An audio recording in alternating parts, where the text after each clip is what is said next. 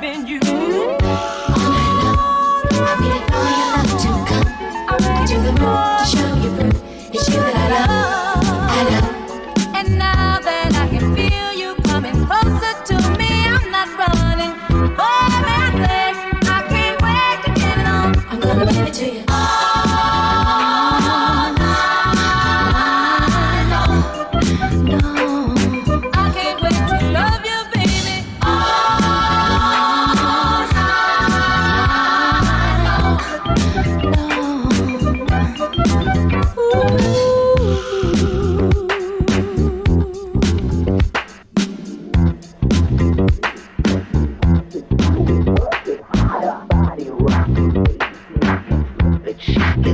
Shocking rump, shaking jeans, making us to do it working harder. Blind is my sign, and I'm looking super fine. Spread my love and shake some meat. All this daddy disco beat. All the poses in VIP. Now get up, go while you're here. Move your ass and bounce along on the floor, cause I say so. Let's rock the party. Keep it on, keep it on. Let's rock the party. Let's rock the party. Keep it on, keep it on. Let's rock the party. Do it and I shake it down. My cups go chill and shake it all around. Thrilling and killing and the beat goes on. Shout out, we wanna have fun. Body rocking, bass knocking, flip it, shake it like a shocking rump, shaking jeans, breaking, bounce it. Let's rock the party. Let's rock the party. Let's rock the party.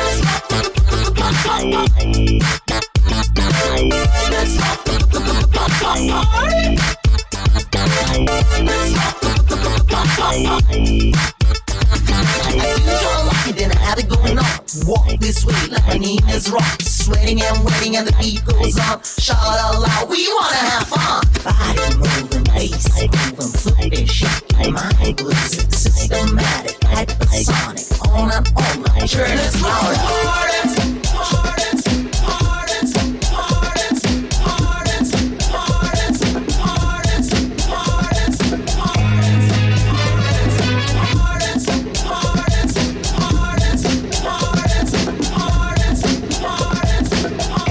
Big money, playboy, your time's up.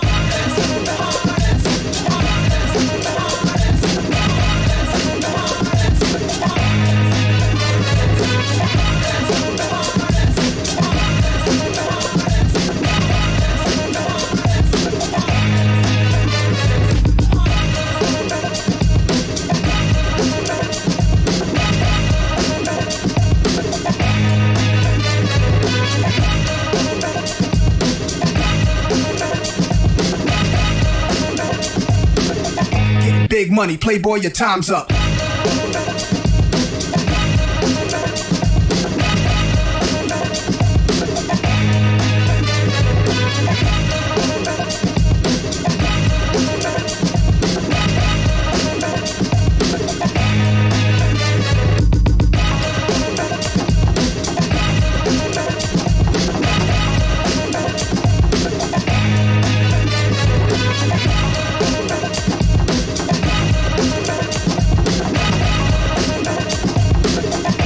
Big money, playboy, your time's up.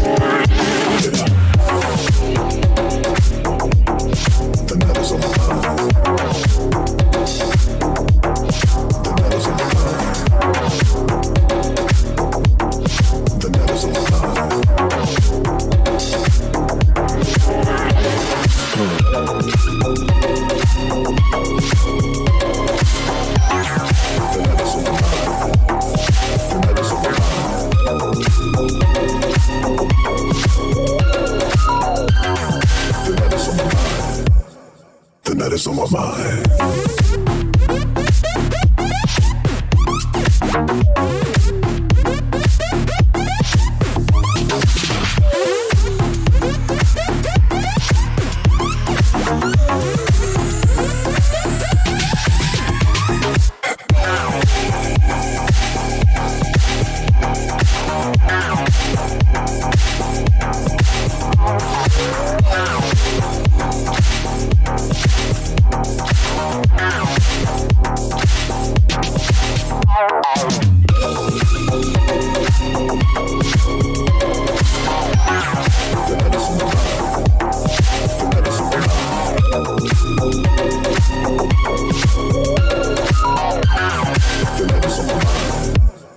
The night is on my mind.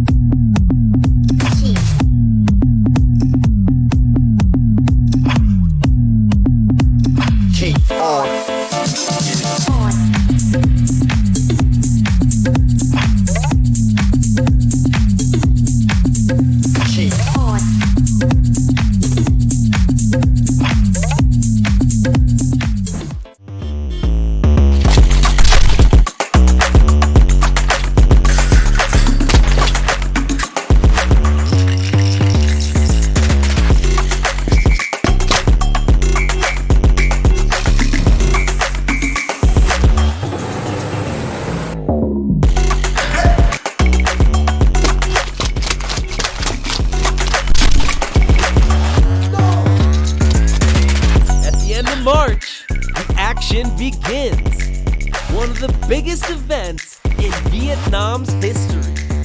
Axie Miners. The future of esports is now. At the end of November, the action begins. Jugadores de todo el mundo. $100,000 prize pool. 2048 Spieler. And one champion. Don't miss your chance at making history. Axie Miners. Esports for everyone. Win to earn.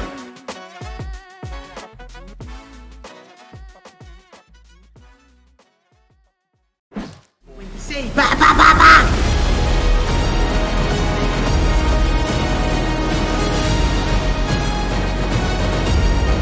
Oh wait, he has the confidence. Oh no, he can't just doing everything he's got.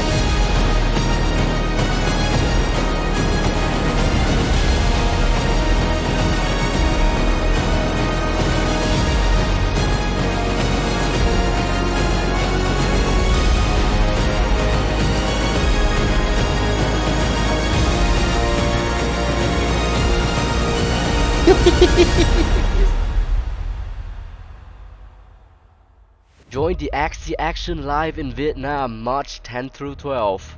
E4E Axie Miners. The future of esports is now.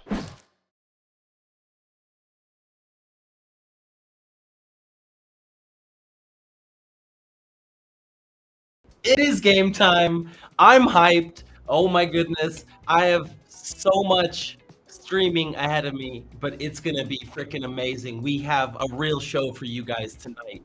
We're going to be doing the hat draw to see where the top 16 are going to fall. We're going to find out exactly who's going to be matching up. And tonight, later on, 8 players are going to be qualified for Vietnam and the live event in Saigon, Ho Chi Minh City. It's gonna be freaking hype. I'm freaking hyped. I can't wait for it. It's been so much work. It's been exhausting, but it's gonna be so worth it. We have so much talent, so many good players in this top 16 already. It's really tough to choose who's gonna come out on top, right? So after we do the draw, we're gonna get some Axie doll action going. So we're gonna be doing either a 1v1 show match or a 1v1 qualifier match to get to Vietnam as well. It depends if one of the players responds in the next like 30, 40 minutes. They've had about 27 hours now. So if they don't do it, then Melon is gonna move on, but we'll get to that when we get there. And then after the doll matchup, we are gonna have the top 16 battle it out. 8 players will be moving on to the next round. That means 8 players will be eliminated. Whew. I don't know about you guys, but who are you guys looking for? Who are you guys looking for? Mino's in the chat. We got Noob, Mick, Thunder, Water, Elon, Raulo's in the chat. What is good, everybody? How are you guys doing? How are you feeling? It's exciting. You know, Mino, I'm super happy that you and Raulo, that you guys made it. You guys are both homies. We've met in real life. We've, Barcelona, and then in the Philippines. So it's, the scene is growing. The Axie world is becoming, you're starting to recognize faces. You're starting to recognize personalities. You know, people have their play styles. The pros are starting to recognize like who's consistently on top. You know, we have a couple players playing today that were at the Axie Masters League held by MMG and E4E. And like, it was amazing to meet you guys. It was amazing to watch you guys compete. And at the end of the day, you know, Minnow, you were the champion, bro. That was incredible. And a quick little story. Minnow and me, we were smoking a cigarette outside, just chilling, and he was like, "Chief, Spam and Rice is my biggest idol. Since I started Axie, I've been watching Spam stream, and today I'm gonna beat him. Today I'm gonna beat him." And I was like, okay. Spam had been undefeated at the time. Their team had been basically undefeated at the time. And they ended up matching up in the winners bracket finals. And they played right off the bat. And the game came down to like sub 10 HP. It was so close. I thought Minnow had won it. Spam pulled the hero move. Quest ended up knocking Meditate down into the losers bracket, where they fought back, went to the winners bracket, faced off again. I think he played Spam again and lost, but they came back, won the set. So they went into the final set of the tournament, and they came and they ended up sweeping to take home the championship. So, amazing story. It was incredible. Quest looked unstoppable. They looked absolutely unstoppable, and Meditate did it. You and Minnow it was D High, and they had 4 players. I don't remember the 4th player right now. I'm a terrible person. I'm sorry. Someone remind me in chat. But hey, Julesy, welcome to the chat. Mignonas, welcome to the chat. Hell yeah, bro. Hey, if I want you to qualify. I'd love to smoke with you again in Ho Chi Minh, in Saigon. There's a lot of Japanese representatives today. It's kind of incredible. Japan has really been stepping up their game. I did not expect it when I looked at the list. There was like 4 or 5 Japanese players, so super cool. And all right, let's get to it. Let's find out who's going to play who in the first round, how this bracket's going to look, and I'm going to break it down how we're going to go through this. So I got the hat. We got the hat. We're ready. This was the only hat we had. It's never actually been worn because it's pretty ugly, but it's kind of cool for this. What up, Kara? Welcome, girl. You made it just on time. And then over here, I have 4 piles of cards. So what we're going to do is I'm going to put in the 4th place competitors from each qualifier into the hat first. We're going to go down the bracket and place them in the bottom 4 seeds, basically, randomly. Then we're going to go to the 3rd place from each qualifier, the 2nd, and the 1st. The bracket will pop up, I think, over here. Right? Is that the right side? I'm not looking at the no, other side, over here. So the bracket's going to pop up over here. And the matchups, there it is. Boom. Thank you. Perfect timing, right when I found it. Well done, Vinny. Well done. So we're going to have all the players put in there, and then we're going to know who the matchups are for later on tonight. Let me see what they say here. Kara, let's go. Prank Chief picks my name from the hat. Thunder, not this time, bro. I wish you and Kara both came so close, 1 game away. So sadly, no MVP, Axie GG representatives in this top 16. But the competition is stiff. It is not easy. I saw Spam getting it. I want one too. Champion necklace. Touche, Minnow. It's actually the same one that I have on. I went and bought the same one again because I really like it. But I got you, bro. I see you. So we're going to get to it. 4th place from the qualifiers. Let's go through them first. First, we have Ahil from Parion. Next, we got Shiksha from Ancient 8. Next, we have another Parion player, Mitsubishi. My biggest fan, I was told, and very, very sweet young man.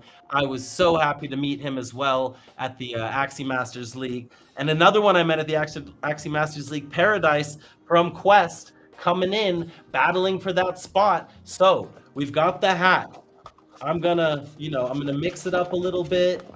I'm unbiased here. My team's not even playing, so it really, doesn't matter to me. All I want to see are some amazing matchups that get you guys hyped. Who do you guys want to see me pull out of the hat here? Who are we going for? Huh? Who are we going for? It is game time. First name coming out of the hat. We have Shiksha from Ancient 8. He's going to be going in first, top. Well done. Wait. No, Vinny. We haven't picked him yet. That was just me putting them in the hat. So Shiksha is going to be the 16th seed. There it is. Shiksha will be put up on the board right now. Now let's mix it up again. I guess I should just crumble them a little bit. You know what I'm saying? They mix better that way. We got the golden hat, baby. We got the golden hat. Let's go. All right, next one coming out of the hat. We have Ahil. Ahil is going to be going down in the 13th seed. Congratulations, Ahil. You are officially on the bracket. All right. Rizyal, welcome. How is it going? Tapioca in the house, another person I was very fortunate to meet. How is it going, bro? How is it going? All right. Bracket man. All right, we got Shiksha. We got Ahil. All right, here we go. We're going for the next one. We have Mitsubishi, my biggest fan. Let's go, baby. Mitsubishi is going down. Oh, he's already in the right spot. There it is. So it's we have one left. We have one left, and it is Paradise. Paradise is going to be the last player seeded from the 4th place from each qualifier. So congratulations, everybody. Let's make sure that is all correct. Let me take a little peek. Paradise, Mitsubishi, boom, boom, boom. We are balling. All right. First round done. First round done. Here we go. Here we go. Thank you, Kara. Sending love. I hope you come. You better be out here, girl. It's going to be dope. We're going to have so much fun. It's going to be such a great week. Oh my goodness. I'm really, really looking forward to this Axie week with, you know, the E4E miners going down with all these amazing players. We're also going to have a doll live event at, you know, Axie week. So there's going to be 4 top doll players battling it out for like $10,000 as well. This is where it's at. You know what I'm saying? This is going to be dope. So who do we got? We got Dizzy first from YGG. Dizzy in the house. Homie right here. I'd love to see Dizzy make it through. We got Bench from MMG, our homies. So, you know, the only representative from MMG, he's carrying the weight of a team on his shoulders. He wants to bring it home. He wants to come out here all the way to Vietnam. Another Quest player, Zarathustra. Amazing talent, very, very skilled. Was one of my favorite players at the Axie Masters League. And my boy, Minnow, let's go, baby. He's going into the hat, ladies and gentlemen. The hero, the Axie Masters League champion. It's game time, baby. It is game time. Time to shake it up. We gotta mixy a little bit. You know what I'm saying? You know what I'm saying? All right. Love Dizzy. Bench knocked me out. Gotta hate that, right? Minnow versus Zero, round 1. Keck W. What's up, Zero? Welcome, bro. Welcome to the stream. Hope you're doing well.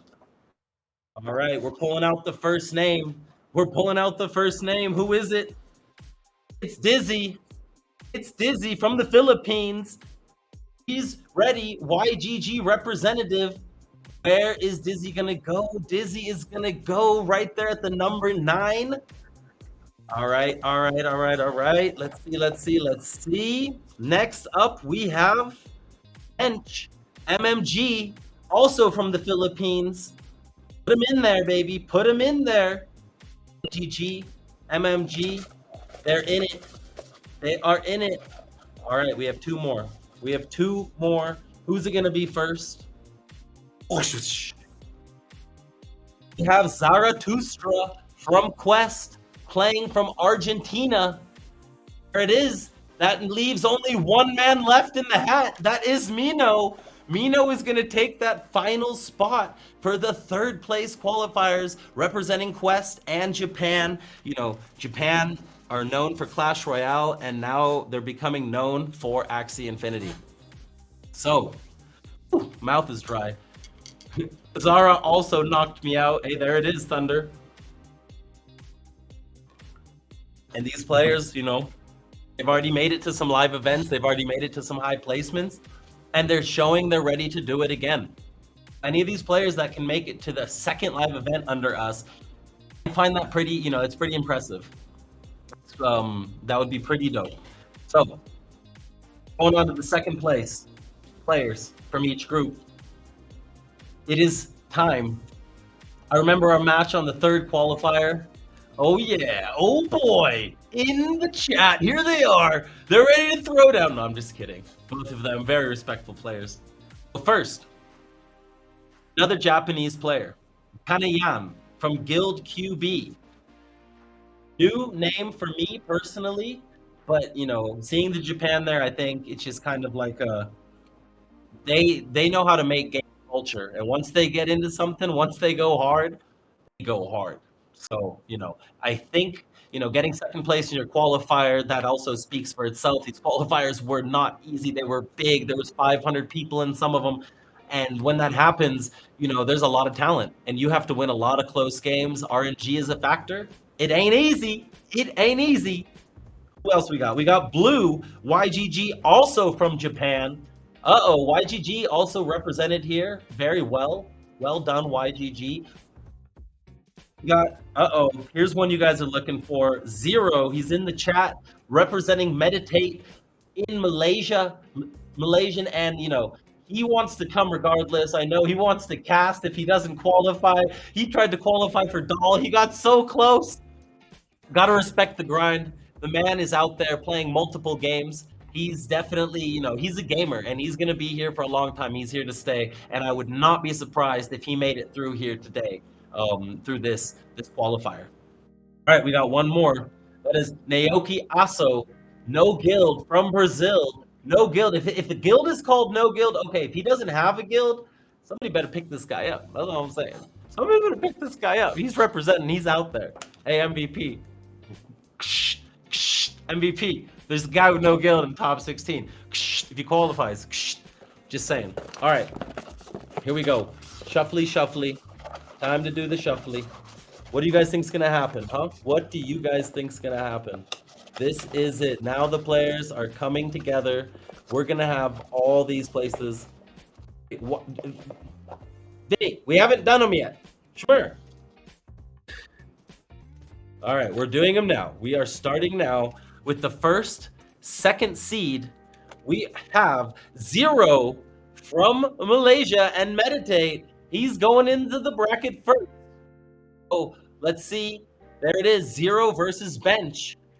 Zero versus Bench. That worked out well. Was that correct? It was, wasn't it? Oh no, it was not correct. It's being fixed as we speak. Give that a second. Mix them up a little bit more. All right.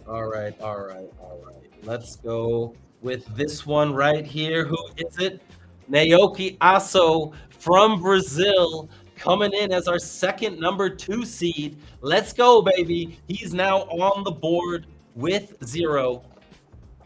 2 more players left. All right. Ooh, Zero versus Dizzy.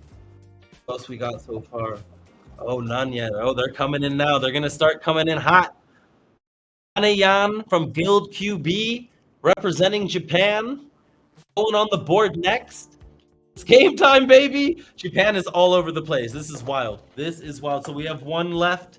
This one is going to be blue. YGG, also from Japan. Oh my goodness, ladies and gentlemen. Almost everyone's on the board. We have our first matchups. We will have our first matchups. Let's see. Boopity bop. So this was okay. It is getting a quick little refresh. I'm excited to see who these matchups. So I think Zero and Dizzy is it's actually the matchup. That's an amazing matchup right off the bat. Dizzy's been around a very, very long time. Came in with Karakute and Enrico in the Buwas times, I'm pretty sure. And he's been grinding, winning tournaments, doing really well ever since. So seeing him here in the top 16 yet again does not... Did I say Mino Quest? Did it say that on the card? Did I get... Oh, it did say that on the card. Oopsie. Well, no, Mino is from Meditate. I'm sorry. I was too focused on the card. Forgive me, my friend. Forgive me, my friend. Can, I love you. All right, so, let's see. Where were we? Okay, we have everyone on the board. Kanayan versus Zarathustra, Naoki Aso versus Bench, and Zero versus Dizzy, and Dr. Blue versus Minnow at the bottom. So we have 4 matchups in the bag. These players can basically go and start scouting. They can go and start getting ready because the tournament is not far away. So, to keep it fair for all the players, let's put in these last 4 cards and let's get it all rolling so the players can prepare. We have our first place qualifiers from each one. First, Rallo from Sura Gaming. The homie, met him in Barcelona, had an absolute blast. Would love to meet him again. Wish he didn't live so far away. Argentina, all the way across the world, because planes don't fly that way, right? They always go the long way. Quite ridiculous. Next, we have Enrico, another representative from YGG from the Philippines. And, he's been here a long, long time. He's been a solid, solid player. He's been dominating for many, many months. And I'm excited to see what he can do. Let's go, Enrico. Let's see who he's matched up with. Put him out there. Put them out there, my friend. It is time. Not yet, though. Okay, so we have Rizia from Guild QB. He's the next one that's going to be coming in. Japan as well. And then Meat Value from Quest, also representing Argentina. So they're going in the hat. These are some big names. I mean, there's no Zero Shiksha, but whoever gets picked first is going to be going against Shiksha. So let's see. Let's see. Oh, boy. Oh, boy. Here we go. First, in the 1 seed. And in a way, I find it well-deserved because this guy was a beast at the Axie Masters League. Meat Value from Quest, representing Argentina, is going to be the 1 seed going to the top of the bracket against Shiksha. Congratulations, Meat Value. Next player going on to the bracket. Let's see. Rizia from Guild QB, representing Japan, gonna get that next top seed. Well done. It is game time, and it looks like he's gonna be against Ahil. 2 more. Who's coming up next? We have 2 more in the hat. All right. First one coming in, Enrico from YGG, from the Philippines. Beast mode. Put him on there. Uh-oh. Last player. We have 1 player left. It's the man that qualified first. He got picked last. Hello, my boy. Here you are, man. Here you are. You're going to get that 4th slot as a 1 seed towards the bottom of the bracket. And when the bracket comes up, we are going to have our full picture for the E4E Miners top 16. Let's freaking go, baby. Let's freaking go, baby. I can't wait to see this. I want to hear, what's chat say. Japanese versus Japanese matchup at YGG versus Meditate in 2 matchups. The printing guy. Blue Minnow.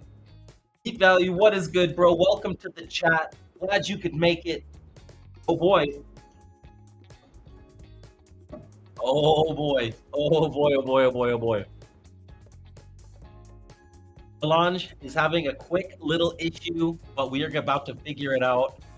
We are going to have some fire matchups, but while we wait, I'll go through the format just a little bit. We're going to be doing double elimination, best of 5s, no mystic runes. So even if you lose in the first round, you're fine, right? You just have to win twice in the bottom bracket. Everyone has to win 2 matches. That's it. If you win 2, you're through. After that, you're playing for seeding and higher prize pool. So obviously you don't want to not try to win. But once you get those 2 wins, you book your ticket to Vietnam and you are safe. You are ready to rumble. So that's what the players are going to be doing tonight. Later on, it's going to be in about an hour and a half, I believe, the stream will start. These players, we're going to do all the matches. We're going to know everyone that qualifies tonight. That is all going to be taken care of and done. Tomorrow will be just a formality where the players get to finish the bracket for the prizes. But today on stream, we will show the entire qualification phase and, to the point of who is going to come and who is going to have to stay home and watch it on the internet. So I think we are ready. I think the bracket is back. I'm like a little kid. I'm so excited.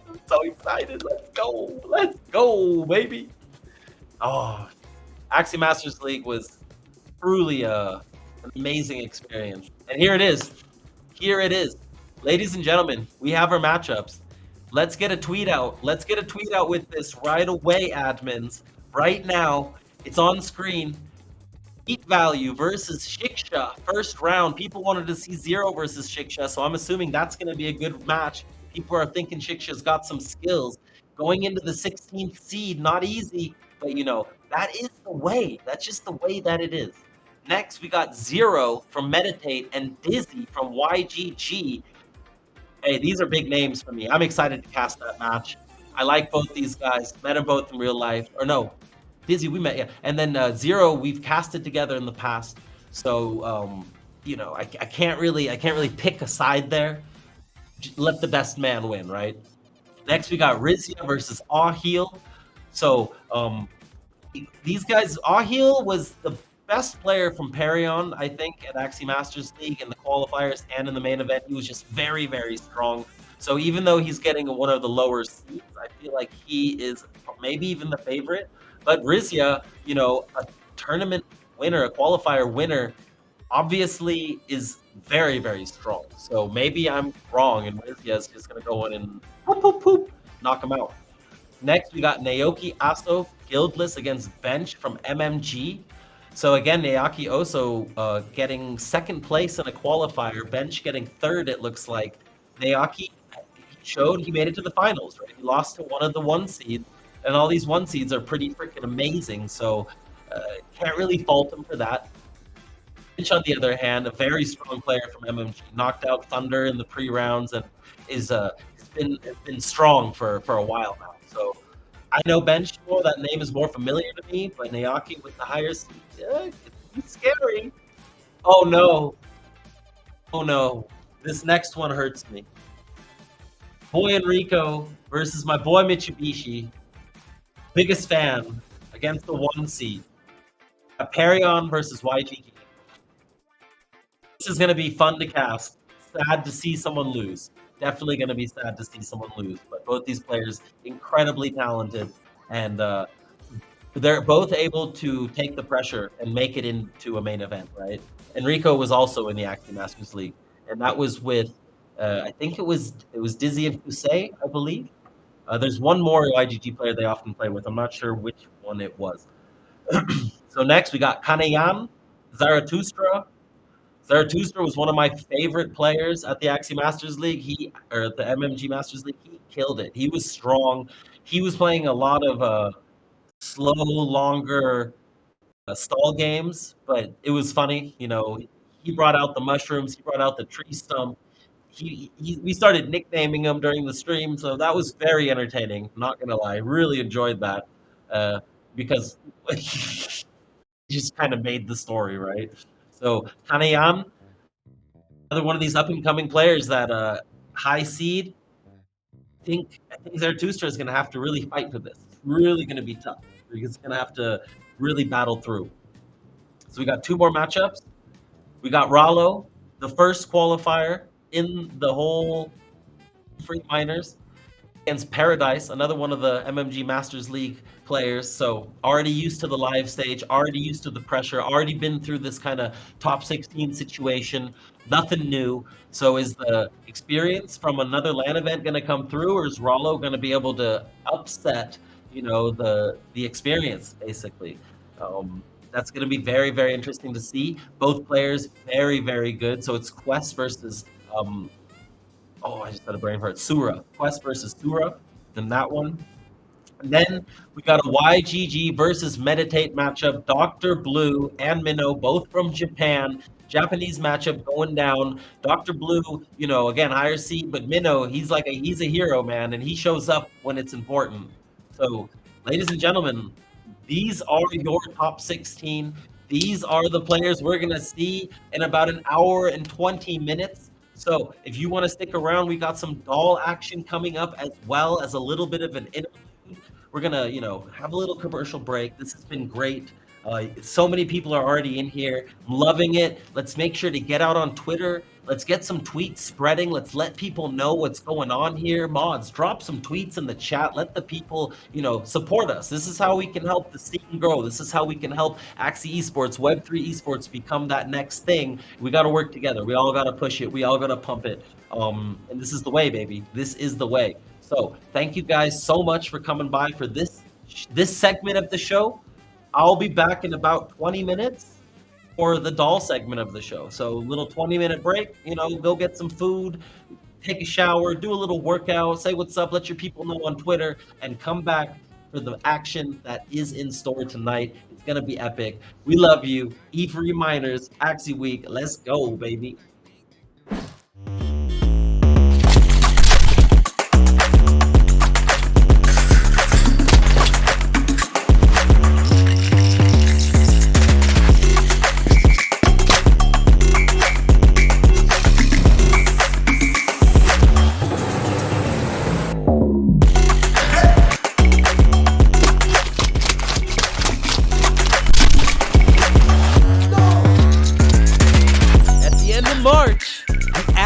begins. One of the biggest events in Vietnam's history. Axie Miners, the future of esports is now. At the end of November, the action begins.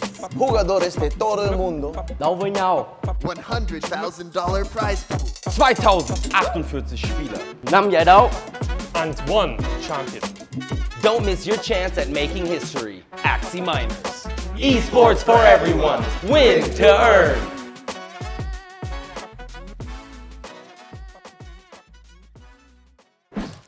Say ba ba ba ba.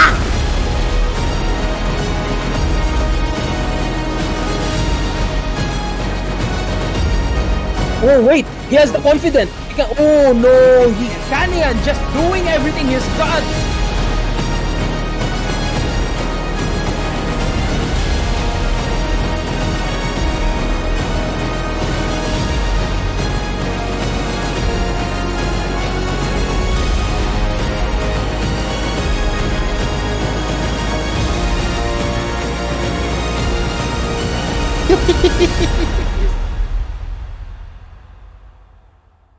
Join the Axie Action live in Vietnam March 10 through 12.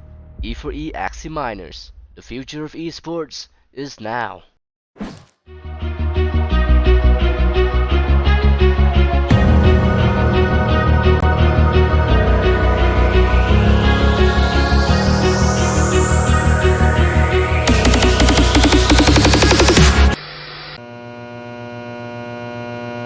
Got my back, I'm sure I won't lose if I hold a chance. Your time's a chew, I'm free from the system. No stress in the money, breaking the rules. Do it, actually GG. Gonna break this game, you know what it is. Listen real quick.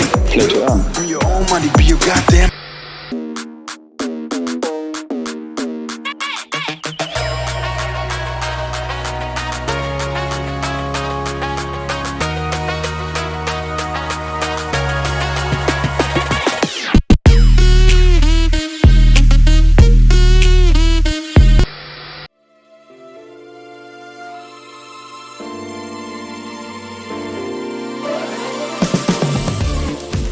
Don't waste your time. Play to earn.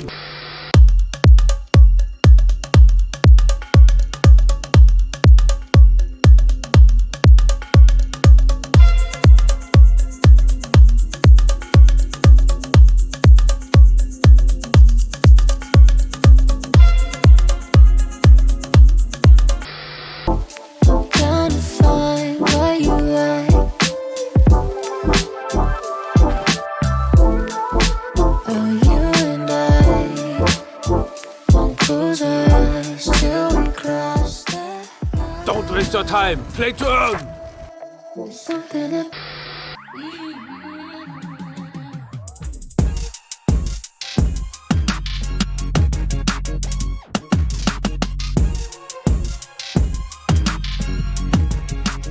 Don't waste your time. Play to earn.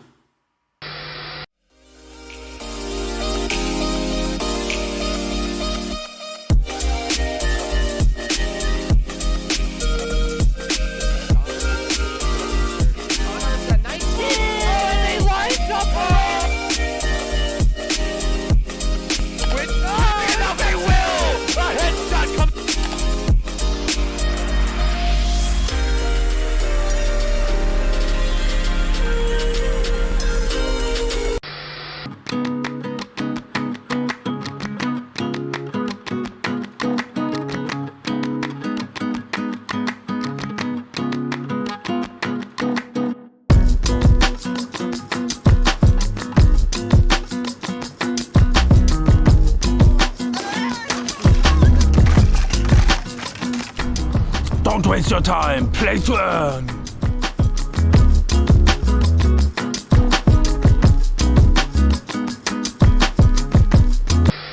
Break free. Now, have you ever experienced true freedom? Financial freedom.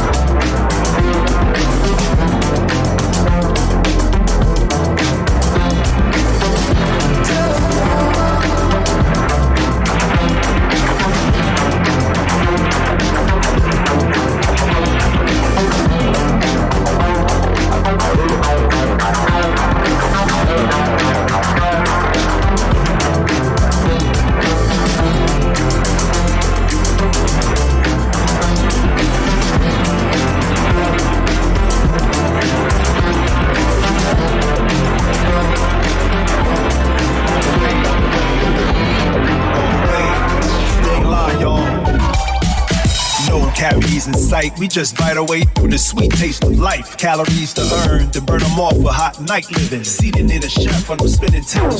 A whispering moon with the tide rush, so she's all wet, and the regret for being my side crush. Her pride vanished as I managed to manipulate. I got the best bait, she ride with a planet attack. My gravity's unmatched. Her satellite sat in the light of sun position. Skin well cooked, we look to leave, leaving all others with the envy in mid condition. Crash landed at the house, giving each other mouth to mouth. She pushes me so my bed can catch me out of my clothes to birth who we are as I gaze into her eyes as if they were stars. Give me that heart attack if you think you're the one. But I'm gonna blow my mind all the way to the sun. All the way. All the way. Get you that heart attack. Don't you think that it's fun? One more time, blow your mind all the way to the sun. All the way. All the way, all the way. All the way, all the way. All the way. Stay live, y'all. All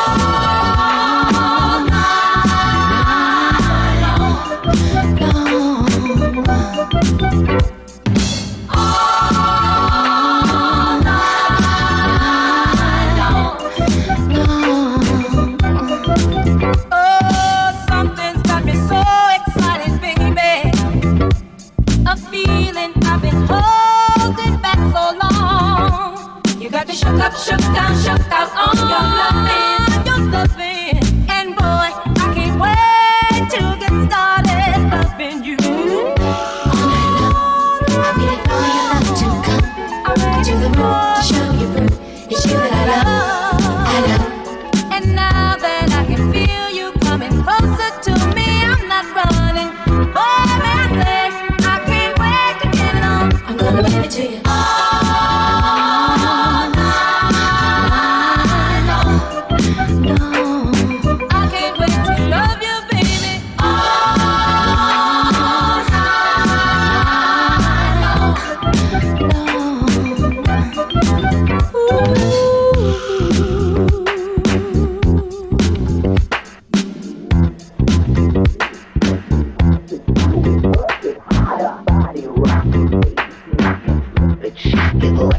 shocking rum, shaking jeans, making impossible with working harder. Line is my sign, and I'm looking super fine. Spread my love and shake some meat on this daddy disco beat.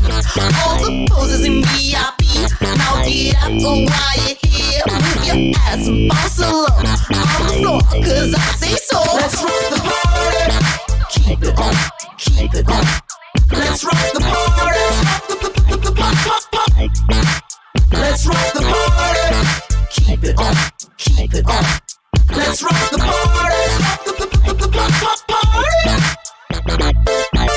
Do it and I shake it down. My cups go chill and I shake it all around. Thrilling and killing and the beat goes on. Shout out, we wanna have fun. Body rocking, bass knocking, flip it, shake it like a shocking rum, shaking jeans, breaking bounce it.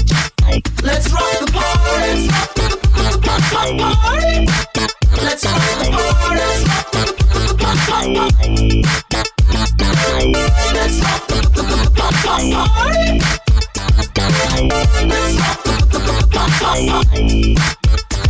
I do y'all like it, then I have it going on. Walk this way like my name is Rock. Sweating and waiting and the beat goes on. Shout out loud, we wanna have fun. Body moving, bass moving, flipping, shaking, mind losing, systematic, hypersonic, on and on like church. Let's rock the party.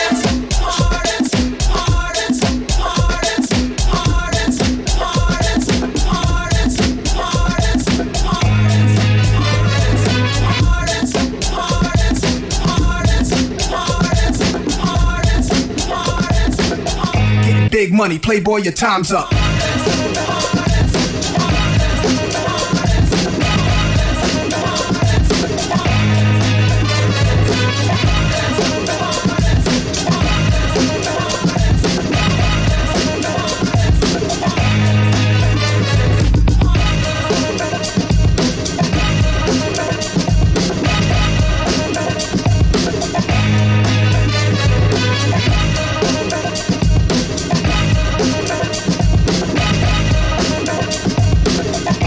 Big money, playboy, your time's up.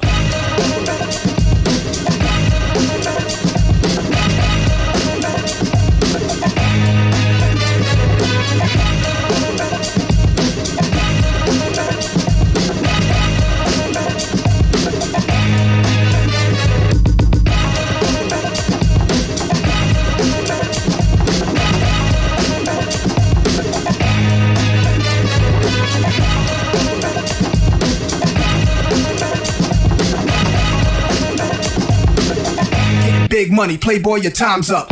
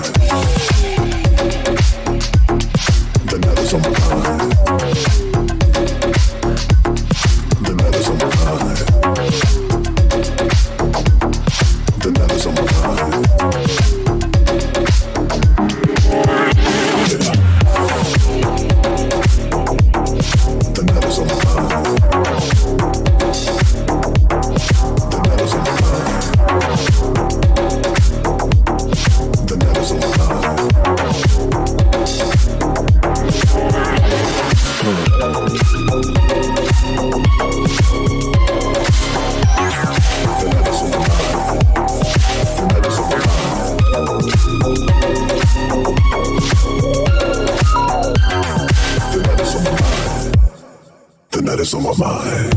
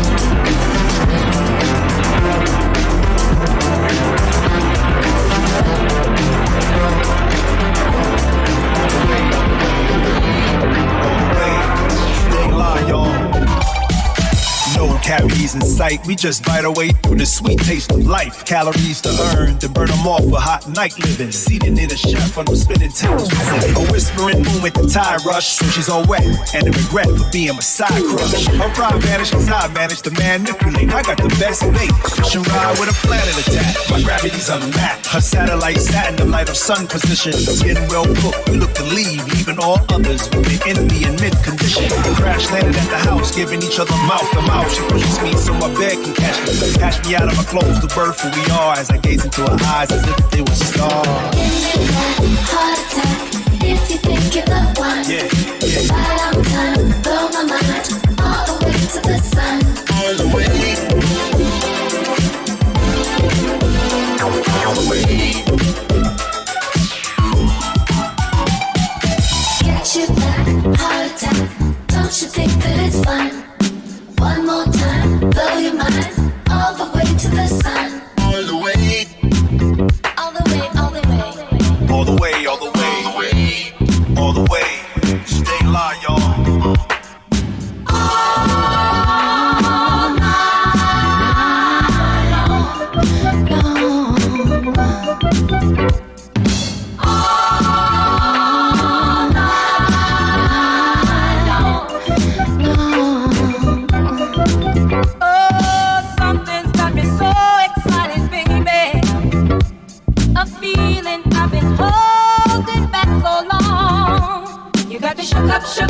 shook out on your loving. And boy, I can't wait to get started loving you. All night long, I'm getting all your love to come to the room to show you proof. It's you that I love. And now that I can feel you coming closer to me, I'm not running. Boy, may I say, I can't wait to get it on. I'm gonna give it to you.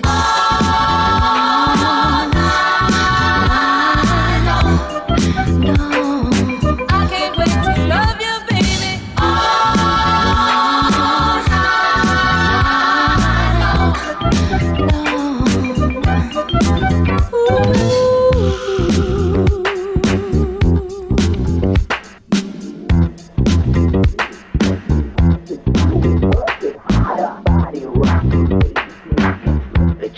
Electrocking, rum shaking, jeans making, bouncy, do it, working harder. Line is my sign, and I'm looking super fine. Spread my love and shake some meat on this daddy disco beat. All the poses in VIP. Now get up, go while you're here. Move your ass and bounce along on the floor, 'cause I say so. Let's rock the party. Keep it on, keep it on. Let's rock the party. Let's rock the party. Keep it on, keep it on. Let's rock the party. Do it and I keep it down. My cups go chill and shake it all around. Thrilling and killing and the beat goes on. Shout out, we wanna have fun. Body rocking, bass knocking, flip it, shake it, electrocking, rum shaking, jeans breaking, bounce it. Let's rock the party. Let's rock the party. Let's rock the party. Let's rock the party.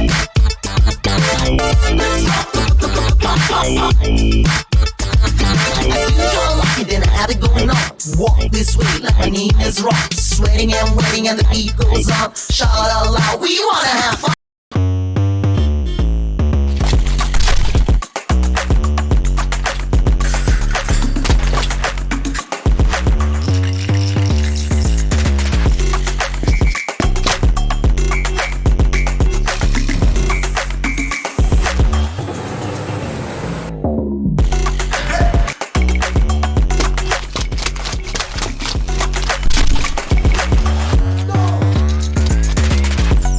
March, the action begins. One of the biggest events in Vietnam's history. Axie Miners, the future of esports is now.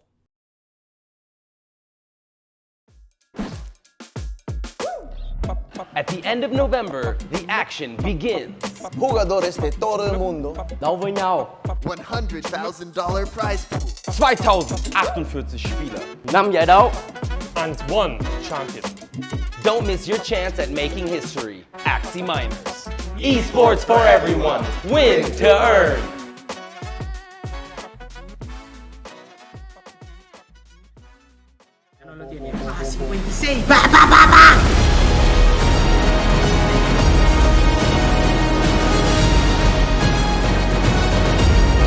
Oh wait, he has the confidence. He can, oh no, he can't just doing everything he's got.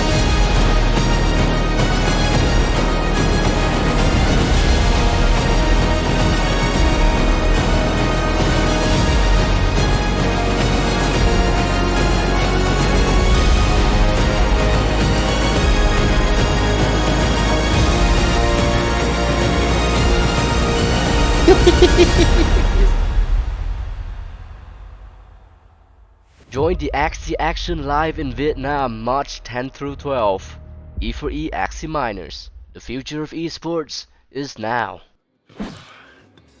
And we are back, ladies and gentlemen. Let me put that chair down just a little bit. There we go. How y'all doing? Thank you for sticking around. We're switching it up now. We're gonna do a little bit of Doll, Defenders of Lunacia.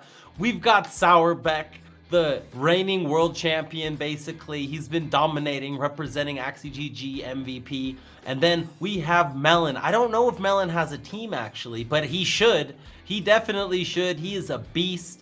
He really, he showed his stuff in multiple qualifiers. Like, came in second once, he came in third once. He's really been consistent. And the first qualifier, I thought he was gonna win it. He actually did not end up winning it. Kairu came through and won it. But we are about to have, you know, two of the qualified players from the live event in March. You know, March 10th, 11th, 12th. Mark your calendar. March your calendar, ladies and gentlemen. March your march your challenger. No, march your calendar, and you know, make sure that you're ready for that weekend, because on, you know, that Friday we're gonna have Doll. They're gonna be playing for $10,000, and then on Saturday, Sunday we're gonna have the Origins top 8. You know, we're gonna have the best 8 players from this qualifier, from this tournament, moving on, playing for, I think it's like 70 grand or something, you know, assuming AXS stays at the price it's at now, which would be awesome. So many things to look forward to. It's crazy because it's already been like a 1.5 hour stream. We had the draw earlier. We have our top 16. They're all ready to go. They're about to start playing. You know, they should be playing right now. They're getting everything started.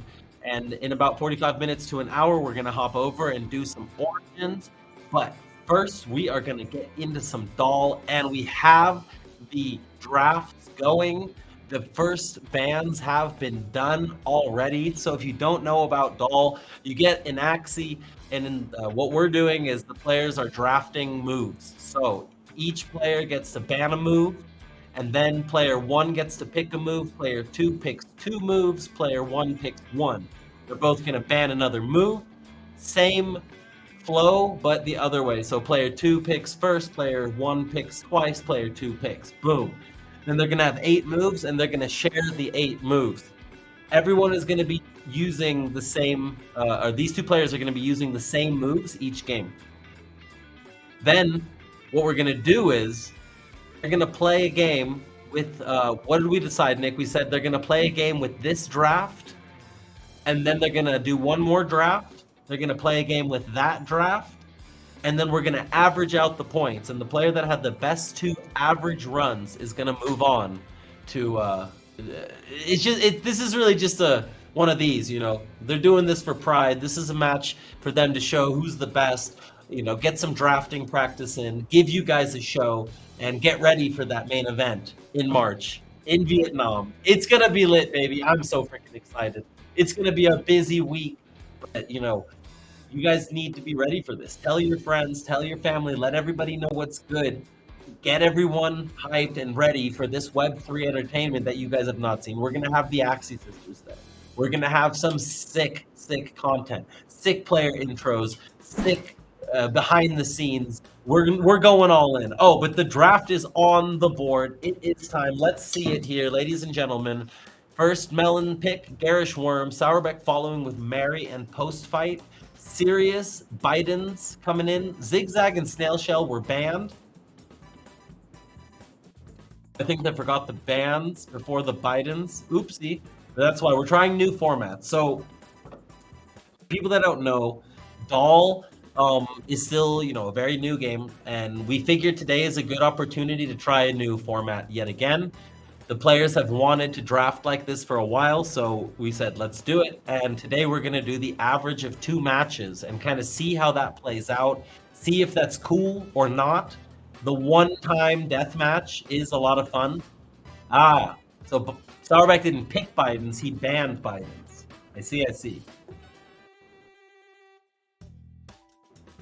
All right, so we're going to go into the second half of the draft.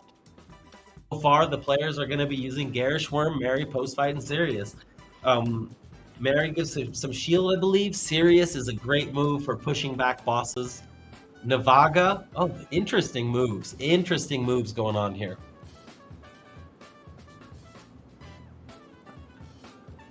So they have 3 picks left. And remember, they're playing for most gems gathered, averaged between the 2 games. Let's show match, says Sourback. LFG says Jokira. Kojino in the chat. What is good, everyone? How are you guys doing tonight? Who's going to take home this epic mirror match? What do you guys think in chat? Let me know what's good. Let me know what you're thinking. I mean, Sourbeck is obviously the GOAT, but Melon is so talented. And I feel like every time you let Melon draft and work on his skills, he's going to just keep improving. So I think Melon is here to prove a point today. So we got Melon, we got side bets. Elon says, my boy Melon, let's go. Wiley says Sourbeck is gonna take it home. He's got faith in the Axie GG, man. You know, hey, Sourbeck since day one of Doll has been absolutely a beast. Oh, we have all the picks. Sponge and Beach. The players have chosen. So I believe Beach is the dash. Sponge is a shield, Mint is a shield, Navaga is a splash damage, I think. So it looks like they don't have any real targeting abilities like Axie Kiss or healing bites like Zigzag or Razor Bite. Garish Worm, I think, will be very important for this matchup.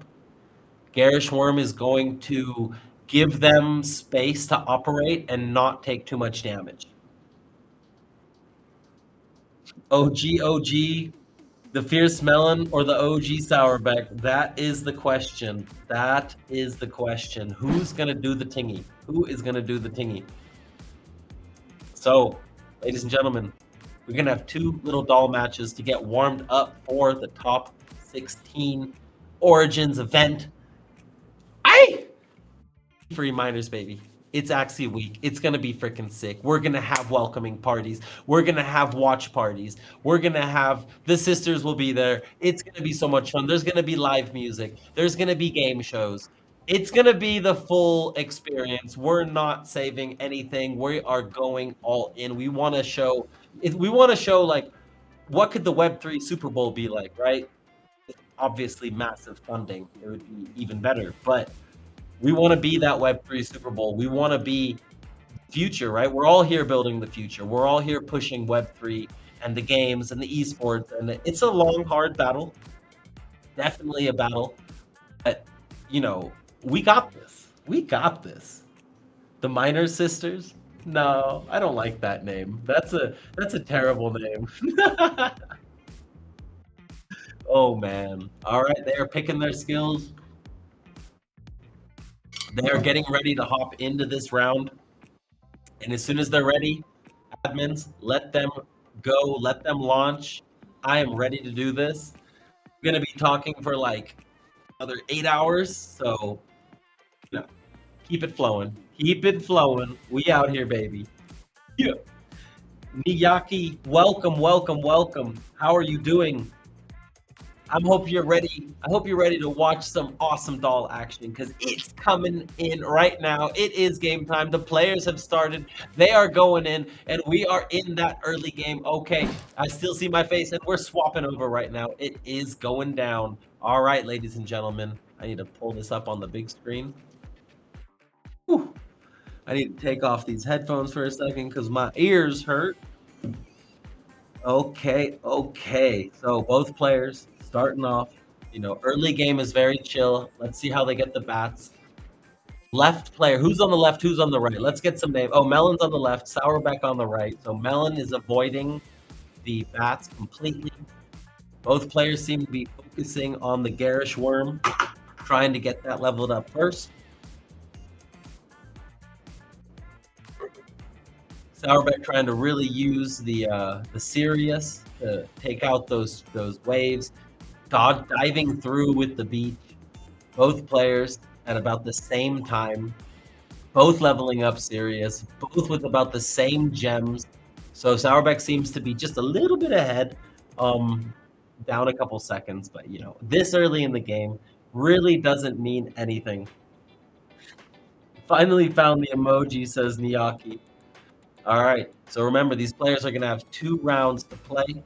The first round is going to be, you know, kind of the warm-up, and the second round, depending on the draft, obviously, I want to see how the averages work out. I'm really excited to see how that works. We've always done high score.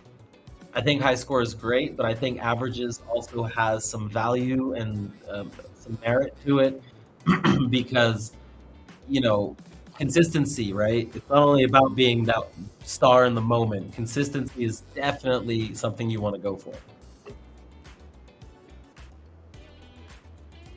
We got both players in the arena, both bosses down. Both players are on a 1 minute 40 seconds with 200 gems, give or take. It's still very close, very, very close. Oh, nice dash right through the bats from Sourbeck. I think he got a nice bit of value there. I don't think Melon is using the beach yet. I don't know if he hasn't picked it or, oh, nope, going for the Garish again. Or if he's just trying to level up other moves first. I know Sourbeck is a big fan of the beach. He loves those dashes. Now, oh, but see, Melon is falling behind on the bats. He's taking damage and he's not getting any kills on the bats. So I wonder how that's going to affect him throughout the game. But they are on even time now and Melon is still ahead. So maybe his leveling up Garish Worm and not taking the beach is working out for him in the long run. Oh, okay, nice Garish Worm from Sourbeck. Melon over here taking out some walls, taking out the rats. Both players leveling up quite smoothly. It looks like Sourbeck's screen may have died. Uh-oh. Uh-oh. What happened to Sourbeck? He's a frozen. So Melon is over here doing work. Oh, not the best Garish Worm right there. Didn't get much value. Does have the beach now. Going for the walls. Trying to get max value. So what you try to do is you try to hit the creeps and the walls because your moves will do the same damage to all of them. So you just stand near and you try to like hit both at the same time. Right after he took the lead for a moment, Sourbeck's screen freezes. We're not sure. Are we sure? Do we know what happened with the Sourbeck, sir? Is there any screen share is frozen? I wonder if his game is working. That would be good. Dead? What's dead? Everything's dead?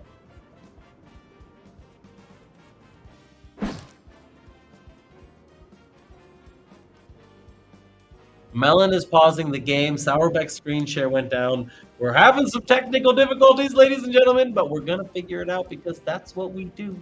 There are no problems. There are only solutions. So, you know, we want to try to keep the players on like fairly even time. That way the viewers can like understand what's going on, understand how close it is or not, and be able to follow with more of a clear picture because there's already so many things. Oof, no power. Power went out. What? Oh no. Oh no. Power back. Oh, I guess all right, let's go to a quick break and let's find out. Wait, he's back? 1 min? Okay, never mind. We're hanging out. Or let's do a quick break. I'm going to go pee. I'll go pee while he fixes his stuff. And might have to start over though, huh? Let's see what happens. We're all good. That's what I like to hear. Do one commercial. I'll be right back, good sir. Because I do need to use the little...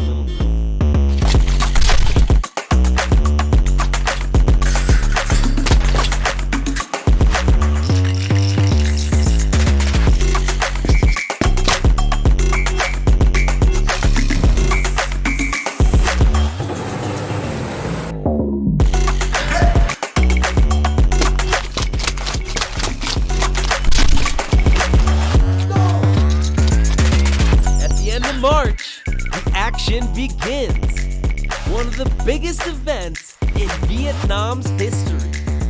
Axie Miners, the future of esports is now. I wonder, will my Axies ever get me an island?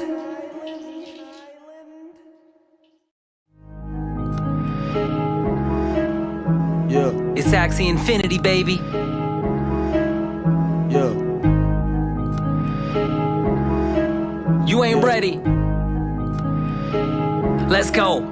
Yeah. Axie gang, Axie gang, Axie gang, Axie gang, Axie gang, Axie gang, Axie gang, Axie gang. Just spent 50 racks on a big dip. My girl love reading mystics. Come and join us on the Axie ship. You would be crazy to miss it. Axie Infinity, come battle me. Hit me with an eggshell, that rattled me. Stuck on my last stand, started like a cattle bee. 5 XP, that stressed me. Slowing down the progress of my triple nut, pure breed. Moving to an offset, can't top it. Got my farm rolling, gravity can't stop it. Time to make a profit, champagne bottle pop it. Axie gang, Axie gang, Axie gang, Axie gang, Axie gang, Axie gang, Axie gang, Axie gang. Just spent 50 racks on a big dip. My girl love reading mystics.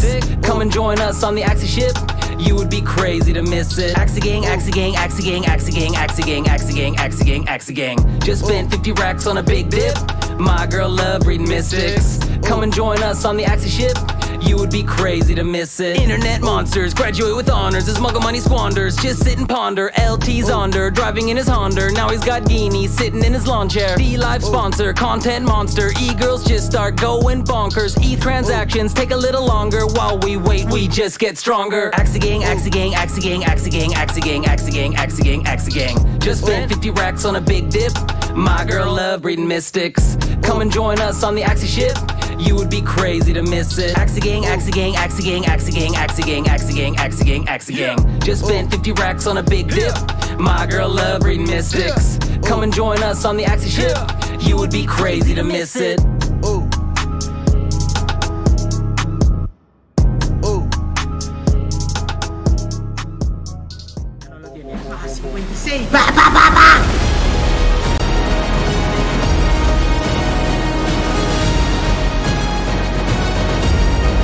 Oh wait, he has the confidence. He can, oh no, he Kanian just doing everything he's got.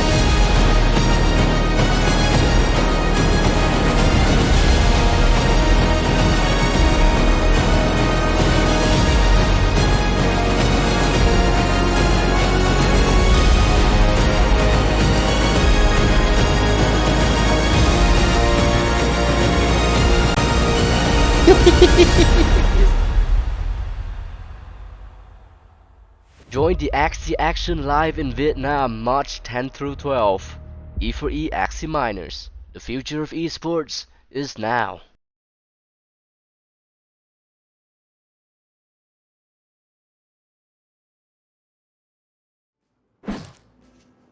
All right.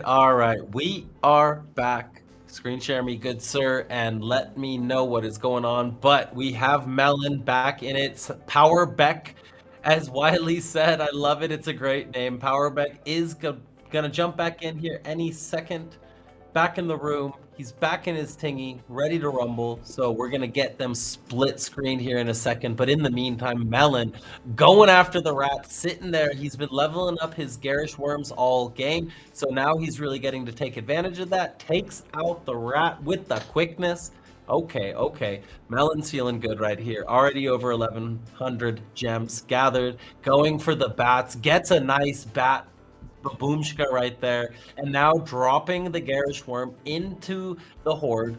Just kind of running around, gathering the gems while the garish worm does the work. The respawn on the garish worm is pretty redonkulous, right? Every time he plays it, it seems to be back right away. Nice setup. That garish worm actually worked really well on the hind side into those bats. And I'm assuming that was not an accident because, you know, these players are very good. I also think he might have just beached into the wall on purpose to bounce back, because if the bounce back also hits, if someone in the chat could confirm that, if the bounce back hits, then that's kind of OP. That's kind of dope. Not gonna lie. Ooh, the goblins got by. No kills right there. Still sitting in his garish. And those shields are really doing the tingy for him. Doing a lot of damage. Starting to save the dash. Oh no, not saving the dash. I lied. Going gem gathering. Didn't look like he got any of those goblins that ran by. But his garish worm beach, or his garish worm with his dashes, I like the combo. He's doing a great job. Ooh, that garish worm seemed a bit early, not getting very much value. Oh, and he's getting a little bit low on life here too, at about 9 minutes, about half health, a little bit below. Very interesting to see how far is he gonna go.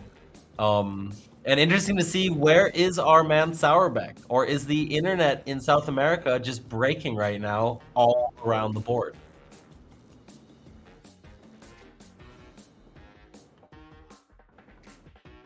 Let's give it a little refresh.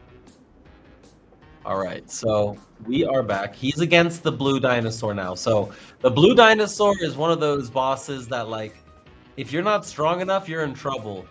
And ooh, sponge. Okay, he's gonna go for the sponge. A little more damage, a little less heal. He's getting very, very low. He's about to run into the dinosaur, and he does get taken out by the dinosaur. Like I said, but he almost got to 1,500 gems, 1,454.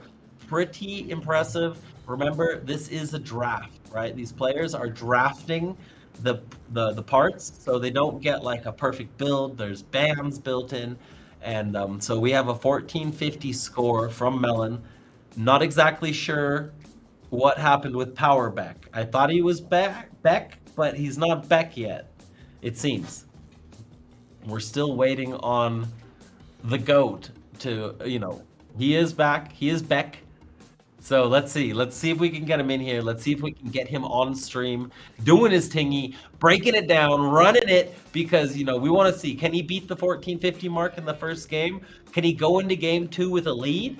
Or is Sourbeck going to also fall, to the blue dinosaur, not get as many gems, and then go into a situation that, oh, we are here. We're back. We're back.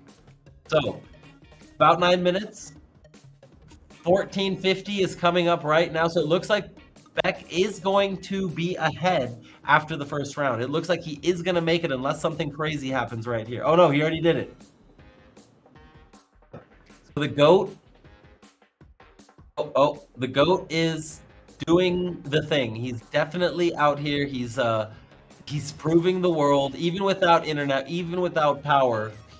He's still ready. He's got double garish going into the blue dino. He's trying to take this guy out before the arena comes into play. He's done a lot of damage. Is it enough though? He's getting hit by all the little spider schmucks. Nobody likes the spider schmucks. They are the worst. I really, really, really don't like them. He pulled the little glitch where he pulls the dinosaur to the top of the map. And now he's going to have the garish worm, which means he's going to be able to... Oh, he gets the kill! He actually kills the blue dinosaur. He's still alive, and now he's sitting in this huge, huge swarm with his garish worm ready to go, saving it for the goblins.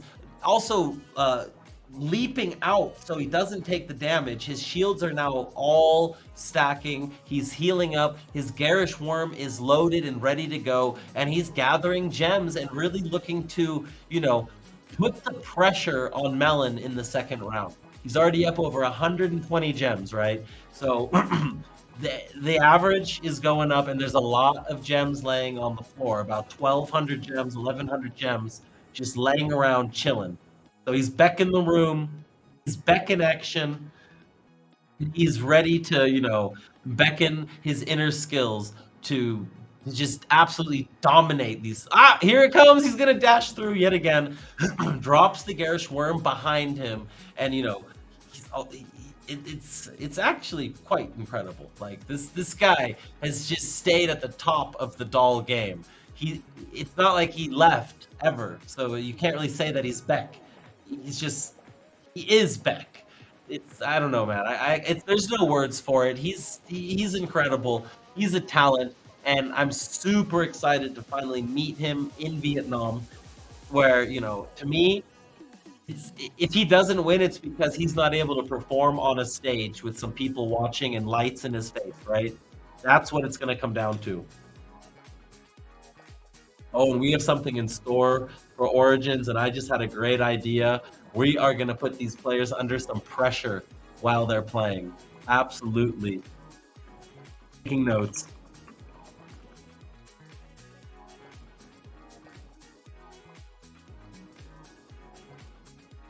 He's in another arena.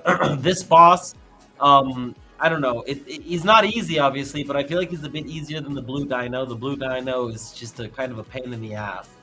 And after this comes the turtle test, right? So if he passes the turtle test, then we know that he's got his build figured out, and he definitely you know, he one-timed it, right? He had one chance at the build, and it was enough. It was all he needed. The turtle test at 13 minutes is freaking hard. The turtle doesn't die. It corners you, and then it sits there and it laughs at you. And it basically says, sucks, bro. Sucks to be you. But Garish Worm, very strong move, always giving you some outplay potential along with the beach dashes. Also a very, very strong move. I'll run around naked. That's pretty distracting. There you go, Noob Nick. That sounds like very tough situation for some of these players. I don't know if they'd be able to focus on the gems at hand with your gems bouncing around in their face. Not cool, bro. So, reaching about 2,000 gems now, Sourbeck is he's gonna make this really tough on Melon.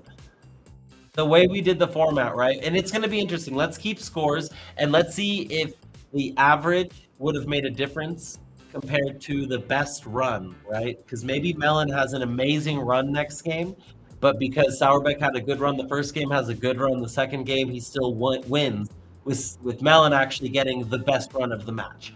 So, you know, this is research.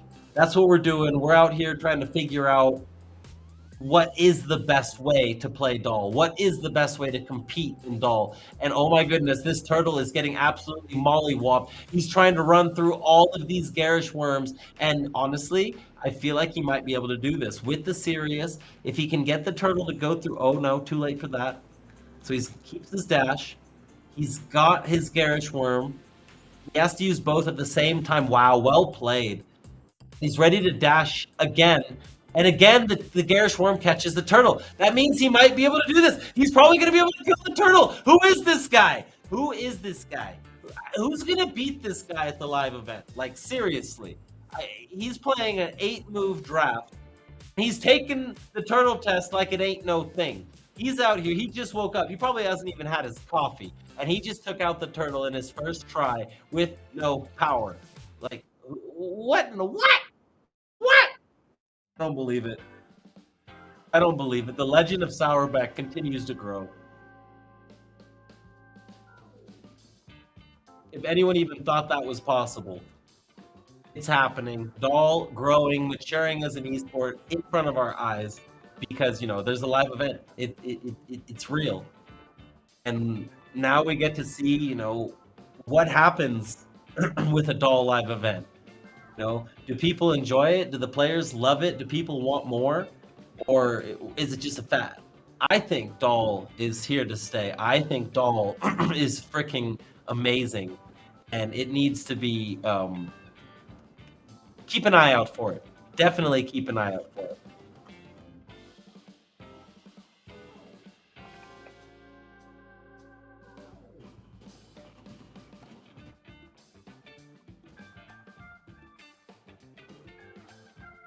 Oh, Tio, I just messaged you. That's funny. That is funny. We just like thought at the same exact time, the same exact thing. Welcome, brother. How are you doing, my dude? I hope you're having an amazing day. I hope everything is good. And we are here. So I'll catch you up really quick. Melon ended at 1450, and then Sourbeck, who had some internet or some kind of problems, electricity, he basically came out and passed the turtle test, and now he's out here kind of just mollywopping, right? He's kind of letting everyone know, like, hey guys, I'm going to Vietnam. I'm gonna be there. His ticket was just confirmed and booked, so Sourbeck is coming, and you know he's out here to prove whatever format, whatever we do, we ready. We are ready.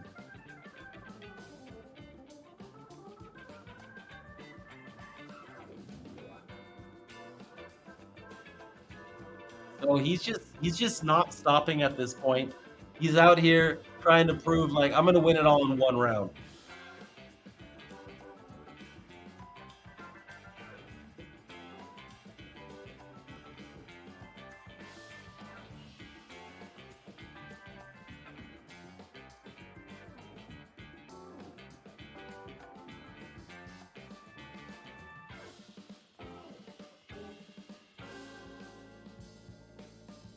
Now he's on to these these readies, and like he's kind of got the horde in check. Yes, Vietnam is going to be so lit, Tio. We have to get your ticket booked if we haven't done it already. Make sure that we get that done. Let's make it nice and cheap. We know the dates. We know what we're doing. It's all set and ready. We're still putting together all the little pieces, but the basic plan is set and ready. So let's get you here, brother, and let's have ourselves a freaking awesome, amazing time. I'm excited. I think Sourbeck's about to die. I'm excited. Oh, but look at him. He runs away again. He gets the mint off, gets some extra heals in, and now he's got his shields back up. He's just like, I'm going to go for those gems. I know I'm probably about to die to this boss. So in the meantime, there's another patch up there of gems. Let's see if he can get it. He's trying, but no, okay, he changed his mind. He's going for the kill. He's got his beach ready. Who on earth can beat Sourbeck? Exactly. Who on earth can beat Sourbeck? That is the question. Oh, he dodges all of the goblin dragons. He gets to the other side again. His dashes are on point. He's melting this boss. The walls are going away and the whole horde can't get to him. He's healing up again. Who is this man? What is going on? This is absolutely incredible. This guy just will not die. Ah, the jukes! The jukes are real. He's going to take down the boss. He's now going to have to fight against the chef flies, but he's running away. He's got his garish back up. He's going to put up a little shield. He's got to play it now, though. He's got to play it now, and he's got to get back into the range, right? I think. No, he's just going to run away. He knows better than me, that's for sure.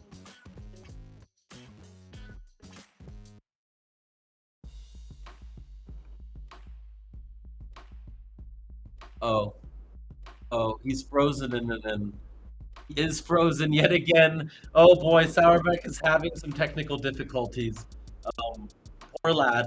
At least at the LAN event, it's the same internet. So if his internet breaks, that means all the internets break it. They break it, you know what I'm saying? We know it's broke. We know it's broke. It's just a joke. Poor Sourbeck, poor Sourbeck, poor Sourbeck. Hey. So, I think. Can he get back into the game at the same point? I think he can. He did last time. It looked like he did last time. So, gonna have to see. Poor lad is having some serious issues right now. Maybe there's a power outage in Brazil. We're not really sure. But we're going to give him a moment. We're going to see if he can finish that run because it's a great run. He's like, with the average rule, he's kind of already winning it. Oh, thank you, Jokira. Unless he has a terrible next round, right? But with the high score rule, he might be winning it too because passing the turtle test is not easy. With the current format, I just had a thought. Sourbeck could actually just say, okay, now I make sure he can't pass the turtle test. I make the pick so bad that we have to play with complete garbage. And then he has to try to pass the turtle test with garbage, right? That would be a tactical play that I kind of would want to see at this point. Just to see what happens.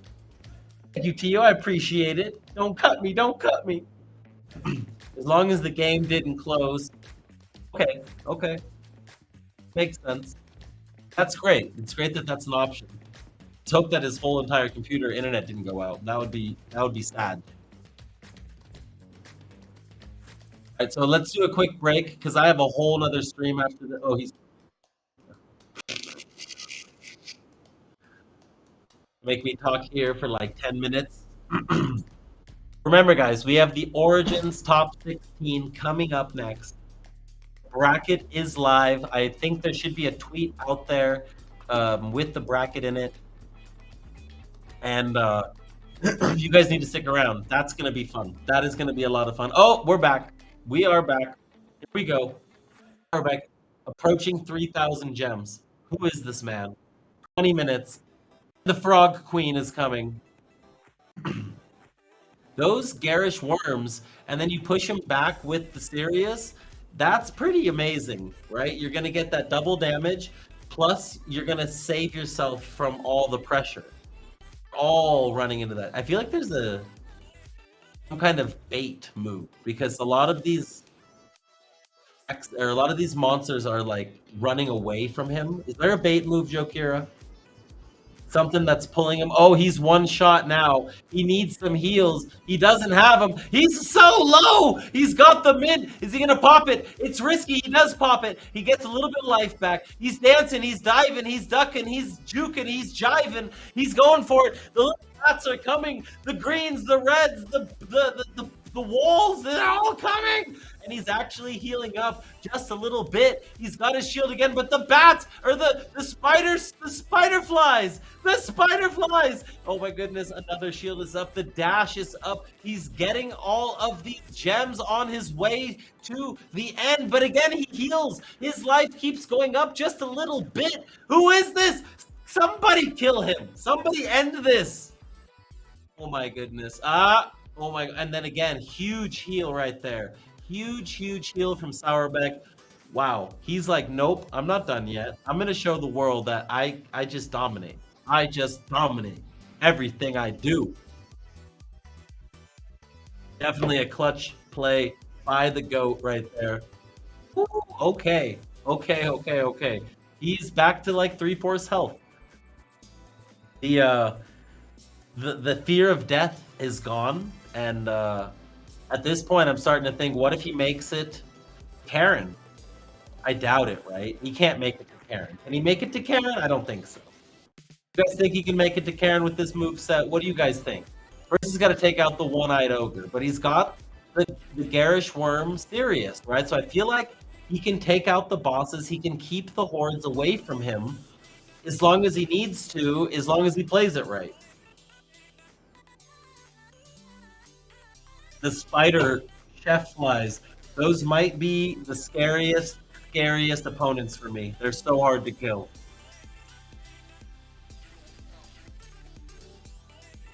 That's why, you know, my high score is around 24 minutes, something like that. And he's doing this with a draft.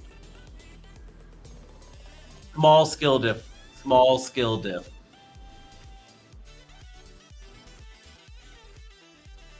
Yo, Spam, what is good, bro? The Origin matches are going to start fairly soon. I'd say about a half an hour or so. 40 minutes, and we'll get the Origin matches started. Good, sir. How are you doing? Hope you're enjoying your coffee. Nice to see you, brother. Nice to see you. We have Sourbeck here still going. Oh, and he walks into the wall. The GOAT has reached the end, but he got over double the score that Melon got, which means Melon has some serious work ahead of him. This is not going to be easy. Not going to be easy at all. You know, I have to root for my boys. Just woke up enjoying the doll cast. Hell yeah, bro. That's what's up. That's what I'm talking about. That is what I'm talking about. We out here, baby. We are doing the tingy. And you know, the draw was good. We got some nice matchups going on. And I'm really excited to see who's going to make it out of this, right? Who's going to make it out of this epic round of 16? Because there's so many good players. So many good players. Sourbeck, you poor lad. It's okay. It's not your fault. I don't blame you for the internet problems. I live in Vietnam. It happens all the time. So I totally get it, bro. I totally get it.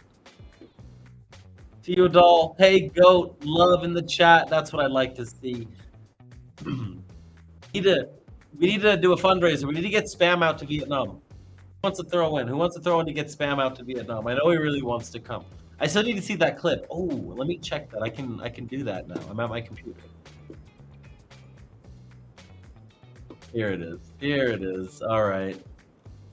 His audition.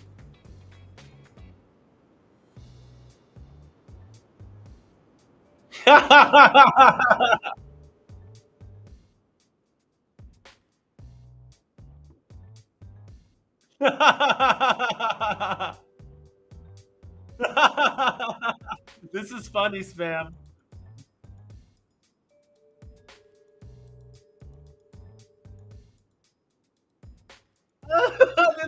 Analysis. I love you, bro. That is that's legendary. I'm gonna have that put up in the stream. Let's Let's have that retweeted. This is good stuff. This is good stuff. Hey, next commercial, let's put that up for a little quickie. That's funny. Spam, we love you, bro. You've been doing great things for the space as well. You're always on your grind. You're always out there. Quest has been absolutely dominant. Your guys' breeding, your planning, your Axie pools, everything has been on point. You guys are qualifying for all the big events. It's been really impressive. You know, you guys, Quest and Meditate, are clearly, you know, the teams to beat. YGG coming in a close third, I'd say. But those two teams have been showing it at all the events.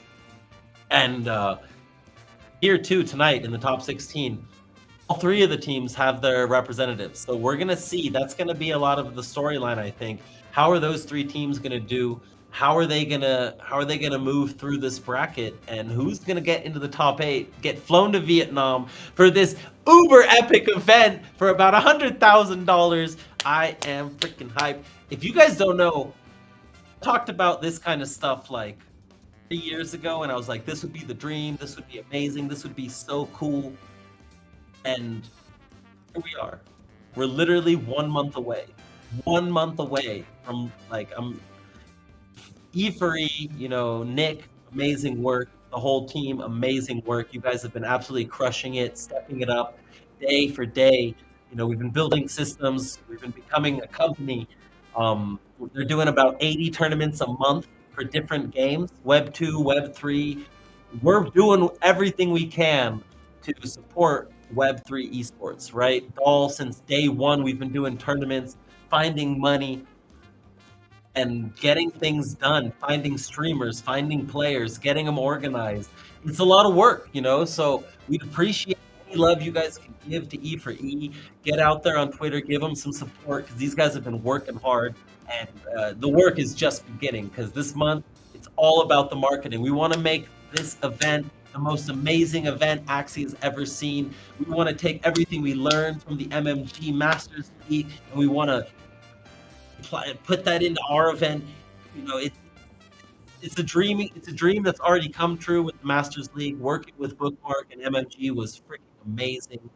We helped each other through, you know, an extremely crazy format, and then that live event was just Liddy Von Titty. So we're all growing together. We're all trying to turn this Web3 space into the future, right? And that's by bringing the Web2 big dogs in, by bringing in streamers, by bringing in pro players. And as we develop the scene, that's how we get, you know, the Team Liquids, the Team Solo Mids, the NRGs, all to join, right? That's how we do it. We got to keep growing. I'm going to do a little leak on stream. You know, We Compete, which is a combination of Tribally, MMG, and Esports for everyone. We're coming. We're working on bringing Axie rankings, global rankings through this Axie grant, so that people know who's the best player. You know, who's been placing in all the tournaments, who's been consistent. You know, with algorithms that are open, so everyone knows how the rankings work. Fully transparent, blockchain, all on the Ronin blockchain. It's gonna be freaking lit. So, you know, lots of awesome things are coming very, very soon. We're working hard on all fronts, So, little leak, you know, get the night started. You guys deserve it. You guys are out here chilling. What's good with the matches? What's going on here? We got them drafting again. Are they drafting? Are we doing another round? We're supposed to do another round. I know it's also a bit behind schedule, and we don't want to miss the Origin. So let's find out if Origin is ready. If not, let's do another round, give Origin some more buffer. It is what it is. And if JP is ready to hop on stream, you know, we can do that too. Let us know what is good, team, because we out here, baby. We out here. February, mark your calendar. That's when the event is. But we in February, baby. We got 1 month. 1 month. So let's do it. Let's do it together as a community. That's always been Axie's biggest strength, the community. So this is the chance, you know, like for all of us to really push this. Let everybody know what's going on. Let's get everybody watching this and everybody understanding where we're going, the direction we're going.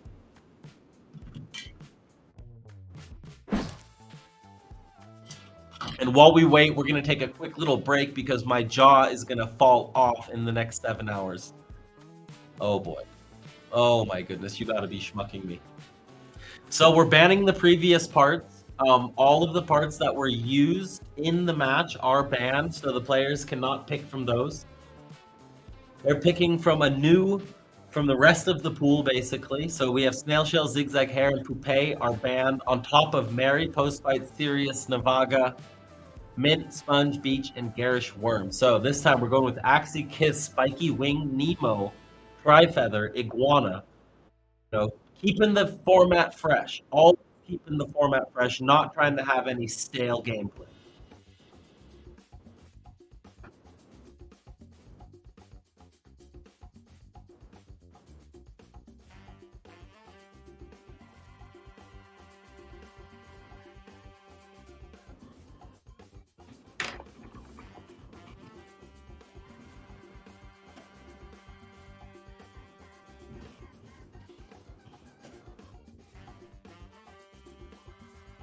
So JP is in the house. Producer man, do we need to start a new call for that?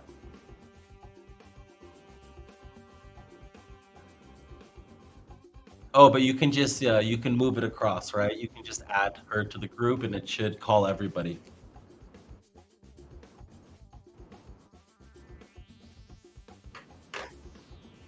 That's fine, we can do that. The players, Biden's, Leafbug, Grass Snake, the picks are in, the players are ready. They are putting it together. We're going to go to a quick 1-2 minute break while the players pick their moves and while we get the other groups set up. So we will be right back. Stick with us. Thank you guys very much. Big love to Esports for everyone. You guys are crushing it. Lego, baby. If you guys think I would be a good caster in Vietnam, they will fly me out if everyone in chat presses 1. Press 1 if you think I'm a good caster and you would like to see me cast a big pro tournament. Super Nom, come on. Come on. Yo, guys, I would kill it, right? I think I would kill it on the big stage. I you know, dress up in my suit, give top tier analysis. I have good chemistry with Chief. I have comedic presence, enthusiasm. This is my resume. I'm gonna clip this part and send it to Chief. Who else would you rather have casting? Dude, I want to cast a Chief, bro. He brings the humor, I bring the analytics. Dream team. Do it 1437? Yo. That's effing genius. Imagine me and 1437 cast. If you cast something, I will for sure mute the stream. I hate you, Mana.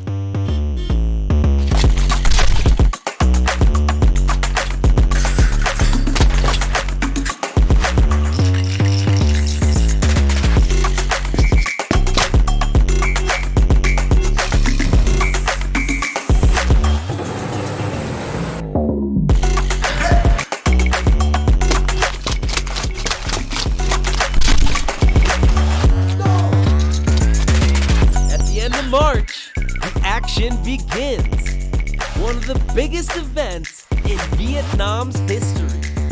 Axie Miners, the future of esports is now.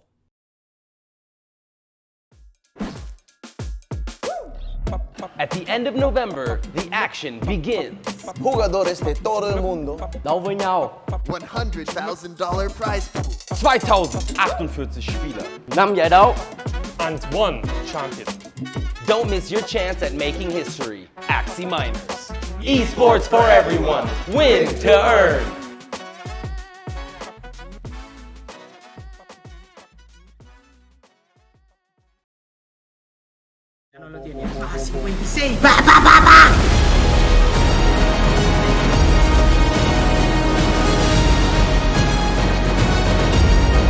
Oh wait, he has the confidence. He can, oh no, he can't just doing everything he's done.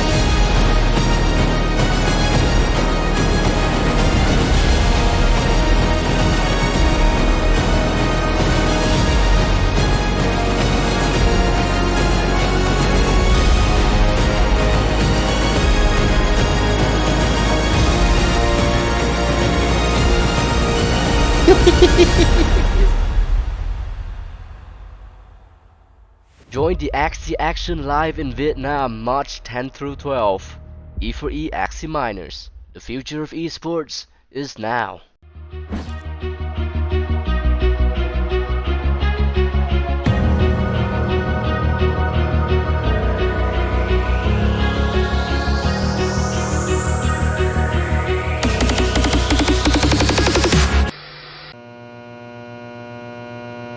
Got my back, I'm sure I won't lose if I hold it. Yeah, it's your time to choose. I'm free from the system. No stress in the money. We're breaking the rules. Doing Actually, GG. Pay to play. You know what it is. Listen real quick. Play to earn. Earn your own money, be your goddamn.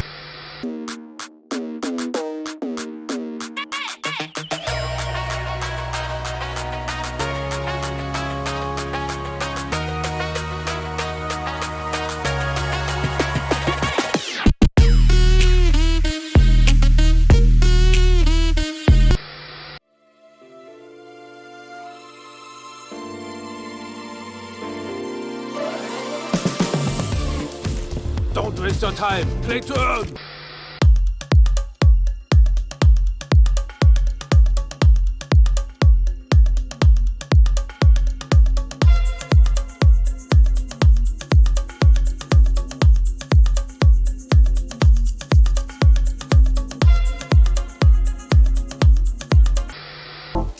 Trying to find what you like.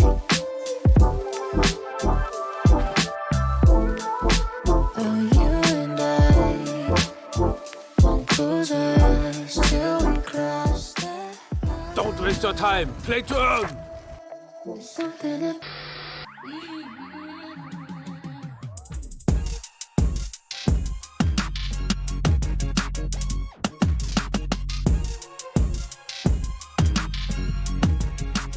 Don't waste your time.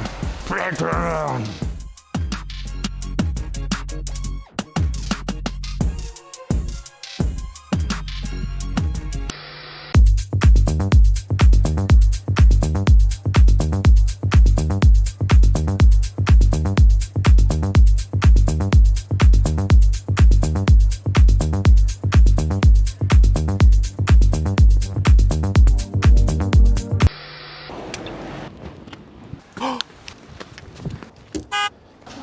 Hey, was machst du? Hey!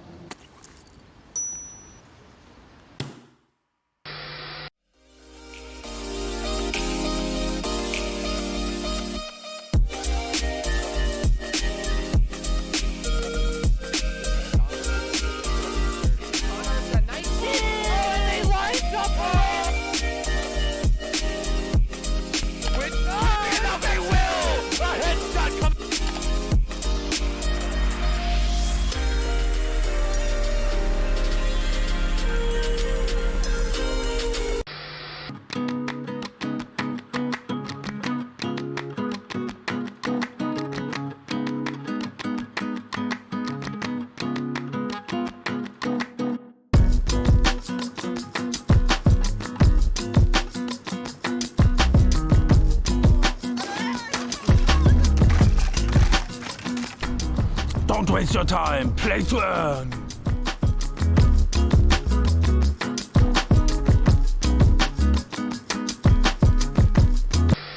Break free. Now, have you ever experienced true freedom? Financial freedom.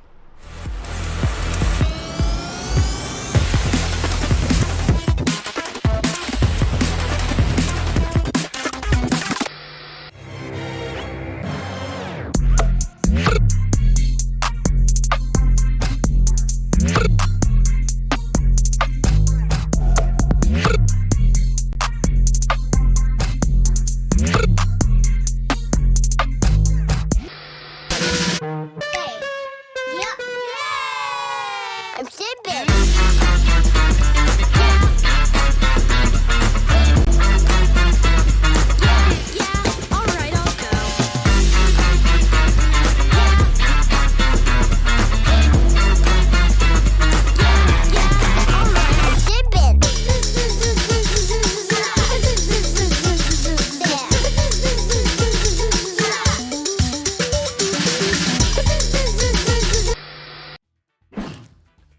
All right, ladies and gentlemen, we are back with another round of Doll, and we're gonna have a little special guest for the last round of Doll. JP is here, my casting partner for the top 16, coming in I'd say about 20 minutes, unless Sourbeck goes and does some insane 25-minute runs again. But actually, if Sourbeck lives longer than Melon, let's end the round, because he's already won at that point. So definitely admins, end the round if Melon dies before Sourbeck. But first, let's find out, let's see what these players are gonna do.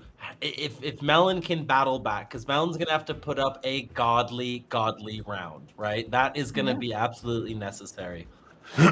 Well, first of all, thank you so much for doing the intro, Chief. And actually, these are so familiar names that I'm seeing right now doing the Axie Doll. And to be honest, I will really have to be honest with you guys.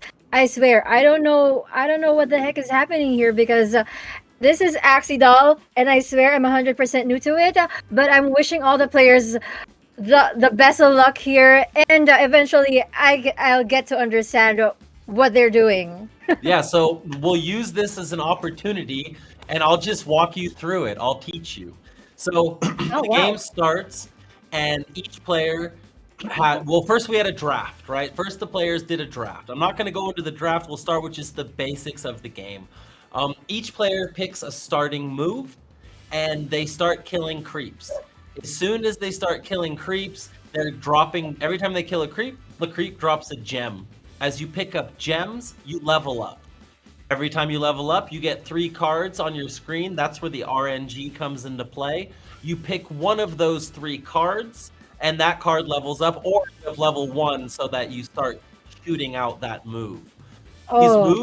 These moves are not point and shoot per se. You don't press a button to shoot them. They come out in a timing, right? So they're always like 2 seconds, 2 seconds, 2 seconds, but each move has its own timing. That's kind of where the esports comes in, feeling the timings, timing your moves. If you get a shield that pops, and then you run into the bats, the shield pops, the bats die, you get a whole bunch of gems. There's a whole bunch of little tricks like that that these players use to basically race to the most gems. As we just saw on the right side, when a player doesn't like their draw, they have 2 chances to re-roll. So there is some ability for the players to make some extra decisions as well. Okay, that's very interesting. And I just gotta know, do Melon and Sourbeck belong to the same field? Yeah, because we're basically seeing both their point of views, right? I just want to make sure if they belong in the same field, if they're eating up creeps of the same place, or do they have like their own? Great question. No, they don't. I hope one day that's how it works in multiplayer. I think that would be freaking awesome if you took the creeps from each other, or like, brought in like that in the moment PvP action. Right now it is not like that, but Tio, if you're still here, you just heard it again. We need to try to make that happen. We need to try to make a mode where you can have like 4 Axies on the field, all battling for the same creeps. I think that would be super dope. Yeah, because basically they look the same, and since we're seeing each other's point of views, they're just basically racing for the higher score, right? Right. But if they're like really, if they're like in the same battlefield, that would be so cool. But guys, I'm actually curious about the timer. I'm seeing that this goes up. So what kind of limit do we have? Do we have like a 10-minute limit or something? All right, so I'll explain all the numbers on the top. So the top right one is how many creeps you have killed. So that's like the overall number of things you've killed so far. The middle one is the clock. So right now they're within 4 seconds. That means that the score is very real time, right? If sometimes there's a little bit of a break, because when they pick moves, sometimes they take their time. They really think about it. Most of the time they know. And then on the left side is how many gems they've collected. So if you want to think efficiency, you can subtract the number on the right by the number on the left, and whatever number is left from those two will tell you kind of like how efficient they're being in comparison. So Melon is being efficient, but he's not getting enough kills. So it's telling me Melon hasn't been doing enough damage. He hasn't leveled up the moves that do damage. He's gone more of a defensive route, maybe more shields, more healing. And that means, like, in the late game, potentially, maybe he lives through a boss that Sourbeck cannot live through, right? Oh, so there's also this idea of a boss in this game. And yeah, and I honestly don't know how the boss looks like yet, but um but what I'm trying to get is how the idea of the card sets of each axis really help them to go further in the game, or to get ahead rather. So there's 3 or 4 different kinds of moves. There's the point and aim moves. Many of them have a healing aspect or a mark aspect. So if you mark something and then you hit it with something else, it takes more damage. This is a boss. The mouse is one of the bosses. They come every 3 minutes. So there have been a couple bosses so far, but they're fairly easy until after this one. After this one, they start getting a bit harder. Then there's moves that are shields. So the bubbles that are around the axis, that's a shield, right? So they take damage, it explodes, or it heals them, or it marks them. There's different shields. There's AoE moves that explode around the axis. And there's like poop moves. I call them poop moves because they come out behind the axis. So you run away, it's kind of drop different kind of moves. Okay. Yeah. I'm actually seeing here from the comment section that Jiki Oven said that they need nitro. Yeah, guys, we can also see it that kind of their screens are kind of lagging, but that's fine because we'll get quicker versions very soon. I'm actually coming from someone who's trying to understand the game. I'd actually want them to have a smoother gameplay to show us. But we'll get there. For now, I'm just really trying to understand what's going on. But Chief here is really helping me a lot. So after we cast tonight, after we cast Axie Infinity as well, I'm gonna go ahead and look for Axie Doll coaches and go ahead and buy some new Axies. So guys, if anybody there is willing to coach me for Axie Doll, I'd highly appreciate it. Please let me know. Hell yeah, look at that. A new Axie Doll player is born. She's gonna get ready for that event in March, so she knows what she's talking about when those players are up there sweating. We have Mech Infinity soon, says Jiki as well. Wow, I'm Mech sure. Infinity. Yeah, I mean, another one, right? They're gonna keep on coming, and now we're seeing all these different SLP burns, which is kind of what the goal always was. The blue dinosaur. True. This is one of the bosses you got to watch out for. So the blue dinosaur is not an easy one to kill. It feels like at this state of the game, you're not strong enough to just dominate it. And once the walls come up, so first the boss comes, and then, I don't know, 20 seconds later, there it is, the wall comes. Once you're in the wall with the boss, like, you get cornered, and then you can just die. If you see those skulls, if you run into those, you also kind of just start dying really quickly. Oh my gosh. Oh, game over for Melon. Melon drops. Oh no, Melon. Melon not having his best day, but I do know that Melon stayed up all night long. It's like 8 in the morning. He has not slept. So he's not on his A game right now. So oh my gosh. Poor Melon did not take down the GOAT tonight, but he got another chance to practice his drafts, get some chance in front of the spotlight, and get prepared for Vietnam, because Melon's coming to Vietnam. He's gonna be there. He's been one of the. Go ahead. Yeah, I'm actually excited to see him there. Him and Sourbeck and Kairu. I can't. Yeah, Kairu qualified in the first qualifier.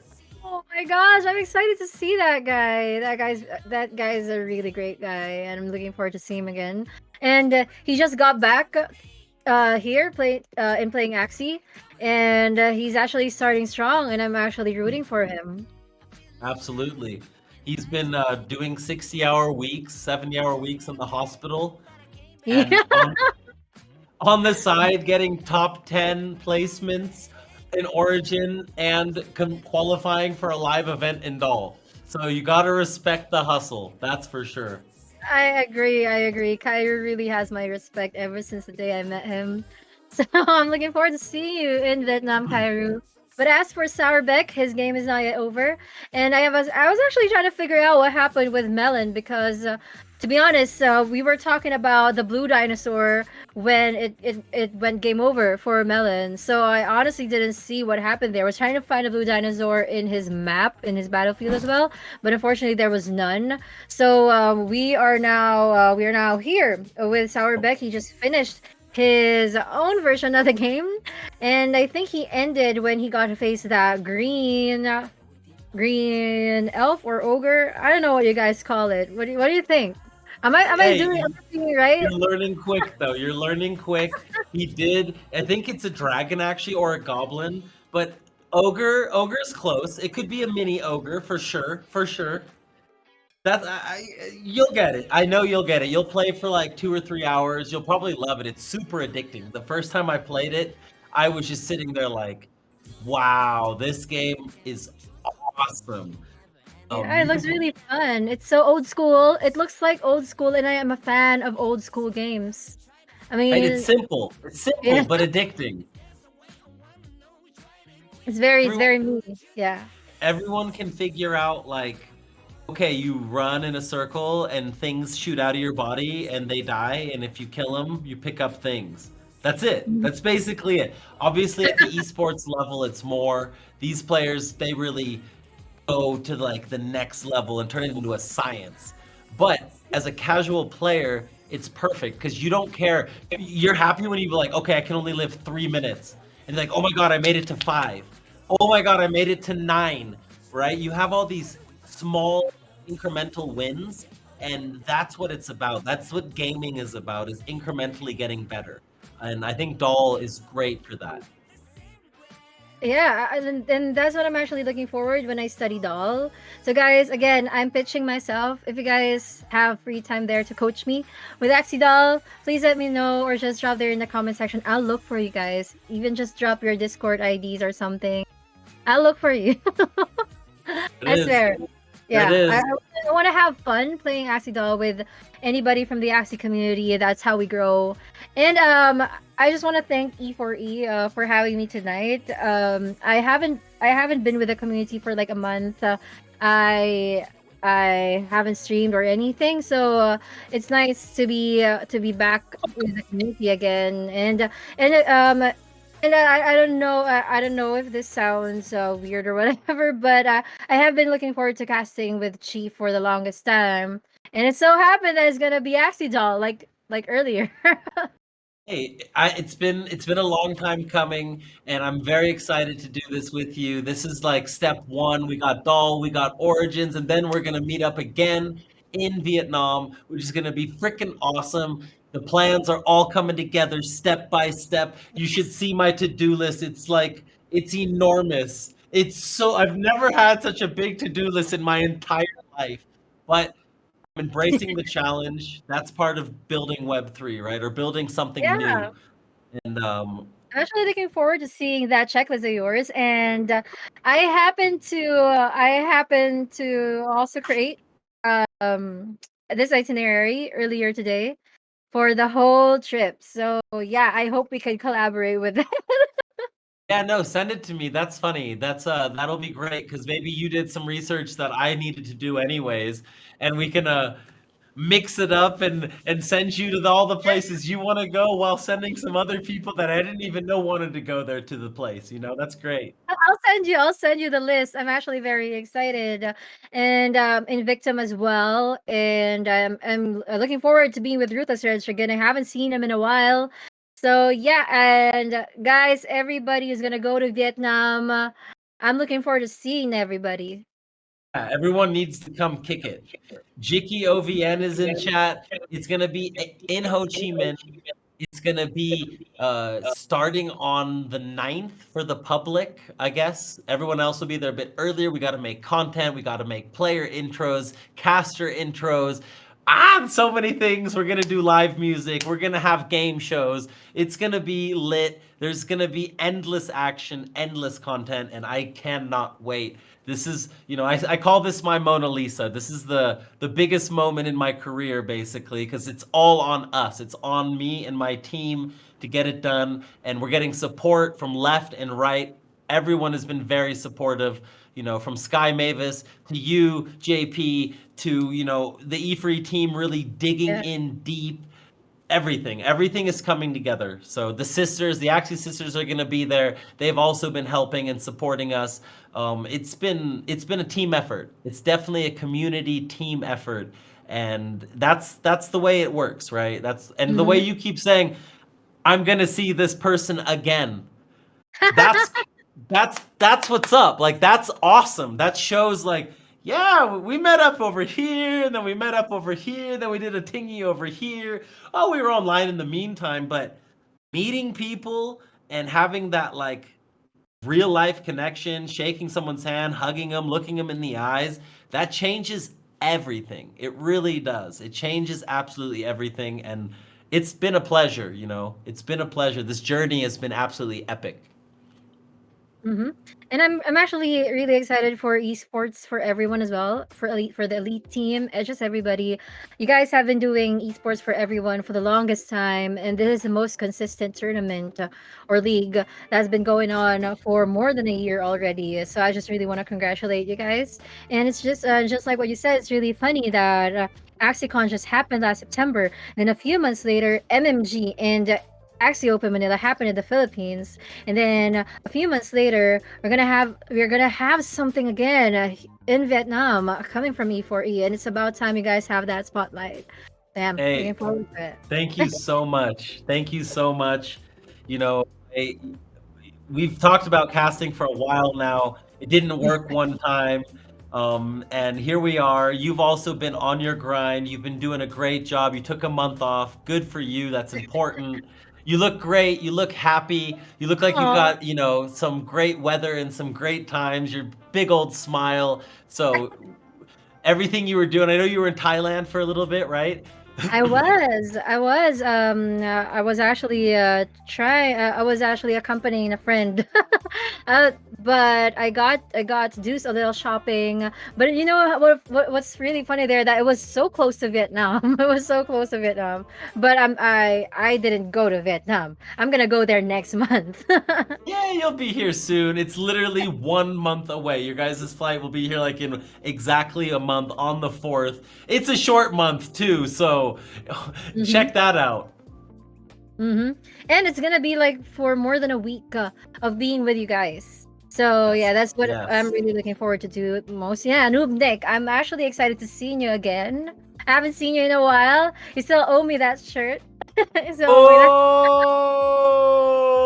On blast, burned. I mean, Noob Nick's gotta. You're gonna have to give me 2 shirts when I get there. Can make that happen. We'll get you some elite gear. We'll get you some E4E gear. We'll get you suited up. For sure. No worries. Send over the sizes in DM. I have it in my hands right now, he says. I'm gonna clip this one, just for proof. Oh, there it is. He's gonna clip it. I don't even know how to clip. Somebody clip it for JP and make sure that she gets her shirts from Nick. Nick, you should clip it for her. Too many promises. Oh boy, I'm the worst at that. I know all about that. Yeah, so all is over. We're gonna take a little break. We're gonna change the scenery because we're gonna be going into Origin top 16. And when we get back, it is game time, ladies and gentlemen. This is gonna be fun. JP, I'm hyped. I'm excited. And I wanna see who makes it. I wanna see who gets to the top 8. We'll be right back, ladies and gentlemen. See you.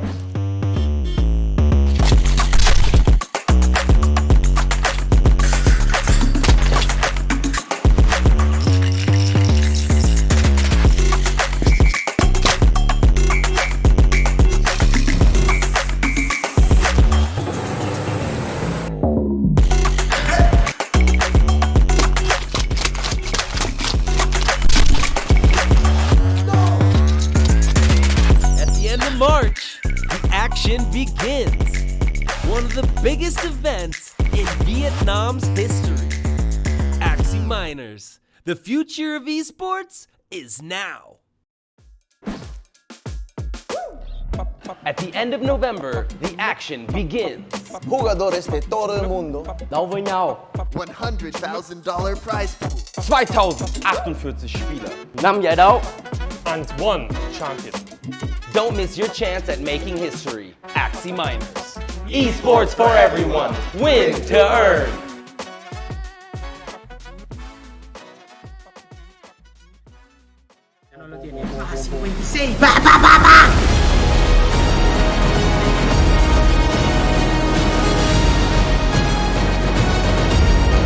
Oh wait, he has the confidence. He can, oh no, he Kanian just doing everything he's done.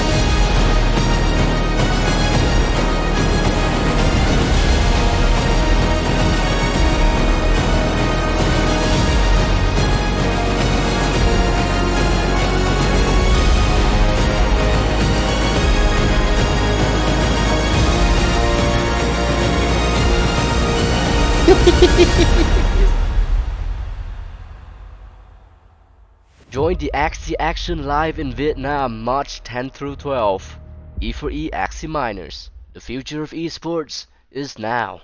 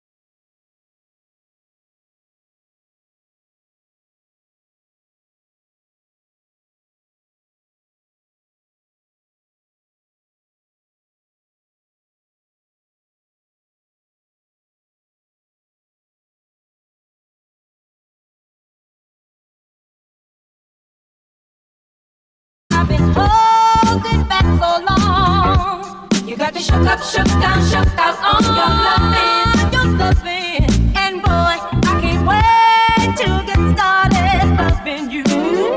All night long, I'm getting all your love to come to the room.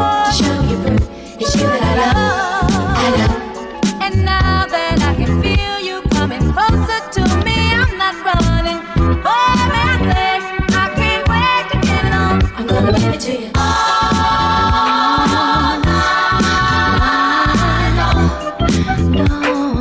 I can't wait to love you, baby.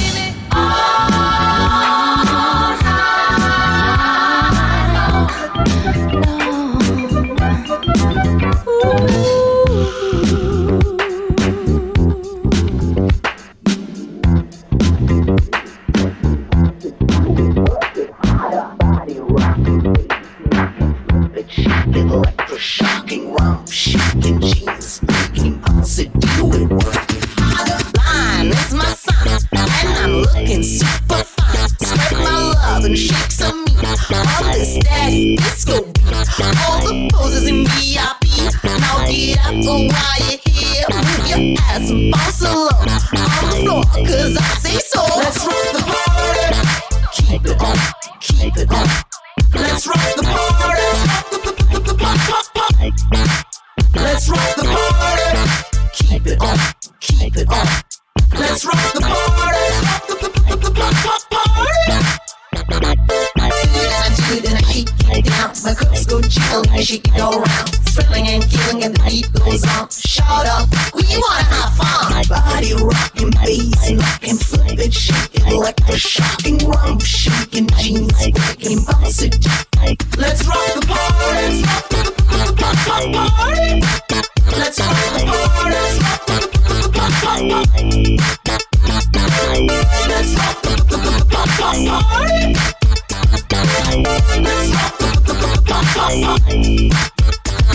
I do y'all like it, then I have it going on. Walk this way like my name is Rock. Sweating and wetting and the beat goes on. Shout out loud, we wanna have fun. Body moving, bass moving, flipping, shaking, mind losing, systematic, hypersonic, on and on my journey. Let's rock the party.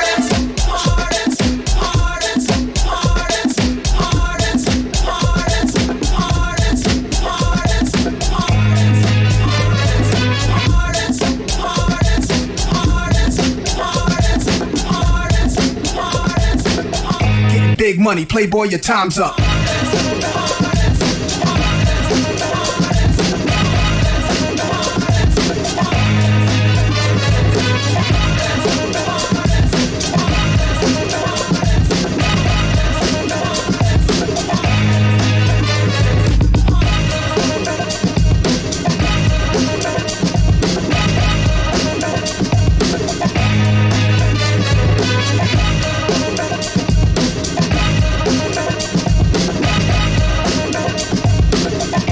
Big money, playboy, your time's up.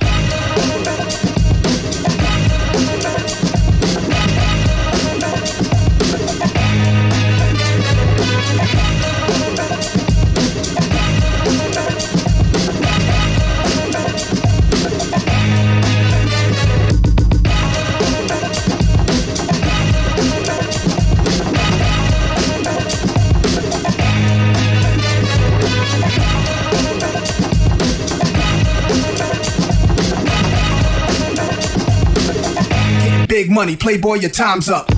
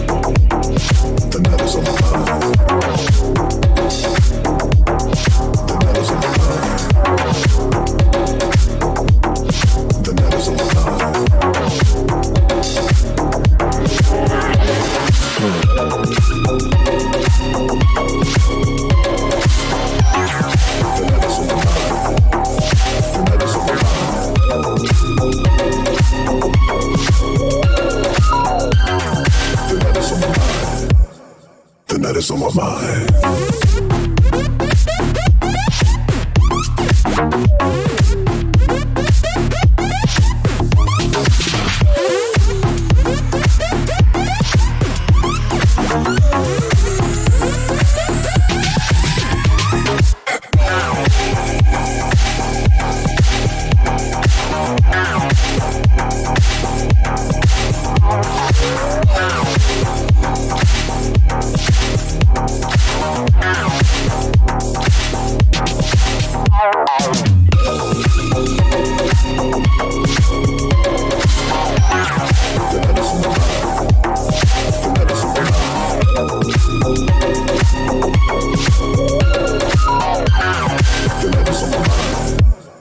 The night is on my mind.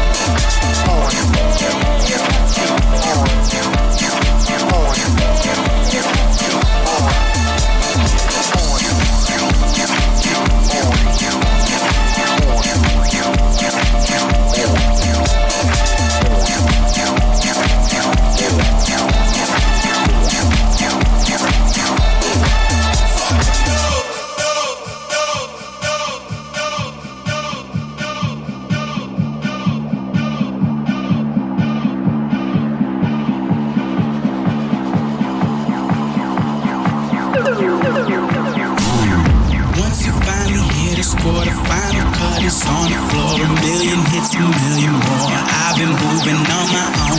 You've been keeping me away from about everything I know. So the moves were finally made. I got away, and now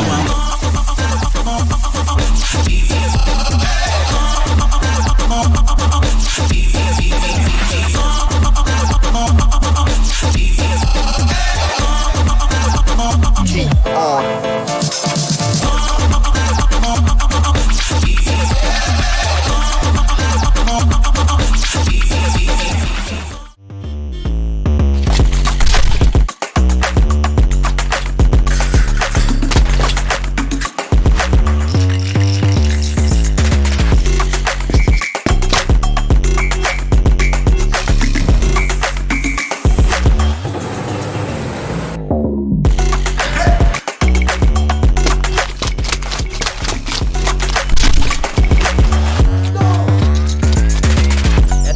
March, the action begins.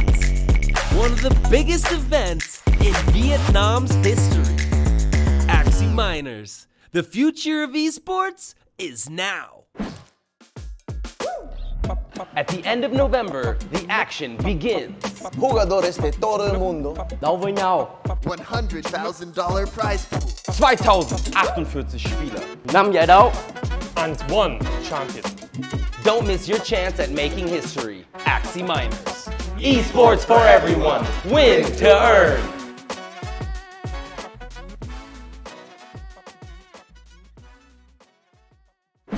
When you say ba ba ba ba.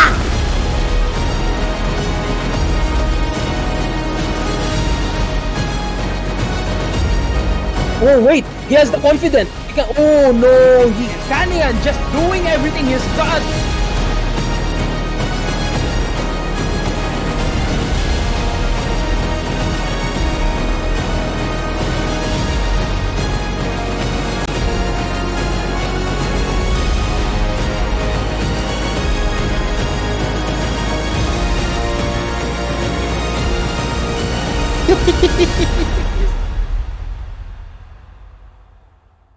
Join the Axie Action live in Vietnam March 10 through 12.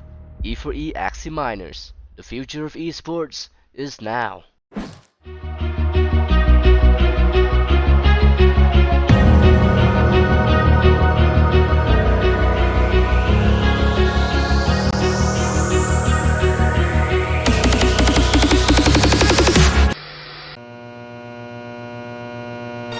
coming back, I'm sure I won't lose if I hold the chance. Your time's to chew, I'm free from the system. No stress in the money, breaking the rules. What to do?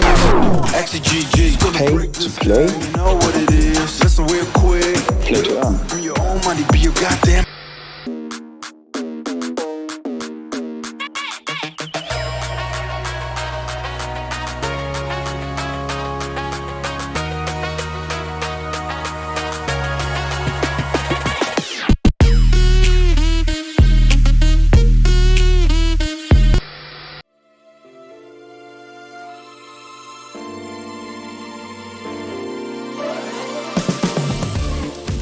Don't waste your time. Play to earn.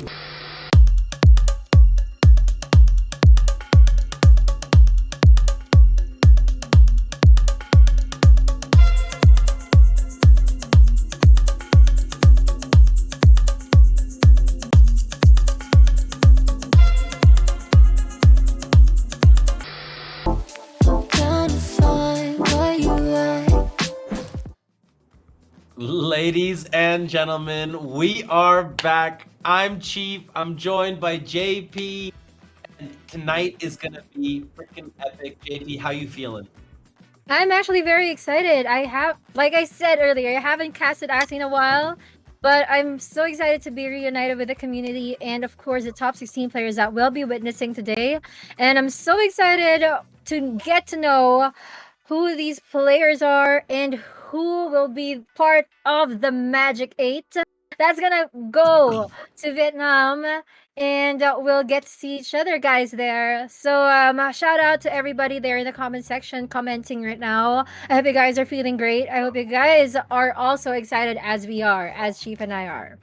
Oh yeah, I'm hyped. These players have already gone through one qualifier to get here. This is the second qualifier, and then of course, as you were saying, the Magic 8, that is gonna be the, the pinnacle of this tournament, where 8 players are gonna fly all the way to Ho Chi Minh, also known as Saigon. So if I say Saigon, that's that same place, same. And they're gonna be battling it out for about $80,000, right? So qualifiers have been giving out money, and now this one's gonna give out some money, and then they get a chance to win some more money. So Axie Esports, you know what I'm saying? These players, they're definitely taking home a nice cut of the pie. Yeah, so guys, let us know there in the comment section if who are your bets, I guess. Would this be a good time to like introduce the players or not yet? Yeah, we can pull up the bracket. That'd be fantastic if we could pull it up even in the background so people can see what these 8 players, these 16 players, what matchups they have in the first round. So Marcial and Chantelesso, let's go. Saludos. It is game time. It is gonna be, E4E miners coming at you hot. JP is here, looking fresh. We are ready. It is game time, baby. I'm super excited. I don't even know what's gonna happen. There's so many amazing, talented players in these matchups. Yeah, and speaking of talented players, I swear, guys, you're gonna witness household names. When I say household names, I mean zero. I mean, Me Value. I mean, Dizzy, Bench, Enrico, Mitsubishi. So basically, guys, we have like a lot of Japanese players, Filipino players, Malaysian players, and just players from everywhere. Even Rallo's here. Oh my gosh! Speaking of household names. Rallo is like one of the if we're gonna talk about longevity, like here in the Axie esports community, Rallo's been here for the longest time as well, like along with Zero and the gang, And, yeah. and Rollo was the first player in the qualifier 1. Rollo won the qualifier straight up, boom. Just came out, got the dub, quick and dirty, and said, "All right, now you guys can fight for the rest of the spots. I'm ready. I got one of those 1 seeds, right?" So. I don't know if you caught the hat draw earlier. What I did is I drew the 4 seeds from each tournament first, the 3 seeds second, the 2 seeds third, and the 1 seeds fourth. And that is how we ended up with this bracket, because like we could have gone through and done the math on the highest win-loss percentage, right? To give them like 1, 2, 3, 4. But like it's different groups of players. It's not the same pool. It kind of just becomes this like random thing. So I was like, why not make it a little bit of a show?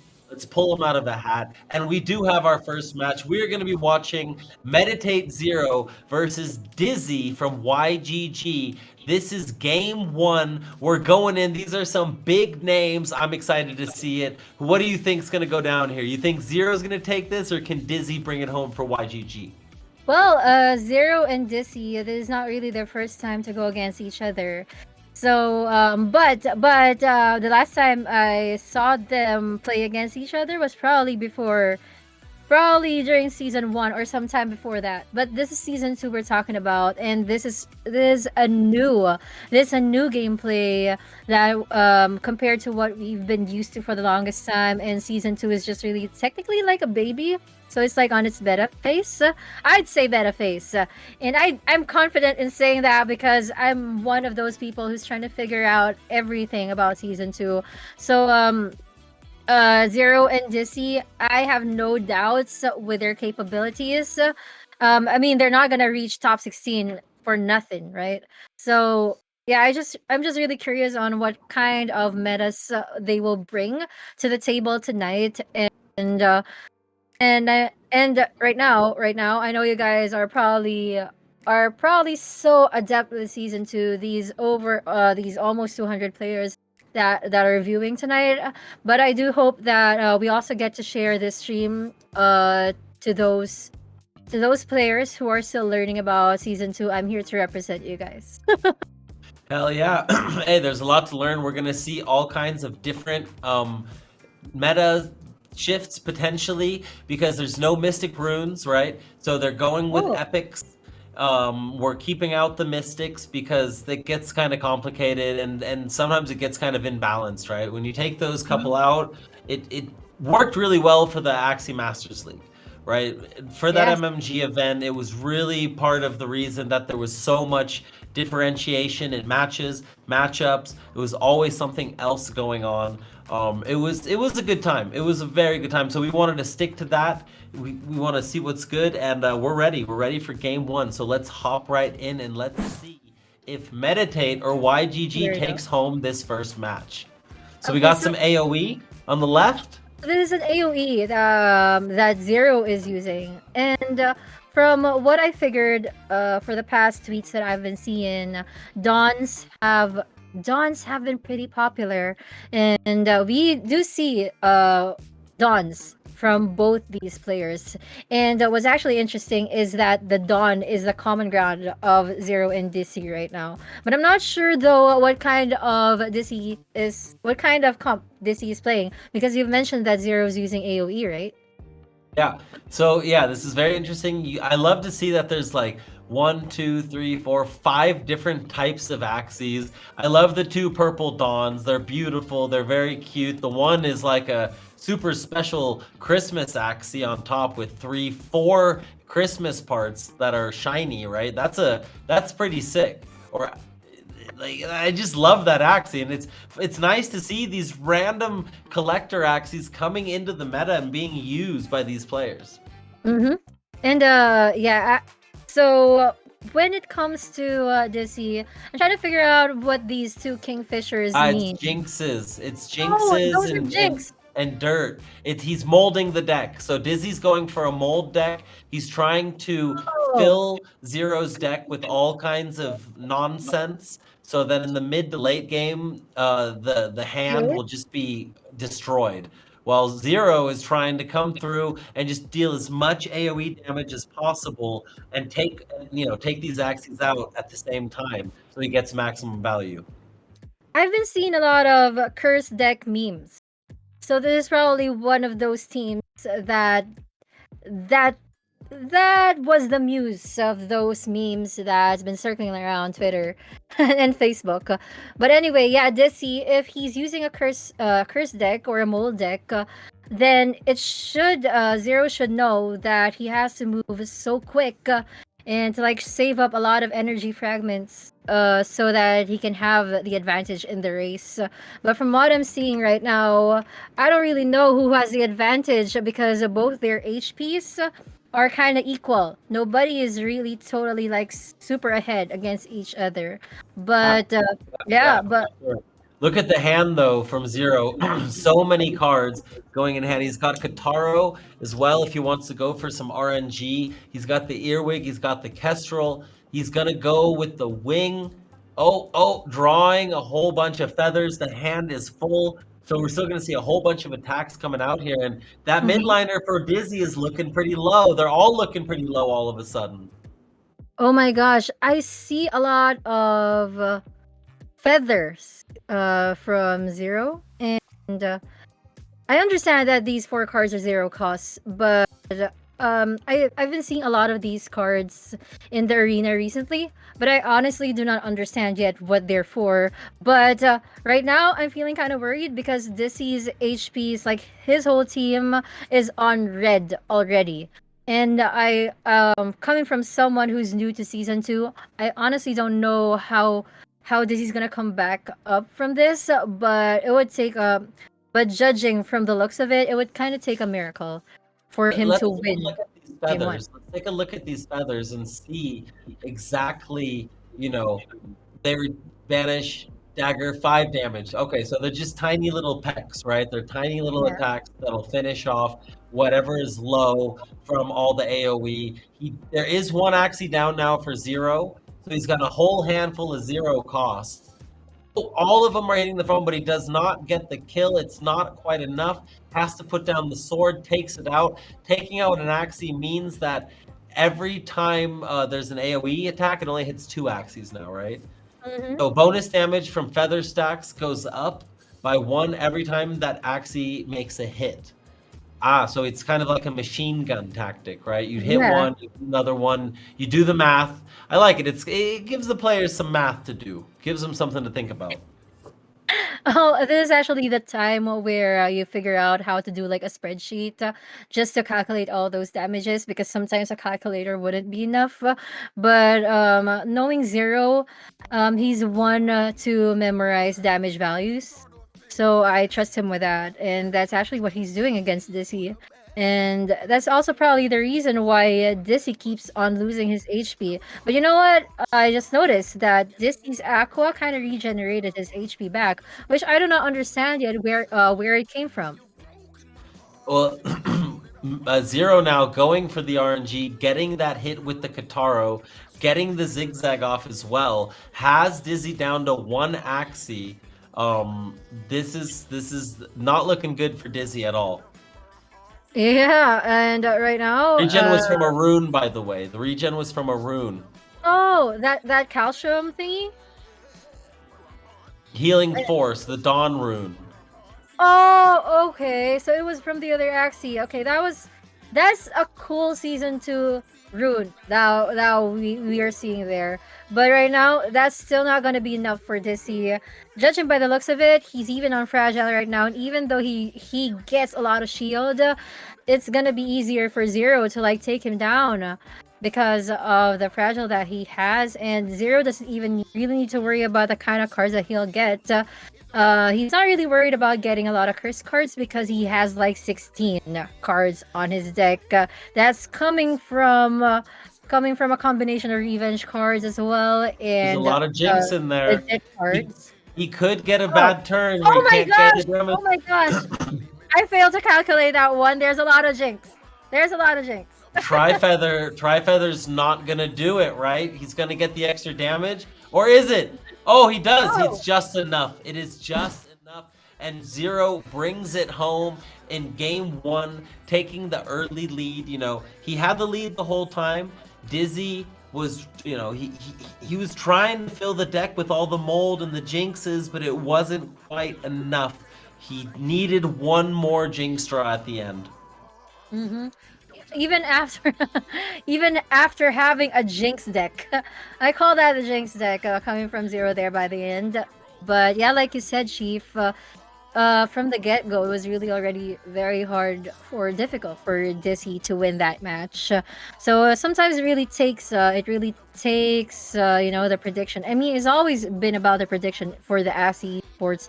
Predict the team of your opponent well, and know what team to use for yourself, for your own.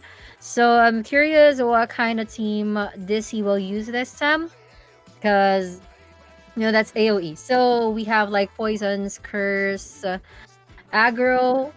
I'm not sure what kind of metas are we expecting here in season 2 yet. There's been a lot of tournaments for season 2, but not as big as this one.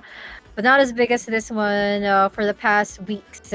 So yeah. Oh, but guys, by the way, I just want to reiterate that the top 8 for tonight for this E4E minors will go straight to Vietnam, and we'll see each other there. Yes, yes, yes, that is the truth. What is up, Stark, as well, joining the chat? How is it going, my dude? We are ready for game 2. We're about to hop into this action. Let's see if Dizzy can bring it back and tie it up at 1-1, or if Zero's going to take a 2-0 lead, feeling fresh about the situation. So we've got a rematch. Dizzy thinks he can win with this team. We still have, but we'll see, because it was close. I think if one or two things goes Dizzy's way, he's fine. But last game, Zero put the pedal to the metal and brought it home. Yeah, I actually love that Dizzy believes on his own team. So I'm actually curious. So what does he see? What does he see in this team? Even though it's like a summer team, a summer dawn there in the middle. That's probably very expensive. I want to see it. I want to see it rise. I want to see it shine. That's the plan for Dizzy Boy. So, but it's too early to tell. It's still too early to tell. He was probably expecting that Zero will change his team, but didn't, because we already know that this team doesn't have the upper hand against Zero when it comes to the team that Zero is using right now. At least not in game 1, right? At least not in game 1. Maybe Dizzy thinks he can snipe that backliner quicker. Maybe he thinks he can get some more jinxes in the deck. Maybe he thinks Zero got really good draws last game. Especially in the late game, maybe there was still a chance. There's a lot of maybes, right? Which is great. That means there's a lot of opportunities, there's a lot of chances. But it's crazy because these players, they're playing. The winner of this stays in the winner's bracket, which is huge because that means they only have to go 1 win before they lose 2 times afterwards. That feels good. You don't want to go into a situation where you have to win twice without losing. That's when it gets kind of scary. Oh yeah, there's just a single eliminations, right? Double. Oh, this is a double. So, okay. So winning this round doesn't automatically make you top 8. Correct. Yeah, okay, It gets you that's very good. close. Yeah, that's good. Then it means that for these two players, it ain't over till it's over. I mean, that's what they're gonna tell themselves after this best of 5 match or this best of 5 series. So, okay, Exactly. I'm still rooting for these guys. I never won't root for the both of you, but this is still a tournament. This is still a tournament. Only one can win. Exactly. Someone's got to lose. It sucks because I like both of these players as well. They're both friends. Met them at the live events, and rooting for both of them really. Looking to see a good matchup. Looking to see these guys push each other to the limits. We got Dizzy now dropping some bombs. He's putting jinxes in his own deck as well as in Zero's deck. So they're sharing the jinxes at this point, and also Zero's right feather dagger, that's a bug. It's not actually there. So if that's confusing anyone, that's just false information. He does not have that attack, and that card should not mess up his draw either. Okay, so that I'm glad that he brought it up. So I shouldn't mind that too much because just someone here still studying season 2 cards. For a second there, I was worried for Zero because he got a lot of Jinx cards put in his deck. But when it comes to this game, the thing that you need to take care of the most will always be your HP. And Zero's actually doing a good job taking care of his HP or the HPs of his axes. So right now, to be honest, I'm just trying to observe what all of these cards mean. Yeah, And how they affect. there's Yeah. a lot of action going on. We're seeing cards that we didn't see in season one. We're seeing Garish Worm. We're seeing the clears. We're seeing Unko and Feather Dagger. These are not Winghorn was not a season one card either. So now finally Dizzy's able to take out the backliner. The problem is it looks kind of like last game. He's just Uh-huh. not doing enough damage. These axes are still green, and all of his axes are bleeding, as well as 200 or less HP. Yes, and this, yeah, like you said, it wasn't like this. It wasn't like this for game number one, but Dizzy, he needs the healing power coming from that Dawn real soon. But I don't know if he's gonna do him any good. But Zero is probably gonna have a problem sooner or later because he's already on full hand. He has a lot of Jinx cards, and he has a lot of Oh, the Feather Daggers. perfect too. He got the kill with 17 HP with the Wow. 17 attack feather. Perfect math, like you mentioned earlier. He's so quick. He knows what cards to choose, and I mean, like, makes it very efficient for him to get ahead in terms of racing to eat the HP of his opponent. But right now, unlike the first game where it wasn't really a close fight, this one looks like a closer fight than the previous one. Absolutely. He's fighting a bit harder. Things are going a bit better for him. It's not quite, enough to be fair, but it could be. He's still in this. It is close this time, right? It's at least a 2v2, but it is Zero's turn. Oh, but look at that hand. He got one of those Yeah. absolutely terrible hands. Oh boy, one Tri-Feather. Oh! His Axie's also dead. The Tri-Feather puts out some good damage, but it's not enough to take out Dizzy's backliner. And it looks like he gave up. It looks like he just gave up. He said, okay, Yeah. Scheisse, it's over.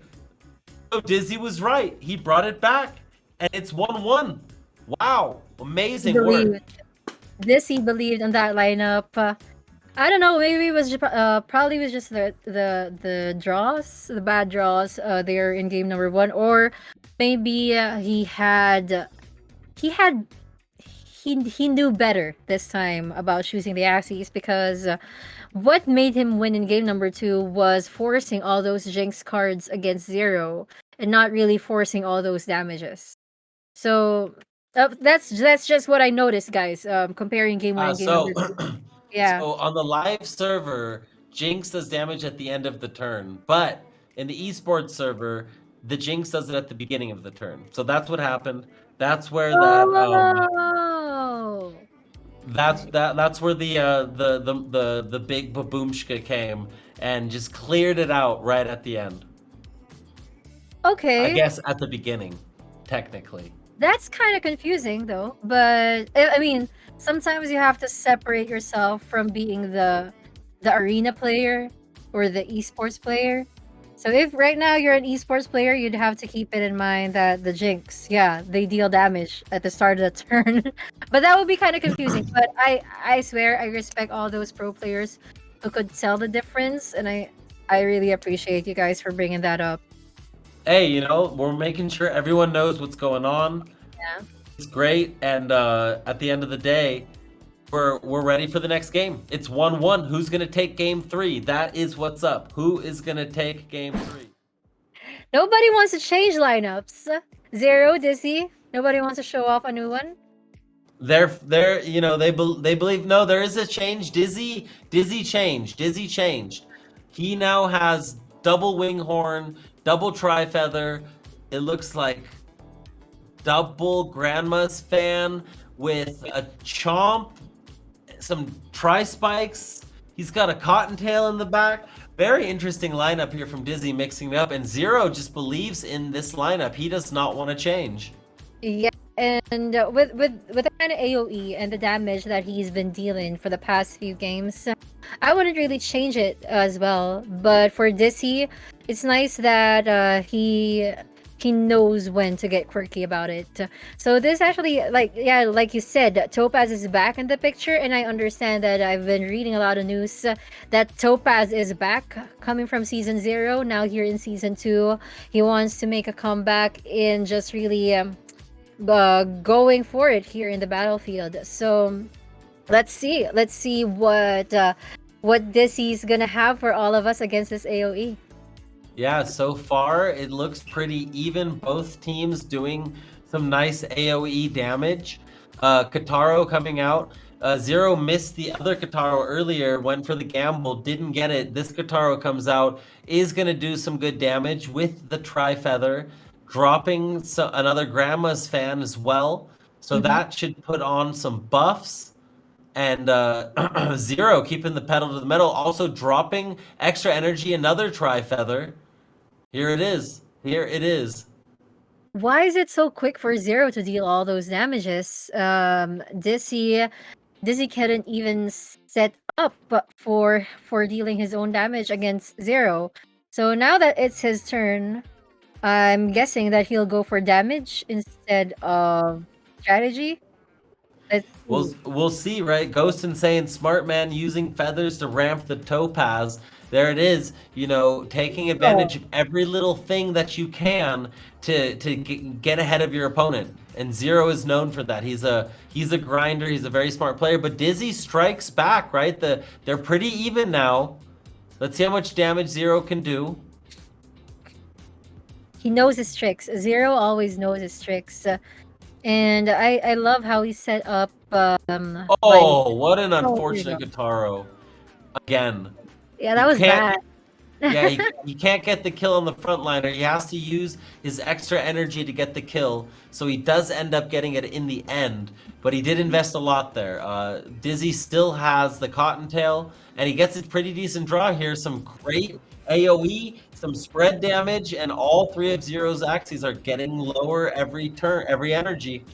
And that's actually what I'm worried about right now, because Dizzy just lost one of his axes, and even though it costs Zero additional energy to just get it over with, it doesn't really change the fact that Dizzy's still behind against the for this race.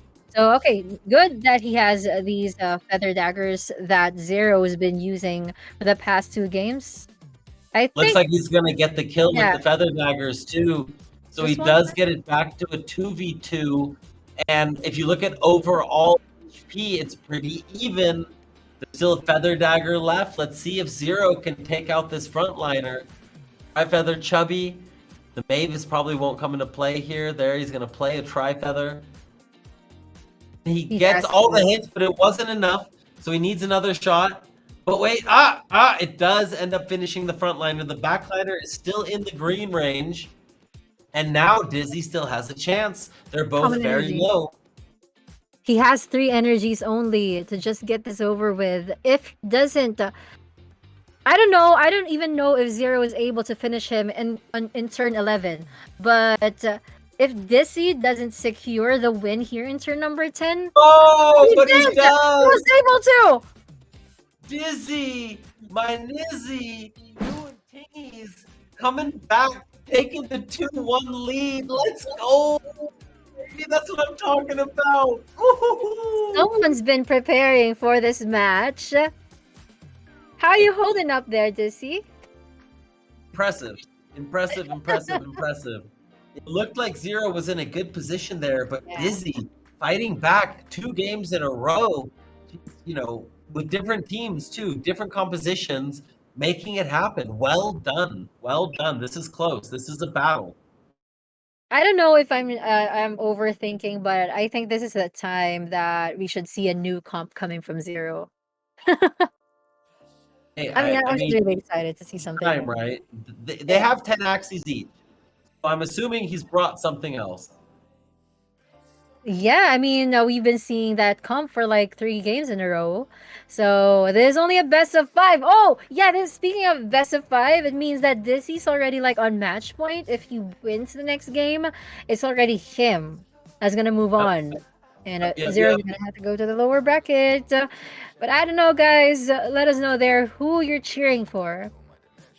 bad RNG on those AoE attacks. I agree. I agree. The Chief also mentioned that earlier, Chantal. Yeah, that Kotaro that didn't kill off the front. He really missed an energy there. And you know what? Here in Axie, everybody just wants efficiency.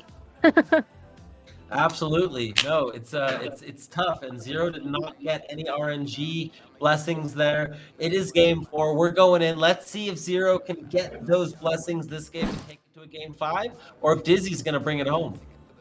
Okay, let's see. Okay. Zero switching it up. Oh, Aquas! We're seeing Aquas!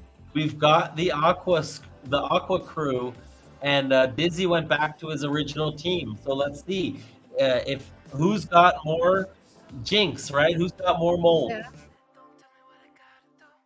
Okay, let's see where this game is going. These are new cards to me, guys. I swear, but I'm feeling that Zero is planning to go for the energy speed because you know he has like 2 goldfishes and he wants to get some speed on that energy fragments eventually, so that by the time we move on to like the semi, mid, or late game, he'll have like the damage output upper hand against Dizzy. But with the side of Dizzy, since he kind of went back to his original comp, coming from game number 1, this is still the curse comp that we're talking about, so we're still gonna expect a lot of jinxes coming from him.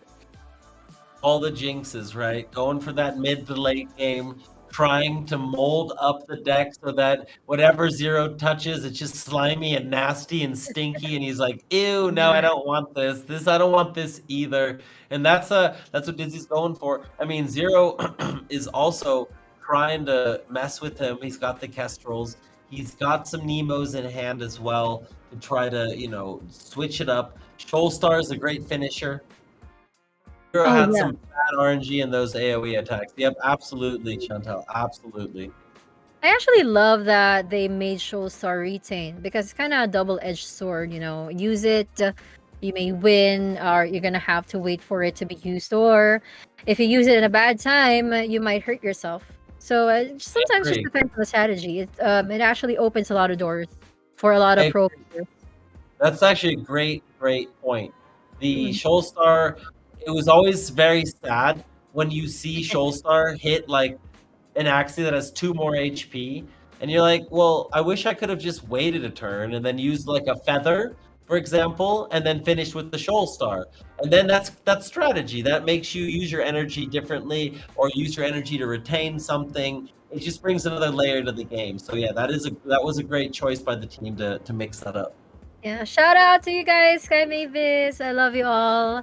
Thank you so much for making season 2 happen. I love that you changed all the cards. I mean, like almost all the cards, because you can't live with using the same cards forever. But anyway, let's go back. Let's go back to Zero and Dizzy. Still going on. Honestly, this kind of slow-paced game compared to the past 3 games. Because right now, both these players are not really aggroing each other. It's like they're just cursing each other. Like literally. Correct. Literally. They're cursing each other through and through. For Dizzy, the frontliner's low, and for Zero, the backliner's low. The question is, who's going to get first blood? It looks like it's probably going to be Zero. Yeah, judging by the HP, that's 91. But since the vulnerable just got activated, I think it's gonna be Dizzy this time. So does he still have 1 energy left? Okay. So first blood goes to Dizzy, but this is a good thing for Dizzy though because he can focus more on this summer Axie that he has, and the only Axie that this Dawn is gonna heal is gonna be the back. So the HP won't have to be like divided to the 2 Axies that he has. So it's he should just use this to his advantage. I know it's kind of like he it's tough. Or something. Yeah. He's got 2 Axies very low. Zero came out, took out Dizzy's frontliner, but now both Axies from Zero are very low. So by the end of this turn, I think the midliner, the summer Axie from Dizzy is going to be one shot, but shouldn't die. Should be fine. And Look. now, with some good draws, let's see what else. Oh, that's a lot of jinx. That is a lot of jinx. Oh my gosh. Okay. That was a bad turn. I swear that was a bad turn.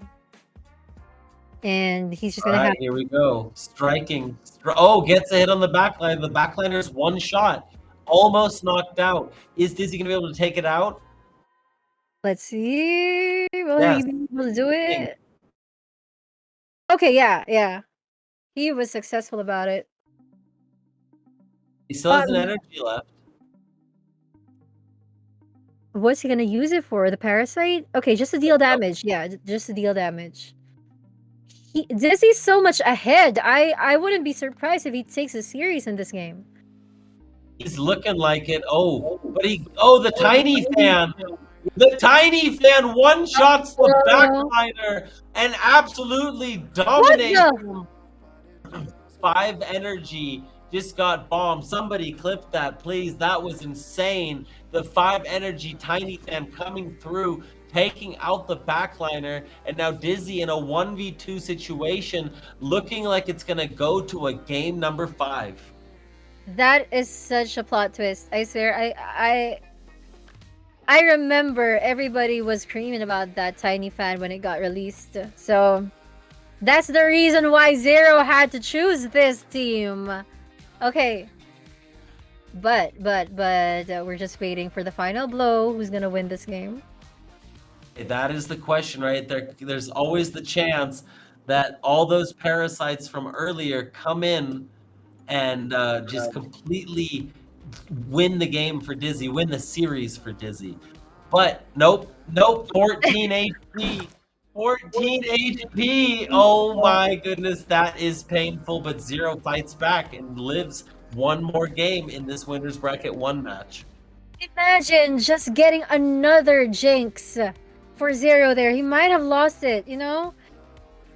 Coming from like 70 HP, I think, and then all those jinxes just put him down to 14 HP, and you know, he was just really lucky. He was just really, I mean, it was also kind of calculated, but what if he got another jinx, right? What if he got another jinx? The series might have gone to Dizzy. Would have been Dunsky. It would have been over. Zero would have fallen to the losers bracket, but instead he comes through. He gets it done. Well done, sir. That was impressive, and it's game 5. Right off the bat, we have a rubber match, and you know, you can't hate it. You definitely can't hate it. That means these players are on the same level, and starting at the beginning, I knew these two would be a great matchup. I swear the tiny fan came in at the perfect time. He even attacked the Axie with a full HP. I mean, there was no waste of energy there. There was no waste of card there for Zero. That was just really so yummy to watch. Yeah, it was absolutely fantastic. So we are ready for game 5. Zero and Dizzy are about to go at it one more time. Who's going to move on to the next round? YGG or Meditate? And who's going to go down to the losers bracket due to this one game? It's game time, JP. Are you ready to do this? I'm so much ready, but you guys are there in the comment section. I just noticed Thunderstruck is here. And of course, I'm sure that he's also 100% ready to know who's gonna move on to the second round, Zero or Dizzy. Tunda Strike in the chat. What's good, brother? And here we go. Dizzy bringing out the Dawn again, the Summer Axie, and Meditate Zero coming out with a whole new team. This looks like oh boy, this looks like a sustained team. This could be a long match. A sustained team for game 5. Oh my gosh, these two guys, nobody wants to give up a fight. And this is actually very amazing. You know, this is like the starter series for tonight. Just putting it, like, pushing it forward to game number 5. These guys, oh my gosh, Dizzy and Zero, I miss you so much. I don't know if the jinxing works so well against this late game team from Zero. Right. Like, even though it's the late game, I don't think they care about the cards enough, right? So they'll just take the jinxes and wait for the blood moon, and then all of a sudden, Dizzy's just gonna schmelt in the blood moon. That's the goal. Look at those shields from Zero. Yeah, you can only have so much jinx in your cards, and they eventually expire after like round 20 or something. They won't come back anymore. And Dizzy can just can probably spam a lot of jinx cards, but just like you said, since this is a sustained comp, Zero will just heal back and heal back, and Blood Moon Curse will really eat up Dizzy there. And that's Chief and I's prediction. Those are our predictions, but I'm not sure though if that's really what's gonna happen. But we're kind of calling it. We're kind of calling it.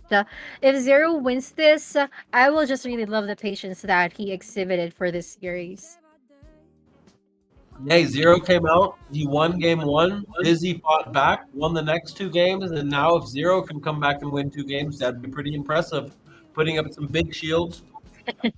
We got Sunsin saying, "I love shield comp so much," and then El Azul comes in Zero playing healing, bruh. I swear, I realized it just now. I rarely see Zero play sustain, and I think the only time I saw him play sustain was the Eclipse. Was it? I mean, the Meta Guild tournament that Edumak and I casted. That was the only time. That was really the only time I had to see him play that because he was required to do so.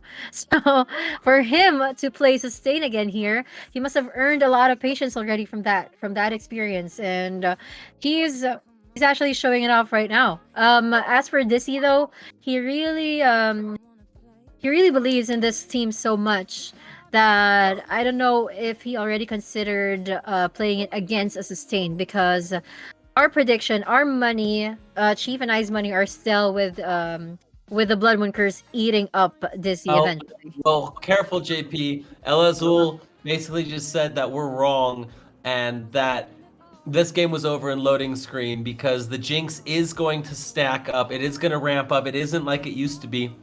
Now the Jinx is going to be way too much, apparently. And Zero is probably cringing right now because it seems, Dizzy just stuck with his guns and this was the right play. Okay. Okay. Not surrendering round one against Jinx is BM Keck W, says El Azul. I swear, I'm not really a fan of having like long games, but I'd really want to see how it goes. I mean, you guys, El Azul, you guys are so much. You guys have done a lot of scrims, so you guys know better. But I want to see for myself this time, like what happens to a sustain against Jinx. Like how is it gonna eat up the HP of Zero eventually? But guys, I swear, I just want to see it for myself. I'm cute. What's up, brother? The score is 2-2. This is game 5. Dizzy, fought back, went down in game 1. Yeah. Zero came back in game 4. Took a nice close dub. We've had a lot of close games. We've seen a lot of Jinx. Dizzy has really believed in this team. I think used it 3 or 4 of the games. And we're seeing Jinx is just very, very strong, right? Mhm. It's the meta is going to continue to shift. It may even shift by the time that we do the top 8, which would be cool, right? If players were still reading something new, planning for that final event, they'd have a month as well. So if they have some eggs about to pop, we might see some new stuff coming in. How you doing, I'm cute? It's been a while, bro. It's been a while. I'm cute. I haven't seen you in tournaments as well. Have you also been on a break? I'm just curious. Yeah, I just saw you now. How's Ancient? Oh, you're no longer part of Ancient 8. That was the last news I've heard of you. This is what I like about sustained comps. We get to just chat in the first few rounds of the game until it gets serious. Well, we're gonna see, see the Jinx start to play its role. There's a lot of Zero cost right there. That is not what Zero wanted to see. He can't use the tiny fan like last time, which was super efficient. And this time, ouch, not a super great turn right there. Zero is not really happy. Yeah, and even there is saying, how can Zero dig on this hole? I swear, I want to understand where you guys are coming from. because yeah, because just like you said, who's gonna eat up who? And you guys are talking about Zero here. That should have surrendered from game number one. But for Zero not to surrender, he knows better. He's probably seeing some light at the end of the tunnel here. Yep. So there says, how can Zero dig out of this hole? Not so sure. I mean, look at these jinxes and these goos every single turn. It's becoming quite ridiculous. And then I'm Cute says, I have been playing, but losing at top 16, top 8s. That has been the MVP way lately. The right before the qualifier moment, right before it matters. One game off. It's been rough, but hey, I'm Cute, bro. We love you, bro. You're the man. Of course. And I'm Cute. Will we get to see you in Vietnam as well? You never miss an event. That's what I like about you. Like physically. That would be dope. Come on, I'm Cute. Come kick it in Vietnam. Come hang out with us. That'd be sick. Oh, okay, there it is. So finally, Zero has 5 energies, like Max already. It's just that he gets a lot of Jinx cards, and if we get to see his deck later on, it's probably gonna be like 80% Jinx again, just like what happened in game number 1, or probably game number 2. There it is. There it is. It's all full of Jinx. He's got all the energy, but it doesn't matter. He's not able to use the energy. Boom, 4, 5. Oh, there it is. GG. That is it. Dizzy Boy coming through. Full jinxing Zero's hand. That is rough. That is a hard counter, ladies and gentlemen. I'll never say anything about sustain or heal beating Jinx again. That was insane. Jinx is so good now. So good. I swear I'll shut myself up against like rooting for sustain against Jinx. But that was a nice game. That was a nice game to watch, and congratulations, Dizzy, for moving on to round number 2. But the good news is, for Zero fans there, he still has a chance in the lower bracket. So that was just the first match, and I think that first match took us like an hour. Hey, it was a good match. Game 5, well done to both players. So we want to give a quick shout out to our sponsors. Big shout out to Sky Mavis, making this all happen. The huge Axie grant, that was absolutely enormous. Also a big shout out to Elite Metaware, the homies, been supporting us for a long time now, holding it down in this esports scene and still holding it down. You guys are freaking awesome. Big love, big shout outs. Yeah. Oh, whoa. Oh, by the way, there's asking when's Bench gonna play. Sometime tonight. we just have to wait and see.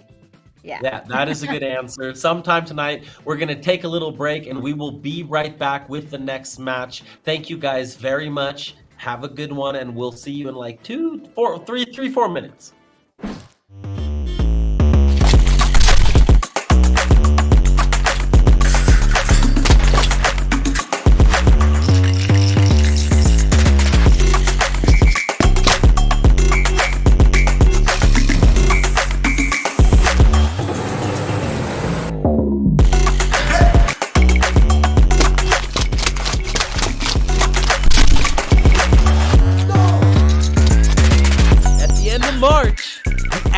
Begins one of the biggest events in Vietnam's history. Axie Miners, the future of esports is now. At the end of November, the action begins. Jugadores de todo el mundo. Đấu với nhau. $100,000 prize pool. 2048 Spieler. 5 giải đấu. And 1 champion. Don't miss your chance at making history. Axie Miners. Esports for everyone. Win to earn.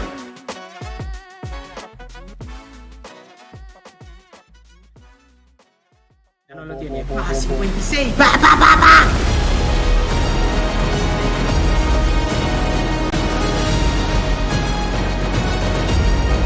Oh wait, he has the confidence. Oh no, he can't just doing everything he's got.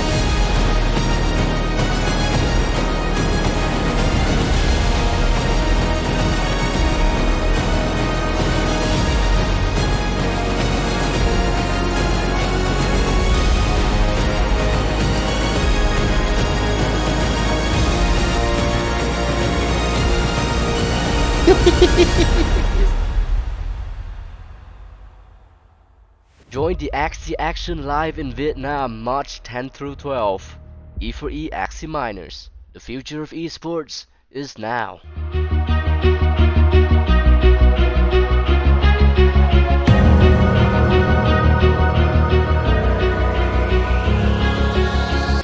Your times are true, I'm free from the system. No stress in the money, breaking the rules. Do Actually, GG, gonna Pay break to this play. game. You know what it is. Listen real quick. Play to earn. Earn your own money, be your goddamn.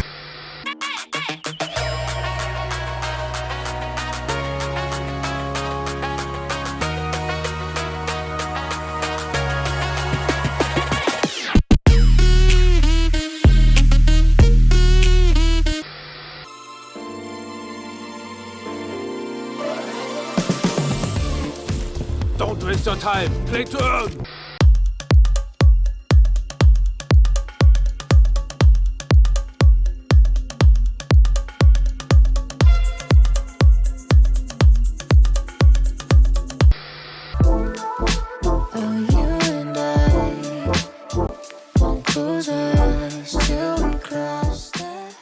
Don't waste your time. Play to earn. Don't waste your time.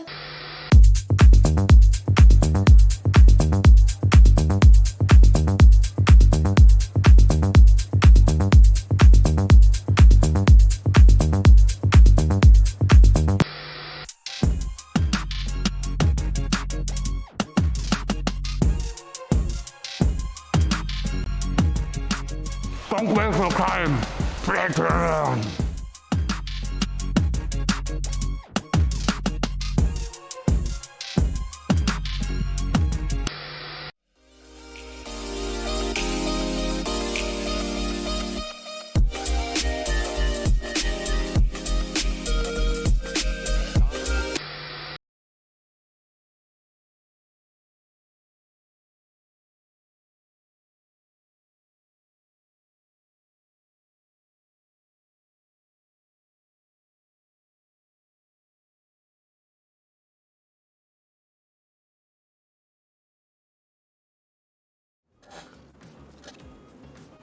We are back, ladies and gentlemen. We had our round one match. We're about to show you all of the score from round one because what we want to show tonight are all of the elimination matches. So that's what's coming up on screen right now. Here we go, baby. Here we go. We got meat value taken out. Wait, not yet. I'm jumping the gun. Wow. Couple 3-2s. Seeing lots of 3-2s. We got meat value taking out Shiksha. Somebody get a picture of this. Put this on Twitter. Let the people know how round one has gone. Look at all these top names moving on to winners bracket round two. We got Zero losing 2-3 to Dizzy.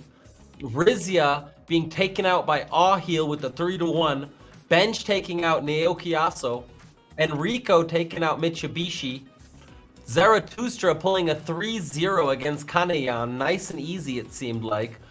Rollo against Paradise. I knew that'd be a good one. That one came down to the wire. Also a game 5. And then Dr. Blue in Minnow going 3-1 to Minnow. Wow. What do you think about these matchups coming up, JP? I know. I just I just gotta say that Dissy defeating Zero earlier, it was already hard. It was already a hard match. It was already a hard series to watch. I'm just imagining what have these other players been through for the past round. But I'm seeing a civil war here for Ahil and Bench. Not that they belong to the same guild, just that both of them are from the same country. But Enrico and Zarathustra, there's also a kind of interesting match. Zarathustra, he's been well, I just gotta Very say strong. that yeah, he's very strong, and for season one, he was really strong. But this is what I like about Axie. Every season, other players shine. You know what I mean? Like some players shine on their own season. So I don't know. Maybe this is Enrico's season to shine for his own. But Rallo and Mino, again, these two players, Minnow has been very good for he's been very strong for season 1, and Rallo has been very strong since V2. So the dynamics for season 2, this is where it will show. And this is what are we to watch out for tonight. And congratulations to these 8 for moving on to round number 2, but this is not the end of it, because it is still a double elimination, and getting into round 2 doesn't make you top 8 automatically. Exactly. So first, we're gonna go through the losers matches. So we're gonna have, one of these matches from the bottom coming up, and it's very interesting. Someone asked for Shiksha Zero at the beginning of the stream. They're gonna get it. They are gonna get the matchup that they wanted. Shiksha and Zero will be playing in losers round 1, and one of them will be going home. One of them will not be moving on, but the other one will be one win away from qualifying. Then we got Rizia and Nakiaso. These two players, really, they're going to battle it out as well. And I think both of them, high seeds, right? Very high seeds. One of them was a winner. One of them was a second place of a tournament. So both these players showed they're very, very strong, but got knocked out in the first round anyways. Yeah. And I heard earlier that what we're gonna watch for the next featured match is, I think, Mitsubishi and Naoki. Yeah, and I think that's gonna be the lower bracket. Oh my gosh, am I allowed to say that? Am I allowed to say that? Oh, there it is. There it is. There. It's Mitsubishi versus Kanayan that we're gonna watch here for our next featured match. But yeah, like Chief said, seeing Shiksha, Zero, Risi, Naoki Aso, Mitsubishi, Kani, and Paradise, and Dr. Blue, they're still alive, guys. But knowing that this is a lower bracket, there is no lower bracket. There's only one lower bracket. Okay, well, whatever happens here is it for the loser, right? This is now game time. They don't have any more losses in the tank. Everyone's still in the upper bracket. They still have a little bit of room for error. They can still make a mistake. But this is going to be very, very interesting. These players are fighting for a chance to play for $70,000. And that's not including the money they can win in this qualifier, right? So we are...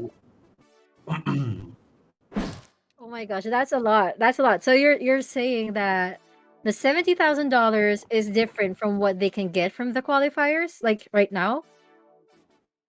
No. From the finals, right? That's going to be the prize pool in the finals. Oh, okay. But the prize pool for the qualifiers is different? Yes. I forget exactly what it is, but there's a couple grand in the qualifier here. They already won some money in the 4 qualifiers that happened before. So there's definitely some big money on the line, and these players have already won some money, right? They got some Christmas money basically. Yeah. And not only that, it's almost Valentine's Day. They can also have like their dating money, I guess, or their love money. Oh, you're sweet. As the woman, you're like, yeah, guys, remember to buy your girl something special and shiny. Yeah, just remember to make them feel loved. Materials. The materials really do that, that's the best way to show your love. Oh, that's such a Western way. Oh my gosh, I've heard that statement a lot from Western films. Yeah, exactly. Western films, Hollywood, not so sure about it, but there are 5 love languages. Everyone kind of gets excited about something else. And hey, we're ready for another match. We're ready for the next game. So let's hop in. It's Kanayan versus Mitsubishi. It's game time, baby. Let's see what happens. Oh my gosh, Mitsubishi, my guy. I just remembered the last tournament I organized was Ruthless Cup, and he was actually the first place there. So we haven't seen each other in a while, and that was the last time I saw him, like, personally, like, live. So I'm happy to be seeing him here in the top 16, actually, of E4E minors. So yeah, always rooting for you, bro. But Kanayan, I can't tell but root for you as well. You're part of Puzzle. You're part of the anime story that everybody's been so excited about for the past months. So yeah, just really excited for the dynamics of these two. But I just really need to remind everybody that this is a lower bracket and there is no more third chances. This is it. This is it. This is when it all comes down to the wire. They need to do it now or never, right? Or they're just going home. So right now, I'm still since I'm still studying about the cards for season 2. Well, I can't help but notice similarities coming from the matches or the games of Dissy and Zero earlier. Looks like Kanayan here is the Dissy and Mitsubishi here is the Zero using AOE Michi, and then of course I'm seeing two Ravens again coming from Kanayan, and I'm guessing this is gonna be another nightmare, just like what happened with Kana and Mitsubishi. You guys think this is gonna be another game 5 again? I'm not manifesting it though. Well, you are though. Once you say it, you manifest it. That's how it works. As soon as it comes out of your mouth, as soon as it goes into your brain, you start manifesting it. You start sending the energy out there. So, it's okay. These players, they're fighting for their lives. I have to go for Mitsubishi in this one just because, he claims to be my biggest fan. And he is one of the sweetest players I've ever met. And I just got to root for the guy. I got to see him fight for his right to party. Yeah, this kid, he's been one of the most diligent players I've ever known ever since V2. Ever since V2, I've seen him play like a lot of times already, and I'm just happy to see him still here, still alive in the game, still alive in the community, just pushing for it. But I see here also that Naoki just commented Kanayan's PFP so cool. Would you kindly let me know what PFP means? Oh, I he mean, means look at the season, the badge. Kanayan's badge, top left. Oh, Got the the badge. trophy, season Oh, that 2. badge. Oh, okay. Oh my gosh. Yeah, that's so unfair. I wish everybody has that, but we're not Kanayan. Gotta earn it, right? You gotta earn it, and that's great. That's a nice little addition from Axie, adding those badges and adding those achievements in, so people really get to feel the love for their achievements and get to feel cool and have people in chat say, "Look at how cool it is." That's what it's about. That's dope. Well done, Axie, and well done as well from Kanayan to earn it and represent it here in this big match against Mitsubishi from Perion. Well, for him to flex a PFP like that, that's just like a show of dominance, and that's a statement. Knowing what you can bring to the table here for season 2, which I don't know about Mitsubishi yet. I haven't been updated, but I don't know if Mitsubishi is just hiding his PFP or something, or he's just new to the game as well. But judging by the looks of it, for this game only, for this game number 1, Mitsubishi has the upper hand, and we cannot contest that one. Yeah, PFPs aside, the overall HP is looking a bit rough right now for Kanayan. Mitsubishi feeling confident, still has that 2 full HP. Axie's basically sitting there ready to unload. What is he going to draw? Is he going to be able to... Oh, 1 down. Things are popping. Damage is dropping. Earwigs are mopping. 466 HP on the midliner now for Kanayan. Grandma's fan is coming in as well. There's still 1 energy, so he can still drop a Tri-Feather. Oh, there you go. He did. He actually did. So it's Kanayan's turn right now, but I'm not sure how he's gonna rise above this struggle, because he's already down to almost red HP, and you can't really control your card draws right now. He's gonna have a lot of revenge cards because his deck just reset. Yeah, and that's what he got. He got 1/0 cost shield and those 2 swords. But thankfully, he got an Inkling and the Parasite just to deal like more than a sword damage. And he's able to choose an opponent as well. He's able to choose an Axie to attack there. But he's gonna have like one last turn coming from Mitsubishi to survive. Oh, well, wait, hold on a second. Okay. Hold on a second. We've got a whole bunch of jinxes in hand. But drawing the 4 feather daggers does mean some more damage is coming. So what, this one should be 11, right? Or 10? Oh, it's Yeah. one more each time. So now we'll have 11. Now we'll have 12, then we'll have 13. So we'll be just around 90 HP. 89 to be exact, it looks Two more. like. What's Oh, and what? that's a bugged fan. That's a bugged feather. So he's gonna play all the jinxes. He's gonna take all the damage, and you know this is the chance. Kanya needs to do some big damage. And four swords. Ouch! Ouch! Ouch! That was so painful to watch. I can't even having all those four swords, which I couldn't really I mean, I wouldn't be surprised about that because he just lost one Axie. And the cards coming from those Axie will have to go to the discard pile, not not your new pile. So those revenge cards, Kanayan would have expected that. But what he didn't expect was for Mitsubishi not to draw a lot of Jinx cards here. So Mitsubishi will be able to deal a lot of damage against Kanayan here, and thus end game 1 for his own. So Mitsubishi takes game number 1. PFP what? PFP what? Get on my level, bro. I got a basic bitch. Sorry, that was rude.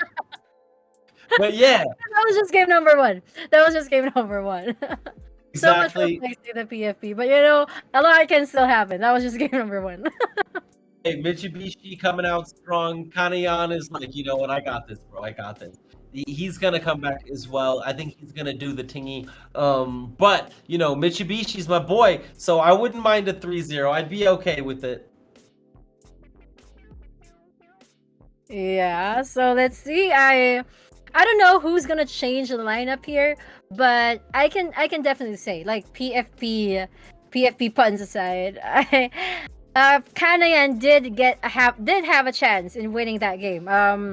So just so much for those card draws. Maybe with better picking out cards, I guess, or better draws, he would have had it all. He would have had that game number 1. It was a close fight. It was kind of a close fight, and those Jinx cards almost had Mitchie there. Probably I don't know if I'm saying it right, but judging from what I learned from Dizzy earlier, playing those Jinx, right? Just setting up those Jinx, it's the Jinx that will save you in the end, not really the damages. So just really go for the setup, just for cursing your opponent, just set up for the late game instead of doing aggro. Yeah, I think that's how. exactly. Patience is generally a virtue in actually sometimes it doesn't work out, but a lot of the times it does. You want to play that long game, you want to get all those jinxes in there, and then you get the player to the point where, you know, they just run into like, well, I can only use 2 of my 5 energy, I can only use 3 of my 5 energy in the late game, and that sucks. Like, that is a terrible feeling to have. Yep. So I don't know, maybe Kanayak will change his team. Well, if the players can have like 10 axes, what kind of combinations do they usually do? Like AoE, Jinx, and sustain? sustain or healing, yeah, something like that. That sounds about right for most of them. Maybe there'll be a poison in there. I don't think anyone's playing any rage or any beasts anymore. They had their run. And so, yeah, I think the 3 you just mentioned are the ones that most people are going to be bringing. Then there's still 1 Axie left, so you can still bring a little bit of variety, right? But we are ready with the game 2, so let's hop right in and let's see what happens between these 2 beastly players. One of them's going to go home, and right off the bat, a Kataro does not hit for Mitsubishi. Okay, there you go. It's too early. It's too early to make predictions for anything, but Kanaya here just adapted to Mitsubishi, so both of them are probably just gonna shower damages against each other. Yeah, yeah, I saw that, Chantal. Yeah, but okay, let's go back to the game. The Wait, one no, let's talk about nose picking. yeah. It did earlier. Oh, you didn't see it. You didn't see it. That it froze. It froze there. during the Busted! was anybody able to screenshot that? Oh my gosh, can you please delete it? Hey, you know, Maybe things we could use happen. it to like some bloopers during the Vietnam event. Yeah, I mean, we can definitely. Oh, we got it clipped. It's clipped. It's in there. It's in there. It's history. Our producer is on it. That's actually a good idea. When before like the event proper starts, we're gonna have like bloopers from the qualifiers and everything.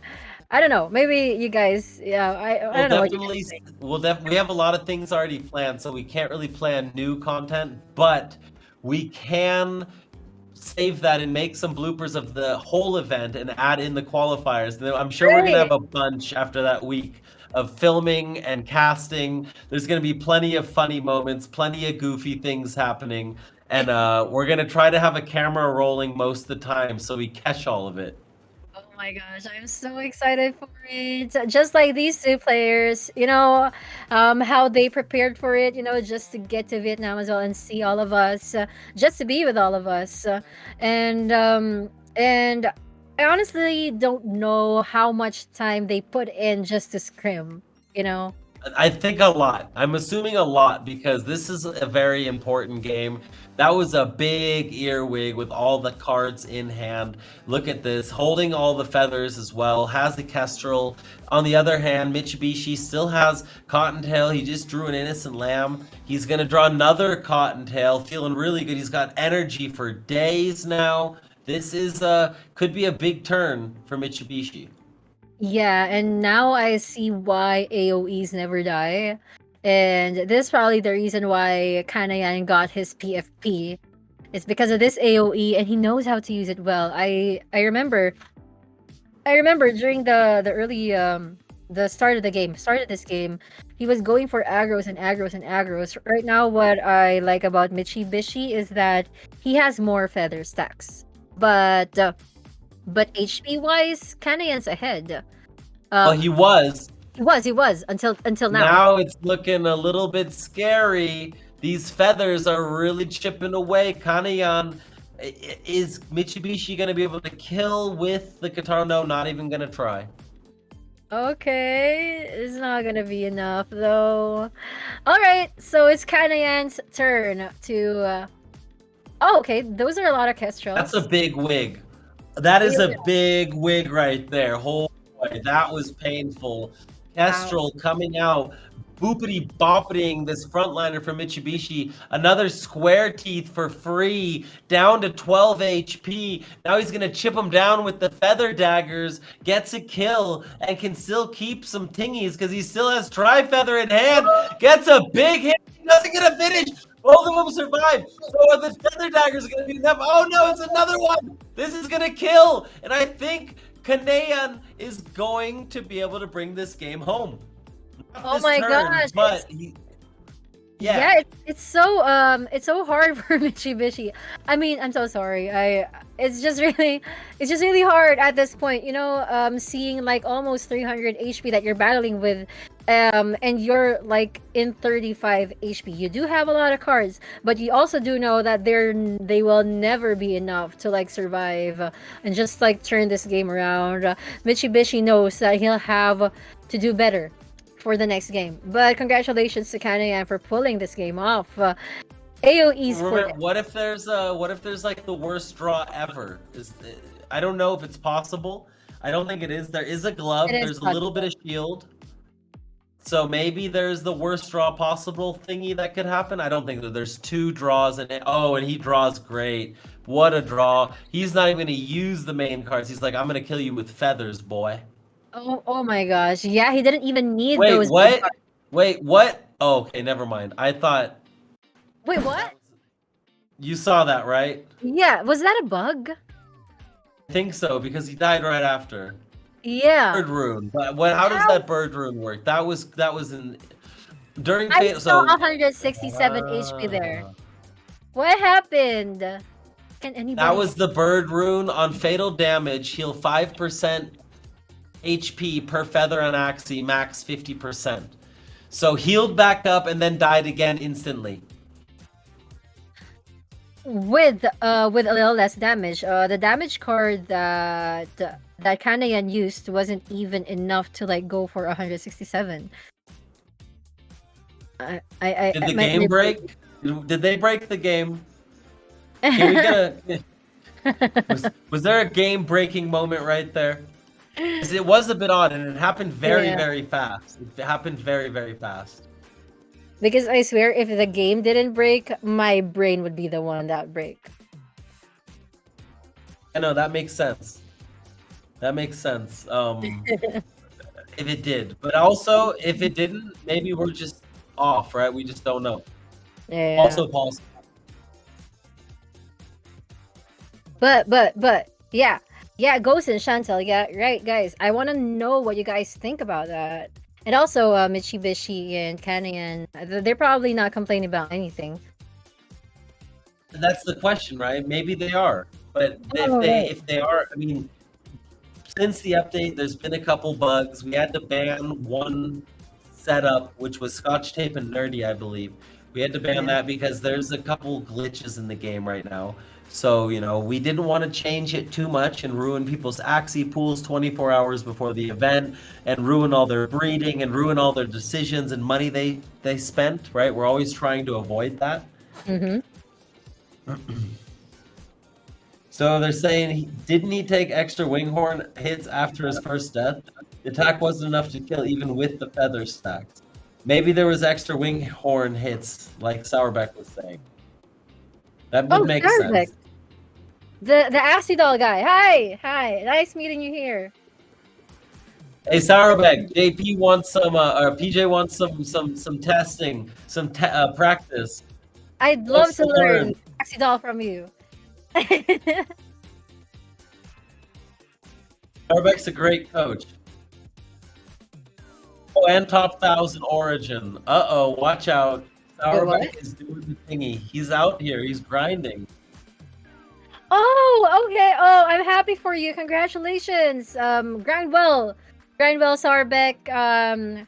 You played good in Axie doll earlier. Yeah, it was actually nice to watch and learn at the same time. Yeah. She's already started the learning process. She'll be there in Vietnam doing the thingy, good sir. Drinking a beer with us. Yep, and we're gonna play with the blue dinosaurs and the green goblins, I guess. Sure. Yeah, sounds about right. Blue dinosaurs, the green I'd love goblins. to cosplay that. Oh, maybe it's just my head.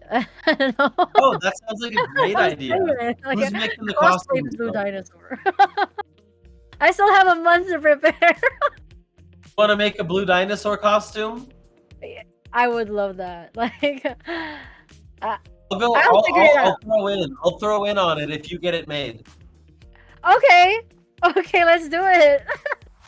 That sounds like a plan. Let's get a blue dinosaur costume running around the event that looks like a doll monster. That would be freaking awesome. I'm just imagining it. That makes me so excited. Okay, I need to tell the ladies about this. Ladies. Got a group of ladies that'll do this? That sounds amazing. Oh, okay. I see it happening. I see the extra props coming in from the Philippines. Let's freaking go. We have game 3 ready. Let's hop right in and see who takes the lead in this best of 5. All right. Oh, guys, by the way, this already like game 3. I hope we don't forget. It's 1-1. It's 1-1. Is 1-1, and the winner of this game is going to take a nice, comfortable lead. That's exactly what they are both fighting for here. We've got a little bit of a switch from Kanayan, bringing out the Aquas, bringing out a Dusk in the middle, and then over on Perion's side, bringing all these wing horns and all this AoE damage. Let's see who can bring this one home. All right, and so Kanayan here had to go back to the Jinx team, but Mitsubishi is sticking to his guns. He kept using the AoE, and which he actually won with earlier in game number 1. So he'll but if we're gonna check on the patterns, he'll probably win this again. But if Kanayan learned from game number 1 and just really set up for those jinx cards for those curses, he'd probably win instead of Mitsubishi. But let's see. I'll be more observant with Kanayan here, whether he's picking those curse cards or setting up those curse instead of going aggro. That's what we're gonna have to check for this game number 3. So we have a little update from the clip being watched. Last game looked like a display bug. The Axie died with 161 damage HP to a 74 damage hit, but its real HP was 41 because of the 2 Winghorn hits that didn't register. So it was the Winghorn hits. You were correct, Sourbeck. Beck is back, baby. Beck is back. Okay, so it wasn't a bug. No, it was just a visual. Or yes, it was a visual bug. Sourbeck says, "I know my stuff, bro. I'm top 1,000. I'm top 1 on doll. I know my Axie, brother." You probably have this PFP too. Are they giftable? Are they NFTable? The PFPs? I don't know. I don't think so. Yeah. Like Imagine only to deserve it. If you take top 1 in doll and top 1,000 in origin, that would make Sourbeck one of the best players in Axie. And if you put them both together, I think Zero would probably be the best player in Axie. If you combine both arenas, right? All right. Well, Sourbeck, it's really nice meeting you. I hope to get to know you more. You will. His ticket is booked. Oh, okay. Yeah, so excited to see you there. And I swear, I won't let carrots be thrown at my blue dinosaur. I might. Do you like? I might enforce that.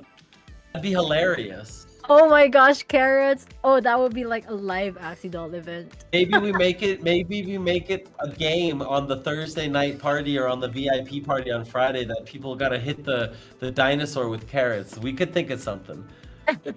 That would be there's a section wherein you can throw carrots at the blue dinosaur. Oh no, we'll make it everywhere. We'll just have a food fight, you know. Yeah, and then you can take pictures of it as well. Yeah, and Nick, what do you think about this idea? I think Nick is gonna love this idea. We're gonna throw carrots around his bar. Please tell us you're there. Oh, he'll be there. Nick has to be there. It's his bar. That's where the party's at. Oh, okay. I'm so looking forward to. Oh my gosh, Nick has a bar. Oh, Nick is there. He's active. He's alive. It can be little carrots, Nick. It can be the mini carrots. It's fine. You don't care at all. He's punning. He doesn't care at all. Yeah, oh my gosh, that's a very nice pun. You should teach me about that. I don't care. No, that's a natural skill. He practices it every day, all day. He's We're talking to him personally, and he's been punning a lot, and it always takes me at least 5 seconds to get them. I can tell. Are you naturally fun? Punisher. Back to the match. Mitsubishi looks like he's in control. His backliner survived with 4 HP, which is quite brutal if you think about it, because you don't want to let an Axie survive that low and have to do a full attack onto it. Yeah, and that's actually what I've been worried about. Kanayan, at least to start the game. I said I'd be observing his cards, but we've been having fun. So right now we don't really see a lot of Jinx cards to be put against Mitsubishi, and Mitsubishi still has 1 turn before a lot of Jinx cards show up on his deck, so he can still have the upper hand. He can still deal a lot of damage here in turn number 11, and that's what he's gonna do. Absolutely, Oh, that's a Satan full died. hand of Jinx for Mitsubishi, and back to Oh, having fun. Nick is the Punisher, where right now Mitsubishi feels like Kanayan is the Punisher, dropping all of that mold into his deck, and now drawing a hand full of amazingness. This is not looking good for Mitsubishi anymore. That backliner is in danger. oh, there you go. I was actually expecting for that backline of Mitsubishi to survive at least one more turn, but those Jinx cards they showed up at the worst time for Mitsubishi. So, judging by the looks of it, Kanayan kind of gets the upper hand here, and he's using the Garish Worm to end the life of the mid axis of Mitsubishi. I don't know how Michi is gonna survive here. He's left with his AoE Axie, and we all know what AoE does when he's like against only two Axies. He's not able to deal like a lot of damage. Yeah, it's tough. Every time an Axie dies, you lose a little bit of value for each of your cards, right? And once you Right. get into that 2v1, 1v1 situation, it just kind of becomes death. And I think he's also gonna die because of Jinx. In turn number 16, because Kanayan is gonna go all out here, and if a little HP's left, the Jinx card will end Michi for him. That's eventually gonna show up in turn number 16. Yeah, that's very good point. It could be over here. Kanayan could be putting Mitsubishi into that final game of his E4E Miners career here. And there it is, boopity boppity blockchain, Axie down. Mitsubishi is down to his last life. This is scary. My boy, my biggest fan. Oh my gosh, Michi. Okay. So no spoilers because I happen to be chatting with Mitsubishi right now, and I hope he doesn't spoil me about anything. I don't want to know. I don't want to know yet. I wanna watch it. I wanna cast it. So but basically, guys, Kanayan is already on 2-1. So I don't know. We already had a game number 5 for the first series, but I'm not sure what's gonna happen for the. Like I said, I'm not gonna manifest it, but I keep thinking it. You I keep keep doing it thinking. though. You keep doing it though. So, JP is basically saying it's gonna be a Mitsubishi game here. We are ready for game 4, so we're gonna hop right in. We're gonna keep this show rolling. We're gonna see what happens here. We've got Mitsubishi believing in his team every single time, right? And we got there saying Kanayan so strong, PZL gang, 2X, doing the tingy, bringing the pain, bringing the they're really handling their business so far. Yep, and okay, so something about Kanayan, he he goes alternate, like switch in from AoE and then Jinx. And then Mitsubishi's like, I'm gonna keep using this team forever. So but since both of them are like AoEs, and I'm not sure, but here in the esports server, do they still do like the rock, paper, scissors? That's a good question. I'm actually not quite sure if. Yes, Yes. they're Okay. doing rock paper scissors still. So Mitsubishi coming out, It's getting second. on some decent damage, but actually the shield on the front line from Kanayan means that guy's going to be feeling pretty good about pretty much anything next turn. Yeah. Okay. So Kanayan, he wants to do aggro. He used the Tri-Feather and actually served him well a little. The RNG served him really well for that second Tri-Feather.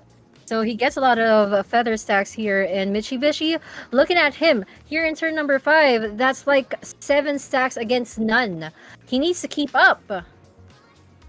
Yeah, that is going to be difficult. That's going to be tough. Coming in, trying his best. No, Mitsubishi going to drop the Cottontail now to drop the Grandma Spam and keep those stacks going, keep everything rolling. The damage is good. I feel like Mitsubishi's in a decent spot here. Let's see how much damage Neon can do, and he still has the Cottontail in hand. There you go. I'm not sure if he's gonna use that one here in this round, though. But okay, he's always lucky. I swear, Kanayan gets always gets the tri feathers, the perfect time. In 2 consecutive turns that he has. That's just really lucky, and he gets a lot more damage because of it too. So The Mitchy earwig Bitchy is here. huge. That is a big earwig, dropping like Yeah. 150 damage almost. So wow, wow, wow. So Naoki says RPS first round, then alternate, and then there says ant value, baby, ant Oh, okay. value. So but again, Mitsubishi's frontliner is still alive, so still feels okay about this, and big damage coming out. All right, then Winghorn. Okay, Winghorn. This is what saved Kanayan in game number 2. So Mitsubishi here. Okay, he's probably gonna deal a lot of damage. Okay, but he didn't. But he didn't. So I'm still saying that Kanayan's ahead of the race, and judging by those feather stacks alone, Mitsubishi is finding it hard to get his own feather stacks. And I just realized that his mid doesn't have the tri feather. It has the Ronin instead. So that's probably why he's not getting a lot of tri feathers. So he's like doing a mix of AoE and then aggro. So maybe Yeah. that's where the problem is. It could be, right? It could be because he does seem to be behind yet again. I don't think he's going to do enough damage this turn. That was a big one right there. So let's see. Mhm. Before I speak too soon, that midliner's one shot. He's still got some moves in hand. He's still kind of pickling away. This is still a close one. Mitsubishi's fighting. He's not giving up. Oh, I just gotta greet this guy, Edumak. Edumak, I can't help but not notice you. How are you, my bro? How are you, Edumak? Edu, what is good, brother? Welcome. I'm happy to see you here. Well, anyway, going back to the game. Okay, just like what we said, Diane is ahead of the race. But Mitsubishi somehow he was able to turn it around in turn number 8. But I don't know what oh, that's another big. earwig. That was big. That That was was absolutely huge. Getting a kill with one of the feathers right afterwards, and now coming out with another big baboomshka, getting that actually so low that they're like all basically dead. Everything is dead now. Mitsubishi is in trouble. These guys gonna get cleared out by 3 feathers. Oh my gosh. I just honestly don't know what to say right now, but Kanayan, I swear AoE is really his thing. He knows what he's doing. Hold on, we have a winghorn in hand, right? So that's a bunch of damage plus all the feathers plus 1 more energy. Let's see. This is not over yet. Mitsubishi might have this. Winghorn. Winghorn it. He's got 4 feathers. That's gonna be like, does he have any more AoE to finish this? I think he's got this. Mitsubishi has got this. He's gonna take it to a game 5. And yet again, we're not not going to sleep tonight. JP, we're not going to sleep tonight. Yeah, I swear. Oh my gosh. These 16 players, they know what they're fighting for. What is Mitch gonna do? Boom. He's gonna bring. Oh wait! It's not over yet. There's still. Oh my gosh! I forgot about the bird rune. Power of the bird rune. Oh boy! It's not enough. It's not enough. And now Mitsubishi is in trouble. I think that's gonna be it. There's a sword. There's a winghorn. That means there's more feathers. That is GG. And Kanayan is going to take the 3-1 win against Mitsubishi, knocking him out of the tournament. I'm so sad. Oh, I'm so sad too. Not that, I mean, Kanayan, we love you. You have the PFP. You're a very respectable player. It's just that sometimes we root for the guys, you know? I mean, guys like Mitsubishi. So, who happens to be the biggest fan of Chief, and he happens to be a good friend of mine. But yes, Inumaki, I totally agree. But congratulations to Kanayan. You really play well. AoEs for you. When someone says AoE, you're gonna be the first person that comes to mind. So congratulations for moving on here in the lower bracket. But that will be the end for Mitsubishi for his E4E minors run, but still a great Hey. run, my bro. Someone's got to lose, right? Not Yeah. everyone can win. 8 players need to go home. Mitsubishi is the first player that is going home. Well done, brother. We're still proud of you. And Kanayan, you're an amazing player, and you're showing it here tonight. You're proving yourself on one of the biggest stages that Origins has ever seen. So, match 2 is going to be Rizia versus Naoki Aso. So we're going to take a quick break, and when we get back, we're going to hop right into that game. And so, JT, let them know. We'll see him in a minute, right? Yep. See you guys in a bit. Don't go away. It's just be like a couple of minutes. So.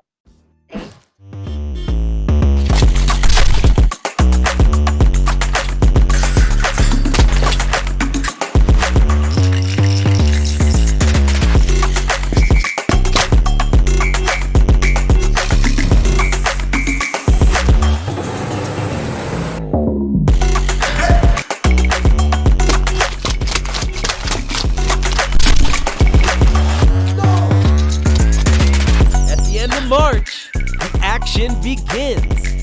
One of the biggest events in Vietnam's history. Axie Miners, the future of esports is now. At the end of November, the action begins.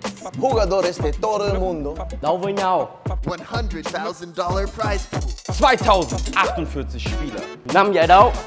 And 1 champion. Don't miss your chance at making history. Axie Miners. Esports for everyone. Win to earn.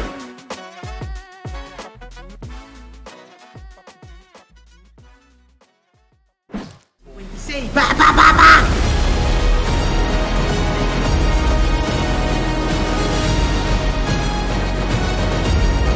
Oh wait, he has the confidence. He can, oh no, he Kanian just doing everything he's got.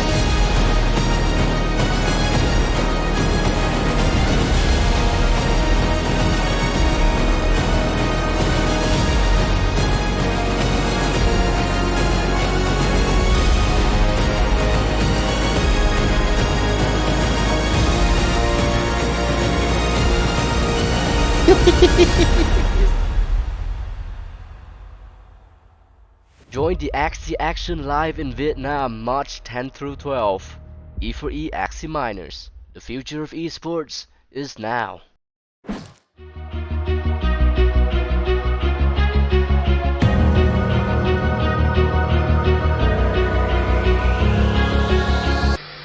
Times that you are free from the system. No stress in the money, breaking the rules. Do Actually, GG's gonna break this play. You know what it is. Listen real quick. Play to earn. Earn your own money, be your goddamn.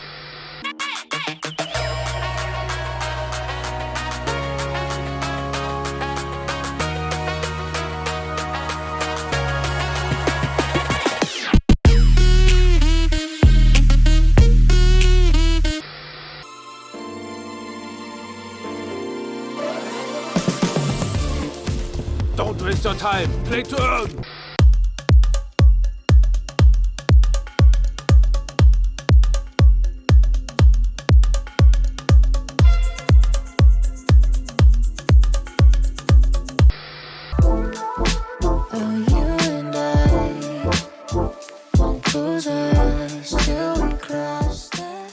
Don't waste your time. Play to earn.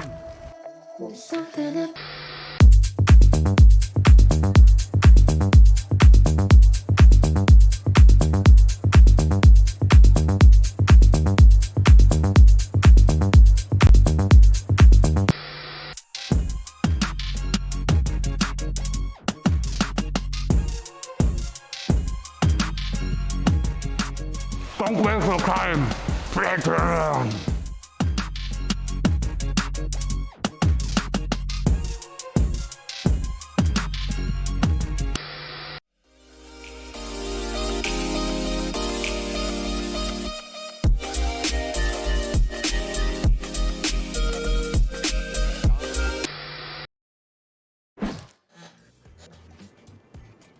Are we on?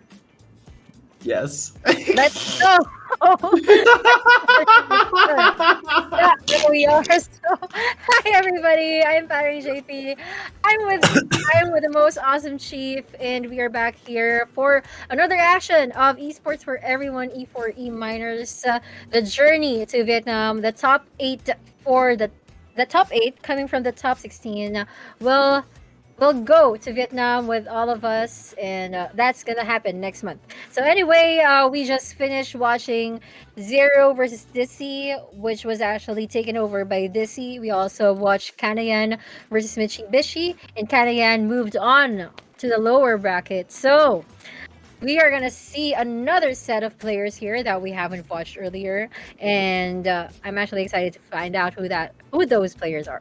We got Rizia versus Naoki Aso, two very high skill players. They also came in with high seeds, one of them winning a qualifier, one of them getting second place, and we are ready to jump right in. So let's get back into this. Let's do the thingy. Kara, I just saw what you said. Let's see the bracket. We will pop up the bracket after this match. We apologize. So producer man, after this match, let's make sure to bring up that bracket and show the peeps what's up. But I see here Naoki Aso bringing out something new, bringing out the spears.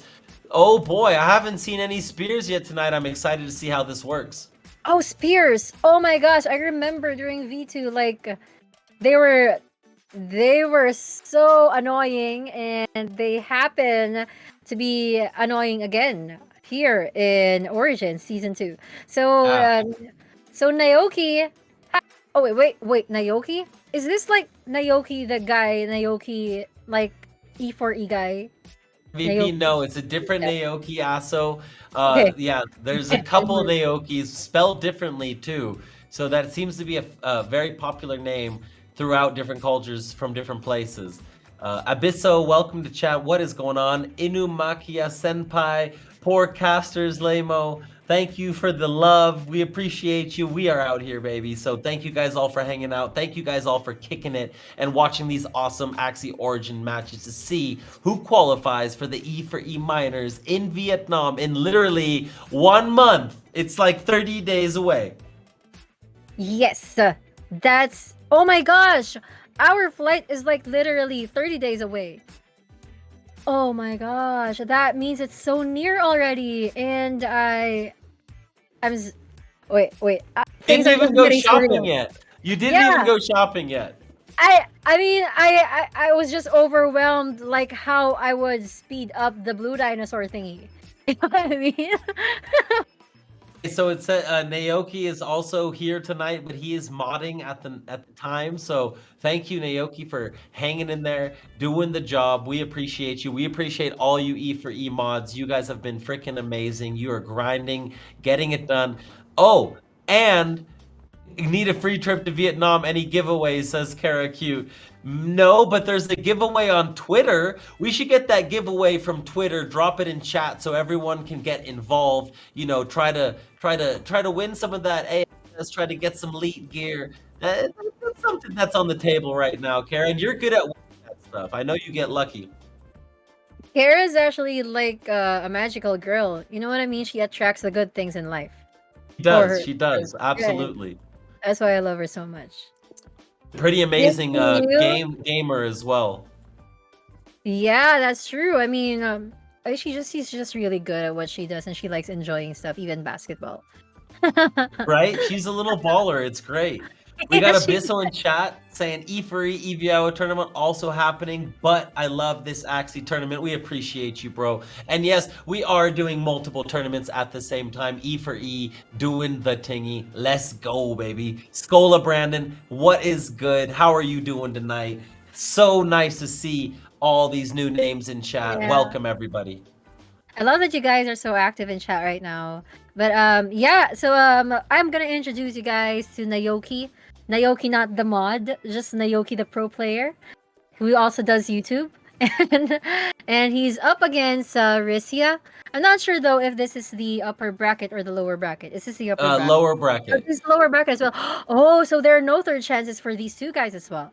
one of these players is going home. One of these players is going to lose, and they're gonna have to sit there and feel really, really sad about how this top 16 went. Because every player came into this thinking, I got this. I got this. I'm getting top 8. There's no way I'm not gonna win 2 times, right? There's no way. So that's the mindset of a champion. And these guys, I'm pretty sure they're all champions in their own mind, right? They're all very talented. Well, I'm just going with my intuition with this, but I have trust issues. So whenever I see a team that's not meta for me, I mean, sometimes eccentricity only gets you so far. But what I'm actually pertaining to Naoki about this. So since he's using spears, I'm not really sure how spears can take you so far in the leaderboards, and we haven't really seen a lot of spears in the matches. Wait. Oh my god. What is that? The jinx is Oh, that's a real. lot. That was pain. That was agony. That was not what Naoki wanted to see. Could be a line in a song. Sweet feet in the house. What is good, brother? We love you. Welcome, man. How have you been enjoying Game of Thrones so far? I saw him think about it. Better question, Sweet. Who is still alive? Oh my gosh, I haven't watched Game of Thrones after season 1, episode 1. So I honestly know nothing. So Well, all I'm gonna tell you is nobody is safe. Nobody is safe. And yes, it is a beautiful booth. For once, I'm not the most beautiful person in the booth. So, it's a nice change. But I've always found Chief beautiful. I mean, in his own way. So. Oh, that's so we got to cast together. So Sweet and I win. Well, Sweet is also quite beautiful. So, Sweet's got the style. He holds it down. Amazing caster. It's so sad out here. Don't remind me. I'm taking a mental recovery week and not watching any more Game of Thrones until next week, Flameo. That is funny. It's a tough life out there in the Game of Thrones world. That's for sure. Ghostin says facts. No one is safe. Stark X says, you know nothing, Jon Snow. You know nothing. You know nothing until you know everything. But it looks like the horns did not do it. The spears did not come through. Your trust issues were correct. You've learned from your mistakes, JP. Yes, actually. I mean, I honestly learned this from Zero. So shout out to Zero. I'm not sure if he's still here, but Zero, he's the guy that taught me in one of his streams that if you want to win, sometimes you just gotta play meta and not play fancy, because sometimes playing fancy means overthinking, and metas are metas for a reason. It's like they're the optimal team at a certain season. So that's what I learned from Zero, and I'm not even sure what spears do, so I need to study that. What spears have always done in the past was that they stack together, right? So I think what they do, unless they change it again, is every time you use one, the other spears also get stronger. So they stack and scale throughout the game. Someone please correct me if I'm wrong, because we out here learning, baby, with the new season. Bubbles hatch in 2 days. It's going to be some good stuff. Ooh, Stark's bringing some new love to the market. Okay, we see you, brother. Bubbles hatch in 2 days. Okay, I need to know your Ronin. I can win the aqua poisons. Aqua poisons? Is that real? Oh my gosh! Like using aqua runes to poison, right? So the spears, they provide buffs now. Bird spears give feathers. Reptile spears give spikes. Bonus per spear on the team. So they still stack each other, but now they're bringing in all kinds of new ways to play the game, and I really love that. I really think that's a great way to approach it. We obviously still have to balance it out, right? It's still going to take some time, but that's what these tournaments are for. That's what these grants are for. And we're out here. Game 2 is ready. The dogs are barking at something. Let's get it. Whose dogs are those? Are those Nick's? Are those names? No, they're mine. So Oh, 2 of them are mine, and you one's have my dogs. business. Okay, wow. Okay, that's just really amazing. I mean, yeah. My So I old man, must be my feeding old too man now? is like 14 and a half though, and he's starting to go. He's starting to have issues, so it's a bit sad, Same but age as mine. Just the same age as mine. Yeah. impressive. They're part of the 1%, that's for sure. Yeah. They're strong. They're strong. Next dogs are next door, exactly. So, Naoki is going to bring out the same team. He's going to go for the spears again, thinks it's the way to go. And we see Rizia still bringing a lot of AoE here, right? Mm-hmm. That's actually what I'm. Oh wait, what? Did I just see rage stacks? Wait, what? I just see rage stacks in there. I thought they weren't a thing anymore, but Naoki here has some plans. Okay, so going for rage and going for spears, and he's really sticking to his guns. And I mean, I No, don't no, want it's not AoE for Rizia. It's Jinx. It's a whole bunch of Jinx again. And so it's a rematch, right? Yeah, yeah, it's Jinx. Yeah, yeah. Okay, I got confused in there, but Naoki got into top 16, probably using this spear team, this rage team. Oh, that would, yeah. It's interesting to have some rage on there, right? Some random rage on this composition. But it is cool. Yeah. It's a very cool team. It looks nice too. It's pretty. Okay, well, I'm hoping that he gets those damages against Rizia earlier than Rizia because as of now, aggro wise, Rizia is doing it, and he just needs the right cards, for him to push through, and which he actually has right now, going for that tadpole, and he was able to deal a lot of damage with that, and not sure. Okay, he had okay. I mean, no doubt that he's gonna pick the Raven because he wants to set up for those jinxes. Those He's jinx are jinxing away. He is yeah. jinxing away. He's doing some good damage too on the backliner. And Naoki's kind of got a race here, right? Naoki has to move quickly and get in the damage before the jinx stacks get too heavy. Okay, now there you go. Oh wow, jinx cards coming from the double talk. Oh. That's just so painful to watch against Naoki, and he doesn't even have curse cards to get even. You know what I mean? To get even at least. He's not doing damage. He's not cursing. I mean, not as much as Rizia could against. I mean, But Tri Spikes is still in play. The backliner is not dead. Gets some heal off too at 102 now. Still decently strong. Nice damage coming in from that feather fan. Wow, the frontliner just got absolutely schmelted. And now another innocent lamb coming. So Cottontail being drawn. That means 2 energy still in hand for Naoki. The damage is real. Naoki is fighting back. Okay, this is actually kind of surprising, I have to be honest, because we haven't seen this in game number 1, but it's nice to see Naoki fight back, and just really do his best to survive. But Rizia, on with the double talk again, and the early bird, look at that, he's gonna get another card because of it, and the card that he happened to get was another Raven. That's gonna give Naoki another jinx, and I'm seeing a Dark Knight here for Naoki in the upcoming rounds. Yeah, the next couple of rounds, he's only got 1 card left in his draw pile. That means now he's going in. So Cottontail's different now. He's consumes. Yeah. Understood. So now the deck is reshuffled, and there's gonna be lots and lots of jinxes going around. This turn was not too bad. He still has a Cottontail in hand. He's probably not going to use it for a sword. Banger! We got a banger! We're going down to the wire, everybody. So now is Rizia going to be able to take one of these axes out? I see tons of feathers. There's tons of... The debuffs are all over the place right now.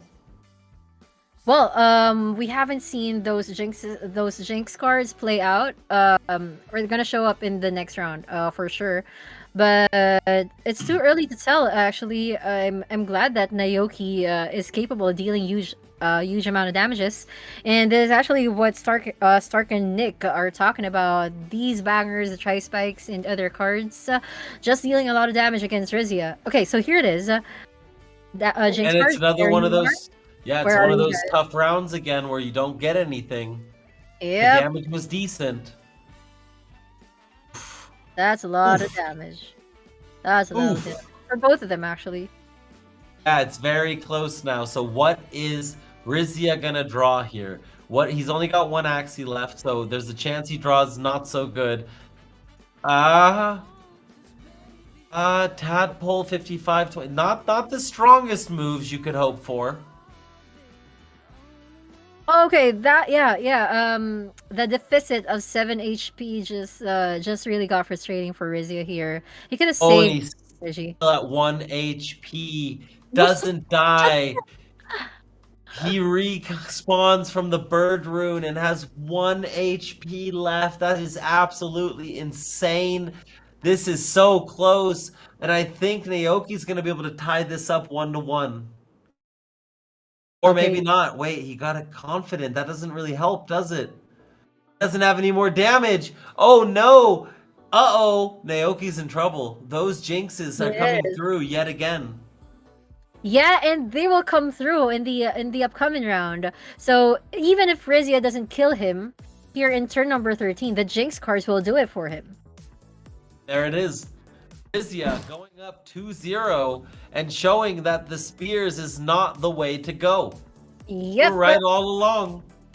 Yeah, that's already a 2-0 advantage for Rizia. Okay, so I don't know, Naoki.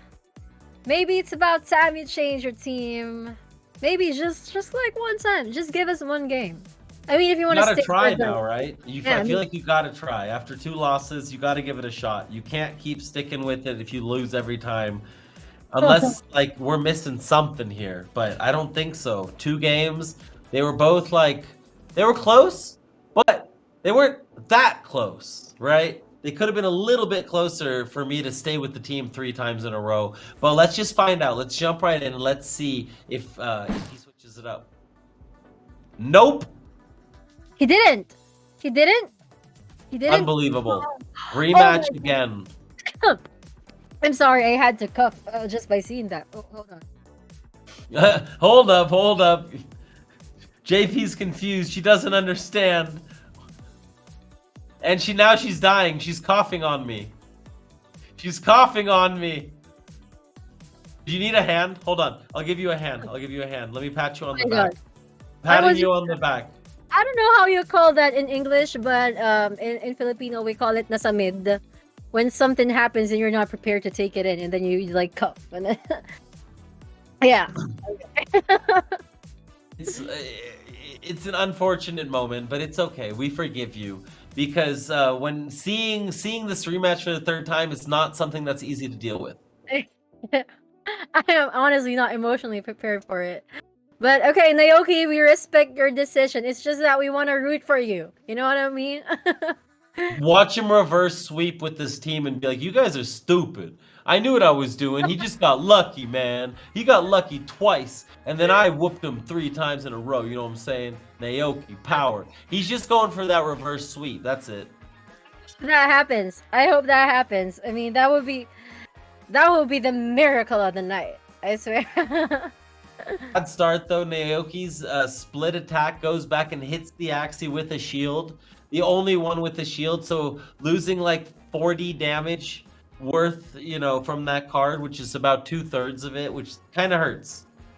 It's a small thing, but it does kind of hurt. I don't even know if Tiny Dino does the same thing right now because I haven't really seen it in action, or maybe I did. I just didn't notice it. But it's still same gameplay, and Naoki's not quitting. It's still the setup of the Jinx coming from Rizia, and Naoki just winging it. He's trying. That was nice feather fan just dropping massive damage on that frontliner, getting it down to one shot. Frontliner is now dead, but both these mid and backliner have some shields up, so not going to get a whole lot through here. About 20 damage. It's kind of like a tickle. Still has a cottontail in hand though, and a tri-spikes. Yeah. Well, oh, okay. So, Muke here is say I think he has to choose between who will be his DPS, the reptile with the blood spikes, or the bird with the 3 out. Well, that's actually a good point. Sometimes you need to commit to that Axie. But I want to know if we get access to the Axie pool of Naoki. I'm just curious if he has more than these 3 Axies. Or to be fair, that is something I completely forgot about, or we did for the Axie pools. We're gonna make sure we get those for the final event. Hint, hint, Nick, take a note. And for tonight, I'm pretty sure Naoki has other Axies. He won a tournament or got second place. I don't think he did that with one composition, playing through a 500-man bracket. That'd be incredibly crazy. Well, some people are just too strong. I don't know. Well, maybe Naoki just really got the wrong opponent right now. But this is actually turning into a close fight right now. This doesn't look like the others. Oh, that's a little damage. That's such little damage. That's so little damage. Oh my gosh. But I feel like now we're gonna see all the jinxes come into play. And this is it, right? As soon as the jinxes happen, this backliner is about to die. We're gonna have a 2v2, then the HP is pretty even, and then it gets a bit freaky. It gets a bit scary for Naoki. Yeah, I'm guessing that Rizia here is gonna use the double talk. Oh, he didn't. He went for the garage room instead. He didn't. He didn't want to do those jinxes anymore. Oh, he's got 2 Axies, 1 shot. First one dies.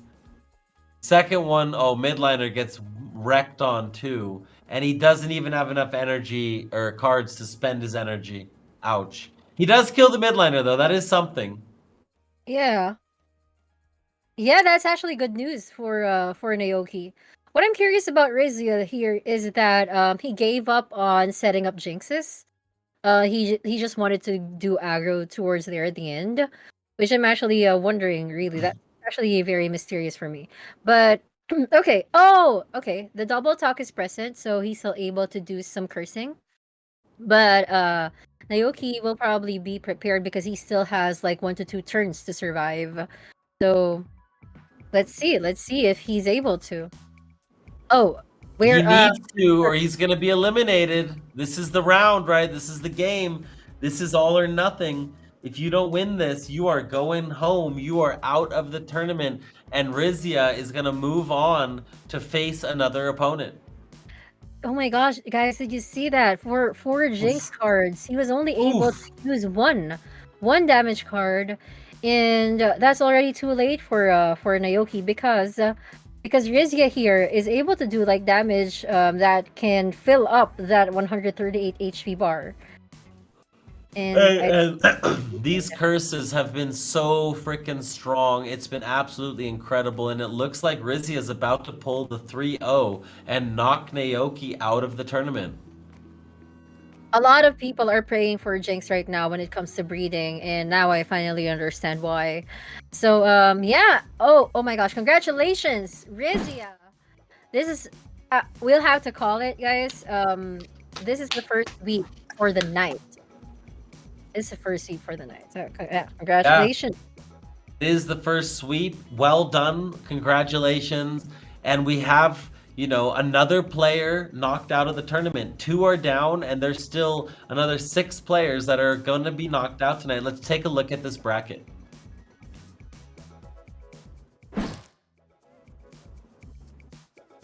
Boom, boom, boom. There it is. So we still have Shiksha, 0, and Paradise, Dr. Blue in the losers bracket. We're going to get to those matches next. I hope we found Shiksha. If not, it looks like... Oh, Shiksha is DQ'd. After losing the first match, Shiksha disappeared and didn't want to play anymore. So, 0 is going to... Yeah. Shiksha just bounced. Didn't show up. Didn't respond. It's incredible. I don't understand it. You qualify, you lose one match, you have a chance, and you just bounce. Like I don't know. He just needs one match win. Oh, two, but still, he still two. hasn't lost. No, like Yeah. I don't get it. I don't get it. Thunder Great. says he'll play for Shiksha. All right, Thunder, get in there. No, I'm just kidding. So Zero's gonna move on, and then it looks like it'll be Paradise and Dr. Blue after we take a little break. So we're gonna take a quick break. You guys can go get some popcorn. You know, let your family know what's up. Tell your friends. Come join the stream. You know, let's get on Twitter. Let's get a tweet here in chat. Let's let the people in chat share the tweet. We appreciate you guys. We also want to give some shout outs to our sponsors. First off, Esports for everyone. You guys have been absolutely killing it the last couple months. Well done. Keep up the good work. Elite Metaware been supporting me for over a year now, like a year and a half. Always hanging in there for the Web3 esports community, even when times are tough, even in the bear market, still coming through doing the thing. And we appreciate you. We love you. Thank you so much. And we are going to be back in a couple minutes.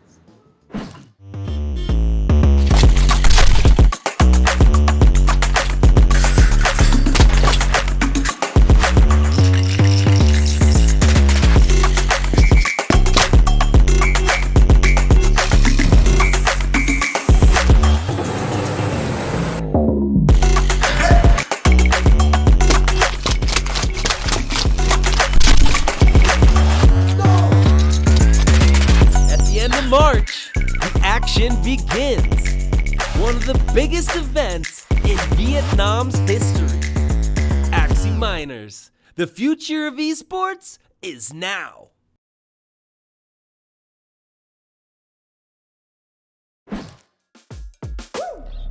At the end of November, the action begins. Jugadores de todo el mundo. Đấu với nhau. $100,000 prize pool.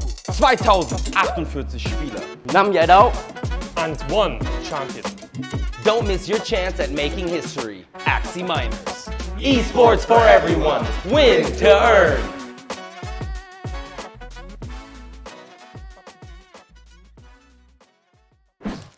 Say ba ba ba ba.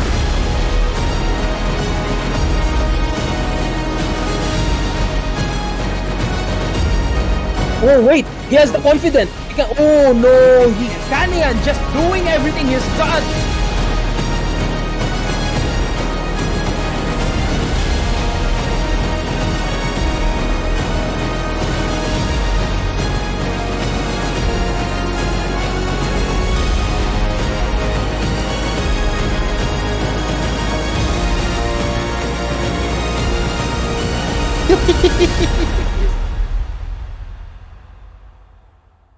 Join the Axie Action live in Vietnam March 10 through 12.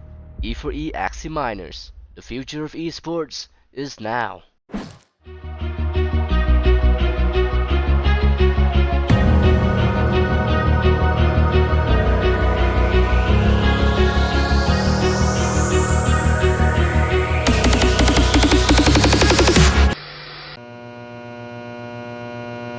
Got my back, I'm sure I won't lose if I hold a chance. Your time's to chew, I'm free from the system. No stress in the money, breaking the rules. What to do? Actually, GG's gonna Pay break to this. play. You know what it is. Listen real quick. Play to earn. Bring your own money, be your goddamn.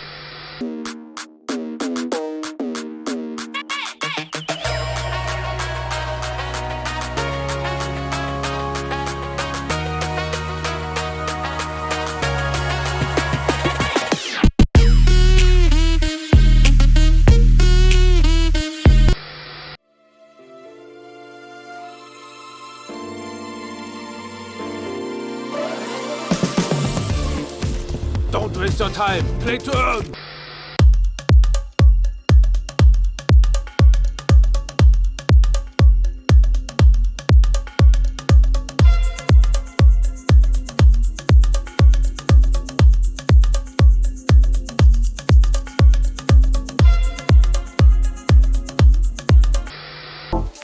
Trying to find what you like.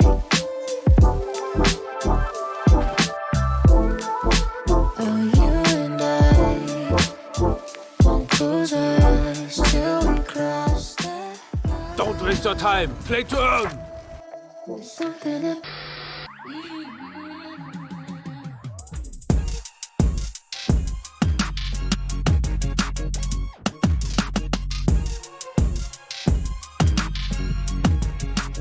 Don't waste your time. Play to earn.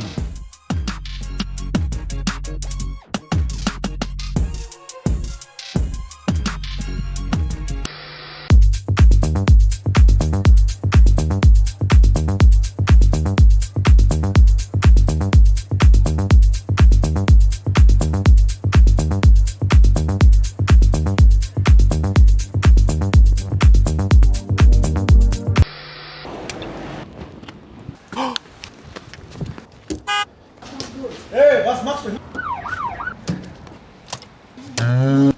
Hey!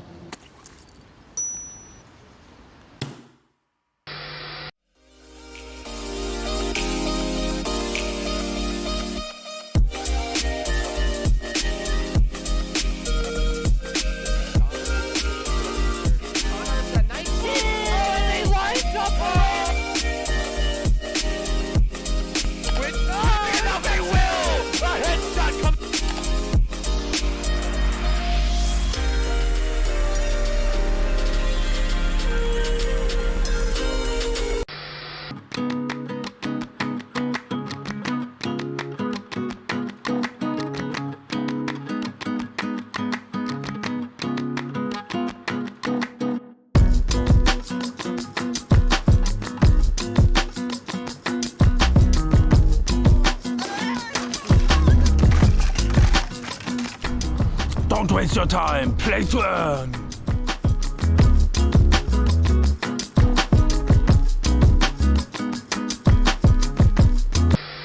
Break free. Now, have you ever experienced true freedom? Financial freedom.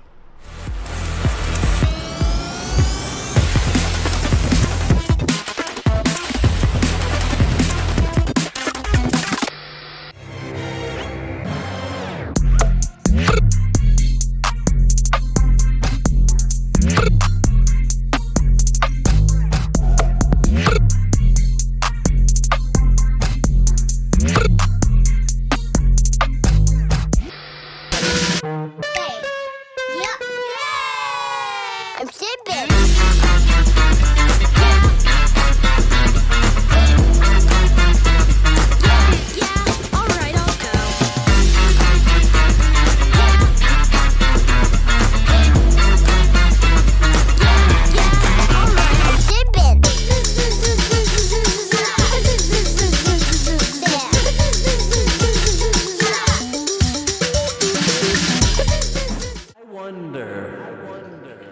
Will my axes ever get me an island?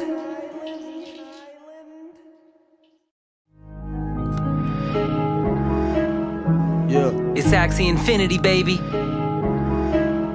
Yeah. You ain't ready. Let's go. Yeah. Axie gang, Axie gang, Axie gang, Axie gang, Axie gang, Axie gang, Axie gang, Axie gang. Just spent 50 racks on a big dip. My girl love breeding mystics. Come and join us on the Axie ship. You would be crazy to miss it. Axie Infinity, come battle me. Hit me with an eggshell, that rattled me. Stuck on my last stand, started like a cattle bee. 5 XP, that stressed me. Slowing down the progress of my triple nut, pure breed. Moving to an offset, can't top it. Got my farm rolling, gravity can't stop it. Time to make a profit, champagne bottle pop it. Axie gang, Axie gang, Axie gang, Axie gang, Axie gang, Axie gang, Axie gang, Axie gang. Just spent 50 racks on a big dip. My girl love breeding mystics. Come and join us on the Axie ship. You would be crazy to miss it. Axie gang, Axie gang, Axie gang, Axie gang, Axie gang, Axie gang, Axie gang, Axie gang. Just spent 50 racks on a big dip.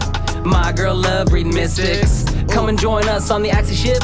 You would be crazy to miss it. Internet monsters, graduate with honors. His muggle money squanders. Just sit and ponder. LT's under, driving in his Honda. Now he's got Geenie sitting in his lawn chair. D-Live sponsor, content monster. E-girls just start going bonkers. E-transactions take a little longer. While we wait, we just get stronger. Axie gang, Axie gang, Axie gang, Axie gang, Axie gang, Axie gang, Axie gang, Axie gang. Just spent 50 racks on a big dip. My girl love breeding mystics. Come and join us on the Axie ship. You would be crazy to miss it. Axie gang, Axie gang, Axie gang, Axie gang, Axie gang, Axie gang, Axie gang, Axie gang. Just spent 50 racks on a big dip. My girl love reading mystics. Come and join us on the Axie ship. You would be crazy to miss it.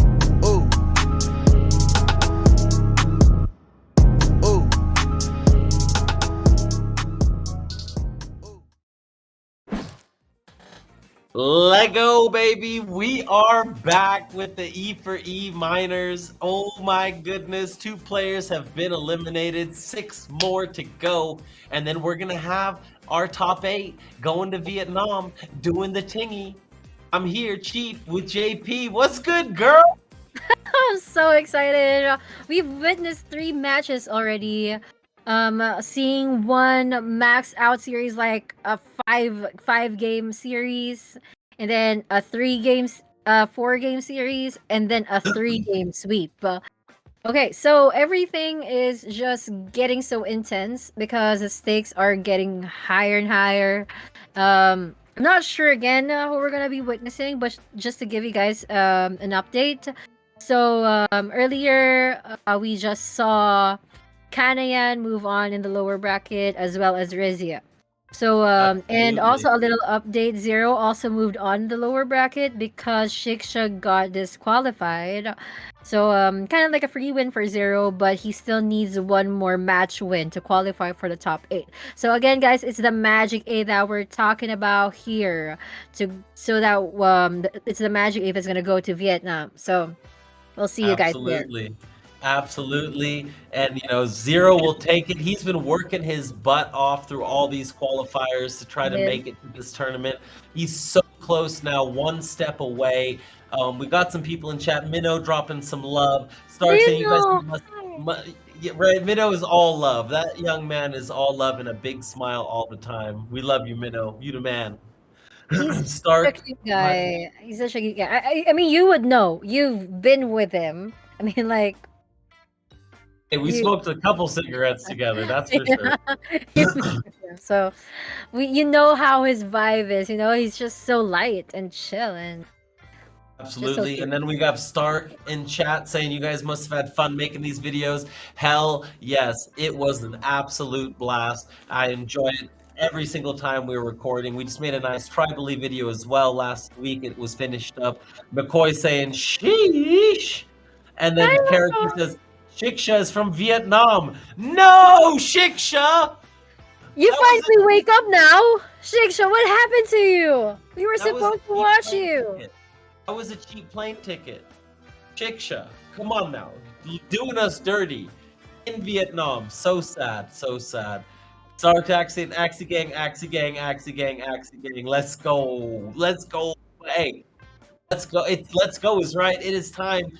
Paradise versus Dr. Blue. We have Quest versus YGG again with another banger. Game 1 is ready. Are you ready, JP?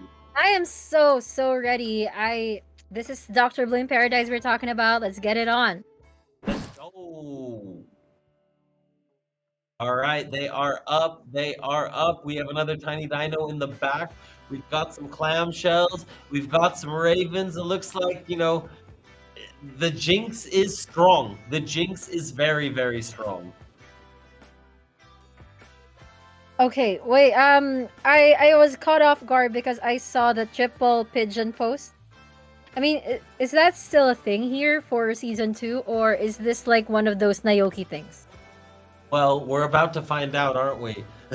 Because I feel like triple pigeon post is not a bad move because you basically destroy your backliner. There's 3 of them, so you're gonna have to, you're either gonna ruin your draw or your backliner is gonna get schmucked on.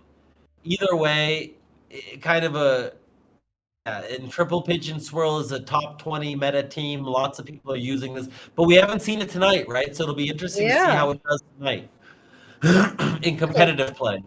Yeah, this is actually what I'm so curious about because we're so used to seeing ravens at the backs of the axes, but this time it's so happened that it's a pigeon post that we usually see in season 1, not in season 2.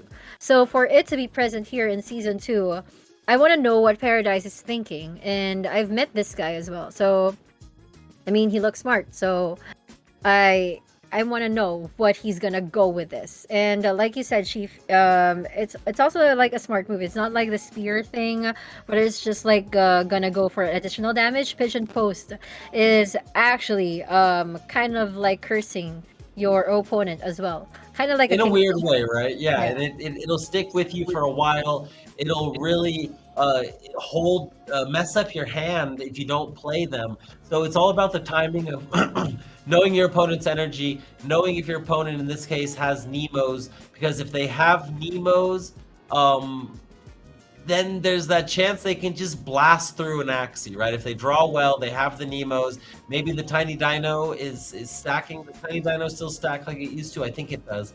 And if it does, you hold it for a bit. This card gets it. Yeah, it does. It still stacks. And so you have kind of like a Super Saiyan Hadouken attack later in the game. And if you time it right with your deck reshuffle, it can be really nice because you can play it and then you can draw it again next turn or in the turn after. Hmm. And this is actually what Blue is gonna do. He's not afraid of taking in a lot of damage on that Aqua. This is an Aqua, right? That's an Aqua with a tadpole, which also happens to like jinx the opponent. So let's see.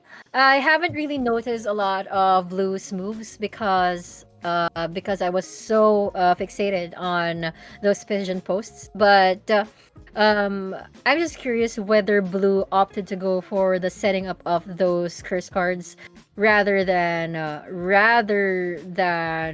going aggro. But we have note here coming from our dear director, saying Swirl is strong because it shuffles into the draw pile. Oh! Well, the draw pile is the issue there, Oh, right? okay. It goes Oh there my automatically. goodness. What just happened? We are getting absolutely spammed to Vietnam. Look at this. His peeps are coming in strong. They're telling us we want spam in Vietnam. Oh, spam, thank you, bro. He's pushing hard. He is pushing hard, and I respect that. I appreciate that. Oh, man. Hi, Spam! Please come to Vietnam. It would be sad to not see you there. Oh man, I really wish you would have just qualified, but like I love this, bro. I love this, and it makes me want to reach into my pocket and just make it happen. So let's do a little bit of a spam to Vietnam fundraiser, and then I'll pay the rest. How about that? We'll do a spam. I think the people might want to see that. You know what? How about that? Spam? How about that spam to Vietnam crew? 50-50. The crew gets half together, I'll get half together out of my pocket. I'll just do it to get spam here. What do y'all say? Guys, Nick. I need to see Nick comment there. Well, no, that would be me personally, not out of E4E. Because Oh. the budget, we can't afford it. But like, look at this. The people want it. Stark will pay half, says Crypto J87. Spam looks up ticket price. Oh my gosh, Spam. I'll send you details. I'll even send you our itinerary. We're Spam is gonna arrive there Vietnamese. March 6th. Yes, Spam is Vietnamese, so that would be cool to have him here, absolutely. And he's an awesome dude, an awesome player. He's working on being an awesome caster. I saw you practicing, bro. I saw you practicing. I respect that. Yeah, I've casted with him once. I think that was still V2. He had Spam. Yeah, I miss. When will I cast with you again? Let's help each other out here. Well, I if we need can, this if we get him to Vietnam, we'll put him into the caster rotation, and everyone will get, and you can cast with them. Yeah, that would be a good idea. I mean, Imagine, he's like, JP, you like get a Chief super. and Spam and Reg and Invictum. You lucky lady. Oh my gosh, I have so many boys. So many boys. Oh my goodness. You know, as she plays with her hair. Wink, wink. All right, so back to the game. You know, we gotta focus. Thank you guys all for all the love coming into chat, dropping all the spam for spam. That's what's up. Hashtag spam looks up ticket price. Let's go, baby. That's what we talking about. Post the ticket links in chat. Let's see what we can get done. We have a battle here. Paradise looking like he is in control right here. This is looking very strong, unless the late game. Oh, it's Blood Moon. It is. Oh my gosh! After all those talking, we're already in Blood Moon now. Wow! After all those spamming. Spam to Vietnam and then Blood Moon for the win right here. We gotta love it. Let's freaking go. That's awesome. So we haven't seen any Blood Moon tonight. This is quite awesome, quite exciting. Is it gonna help Blue? Is he gonna be able to take advantage of this? I don't think so. Feels like Blue is very, very low, and it's about to be Paradise taking the win here. There you go. And I see a lot of curse cards coming from Paradise, and this is what we're talking about. Oh my gosh, sometimes playing fancy does you well, and for the first time, we see a comp that can destroy a Jinx comp. Hey, It's like a triple perfect, right? comp. I know, right? Yeah, Paradise came prepared. Preparadise. We'll call it that right there. Preparadise coming in, doing the tingy, and there it is. Pigeon Post is going to seal the deal. Paradise is going to take home this win and take the lead in the series 1-0, right? Correct? I think so. Oh my gosh, Quest is doing it again. They're always prepared, and wow, that's just a good game coming from Paradise. I'm actually very curious. Again, I'm still learning about season 2. It's actually intriguing me how those 3 axes are able to heal back after every turn or after every round. Like what kind of rune or card does he have so that he heals back? Like Yeah. So spam to Vietnam crew. Who wants to answer that question? Because Chief's been busy planning. So I'm also a bit behind on my knowledge for the new season. And with Great. all the changes, you know, it's the swirl card on the ears. Boom. Oh, okay. Thank you, Okay. Stark. You're an angel. We love you, bro. Good looking. I love Swirl. I love Swirl. I love Swirl. Paradise is by far his comp is strong. It's very, very strong. So let's see if he brings it out again, because game 2 is ready. Is he going to keep it up? And what counters it? That would be the next question. What counters Paradise's composition? That's just so smart coming from Paradise. For the past few matches, we were so used to seeing curse comps that this is actually an eccentric one that actually works. You know? So moving on to game number 2, Blue knows that using the same composition would only do him harm, so he had to change. But I'm not really sure what kind of comp this is.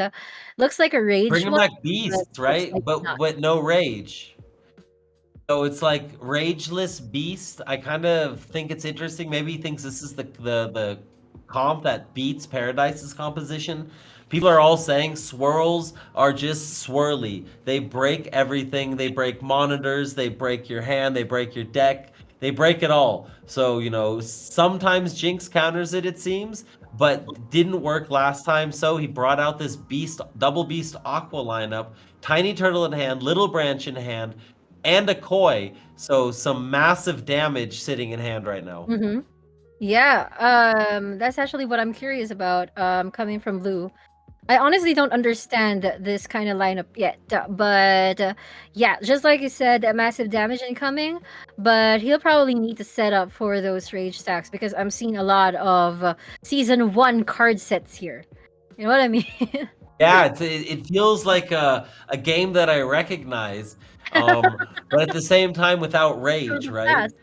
Thunderstrike says breaks your bank as well. That these are probably expensive axes there on Paradise's team. So Quest always hanging in there, having that top quality, planning top quality, breeding, doing the tingy as a team, very respectable. Yeah, and look at that. All those cards coming in from Paradise, they can actually deal a lot of damage. It's not really it's not really his time to deal a lot of curse. But Blue here needs to keep up in terms of damages. So let's see if he's able to do so. I swear I'm seeing throwback moves here. I mean, they're not like the games that we saw in the previous matches. That's just very like season 2. This is way different. But this is actually getting interesting because Blue is ahead of the race. He's actually able to deal a lot more damage compared to Paradise, but Paradise wants to get his revenge by dealing that vulnerable and dealing more damage, which he's able to kill off But that full HP Axie in just one turn. even here, though, Blue's in a great position, right? Because 2 Axes still above half HP. Now in a 2v1, Little P's coming in, and then I think you even play the blackmail here, and then that splits the damage. You use it as an eggshell, basically. There you go. Yeah. I miss eggshells. Okay, so this world just came in, and that's where the healing comes in too. But this is a 1v2 chief, and I'm kind of worried about Paradise because he's the one vulnerable right now. And this is big hit with 7 rage stacks that we're talking about. Yeah, that's true. The rage stacks are growing, slow but steady, 7 and 5. But look at that hand, 4 confused, and Blue is like, wait, what? Wait, what? And all of a sudden, Paradise is feeling like he might have this still. He's gonna do some big damage here. There you go. Okay, I was actually I honestly forgot that confused cards were about to come in aside from those blackmails. So he literally wasn't able to do some damage there against Paradise, and Gonna Paradise draw again, more continuing. confused. Oh my goodness, another dead turn. Paradise is doing the tingy. He's my gonna take gosh. no damage. Oh, 1 believer. He's gonna take 1 believer. With 50 shield, it doesn't even matter. Yeah, just like nothing happened for him, and he just keeps on dealing damage against Blue. I don't think Blue still has somewhere to go here. I'm not sure. Oh, he's done for. It's over. Too much damage. The sword is gonna finish it off. That's all Paradise needs. Going up 2-0. Wow, those last 2 turns, all cards locked basically. All confused, all schmucked up with blackmails and confused. Very cool game. Well played by Paradise. And Quest hanging in there. They're trying to get another 2 or 3 players to a live event, and this is the way you do it. Congratulations to Paradise. You know what? I just noticed. I'm scrolling through the leaderboards right now, and I just noticed that Quest players in the leaderboards are using triple pigeon posts and triple swirls. So that's their meta. Okay. Yeah, they probably made it. One thing I learned about Quest is that when they breed team, they keep it for themselves, and that makes them their identity. When a new meta comes up, and then you see it from one Quest member, and then all Quest members has it too, and then it's becoming their identity. Just like when the chosen ones before in V2 had all those lunges, and okay, just really impressive for Quest, and right now it's Paradise representing Quest. So he's already with a 2-0 lead against Dr. Blue. So yeah, just one more win and he moves on to the lower bracket. Absolutely. So we got the chat saying, I heckin' love Swirl. LOL, Johnny Depp, is that you? What's up? How you doing? Yeah, I'm Johnny. I took a break. Amber was a handful, so now I'm here doing some Axie, doing some Web3 with my girl JP. We out here. We chilling. Yeah, we're already done with the frustrating parts. Let's go. So, Meat Value and Wargos are the first people to use those compositions with the Jinx plus swirls. All right, there it is. You heard it here. Quest making the meta. No wonder why FF is created number 1 in the leaderboards right now in Arena. So yeah, shout out to you, FF. Please really impressed me in Manila at the Axie Masters League. He's good. Super smart dude. Very, very smart dude. I noticed it a lot in the Axie quiz show, actually. He had all the answers. He was very soft-spoken, but very confident, and he was right most of the time. So, FF, please. Very, very cool dude. And glad to see that he's really helping Quest move forward as a team player, breaking the meta and helping his players. He's not even here today, right? But he's there. He was well, he's here in chat. He's not in the tournament though, right? So, but 2 or 3 of his teammates are using his composition, and that's dope. That's what a good team is about. So, do you think it's going to be a sweep, or are we going to see Blue bring it back? I don't know. I'm honestly feeling it like it's gonna be a sweep. I would say it, but I need to go with my gut. I think you might be right, though. I think Quest might just be strong tonight again. Even in the Masters League, Spam's team with Sequinox and Meat Value, they went through the winners bracket undefeated. And then FF Please, Timo, they went through the losers bracket from literally losers round 1 all the way until the third. They got 3rd place or 4th place. It was incredible. Yeah, and oh my gosh. I just realized that you're already down to 10 players left. After this, we're down 1 more. Yeah, and then we're gonna find out who's gonna be part of the Magic 8. Yeah, we're getting there. We're getting closer each time. But game 3 is ready. Let's hop in. Let's see what happens. Is it going to be a sweep, or is Blue going to bring it back? We're going to have a rematch, and so far, Paradise has been very strong with this lineup. Okay, so Paradise is using the signature Quest team. Triple Pigeon Post, Triple Swirl, but Blue is still using the Meta Jinx team. So let's see how far this will go. Honestly, if I'm gonna bet on it, Paradise will win this one. But metas are metas for a reason. So Blue, probably with just the right control, which I honestly don't know how he's gonna do.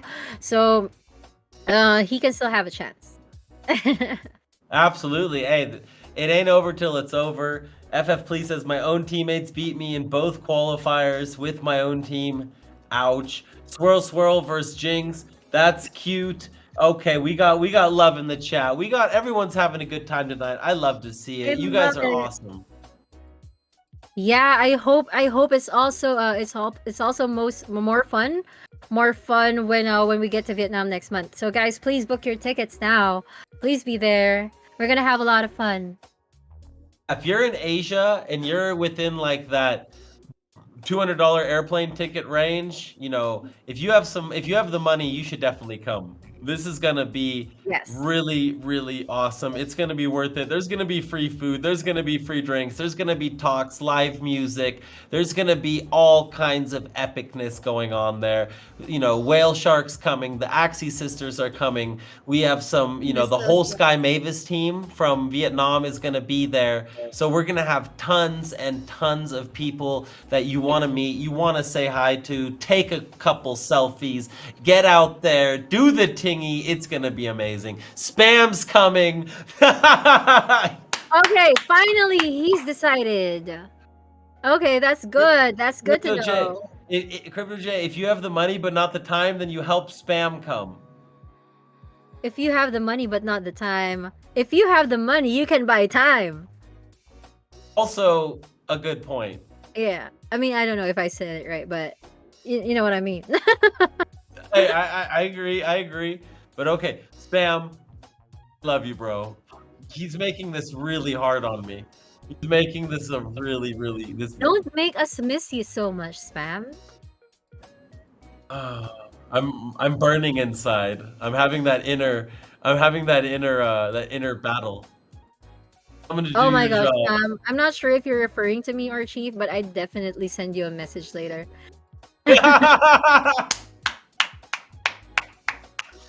JP's gonna message you and she's gonna pay for extra ticket. That's what I heard. Oh my gosh. No, I'm just like gonna say hi. Oh my gosh, I'm just gonna say hi. Don't be like that, Chief. That's so rude. Say hi. I just wanna like keep up with the homies. Keep up with the fam. It's okay. My job is to troll you just a little bit. So I hope you get used to it quickly because it's fun for me. I am very gullible, just so you know. Oh, I've noticed. It's actually fantastic. I'm gonna put some thought into it, and we can come up with some funny things for sure. I'm sure of it. Yeah, and I would honestly get help, but making the blue dinosaur happen like real soon. No, you focus on the blue dinosaur, and then I'll focus on the trolls for later. But yes. Look at this. Blue is in trouble yet again. His whole hand full of nonsense.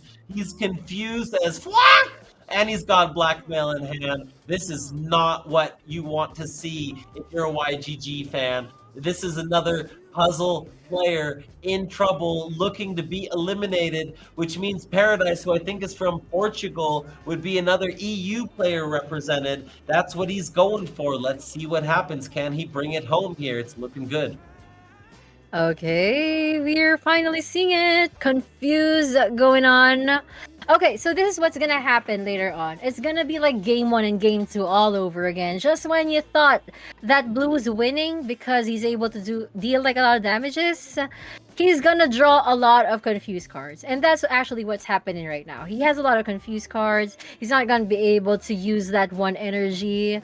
And that's just gonna keep happening and happening until it's doomsday for him. Yeah, the 3 swirls, exactly. Rippity, rippity, rip.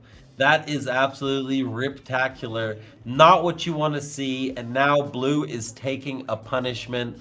Ouchie madre. The Jinx hurts a little. The Blood Moon is there, but I don't think it's going to matter.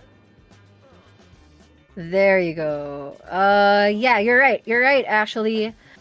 Oh my gosh, that's such a bad draw. He only gets 1 Raven, just enough to give Paradise 1 Jinx, but he's still very confused, you know? It's hard to be confused, like in real life, everywhere. Hey, I mean, he's not able to deal anything. It's hard to be confused. Well, I mean, yes. Yeah, that's the goal at least. Oh, I'm feeling Blue with all these confused. That is tough. That is kind of rough. And I feel kind of blue for Blue as well, because it looks like Blue is about to go down. The back axis is down to 38 HP. The the front axis 186. Looks, not even gonna kill the back laner because of all of the confuddledness yet again. Mm-hmm. I totally agree, and it just keeps happening and happening. Confuddledness. Yeah, I mean, it's just really so. No. I want you to say confuddledness. Confuddledness. Yes, that was so adorable. That was awesome. Wait, what does it mean? Confused. Very confused. That's all. I made it up probably. Oh my gosh, that's a new word. Etymology. Chief made it up. It happens, I have my moments. And there it is again, more confuddledness coming in. Blue can only play 1 card a turn plus a blackmail. This composition from Paradise is disgusting. This is nasty. Yeah, Blood Moon Curse is doing it. And it's the end. Oh, not yet. Okay, there's the end. There's the end. Hey, that's another sweep. So, in And the let's lower bracket, we are seeing a difference in skill. We are seeing a difference in Axie Pool and Quest coming through, staying alive. One more win for Paradise, and he's going to Vietnam. honestly wouldn't be surprised if the quest players, all the quest players here, will be part of the top 8. I wouldn't be surprised because of the comp they have right now, and that they're keeping it for themselves. The fact that It's they're breeding it for themselves, it's very OP. And I remember them doing that with a bug during season 1. There's this card set that of a bug that only quest members have it. I remember that. Yeah, and that's how you can use NFT gaming with breeding to your advantage and really get like a monopoly on something and either win all the tournaments or make money on the market, right? So either way you're winning. So breeding is huge. There is a good profit margin in breeding. You're seeing it from Quest and Meditate. They're winning tournaments. They're getting multiple players sent to big events. So that's well done by their teams. Good job everyone involved. And before we go, let's give a little shout out to our sponsors. JP, let them know who's been supporting us. Of course, we have to thank Elite and Esports for everyone. Did I miss anybody? Yeah, also of course, where the money came from. Sky Mavis! Mavis holding it down. Oh my gosh, guys, thank you so much for all the support from the esports team. And I just speaking of sponsors and Sky Mavis, I just want to talk about it. I just want to put it out there that Zayori said that this is going to be his last month being the esports lead of Axie Infinity. So yeah, we have like 1 month left to have a lot of fun with him. So yeah, huge shout out to you, Zayori, and to the whole Sky Mavis team, to the esports team, of course. Again, to esports for everyone who's been doing this for more than a year already, and who's been putting a lot of effort for the past couple of months, and of course the Elite team for always being so diligent and so sassy. Just being so sassy. And just being you guys. So yeah, thank you so much. Aw, so sweet. Thank you. And yes, to that on Ziori. If you're here, Andrew, we appreciated all the hard work you put in. I still hope we get to see you on Monday like we planned for our dinner plans, even if it's your last month. And you put in some good work. It's been some tough ups and downs. There's been a lot of action, a lot of back and forth, and I can imagine it was not easy. So, on that note, much love, brother, and we are going to take a little break, and when we get back, I think we're going to have the final match down in the bottom, or are we moving it back up to the top of the bracket? Let's do a quick little let's pull up the bracket really quick, and let's see. Boopity boppity blockchain. We're moving up to the top now. Here we go. We're in the winners bracket. Meat Value versus Dizzy. Ahil versus Bench, Enrico Zarathustra, and Rallo versus Mino. These are all superstar matchups, and I cannot wait to see them when we get back. So stick with us. Go grab a snack. Let your people know what's good. Let your granny know. Let your grandpa know. Your cats, your neighbors. It's everybody. Bring them all. Bring them all. Get on Twitter. Let's get a tweet and chat. Let's let all the people get out there. Support Esports for Everyone. Support Web3 and support Axie Infinity. We love you all. See you in a bit.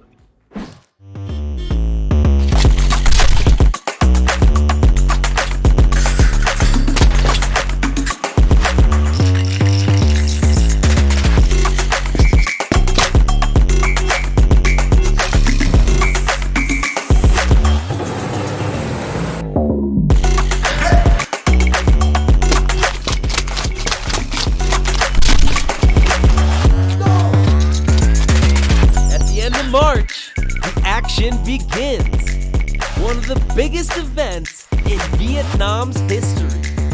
Axie Miners, the future of esports is now. At the end of November, the action begins. Jugadores de todo el mundo. Laufen now. $100,000 prize pool. 2048 Spieler. Năm giải đấu. And one champion. Don't miss your chance at making history. Axie Miners. Esports for everyone. Win to earn.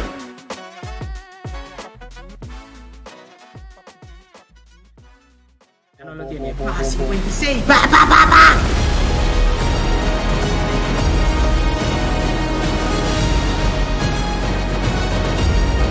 Oh wait, he has the confidence. He can, oh no, he Kanian just doing everything he's got.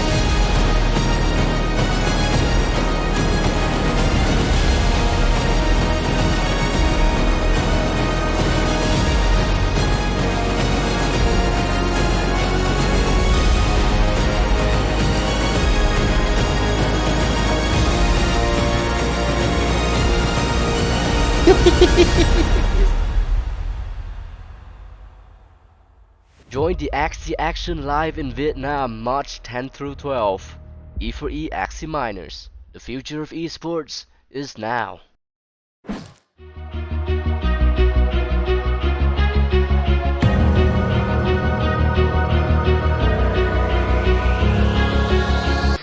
Your times to chew, I'm free from the system. No stress in the money, breaking the rules. What it do?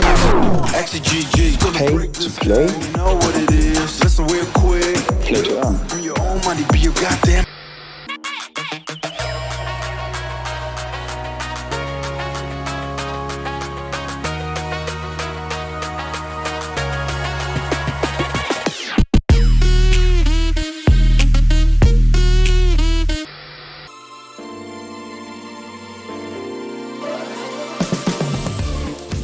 Don't waste your time. Play to earn.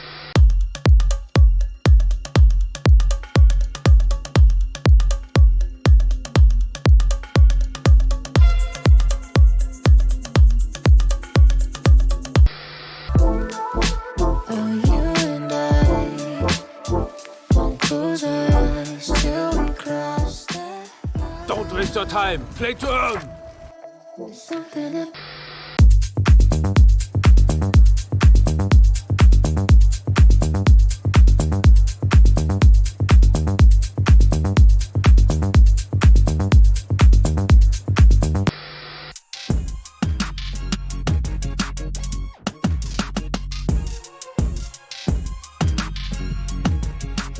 Don't waste your time. Play to earn.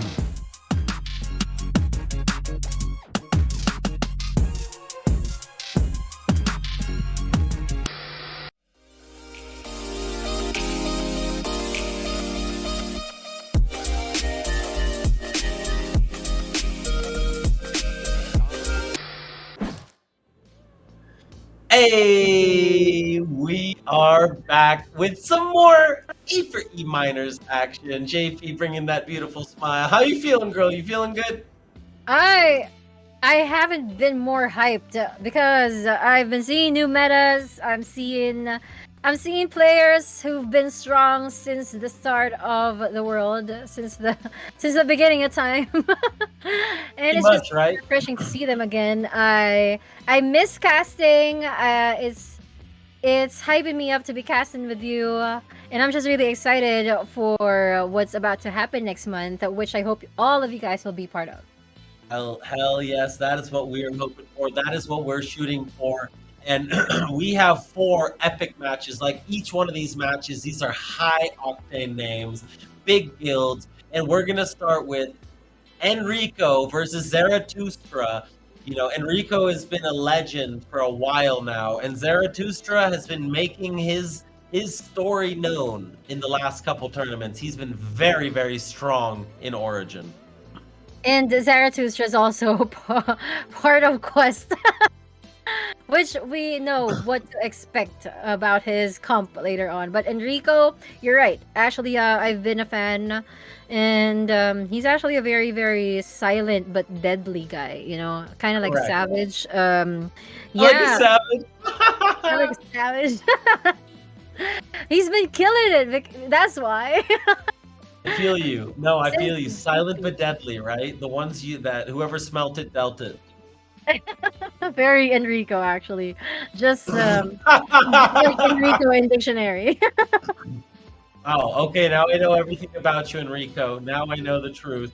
This is it, though. Can Enrico beat the swirl blackmail. Is Zarathustra gonna bring it? Is Zarathustra gonna go back to his sustain lineups that he did in the MMG Masters League?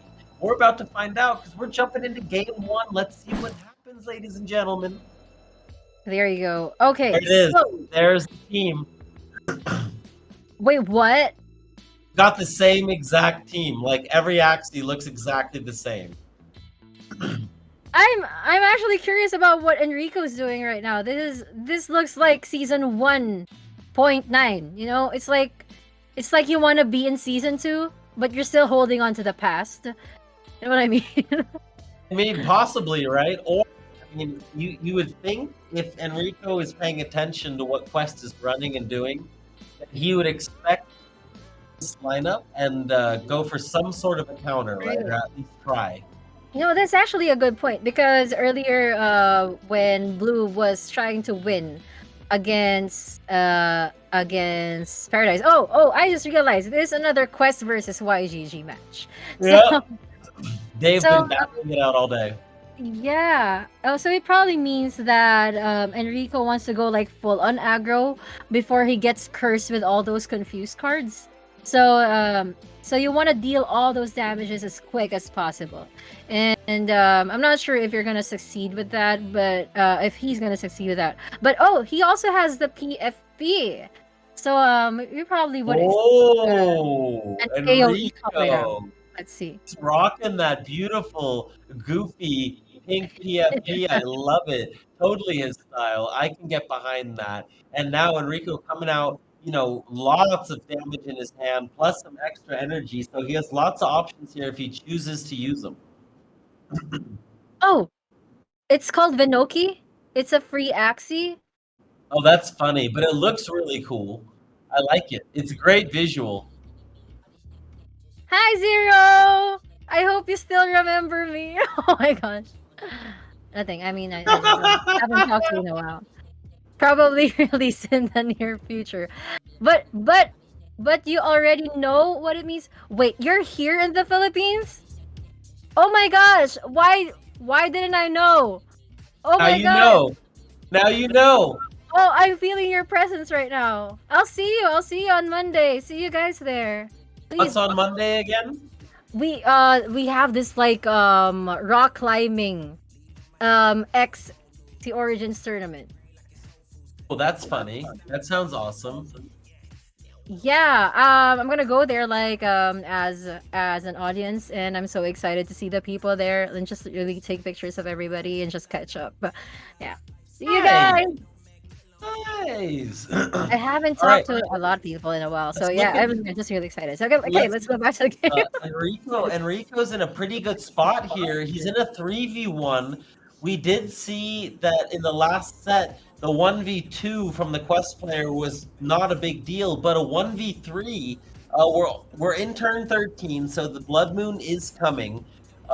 Spreading the damage here pretty well, so the Blood Moon will be more effective. Blackmail in hand, also a little branch in hand. Let's see how many confused are in the rest of the deck for Enrico next turn. Yeah, because like everybody says, if you have swirl cards, those confused cards directly go to your draw pile, not to your discard pile. So it's really nice that he was able to save up the little branch, and then he's able to use the Babylonia as well. So okay, vulnerable activated. So look at this, the double little branch. He was holding them like throughout the game, basically. Yeah. Those really seem to clutch it up and clean out Axies and get Zarathustra extremely low here, taking out one Axie, but you know, with only one more energy, this is still very close, and his Axie's a lot lower than we saw last round for Paradise.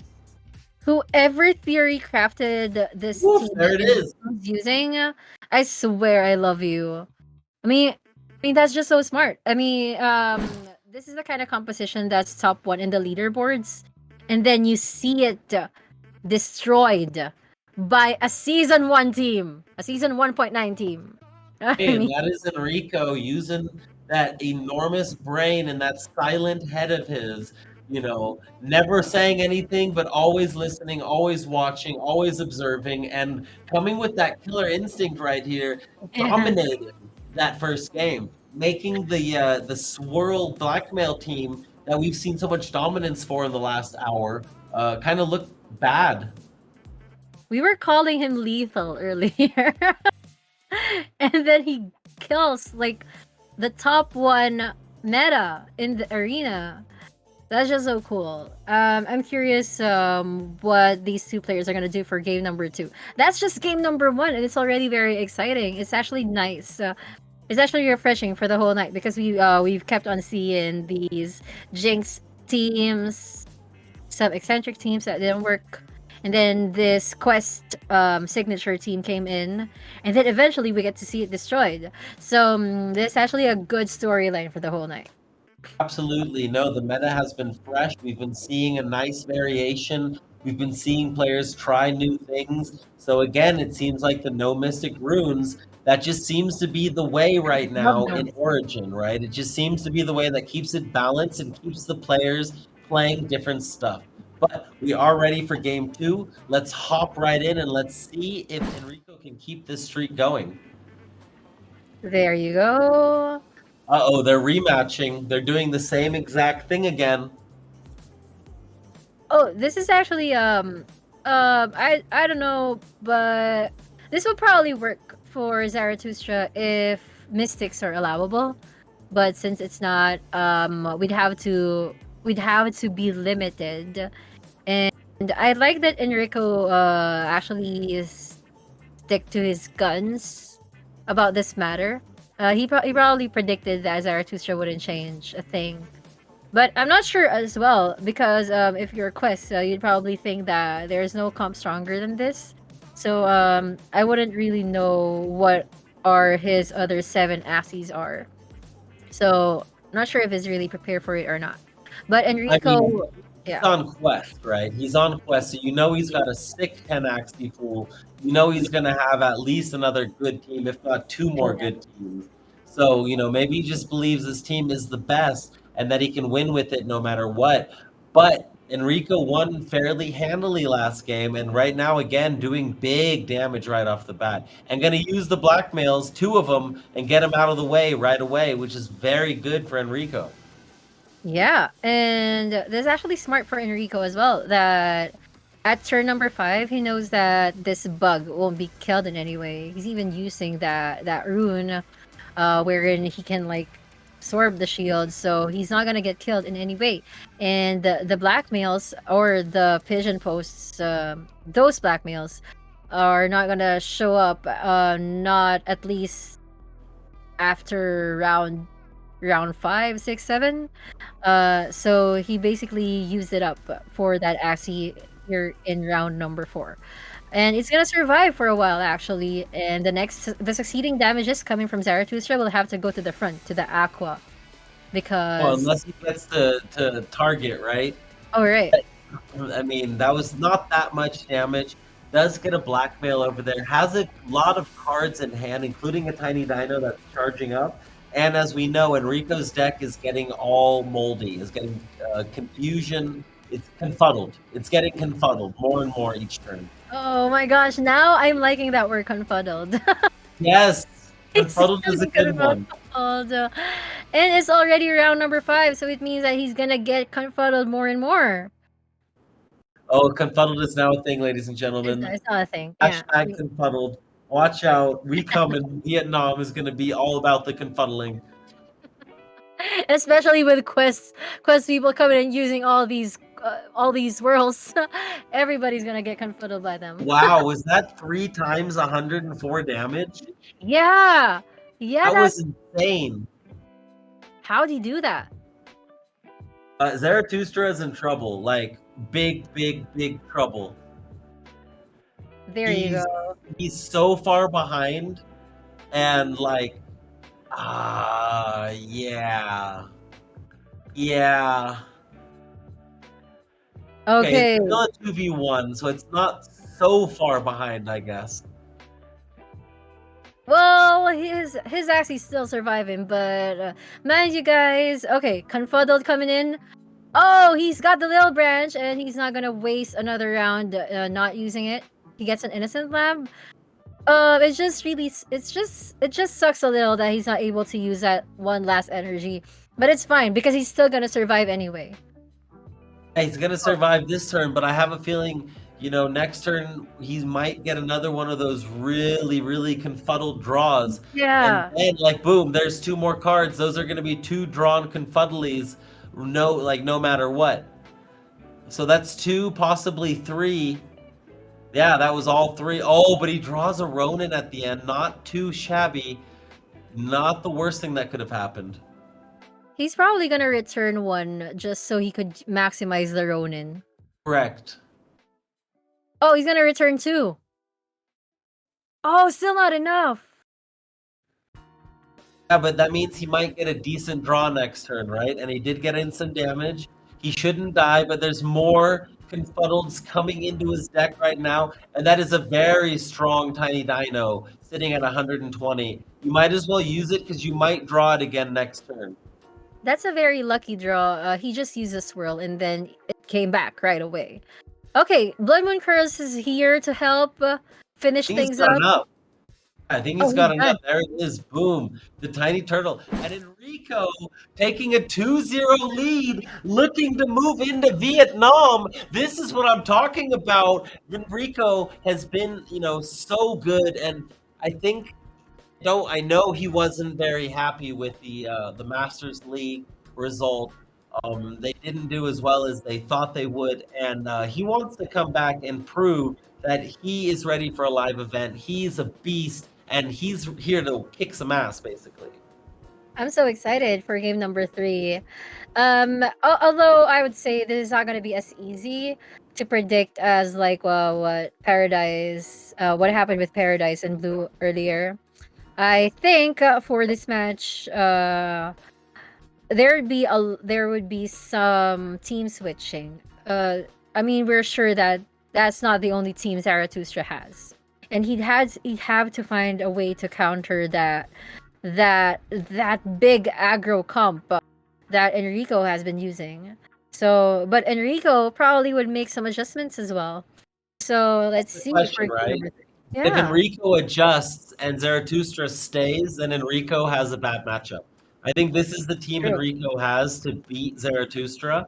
So I wouldn't be surprised if Enrico stays and Zarathustra tries to snipe. That would be my call. But screw the speculation. Game 3 is ready. Let's jump in. Let's see what happens. It is game time. E4E minors. And there it is. Boom. Enrico stays and Zarathustra switches. Let's see if his switch is what was needed to get the win. I honestly wouldn't blame Enrico for not switching because he still has the allowance of, I mean, if he loses this game, he can still make it up on the succeeding ones. So, well, by judging by the looks of it, this is the kind of game that is still strong against healing comps or sustain comps or just some aggro comps or shieldy comps because they're just really aggro. What Enrico should be doing here is just really just make things quick, not make it to a point that where Blood Moon Curse will do the work for Zarathustra. Yeah, there's a lot of utility on Zarathustra's side. He's got the ant, he's got the snail shell, he's got the pumpkin, he's got the cottontail. He's got all these different utility cards. So it'll be interesting to see how those all play out in the late game. I'm just assuming that Zarathustra was trying to counter this team. So I'm assuming that the team he put together is going to do well. And if he wins, we get into this weird mind game where if Enrico switches and Zarathustra just goes back to the swirl team, Zarathustra probably wins. But if Enrico stays, Zarathustra switches, and then Enrico potentially gets the matchup, right? So this game is really important because it could put Enrico into a situation where he's in a 50-50, and if he picks wrong, he ends up in a game 5. Hold on. Is this the upper bracket or the lower bracket? Upper. Oh, this is the upper, right? Okay, so they still have winners in, but losers not out. Yeah, okay, that's good to know because these two players, I honestly wouldn't see one of them out. I mean, not right away because they've been doing a good job so far. And just like you said, I love how we're thinking like pro players there. That the game really starts when you're trying to pick your team.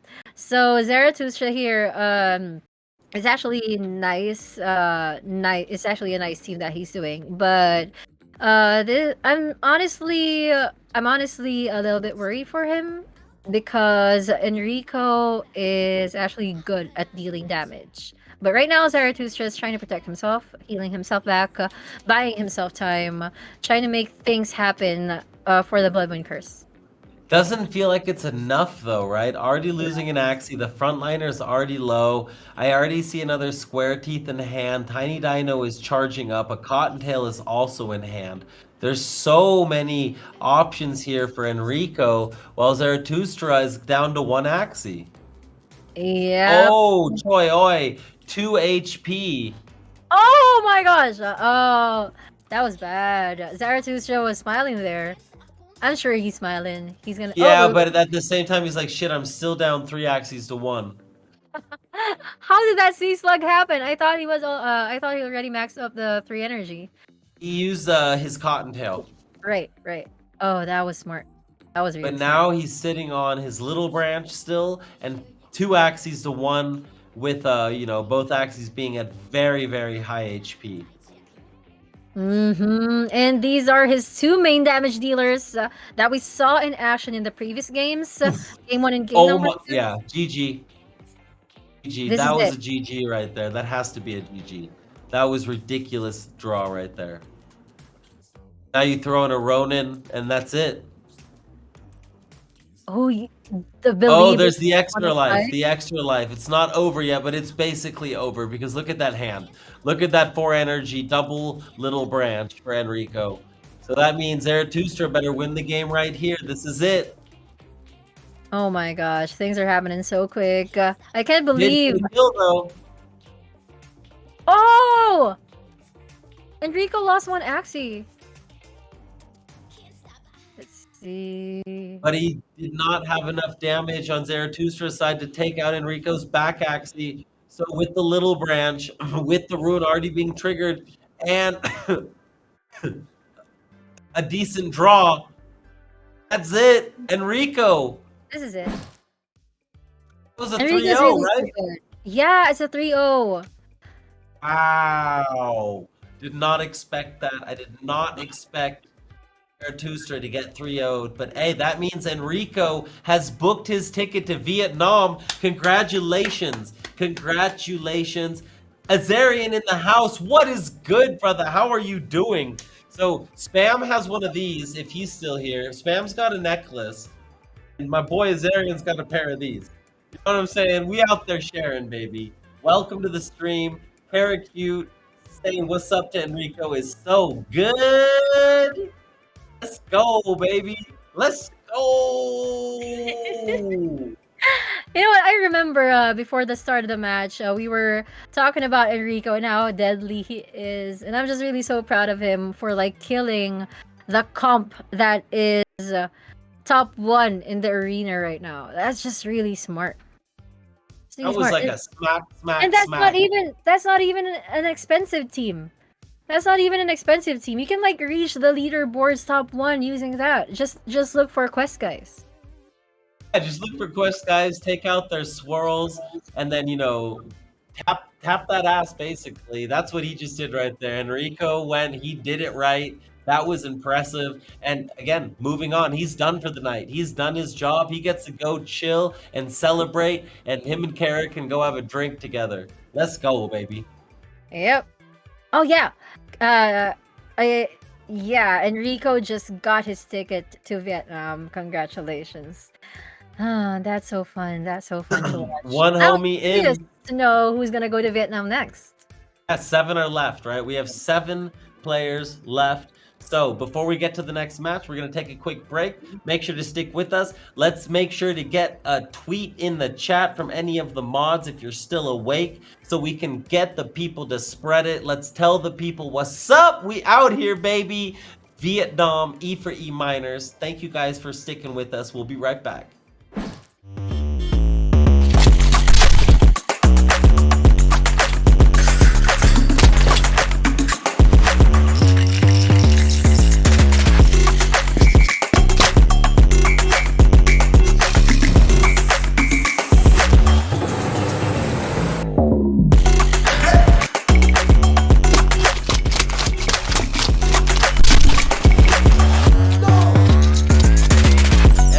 March, the action begins. One of the biggest events in Vietnam's history. Axie Miners, the future of esports is now. At the end of November, the action begins. Jugadores de todo el mundo. Now we know. $100,000 prize pool. 2048 Spieler. Nam jij nou? And one champion. Don't miss your chance at making history. Axie Miners. Esports for everyone. Win to earn.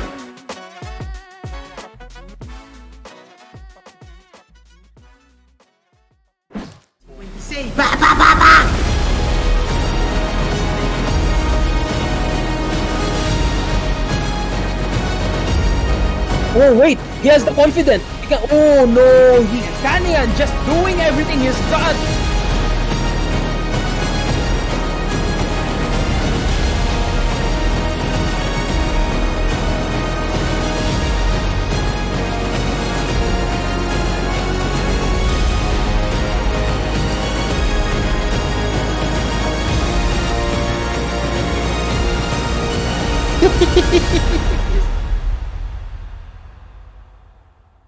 Join the Axie Action live in Vietnam March 10 through 12. E4E Axie Miners. The future of esports is now.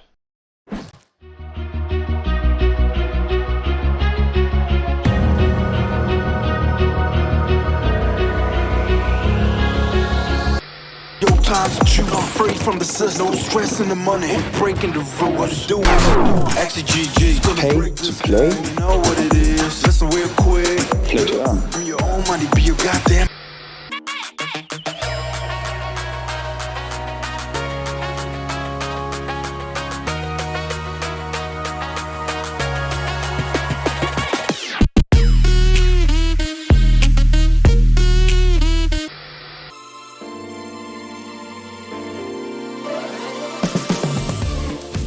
Don't waste your time. Play to earn.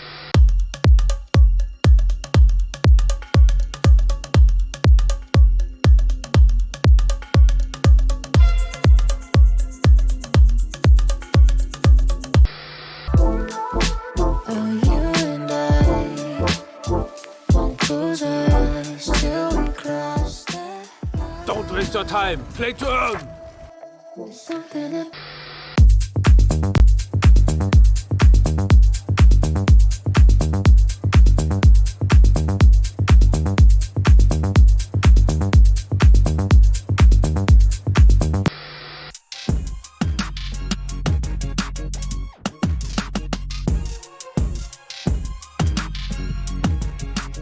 Don't waste your time. Play to earn.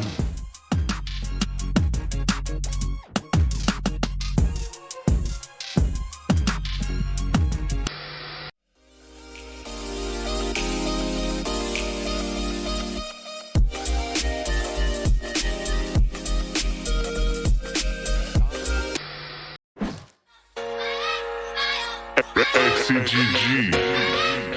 Play to earn. Ready, set, and begin.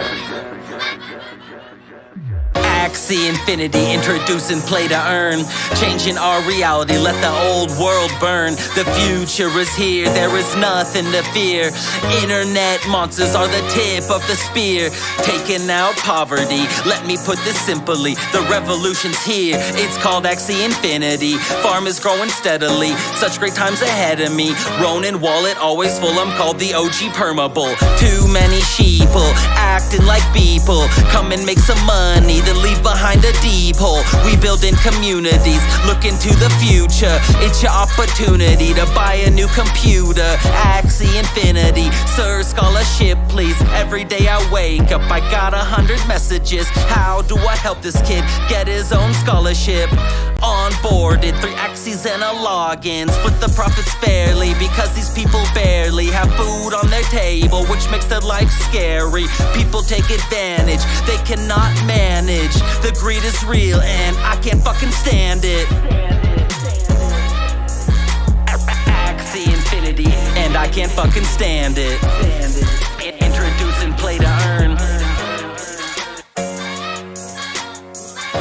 spread the word, cause the gains are absurd. Coming through second round, backdoor burb, SLP in mounds. The word spreading through your town. Everyone talking about where's the action going down. Even granny's coming round, potential is unbound. Take a look into the crowd as the sun goes down. Axie in the air like you just don't care. We the revolution while the muggle world's scared.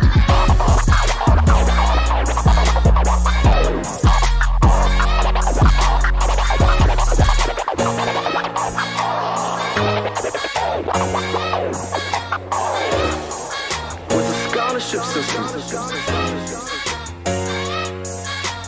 anything is possible.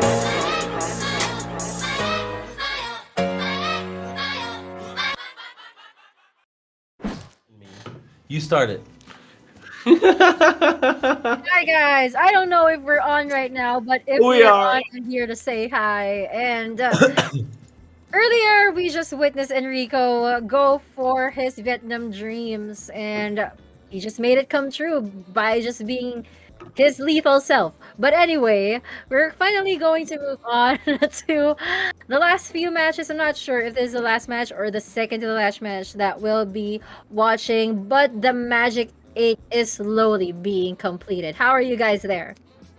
Hey, I know I'm feeling good. Oh damn, I'm in this one a lot. Yes, you are, Mr. Noobnik. Insane singer. What? Let's go, baby. We out here. We doing the tingy. Thank you guys for the love. We making all kinds of music. Did you play the new song already? Oh, me? No, not you, the producer. No, play the song. Play the song. Play the song. Put it on. Let's play it one time before we go into this next match. I want to see, you know, the people have been waiting. We had a commercial break. Before we go into the next match, let's show them the A Nation Gathers. Let's gather the nations real quick.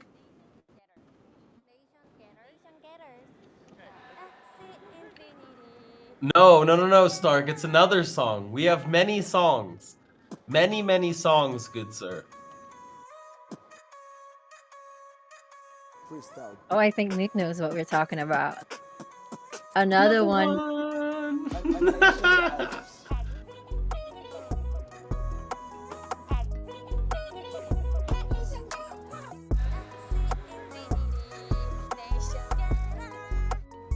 A nation gathers. From all around, the people are gathering. The future's bright, cause we win when we collab in. Hands down, it's the start of a new round. Axicon proved it. I'm was trying a to good study new axes. the while we're waiting for our producer to pull up that song. No, it's playing. It's playing for them already. They hear it. We just don't hear it right now. 2 days left. Who's got the most crowns? Since we can't hear it, let us know when it's over. We love you. A nation gathers. Nick.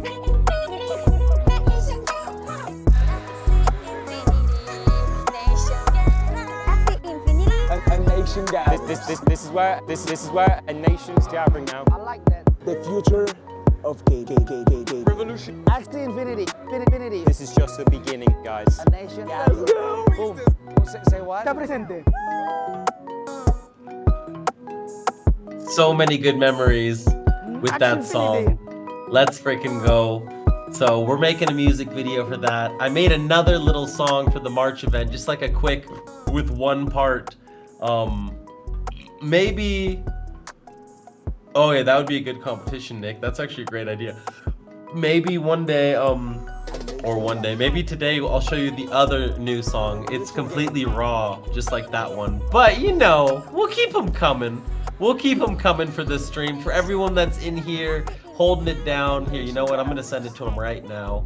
We'll have another one later on. Another little leaker, another little newbie that almost nobody has heard. But all right, for now, we are ready for another game. We are ready to hop into it. So let's jump right in and let's do the tingy. Axie Infinity. This is just the beginning, guys. A nation gathers. Boom. Say what? Está presente. A nation gathers. Axie Doll. All right. Here we go. Okay, there you go. I am fine. I was just testing you guys. I mean, if you were listening. So. But Very good. right. But I was saying, as I was saying earlier, Ahil versus Bench is a match that I was really looking out for. Um, but also a match that I know would break my heart because these guys are good friends of mine, and both of them are Filipinos. So I'm guessing a lot of Filipino players or viewers are here right now to support them. So shout out to Perion, shout out to MMG supporting these two. So I hope we continue to support them regardless of the results. But this is only the upper bracket, so nobody's going home right away. Both of them will get a chance, a second chance in the lower bracket in any case. So I think it's just time to enjoy the gameplays of these two players. Absolutely. Ahil was like definitely the carry, in my opinion, for Perion. Not that the other players didn't do well, but he just was always winning his matches. And Bench has been, a benchmark name for a while now. Definitely very, very strong, holding it down, month in and month out. And here he is again, doing the tingy in the E4E minors, ready to try to, make it to that final. So here we go. ARD in the chat. What is good, bro? With a go bench, and we have the MMG crew here supporting their boy. Hi, ADRD. I haven't seen you in a while. Will I see you on Monday too? Yeah, I hope a lot of MMG players join there on Monday. So yeah, see you guys there. We'll get to have some fun. But as I'm actually observing the comps of these two players, I haven't seen a bug along with Jinx team.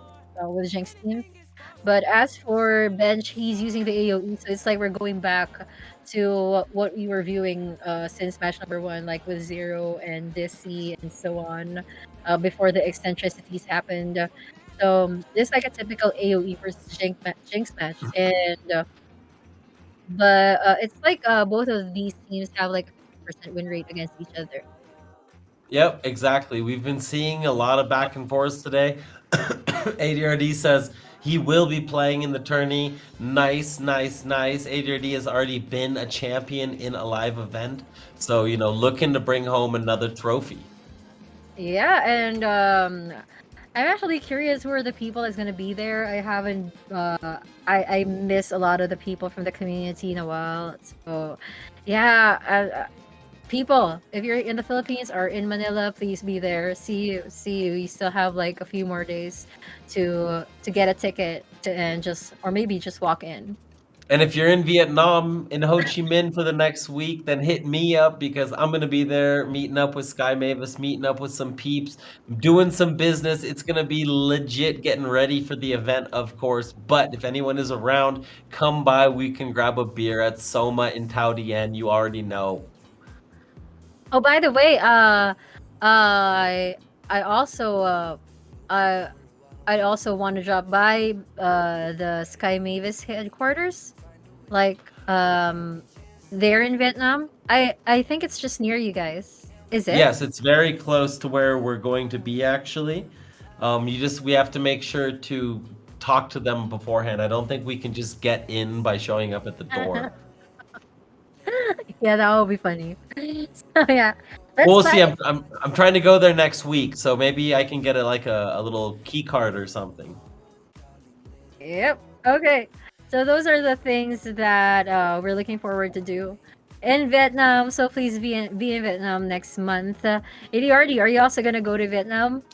Please do. If Bench wins this, he's gonna get to Vietnam, right? Yes, if Bench wins this, he moves to Vietnam into the finals, and that means You as well. ADRD has a reason to go, right? I know Scott's gonna be there from MMG, the one of the CEO, so he's gonna be kicking it with us, and I think he would be very happy to have some of his players out there with him, to improve the journey just a bit, getting to watch one of your players try to bring home that cash. Yes. So about Vietnam. since we're gonna be there for like 10 days, I'm sure that Ahil and Benj are really excited to be part of that event. And oh my gosh, things are happening so quick. I didn't notice that here in Certain 11, Benj clearly has the upper hand and Ahil has nowhere to go. So Yeah, it seems Ahil made a boo-boo. He didn't know that Aranda can target anyone. Ahil, that's not Get here! acceptable.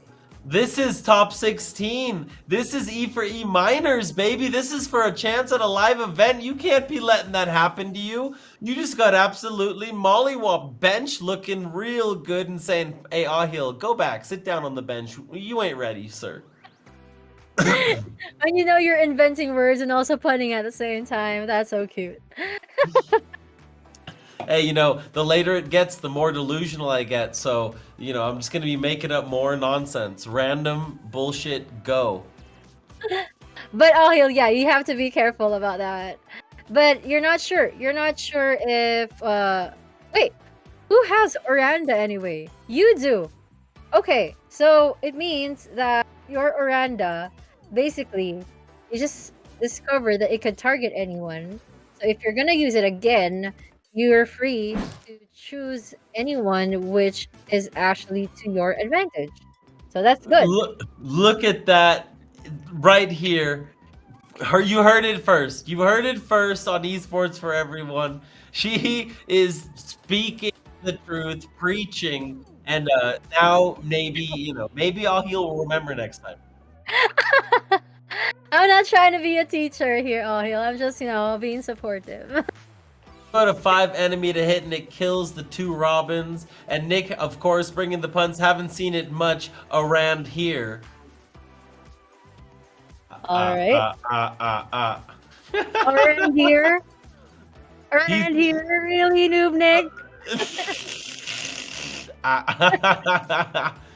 Boo, Nick. Really, you're such the punish. You're so much the Punisher. The Punisher strikes again. So I feel Bench so British taking... right now.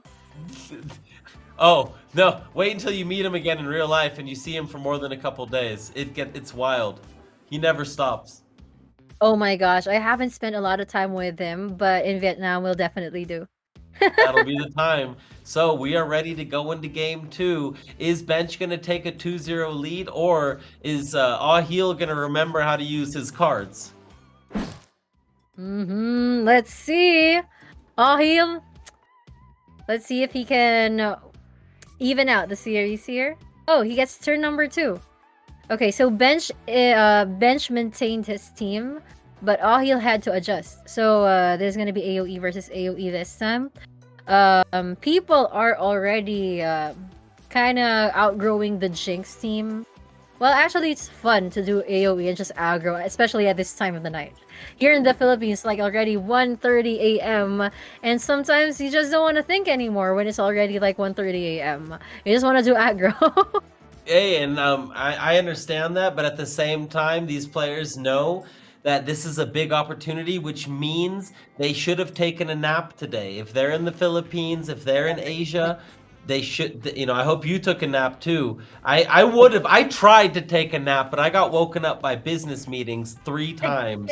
So, but I did try, it just didn't happen. I mean, I'd kill to have that kind of life right now, instead of just taking a nap. I mean, I tried. I did try. I woke up, I worked, I got my stuff done. I was like, okay, I have 2 hours until the 6 o'clock stream starts. And then people showed up in my room like, Chief, we need to talk about a thingy. So it's all good. That also means that, you know, Muke will probably be coming in for me after the set because I am starting to lean a little bit. I'm starting to like, I'm hanging. I'm on your shoulder right now. Oh yeah, okay. You can lean. Wait. Oh, Okay. yeah. It's like an airplane. And we both fall asleep like this, forehead to forehead. It does look like that. You know what you see in photographs? In some vlogs?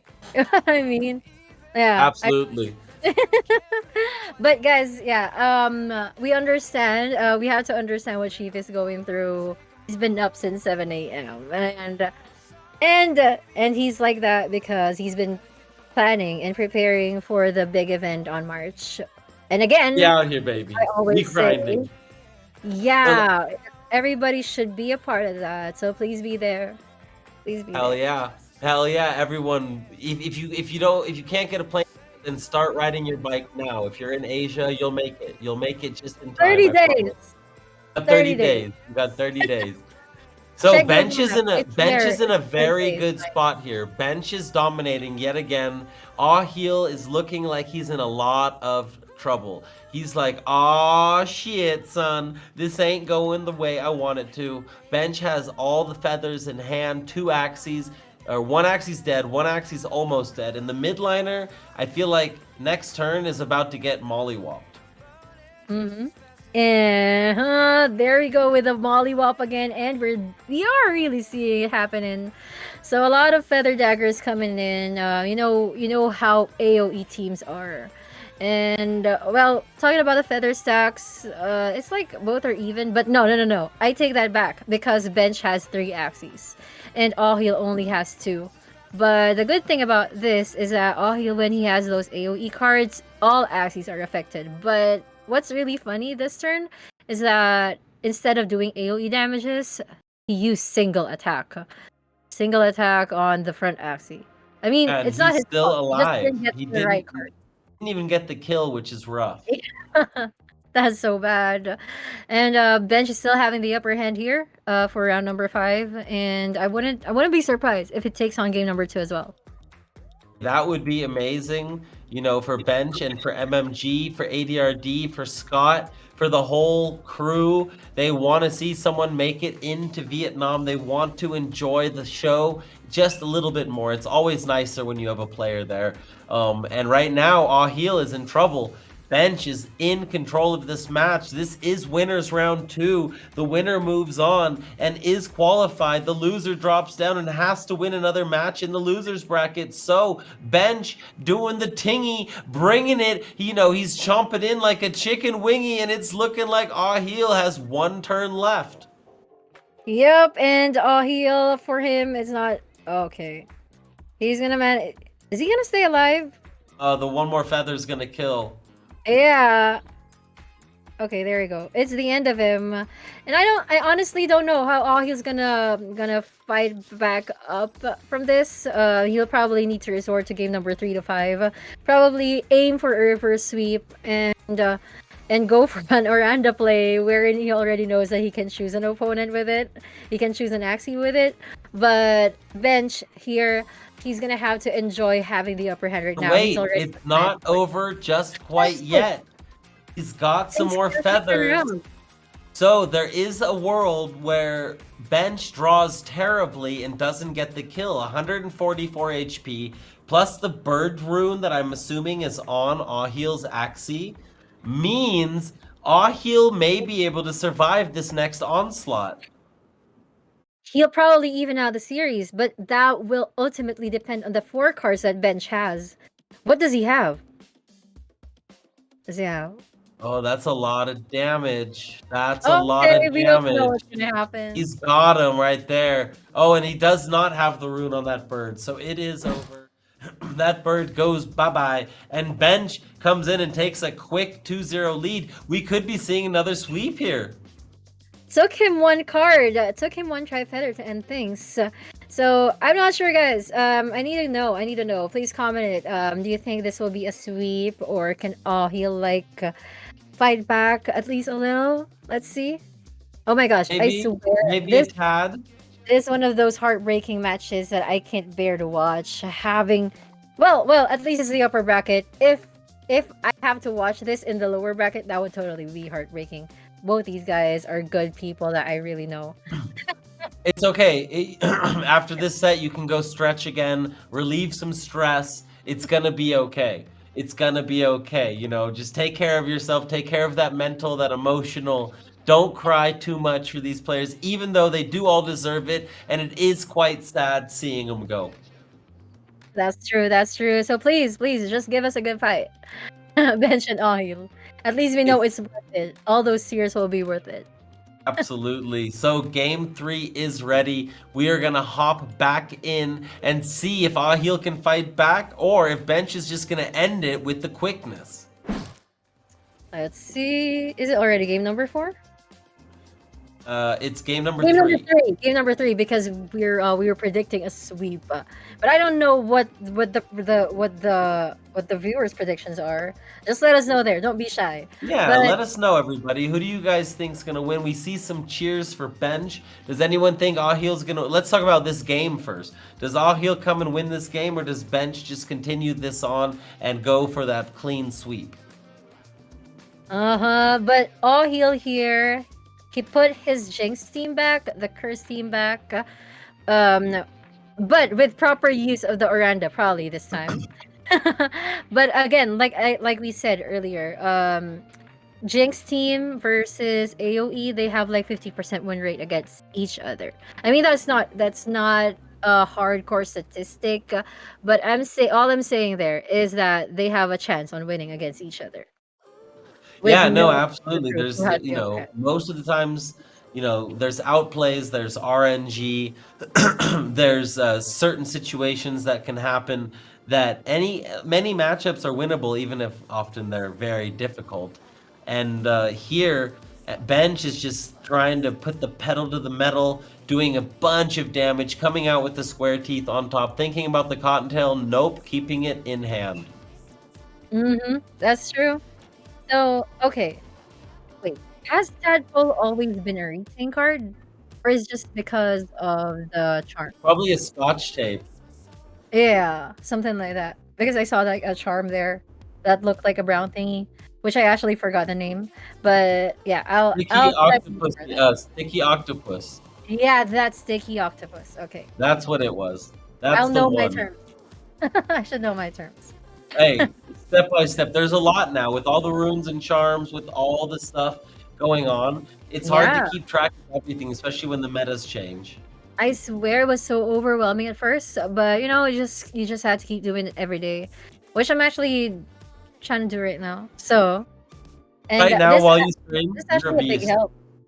Yeah, just watching them is totally a big help. Absolutely. I mean, we're seeing what the opportunities are, and it is currently the epic era. So these Yeah. teams are probably like super meta, and they work. So the players are just kind of bringing out what they're comfortable with, which is nice. Okay, and let's see what's next. Oh my gosh, I don't think this is looking good for Ahil. He's still losing a lot of HP, but if he banks on all those Jinx cards, just put it in the draw pile of Bench, eventually it will be doomed for a Bench. And just those Jinx cards, as we've seen earlier for many times already since the start of this night, that all those Jinx cards, they're like Blood Moon Curse, just eating up the HPs of their opponents. They're like poison, but Jinx, But worse. But Yeah. worse. Because they are in your face right when you don't want them. Right when you get to that late game and you think you've got it all figured out, boom, you get a handful of Jinx, you get a full confabulation, and you're just like, damn it, man, this sucks. Now I've heard confuddled, but now I've heard confabulation. That's Yeah, like level up, confused, confuddling, confabulation. Yeah, can we do the confabulation station? Does that work too? That's gonna happen to Bench anytime soon. Oh no. I know, right? No. Oh, he's gonna be like Jinx, but confabulation happens when you're against a quest opponent. Molderation station? Can we go with that? Mold? Yeah, I'm gonna wing it. I'm just gonna wing it. I'm just gonna throw it out there. Because you throw things into the universe, out sometimes they come back, and people like it. Of course. I mean, as long as you say it confidently, with the right tone, with the perfect tone, and just being chief, everything What works about perfect. this? What about this? You put them on the wrong way. They still kind of look okay. Upside down. This is confabulation, ladies and gentlemen. This is what it looks like. You put your glasses on the wrong way, and you're just like, wait, what's going on over here? What's going on over here? So Ahil's fighting. He is fighting, but it's not looking like it's gonna be enough. Ahil is losing his frontliner. He's already lost his backliner, and Bench with an 8 HP backliner is kind of like Ooh, the frontliner survived. Oh, that was Okay, bad RNG for Bench. I mean, he was honestly hoping that those Tri-Fetters would eventually kill out the front, but it didn't. So this is actually kind of light of hope for Ahil. Drawing 2 double talks, just a lot of chances to jinx Bench out, and Bench. I don't know if he's feeling worried for himself or not. But if you're gonna, we won't have access to his draw pile, right? Because this is actually Ahil's point of view. Yeah, but look at this. Ahil's turn this over. Still so many cards in hand, and with like one Axie left. Ouchie madre. This is not what what Oh! Oh my gosh, he got confuddled there. Oh my goodness. But it was just enough. He got the kill. He did get the kill. He did. I just hope that is gonna be enough. I think it will be. Oh my gosh, this is the sweep match. This is the match point match. Exactly. This is it. If he doesn't make it, this is it. Oh my gosh, is Bench gonna go to Vietnam? It looks like it. Oh my Like god! it. Bench is one step away. Let's go! Yeah, this is a happy moment for the Republica guys, for MMG. Bench, he's been doing it. I remember LSL a few months ago. He was actually winging it. Like really. Just so proud of this guy. Yeah, we all know what's about to happen. Yeah, it's quite incredible, and unless something really crazy happens, like getting jinxed out yet again. Yeah, Right. well, I mean, there's a chance Ahil could bring it back, but Bench has been very, very dominant, and that was one of those turns, though, right? That was one of those turns where no damage came out from Bench, so Ahil is getting another shot, and he is adding a little more jinx to the pile. Stark is yelling at us in chat, but rightly so, sir. Please don't hate me, Stark. Please don't hate me. Ooh, Those but are just, like, ridiculous Ahil had to run into both shields and doesn't kill the backliner by 4 HP. That is brutal. Oh my gosh, Jinx cards are here. It's not over till the fat ass you say. Alright. Now look at Stark was right. Oh my goodness. There's not enough damage. I am so sorry, Stark. Okay, please don't hate me. I was just getting so excited. I was getting ahead of myself. And not only Stark, everybody who's watching. Okay. That's gonna be enough damage. That looks like it's gonna be enough damage. It's gonna take him out. Enough. It's fair. It's gonna be enough. Ahil wins this. Ahil brings it back, completely ruins everything that was just said. Oh boy, oh boy, oh boy. So sad for us casters, but so happy for Ahil staying alive. Staying alive. And Bench not on yet. That was a little bit of a premature No, wait, can't say that. That was a little bit premature, and congratulations to Ahil keeping his dreams, possible. That was actually a good game number 3. Ahil, still fighting for his life. Okay, now I'm not gonna get ahead of myself, Stark. Okay, thank you for teaching me that lesson. I swear I'm gonna keep myself calm. It's not over till the fat Axie sings. He said it, he meant it, and the fat Axie did not sing quite yet. So, hey, we've got ourselves a match. It's 2-1. MMG against Perion, and Ahil against Bench. These are some massive names from some big teams that are doing some big tingies. I'm gonna have to buckle up myself for this. Bench is still on match point. He just needs one more win. Does your seat have a seatbelt? Yeah. Okay. I'm gonna have to buckle myself up. I lost my seatbelt, but I can hug myself. I can hug myself is a good one. I like that. That's funny. I'll I have can to hug myself for this one. I can hug myself.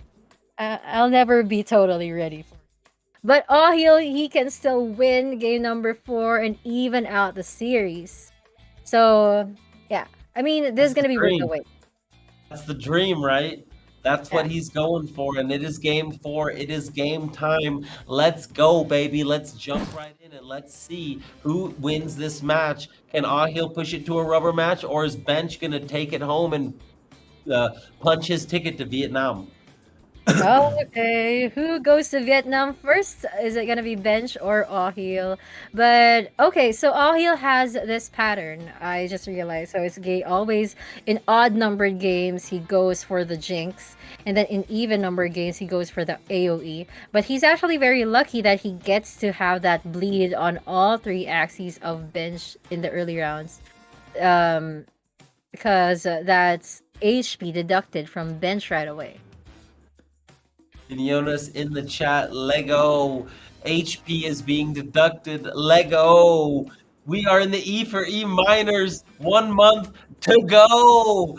Yeah. I'm excited. I I am am so so excited excited. too. This is amazing. Bench and Ahil, these are both players that I would love to see there, and they can both still make it. So Ahil dropping some bombs, dropping some AoE, while Bench is over here thinking about when he's going to use his nerdy. Okay. You know what? Nobody really uses a lot of nerdy in the past seasons, but right now they're just so OP. So hi nerdies and okay, now since both of them are using kind of the same team, and my knowledge of this season is not yet that big. I think but I think what matters here right now is the card draws and the feather stacks. Correct me guys if I'm wrong. But since this is AoE, I think what really matters is the damage, the aggro coming from both of them. I don't know how they are going to outplay each other, but I'm gonna have to find out from this game. Yeah, and I mean, this is a whole lot of damage going to that mid lane from MMG Bench. But doesn't get the kill, so Bench will get another turn with the mid liner in the roster. And this is probably a big turn because you don't want to go down in Axie and be down on HP, right? So he drops bombs on the front guy, and Earwig is coming in for some nice splash damage. Front and back laner from Ahil looking very hurt.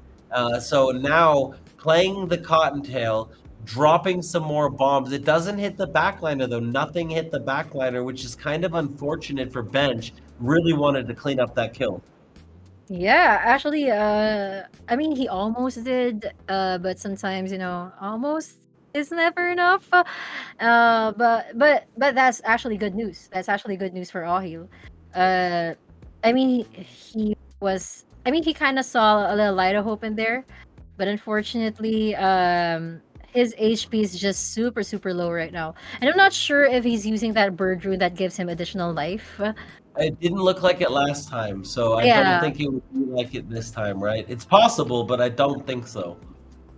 Oh, that would be too sad. So he needs to really keep up in terms of dealing damage. And I remember when it was AOE versus AOE, Bench actually took the win. So No jinx to come back from this one, right? right, There's right. no No, confabulation. There's none of that. yep. Unlike the previous game, right? But I already promised Stark that I'm not gonna get ahead of myself. So I Yeah, swear I'm chill just out. gonna observe. I'm gonna chill out. I'm gonna chill out and Chill see what out, happens. relax. It's gonna be okay.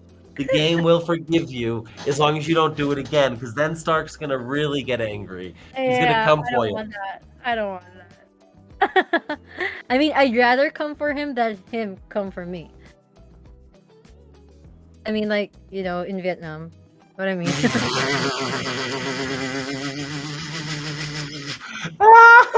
That's funny. That's really funny. And I'm so hallucinated, like tired. I'm so lost right now that, yeah, well, touche. Touche. That's so wrong.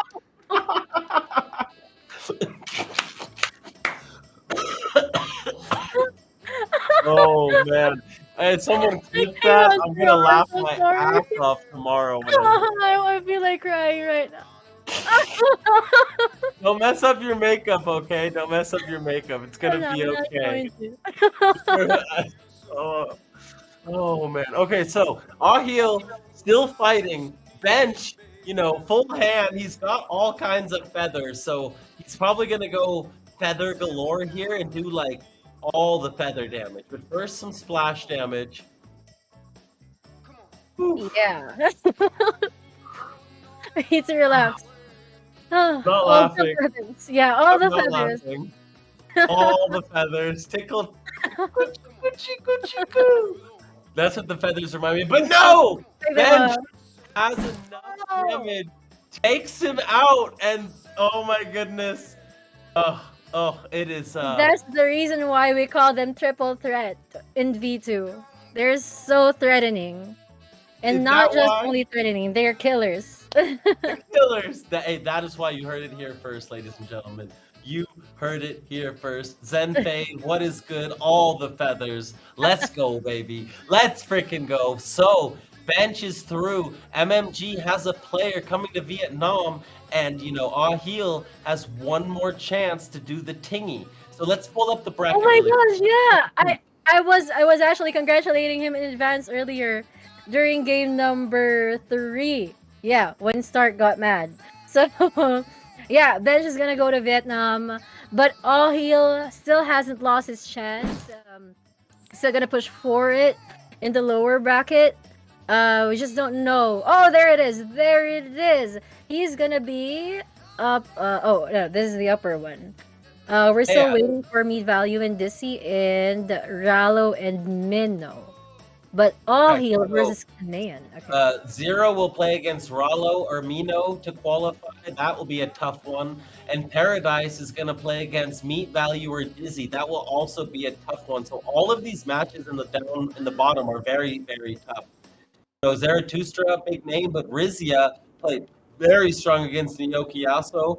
And then Kanayan taking out Mitsubishi is going to have a chance to completely remove Perion from the tournament, playing Ahil, who's going to try to avenge his homie. Oh my gosh. Why is Canaan? Oh, I don't know. Yeah, you're right. All Heal can either avenge Michi or Canaan can be like the Perion killer. We don't want any killers, right? We don't want any murderers. We want peace, love, harmony. Make them come before they make you come to Vietnam. You know what I'm saying? It's all about love. It's all about. Shut up, Vinny. Vinny, why Vinny? The only killer I know, the only killer I acknowledge, in the whole tournament, at least for the top 16, is Enrico. What he did with Zarathustra there, that really woke me up. That was pretty next level. That was savage. Stuart!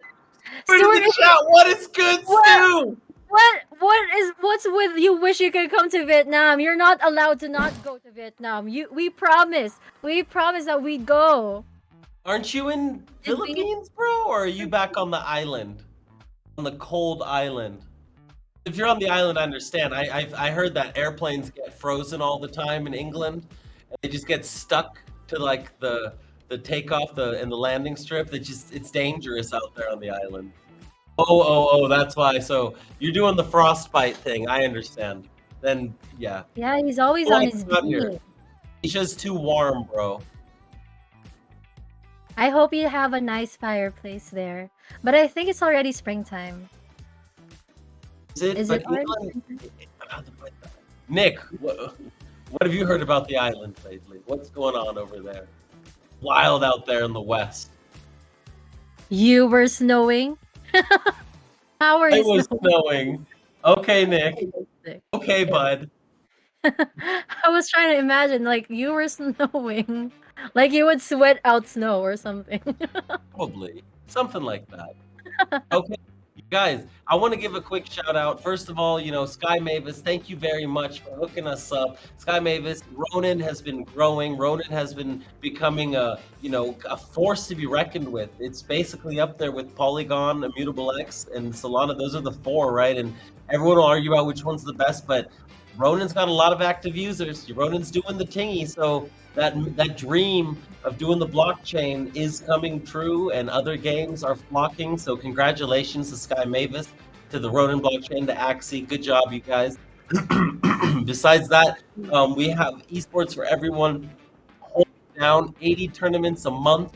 Really showing what it takes to build out the future. And this stream is looking good. We're looking good. We're feeling good. Well, actually, no, I'm pretty exhausted. So being completely honest, maybe you guys have noticed my eyes have been shutting just a bit, but I'm still talking. So that's how you know I'm awake. That's what matters. And also Elite right here, keeping us fresh, keeping me warm, and supporting since the dawn of time of Web3 esports. So we love you guys. You guys are freaking awesome. We're going to have a little break. And when we get back, there's going to be a prettier version of me with not as small of eyes, because mine are tiny right now. So thank you guys so much for all the support tonight. You guys are freaking awesome. And the show will be right back.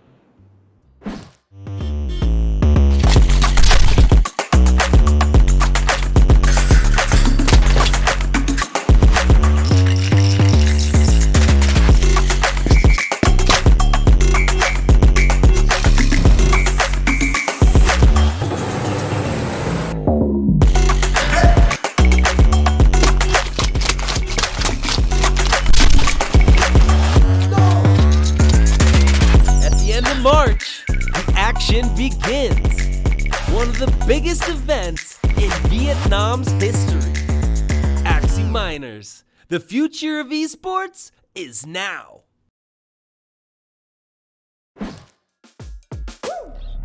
At the end of November, the action begins. Jugadores de todo el mundo laufen nhau. $100,000 prize pool. 2048 Spieler. Năm giải đấu. And one champion. Don't miss your chance at making history. Axie Miners. Esports for everyone. Win to earn.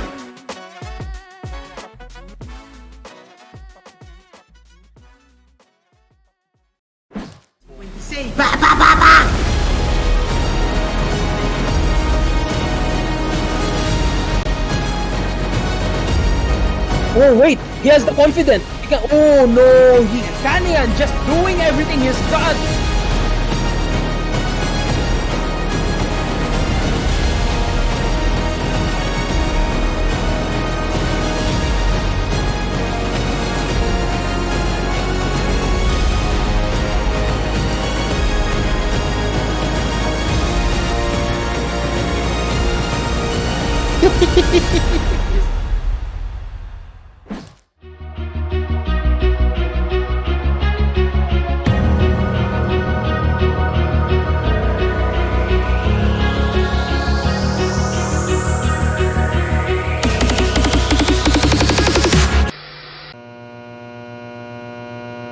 Got my back, I'm sure I won't lose if I hold the chance. Your time to choose, I'm free from the system. No stress in the money, breaking the rules. Do it, actually GG. Pay to play. You know what it is. Listen real quick. Play to earn. I'm your own money, be your goddamn.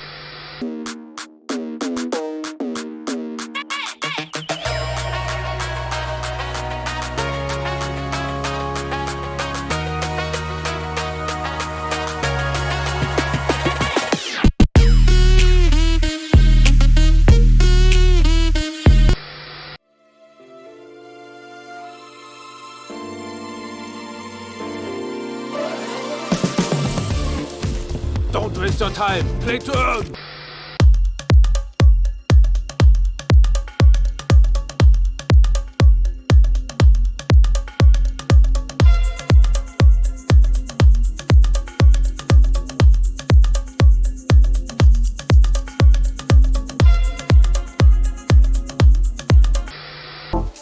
Trying to find where you at.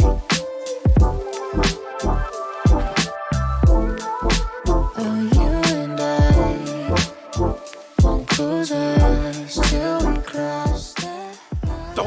time. Play to earn.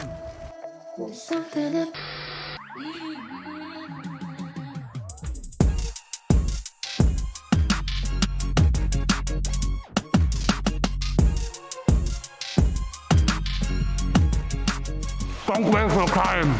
Play to earn.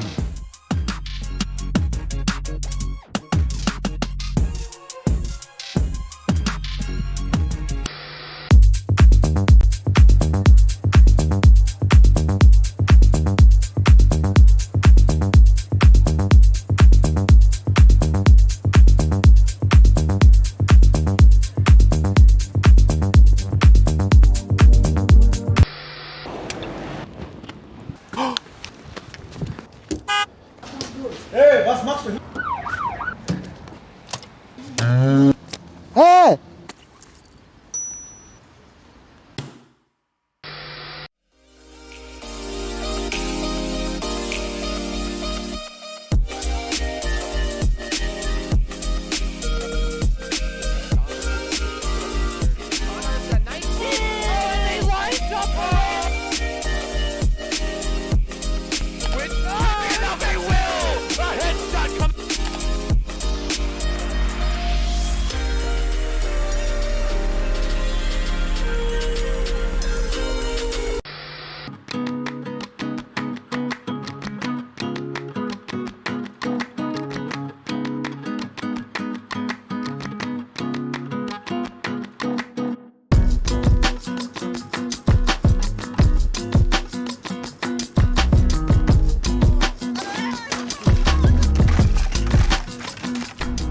Don't waste your time. Play to earn.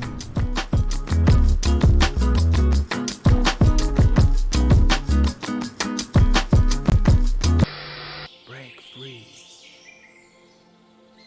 Now, have you ever experienced true freedom?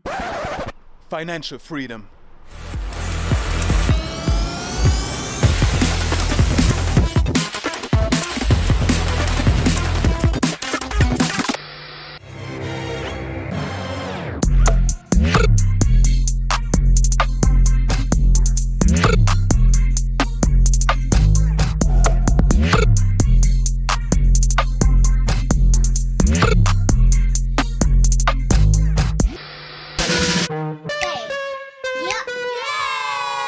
I'm sipping.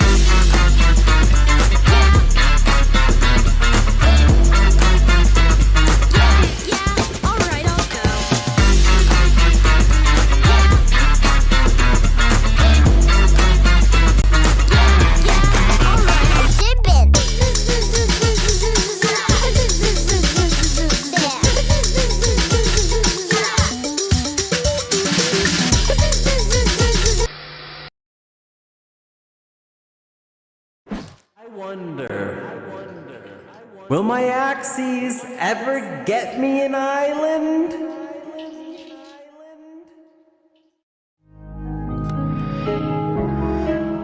Yeah. It's Axie Infinity, baby. Yeah. You ain't ready. Let's go. Yeah. Axie gang, Axie gang, Axie gang, Axie gang, Axie gang, Axie gang, Axie gang, Axie gang. Just spent 50 racks on a big dip. My girl love reading mystics. Come and join us on the Axie ship.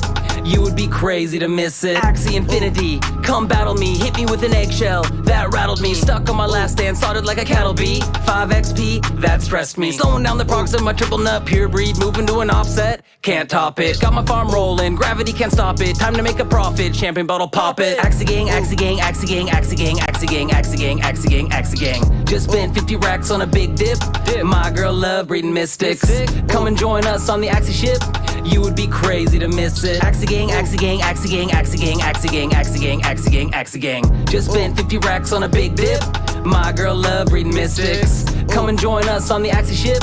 You would be crazy to miss it. Internet monsters graduate with honors as muggle money squanders. Just sit and ponder. LT's under, driving in his Honda. Now he's got Guineas sitting in his lawn chair. D-Live sponsor, content monster. E-girls just start going bonkers. E transactions take a little longer. While we wait, we just get stronger. Axie gang, Axie gang, Axie gang, Axie gang, Axie gang, Axie gang, Axie gang, Axie gang. Just spent 50 racks on a big dip. My girl love breeding mystics. Come and join us on the Axie ship. You would be crazy to miss it. Axie gang, Axie gang, Axie gang, Axie gang, Axie gang, Axie gang, Axie gang, Axie gang. Just spent 50 racks on a big dip. My girl love breeding mystics. Come and join us on the Axie ship. You would be crazy to miss it.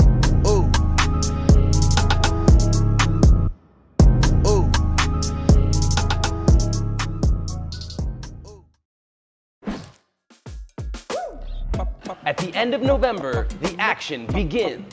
Jugadores de todo el mundo. Laufe now. $100,000 prize pool. 2048 Spieler. Nam Yadao.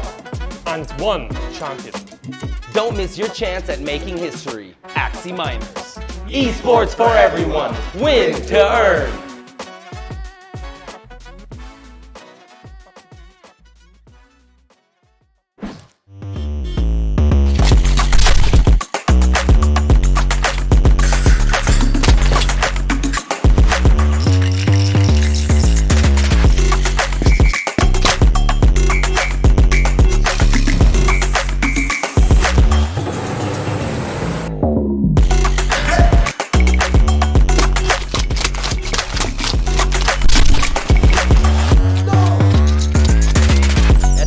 March, the action begins.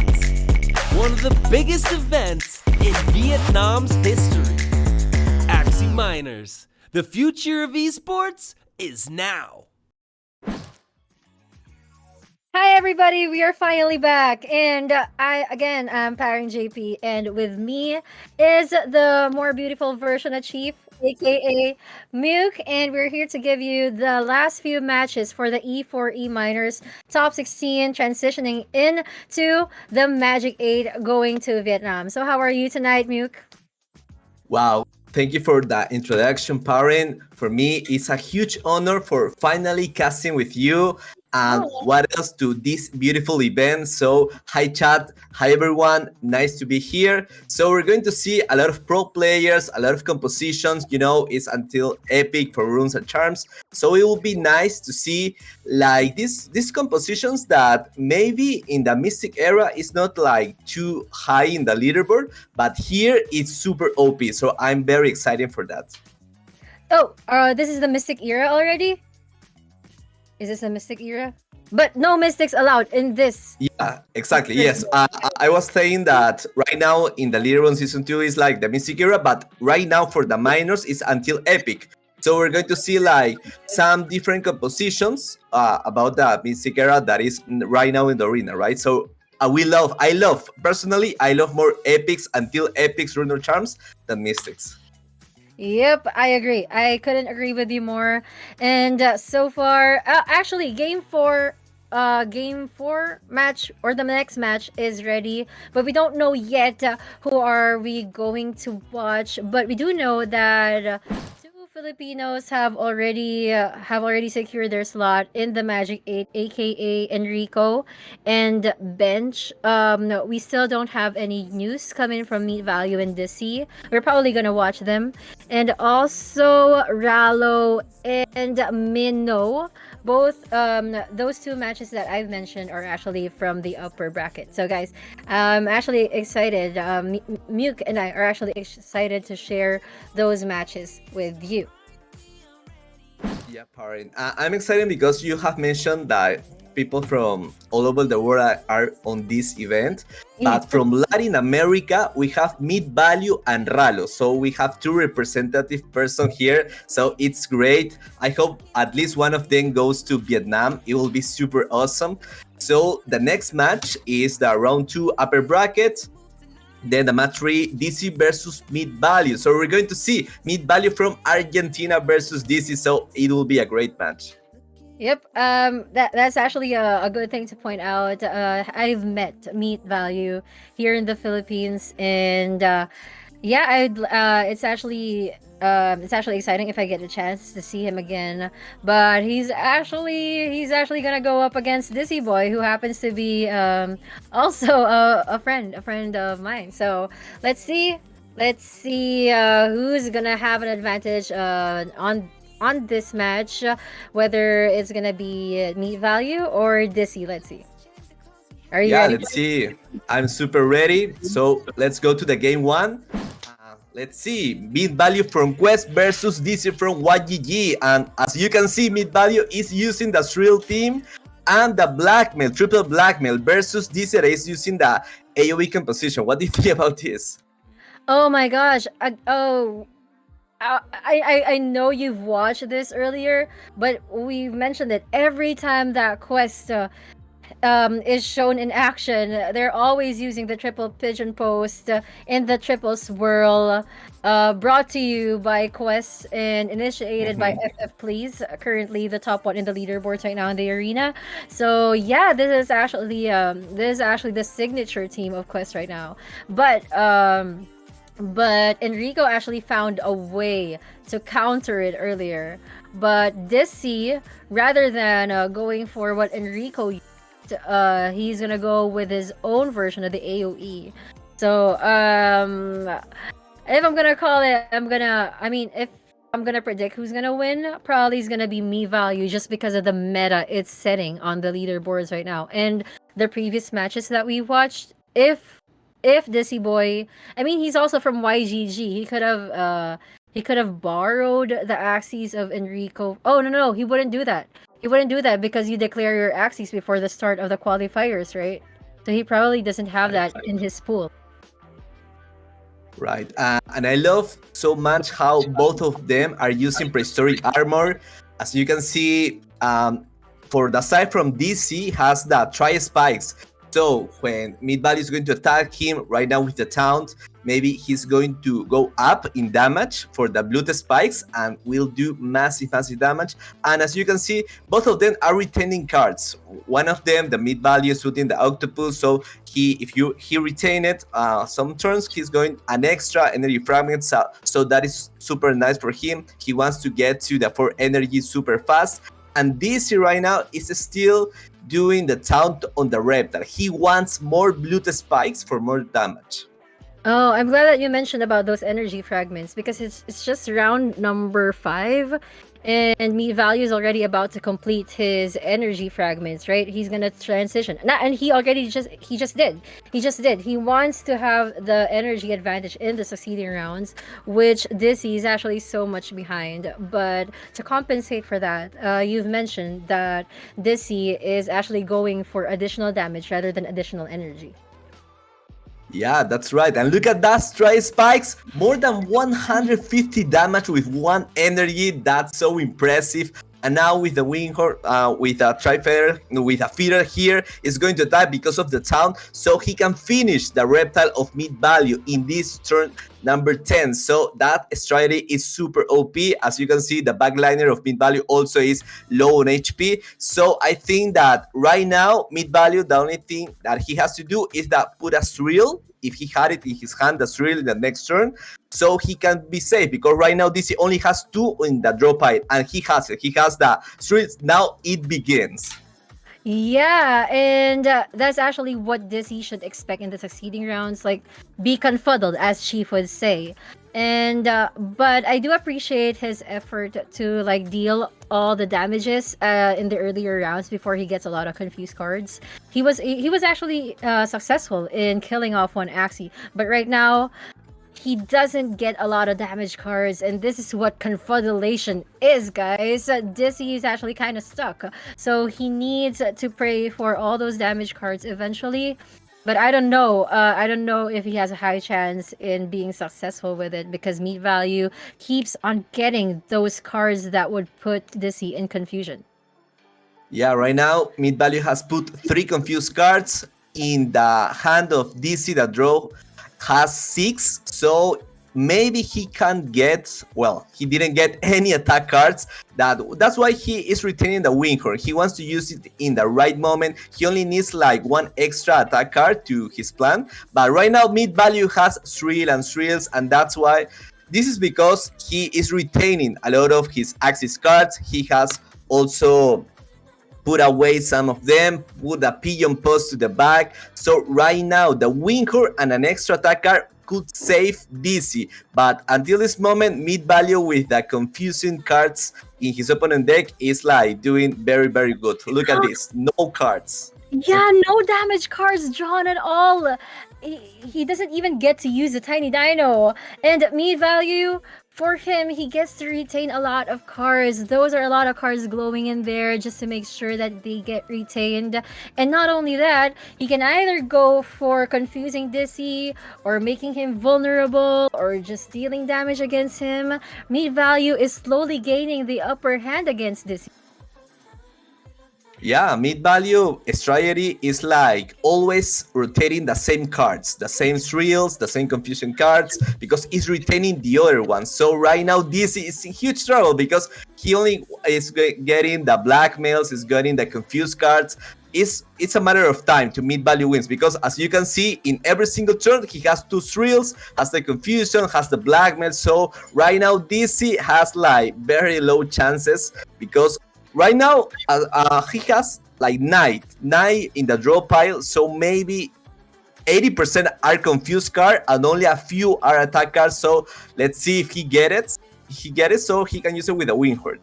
Yeah, okay, so Blood Moon Curse is here to help, but looking at the HP of me value, it's so full, and 50 HP loss wouldn't really mean much to Dizzy against me value right now. The guy who should be worried here is really Dizzy. I mean, we don't have to say it loud explicitly, it's being shown already. So Dizzy here, all he can do is just hope for damage cards or probably revenge cards, but I don't know. I think it's already too late for that.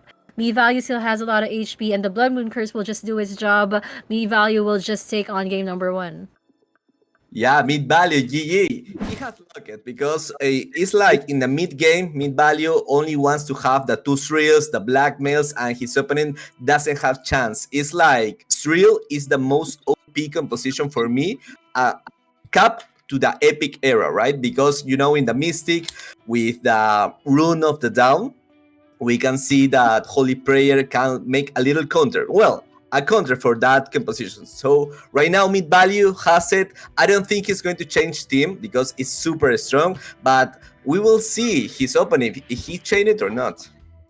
Yeah, I agree with you. I honestly don't think me value would change his team too, unless Dizzy has some sort of team in his pool, something like what Enrico has. I mean, I don't know if probably he. I mean, he would because they're both from YGG, and if they have that solid camaraderie between them, you know, like Enrico and Dizzy, both of them would probably have that kind of team in their pool.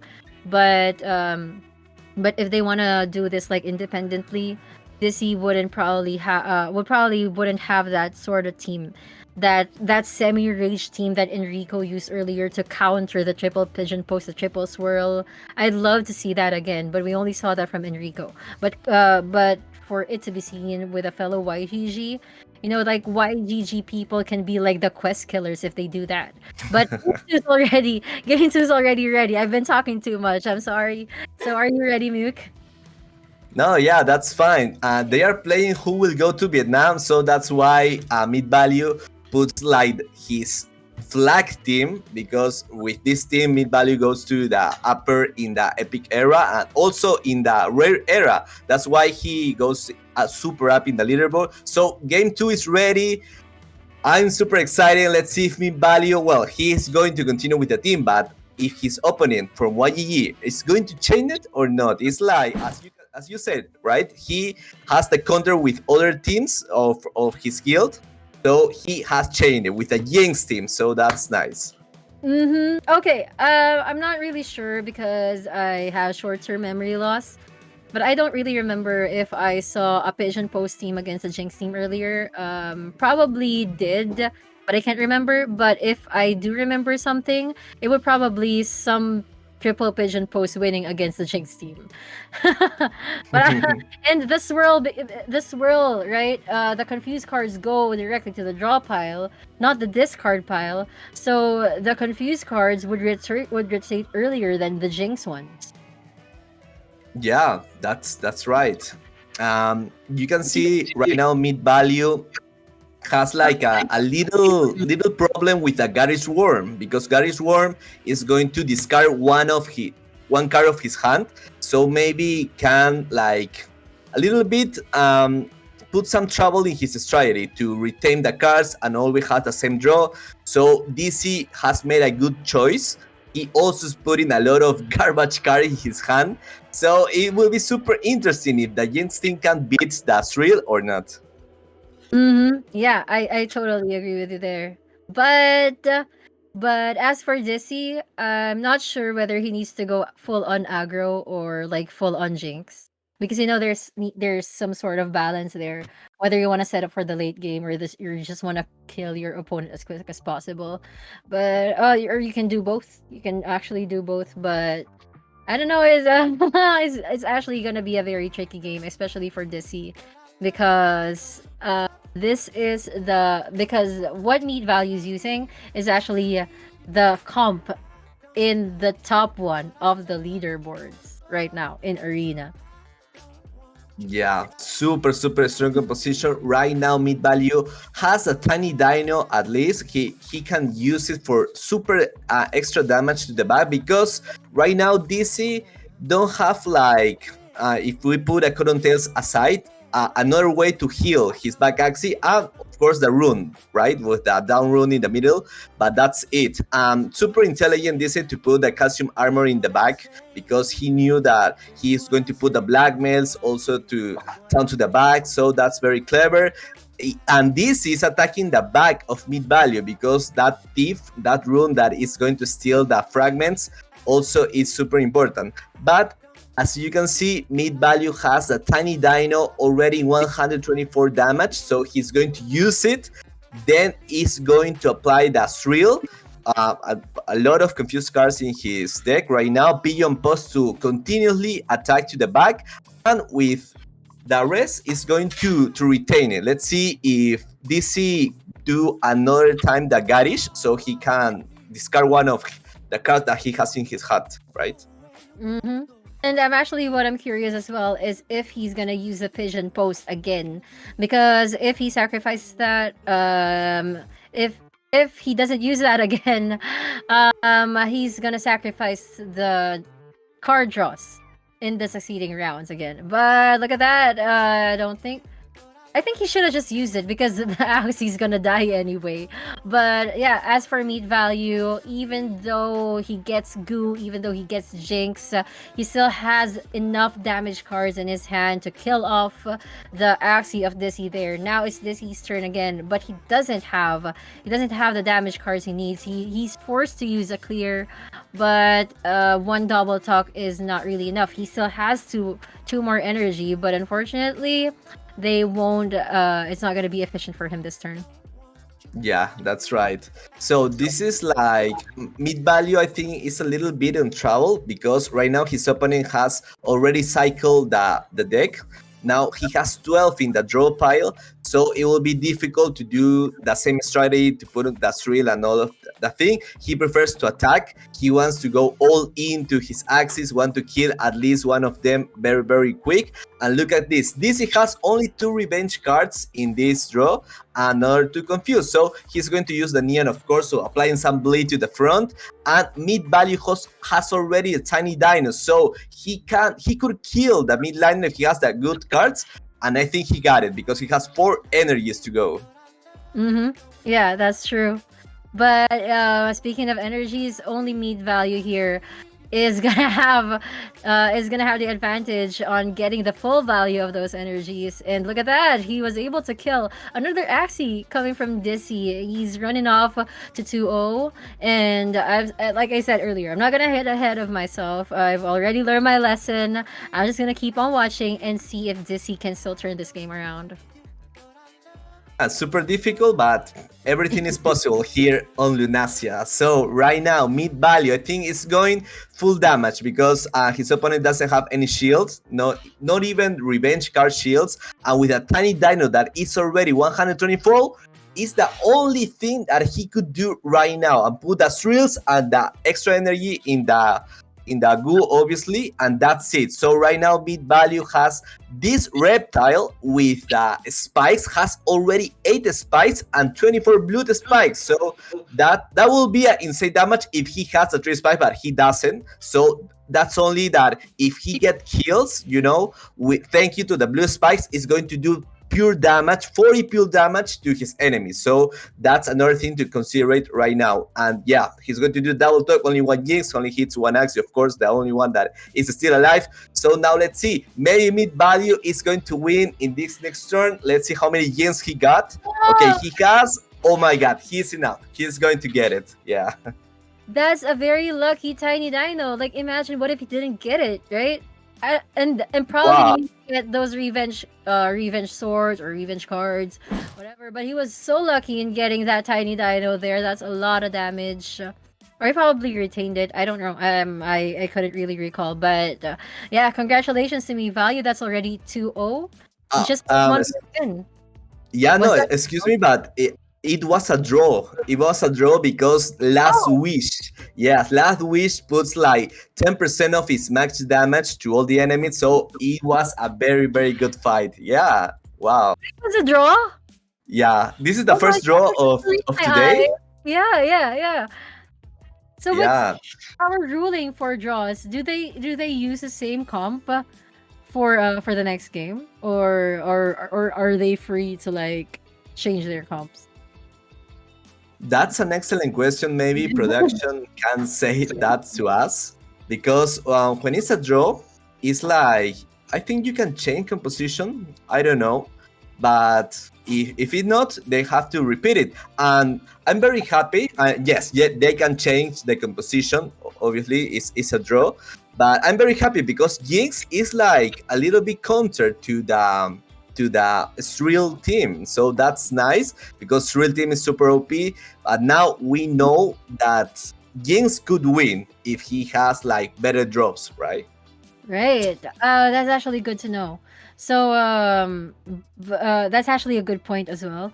So Jinx people, don't get disheartened when you see Quest people in the arena. You can win just with the proper card choosing. Mm-hmm.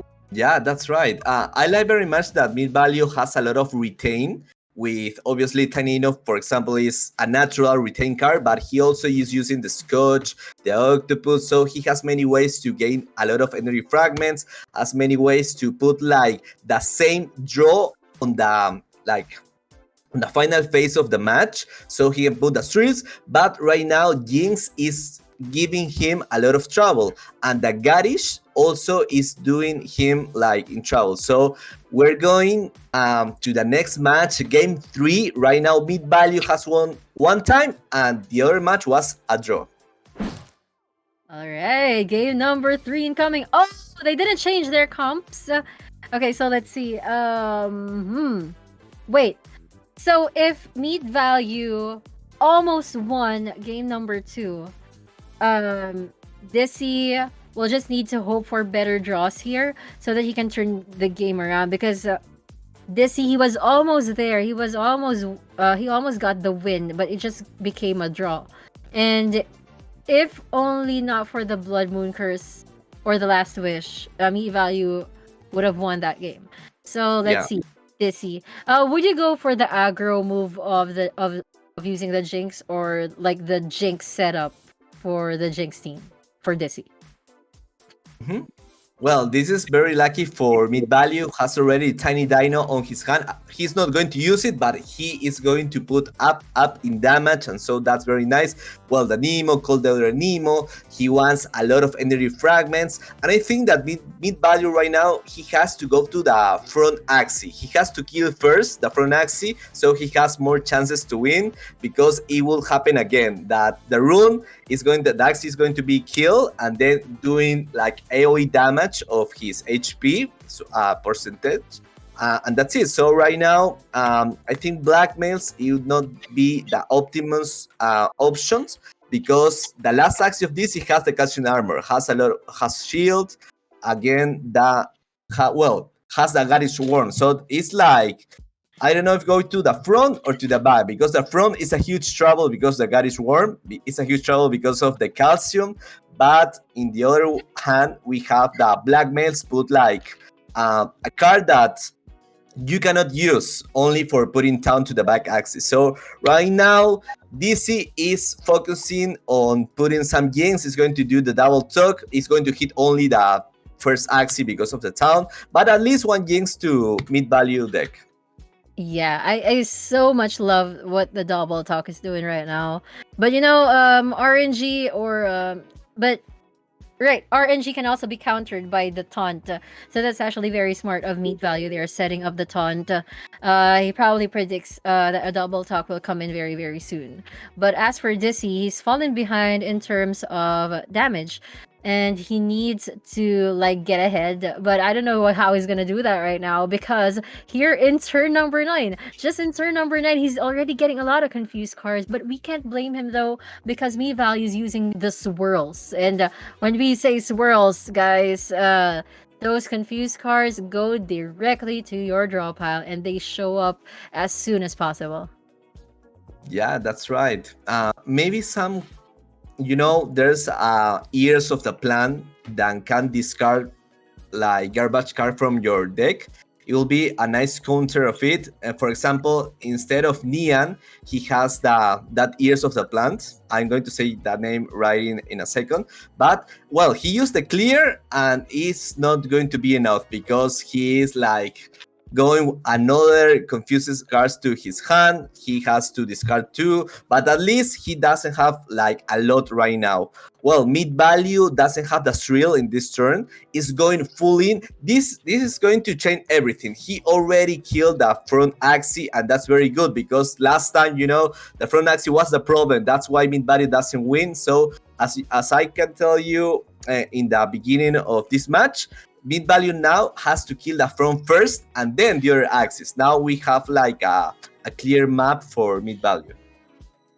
Yeah, I'm actually worried. I'm actually worried right now. I just laughing inside my head, because I've already seen this happen, and I think we all know what's about to happen, what's bound to happen for these two players.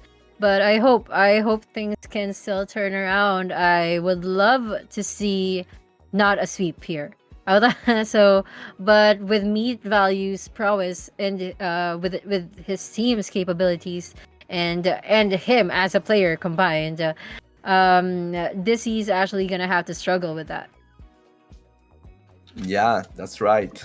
So right now the back of mid value has very good health. I'm telling you this because of the Jinx. Right now has six stacks of Jinx, and it's going to hurt, but it's not going to kill the back.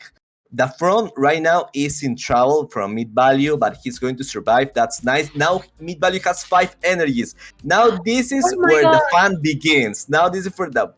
Because he's going to do the 2 thrills. He's going to do the blackmail. Right now DC might get like a lot of confused, but maybe not all 5 cards, or well, 4 cards in this case. In this case, going to be confused, because he has rotated the cycle of his deck. Because of the axis is dead, now is like less cards for cards of the axis of his hand. So right now only a revenge and a neon. Got it. That is going to hit the midliner, and is not going to kill no axis. So this is the moment for mid value. He has the cards, has the thrills, has the blackmails, and going for the confusing right now. Yeah, and he has a lot of damage cards. But as for Dizzy, just like what you said, after meat value gets those five, see, he has five energies just to put Dizzy in confusion, just to curse him. And Dizzy is like, I don't even know how I'm gonna get damage cards here. I should just sustain myself. But even sustain comps don't win against Jinx comps. So okay, he finally gets one damage card, but these four confused cards, they're not doing him any good. Even the Blood Moon Curse. Eventually, turn 12, he's gonna die. Yeah, this is a GG. Has a lot of damage card, has 5 energies, so mid value in this third match wins without problem. So GG mid value 2-0 right now. Remember, chat, this is best of 5, so mid value only needs to win one more time, and he gets to Vietnam, right? Yes, that is 100% correct. Oh, oh my gosh. With that kind of composition, it's really hard to defeat. And yeah, like I said, if only if only Dizzy had the same comp as Enrico, his fellow YGG friend, YGG teammate. If he only had his own of that in his pool, he would have scored against me value. But I don't want to speak too soon. Let's see, because Dizzy uh can still have another team to pull up here in game number 4. Are you ready? Yeah, that's right. I think that I want to see his partner from YGG, what composition he used to counter the Thrill team, because it will be super, super great to have it. Maybe, I don't know if they can change teams. For example, when they are if they qualify going to Vietnam, they can change team or not. But I think that if he can, he will go to the marketplace and buy like similar team that his partner had from YGG, because Thrill on Epic it's super powerful. So game 4 is ready. Are you ready too? Yep. Okay, here it is. Oh, what kind of team is this? Oh, he's gonna use the AOE again. The Dawn with the double talk. Oh, this is not a double talk. It's like an insectivore. The the worm. Yeah, I don't. Oh, the The hungry bird. Hungry Yeah. Bird? Mhm. Yeah, I forgot. I honestly forgot what that card does. But yeah, let's see what Dizzy has in store for us in this. But what are your predictions for this game since Dizzy changed back to AOE? Okay, DC has like a chance to get a lot of damage with that reptile because of the blue spikes. He can go a lot with 3 spikes in the right moment when he has more than 30 blue spikes, for example. It's a random attack, but I think it's going to be enough. And because of that cotton tail that he can use for energy in one turn. So right now DC, the thing that he has to do is like rush his enemy, but it's a little bit difficult because he's an AoE in the other axis. It's an AoE with a Trifeder, Grandma's Fan in the front and the mid, as the wing horde, the ear part of the insect right now, the ear wind that can make a lot of damage. So the thing is that DC has to rush, but it's going to be super, super difficult. So I think Min Valley is going to win again, but DC has a small chance, like a very small chance to do it, to get. Mm-hmm. Yeah, I'm actually with you there. At the same time, I learned something new. So, but so the pigeon posts are slowly coming in for Dizzy, and he doesn't really have much choice. I mean, if he uses those pigeon posts, he'll be damned. But if he doesn't, he'll be damned as well. Just like right now, he wasn't able to draw a lot of cards. He refuses to use the clear as well. But I don't think he'd need to use it right now since he'll be able to use all of those energies. He'd probably save it up for the times where he has nothing but confused cards. Yeah, that was a very nice try spikes, almost 150 damage in total, and goes to the front axis because of the town. So that was very nice. But mid value has a start. It just began with a lot of confused card to his drop out of DC, and that's it. He has right now 3 energies he has used, but he already reached the 4 energy mark. So right now DC is doing what he can do in this moment. He is gaining the feeder daggers. The feeder daggers is going to kill the mid liner, so that's very good news for DC. He has killed one of the most important axes of mid value. Right now, he has the 2 thrills, has the pigeon post, has 4 energies. I think that the cycle just began. A lot of Yeah. confused here. Yeah, the cycle of those confused. But I actually like that you got hyped up a little when Dizzy was able to kill off the mid axis of me value. Got me a little sense of hope there for Dizzy. But like you said, this is where the cycle begins. And look at that. 3 confused cards came in, 2 pigeons posts came in, and Dizzy didn't really have much of a choice but to use this card that he just used, which I cannot read, but with a Scotch tape. But he was only able to get that card because he was able to retain it. So now he's forced to use all these feather daggers.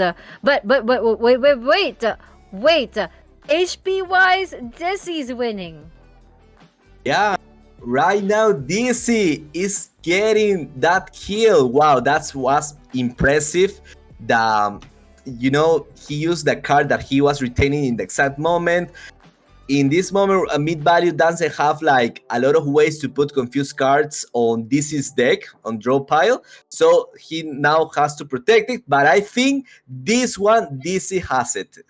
This one is for DC because he's not going to get like all full confused. He's going to get like an attack cards, and he is doing a great job because he wants to retain it. So this is like the final turn for mid value, and it's not going to be enough because like Aqua from DC is super healthy. So in the next turn we're going to see that DC could kill mid value, and that will so impressive.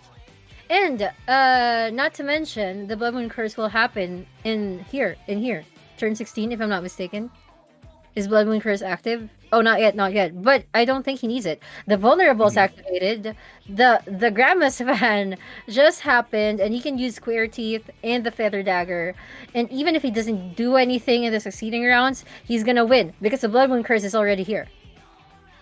Yeah, and the Blood Moon Curse goes to the max HP, so he's going to have like a little bit more of turns.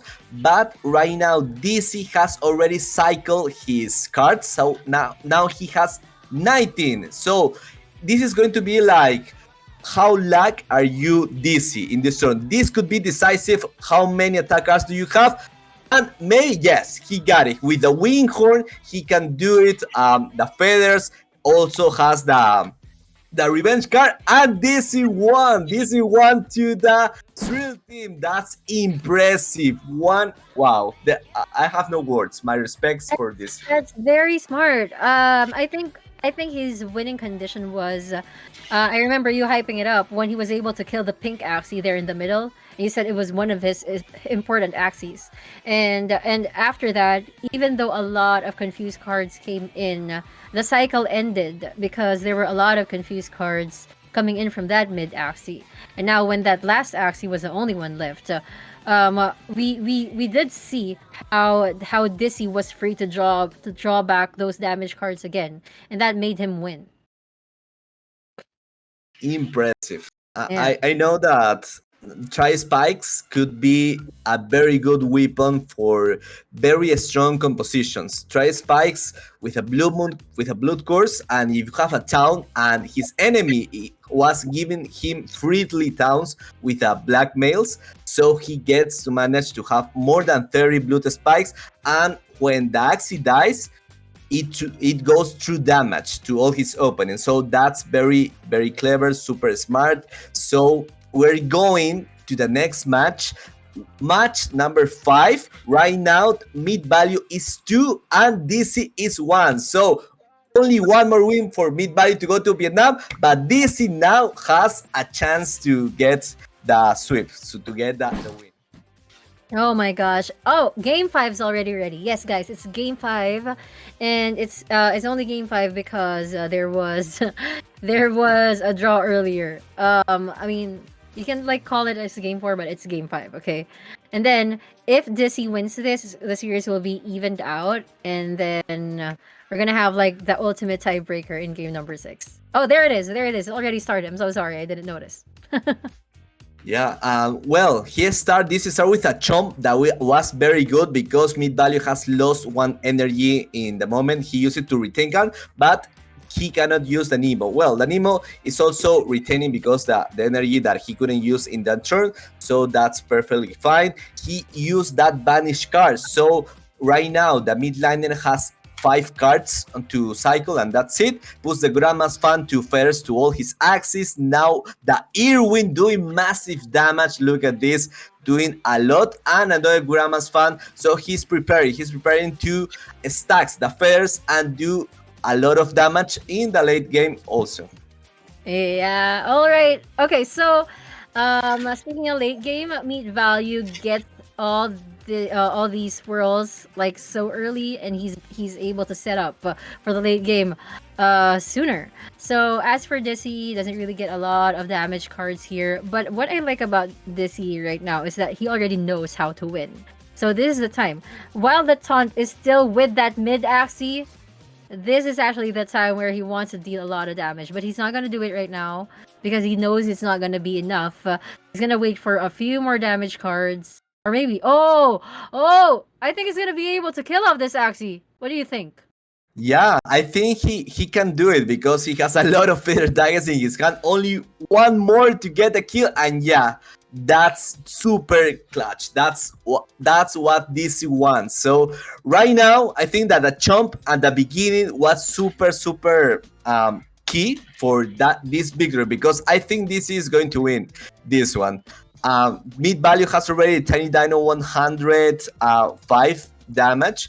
He pulled it super early in game. He heals a little bit with Piranha and Clamshell for extra energy that grants him like 4 energies on the next turn. So right now, DC that has that 3 spikes power, but it's not going to be like super OP because he only has 4 spikes and 8 blood spikes. He wants to reserve it. He wants to retain it because if he managed to like damage the reptile, it's going to do that massive damage. So mid value, put it the town in the mid, put some heal also, and remember that DC, if he kill the mid value reptile, is going to do 40 or more than 40 pure damage to all DC axes also. Yeah, and what I'm actually excited right now. Oh no! This is actually when you said it earlier that the cycle starts, where the confused cards come in. But I was actually hoping that Dizzy would get a lot of damage cards because when he was able to kill out the front axie earlier, it would have been easier. It would have been easy for him to do that as well, if not for those confused cards. But right now, value has the advantage when it comes to dealing all those damages, and not only that, he's starting to confuse Dizzy again. Yeah, that's right. And he didn't use the blackmail. He didn't want to use the blackmail that he could have used it. But right now, thanks to the clear, well, he didn't manage to get another attack card, so that's why he didn't retain anymore. Look at that beautiful damage, more than 180 with only 1 energy. So that's very nice about DC. And well, the cycle begins. The cycle begins because he only had 2 in the draw pile DC, and with the thrill has now 4 confused. Then he's going to do that confused eyes to put 5 confused cards in only 1 turn, and that's not all. He's going to do a blackmail. So right now the cycle begins. Let's see how DC can get out of this. Well, it's the Blood Moon Curse again, and unlike the previous game, this was actually the time when he already killed off 2 axes. But right now he's getting delayed, and that meat value still keeps getting on getting his damage cards. And this is what you were actually saying earlier. Dizzy can win if he gets good draws, but unfortunately he doesn't get them. He needs to wait for them, and he just lost another axie. One with the tri-spikes. one which he really needs. Okay, at least he has one extra attack card in this turn, so he's going to do the Wing Horn. And thanks to this, I don't think it's going to be enough to kill the reptile. He has a lot of fear daggers. Remember that the fear daggers come if he hits an Axie with 16% HP or less. So right now with a feather that he has 13, now 14 extra damage for each fear dagger, it's not going to be enough. So I think that was the last opportunity for him. But as you said, the Blue Moon Curse is here. So every single turn, the max HP is going to be reduced. And look at this, the Pigeon Pulse. No, I think mid value in this moment with a cycle can win in the... We're going to see more turns, but he's going to win because the blackmail, the confused cards, the thrills is super OP. I think he only have one card DC that maybe is an attack, but no. Everything is confused and blackmails. Yeah, this I swear he has nowhere to go with this. And me value, he was able to retain a lot of damage cards, and that's just so unfair. And that, you know what? What's more unfair is that Meat Value just used the swirl cards and he got them again, and it's because of the thin deck that Meat Value has, because of the retain he has. The card rotations are very, very quick for him, whereas the card rotations are so much blocked for him. Yeah, that's true. They're so clogged. Yeah, mid value with 5 energies is super powerful right now. DC has no chance. It's like Blue Moon Curse doesn't work like before, so it's not like 60 damage to all, it's 17 to the max HP, so that's why he continue alive with the back Axie. Also, Ricky Fish for a lot of damage has 5, so he can use it. Tiny Dino and one more attack card, and mid value from Argentina is going to Vietnam. GG.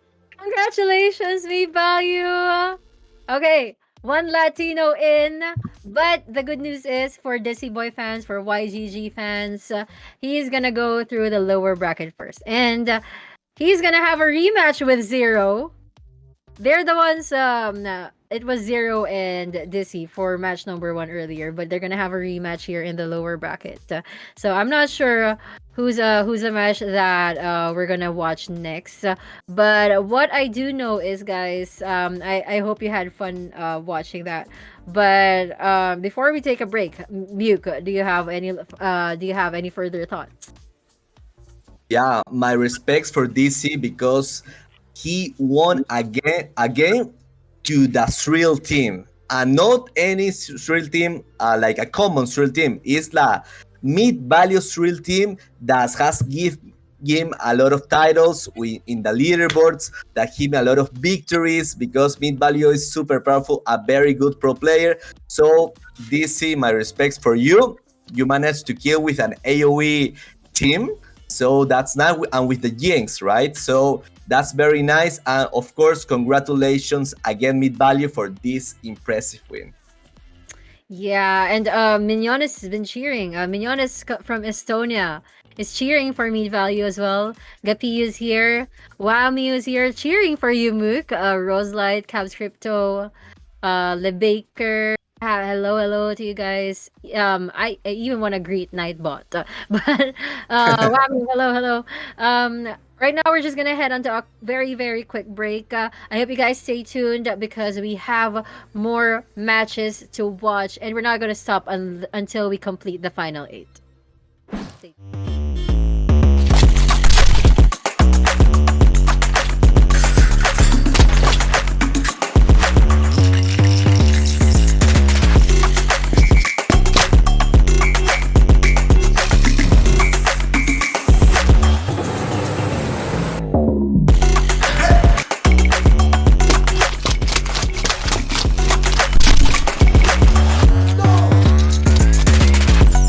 March, the action begins. One of the biggest events in Vietnam's history. Axie Miners, the future of esports is now. At the end of November, the action begins. Jugadores de todo el mundo. $100,000 prize pool. 2048 Spieler. Namjadao. And one champion. Don't miss your chance at making history. Axie Miners. Esports for everyone. Win to earn.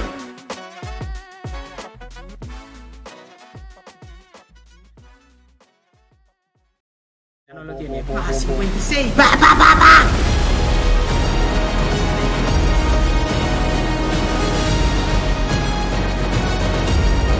Oh wait, he has the confidence. He can, oh no, he Kanian just doing everything he's got.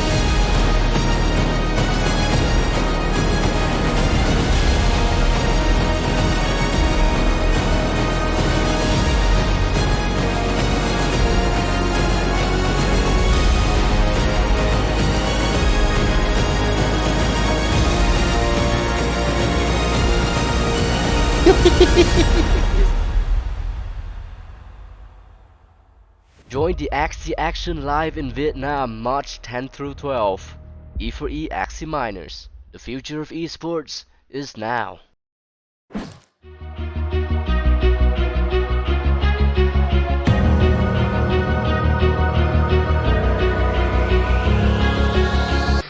Yo, times that you are free from the system. No stress in the money, breaking the rules. Do Actually, GG. Pay to play, You know what it is. Listen real quick. play to earn. Earn your own money, be your goddamn.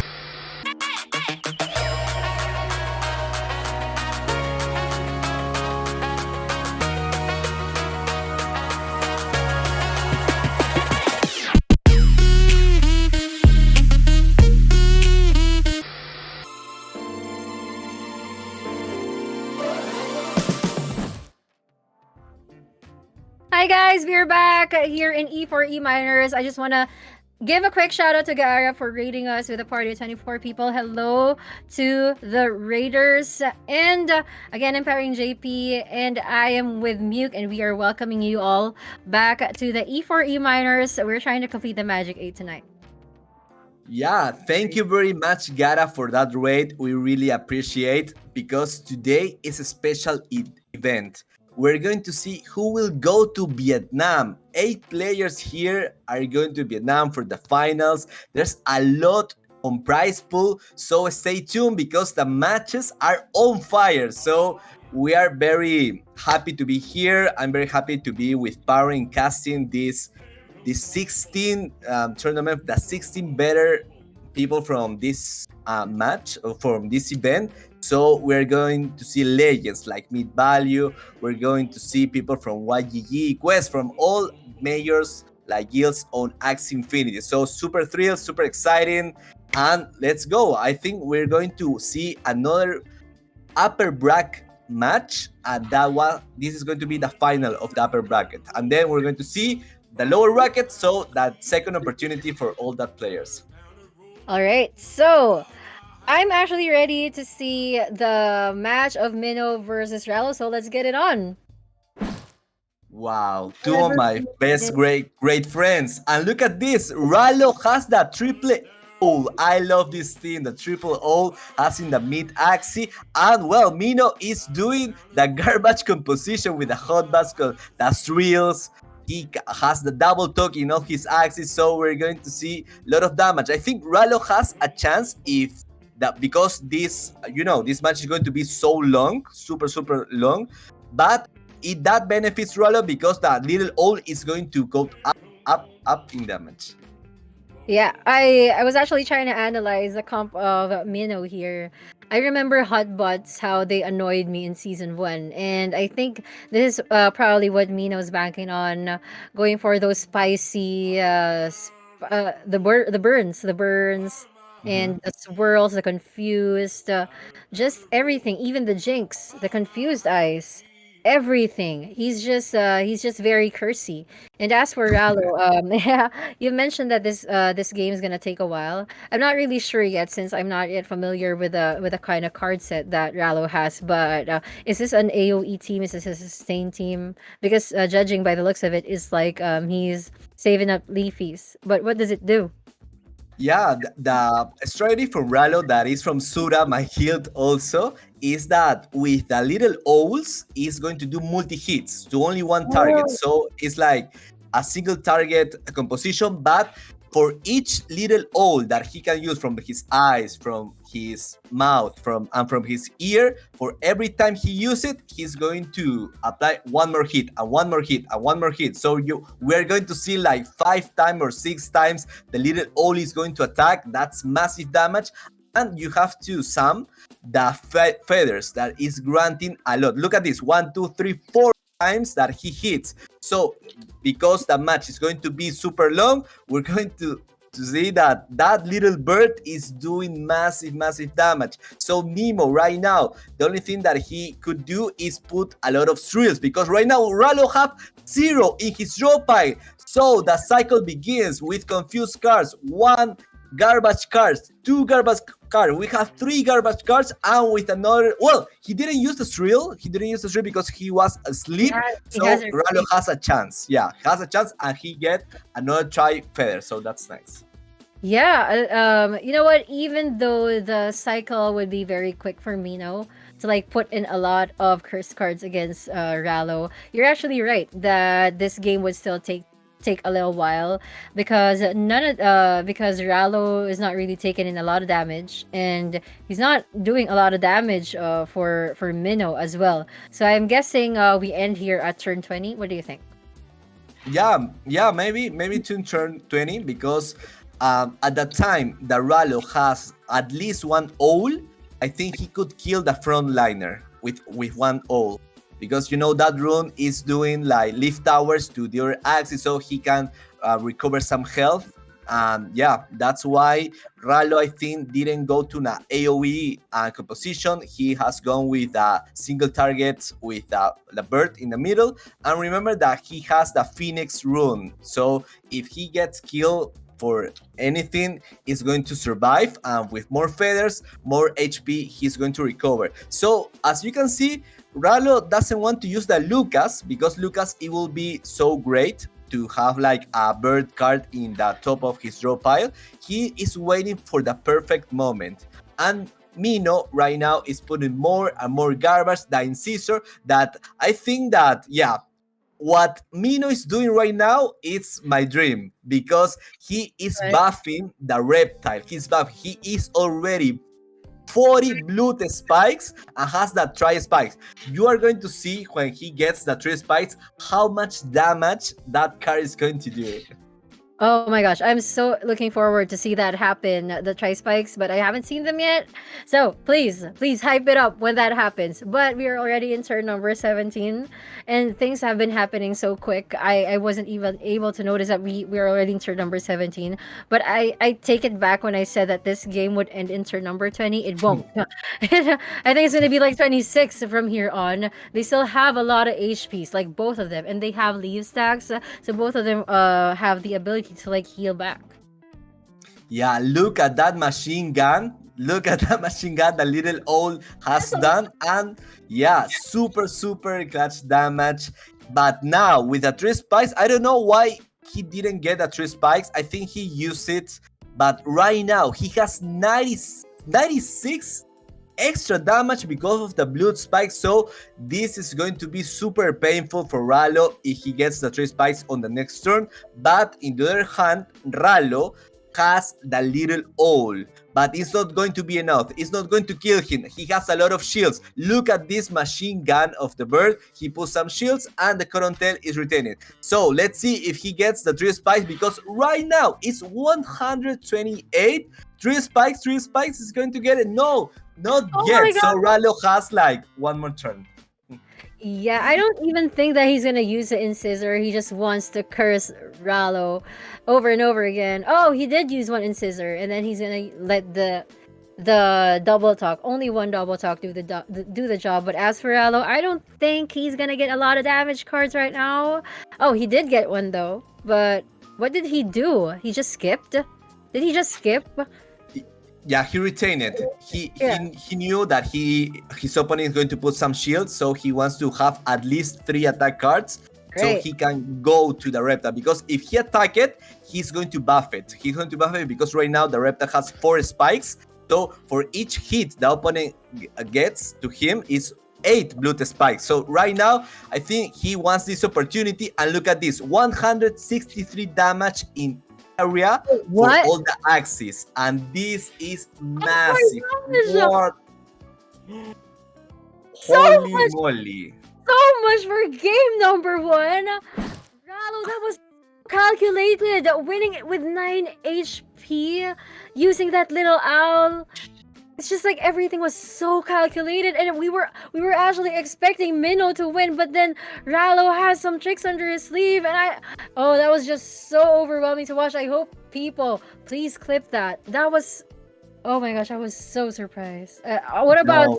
about you, Muke? I don't know how to wrap my head around that. Yeah, it was a nuclear bomb because literally all the axes die, all. But because the bird has sacred feather, he comes to life like a phoenix, and that's why Rallo wins, because of the rune sacred feather. It was a nuclear bomb. This is the first time I think we saw it live on the stream.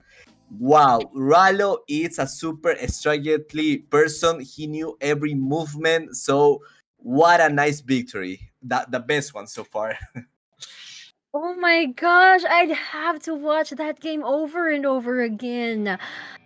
That was so nice. Rallo, wow, this is the kind of comp that we rarely see. We rarely saw throughout the whole night. But I'm not gonna comment on that. I want to see game number 2. Yeah, me too. I want to see it again because right now that reptile room, that epic reptile room that put in blue spikes, for each blue spikes is pure damage to his enemy. But look at this, Mino has changed team. Now he's using a poison team, so that's a very good composition, okay? And Rallo is staying with a triple little owl. So I think right now Rallo has like more chances to get like more energies to rush his opponent. But you know, little owl works better in late game, so he wants to stay alive as much as possible. Yeah, oh my gosh. That's actually a good choice for Mino. I think he also knew that there's no way for Rallo to change his comp after winning like that. So if there's gonna be a guy that's gonna adjust, it has to be him in order for take on game in order to get game number 2. It should be him to adjust. But predicting, I think this is gonna be a lengthy game as well. Since there's a poison versus a sustain, I think we're gonna. I even forgot what round we finished with game number 1 because that ending was so beautiful. But let's see how it goes. Yeah, that's right. Mino is retaining the tiny turtle to use it in the exact moment that chomp chomp. And the Tri-Feather hits too, so feathers to all his allies. Also, the Innocent Land copies the Lucas. Okay, he copied the Lucas for instead of copying, for example, the Cottontail. But okay, let me correct this. The Innocent Land was from the reptile of the back, so he only has Lucas. But this is very good because Lucas puts another owl in his hand, so he can do the machine gun early. So right now he has to Lucas, has the tail, the feathers, okay, again. So Lucas right now in place and with the Nerdly, so he gets to get the little owls in hand, and he's going to do it right now because every time he has little owl, he has to do it. Right now 3 times hits, and this is a 4-time hits, doing massive damage with only 1 energies and retaining the fear fun. Yeah, that's true. But I haven't seen poison comps in a while, so this is actually very refreshing to see as well. So right now the stacks, I suppose they didn't change, right? They're still ×3 every time the round ends, right? So okay, things are not looking good for Rallo because poison stacks just keep on upping, and Rallo doesn't really have any way to cleanse himself of those poison stacks. So he's just gonna keep dying and dying. And I don't think we're gonna reach turn 20 here. I think he's gonna die real soon. Yeah, he's in a lot of trouble, and I like the back axis of Mino. The down is super beautiful and is healing all his teammates also. So that's very nice. Look at this feeder fan doing a lot of damage. This bird is called a machine gun.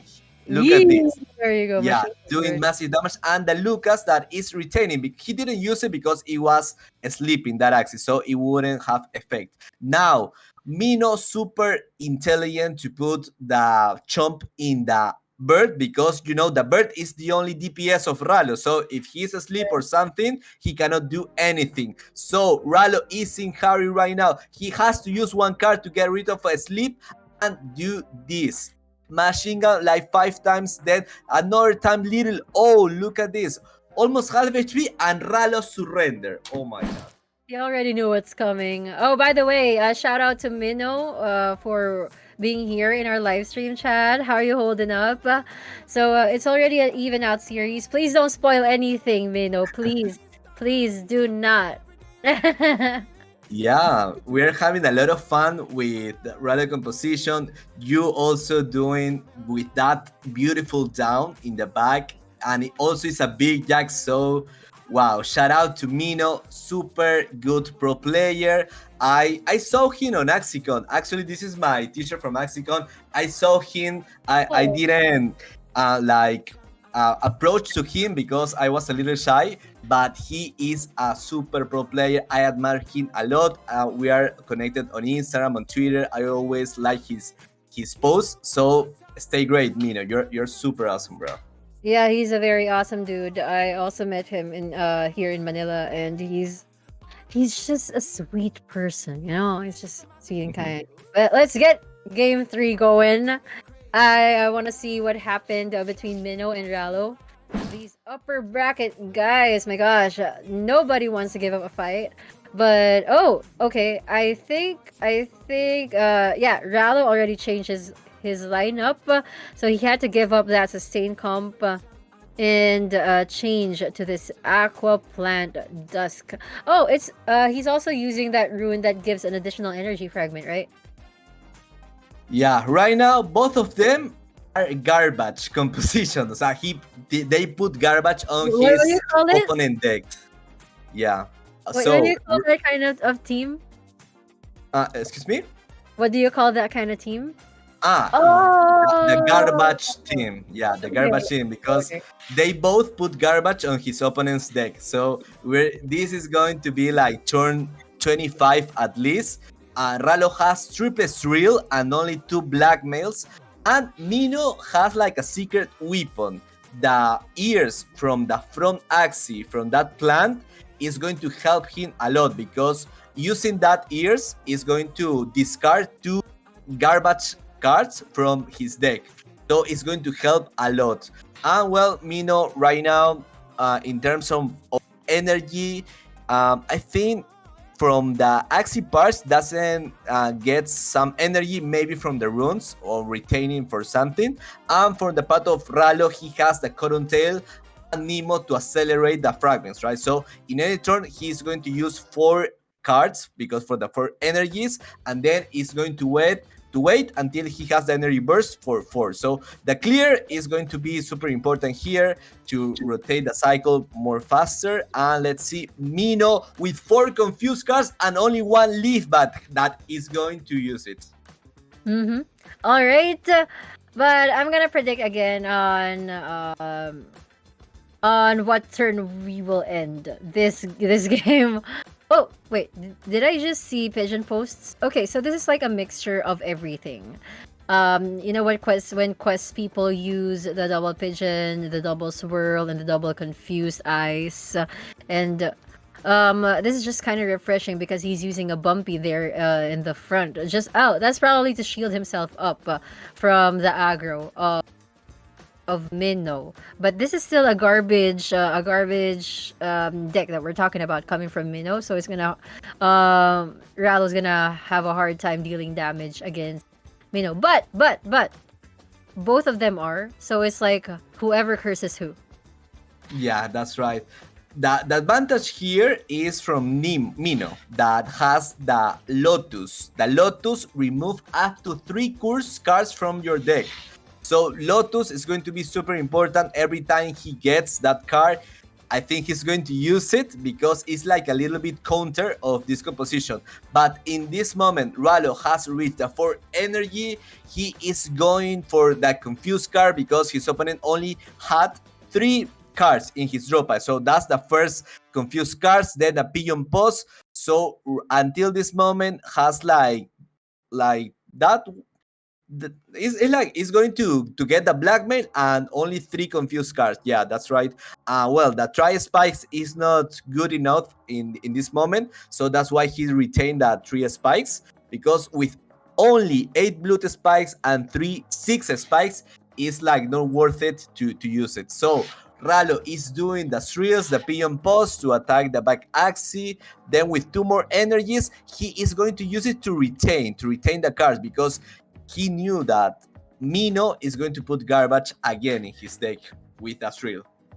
Yeah, and that's actually what we're gonna expect. But the cycle hasn't started for Rallo yet, I think, because he's not really, or maybe he's just retaining a lot of cards that I failed to notice it. But as for Minnow, he's already having a hard time getting those damage cards. So I think it's just gonna be the Blood Moon Curse that's gonna do the work for them in the long run. Right now is just how they're gonna curse each other. Whoever curses who first, and whoever is more frustrated by the end. But wow, for Minnow, he gets a lot of damage cards here, and he gets a lot of curse cards as well to put on Rallo's deck.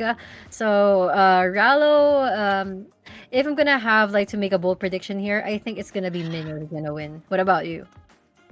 Yeah, I think too that Mino has the advantage here because of the, that little ears, that Lotus can make all the game, the Lotus. And also, Mino with the Mint is super intelligent because he protects all his axes, put some cleansers, because, Ralo can put the fear with the mouth of the front axis right now. So putting some confused cards is, we're going to have like a very long match right now.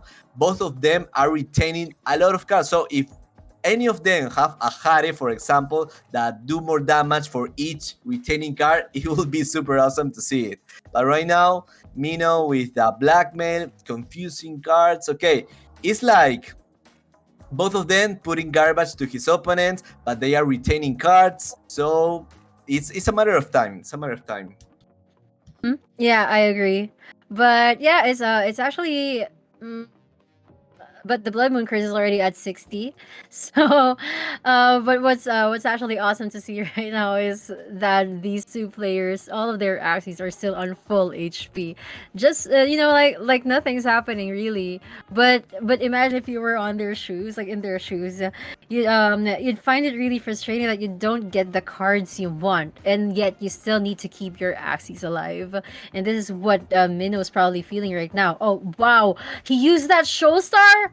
He used that show star. Oh, that was just so nice to watch. Can't believe I saw that show star in action. Yeah, Shoal Star actually is super strong for sustained composition, because no, it doesn't matter if they put a lot of shields, because of the Blue Moon Curse that is going to minimize the HP of that axis. When it reaches to 90, that is going to happen in the next turn. If he has another Shoal Star in his hand, he could kill one axis. And that will be super awesome. He didn't have to get hits with an attack card. He only needs to do the Shoal Star, and that's it. So right now, with 2 more energies, Ralo is going to put some shield in the front, the thrill to confuse cards, and we are seeing Mino that is in trouble. Look at this. He already be dead. It's 1 versus 2, but look at the HP of Ralo. But the Tri Spikes. The Tri Spikes is coming. The Tri Spikes is incoming. He didn't want to use it. No, I wish I could see that. I wish I could see that Tri Spikes, but Mino has won. Yeah, I think that the Lotus plays an important role here. Wait, I forgot what happened, and so many things have happened. Um, Is this already game number 3 or game number 4? 3. It will be the 3. Mhm. Okay, so 1:1, right? Oh, okay. So 2:1. Game 4 incoming. Okay, right. Because the games are taking so long. See, My yeah. short-term memory loss is trying to keep up. But let's see. I think game 4 is already ready. But anytime you are ready, our dear producer, let's see. Comments. Mino. Oh, Gappy is here. He's saying GG. Mino. Oh my gosh, you is here. Oh, I miss the gang so much. The Japanese anime story gang. You guys are here supporting Mino. Wow. Hi, you. You know what? Yu's also like a charming guy. I just remembered, and it's really nice to see him here in the comment section supporting each other. Saying hello, good morning. What time is it Yeah. there in your place? In Peru. It's 2 p.m. Oh, okay. Yeah. So there's like sunlight. Yeah, we actually we are super like in summer here, so it's like 30 degrees Celsius, so it's super hot right now.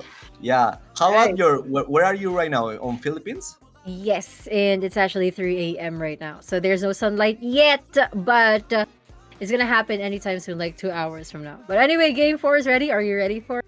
Yeah, I'm super ready. And shout out to you. Thank you for coming by, always supporting the MetaTape team here. And Stewart is 3:16 a.m. for parent for Japan. JP is Japan, or because Mino lives in Japan, right? It's just Jen Paula. I honestly wish it means Japan, but it doesn't. Okay, so something new for me. Excellent. All right. Let's check on game number 4. I'm not sure if we're gonna have a game 5 for this or not, but let's see. Oh, is this the same poison comp that made no use in game number 2? I think so, because it's the same front and the same back liner. The mid, I don't remember it's quite the same axis, but it has the same rune. It's a reptile, so it's fine. It's super fine with this. And Ralo, this is very fun to see that triple little O. So I think if we have to make a prediction right now, if the history repeats, Mino is going to get the win, because that triple little O can't resist the chomps, because the tiny turtle always chomp the little owl in the moment that the little owl is going to hit the opponent. So that's a strategy of Mino.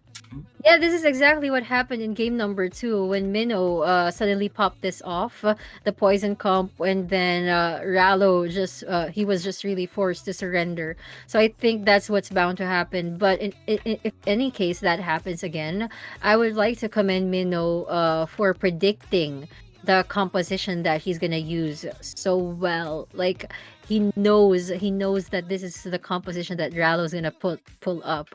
So let's see. Eventually, it's not gonna take long for Minnow anyway to stack up poison stacks against Rallo. If I remember it correctly, I don't think it reached turn 20 in game number 2. Yeah, it was actually a fast match, super fast. Right now, Rallo wants to get rid of the midliner, but also it's like bad for him because he is already in 24 blood spike, so that's a pure damage AoE if he gets the kill for the reptile. So let's see the Gila power here, doing massive damage to all the axes, has already Mino 2 tiny turtle to counter the triple little owl. So I think Rallo is going to kill, not in this round, but in the next one, the front. And when he reached the midliner, the Blue Moon Curse is going to kill all. So this was, I think, the Rallo maybe wants to do another like nuclear bomb, but right now with only one feather is super difficult. And yeah, that's it. See, he's ready. Congratulations, Minnow! You're already part of the Magic 8, and he's also acknowledging his teammates, you, for helping him Furycraft here in the comment section. He's saying, and even Dehi, yeah. that team of yours that you brought here in the Philippines for MMG. Um, yeah, and Zanzaki, of course. Yeah, the four of you. I just miss you guys, and again, congratulations for getting in to the Vietnam finals. And I'll see you next month, Mino. So what about your thoughts there, Muke? Yeah, I want to congrats Mino. What an excellent outplay. It's like you counter your opponent. So that means that before the match you were prepared. Okay, Rally is going to use this, the triple little all. I can counter with this, the blue spikes. You think all. So that's why you deserve to go to Vietnam. Congrats again. That is awesome. We have another MT8 represent there. So I'm happy with these results because Mino actually played super well like he always do. So congrats again. Now we're going to the lower brackets for the second opportunity for a lot of players. Let's see. All right. Wait. Yes. Yes, dear producer. There you go. Oh! So it's Rallo versus Zero. Not Dizzy. Oh. So Dizzy will go against Paradise, Ahil versus Kanayan, and Rizia versus Zarathustra. Okay, so these are the last four matches that we're gonna witness, but can we just announce that our top four players are Mindo, Enrico, Bench, and Meat Value. Those four players, congratulations. I'm so excited to see you all next month. But yeah, before we finish the last four matches, so we're just gonna take like a very quick break. I hope you guys don't go away because this is just gonna be short. So see you and.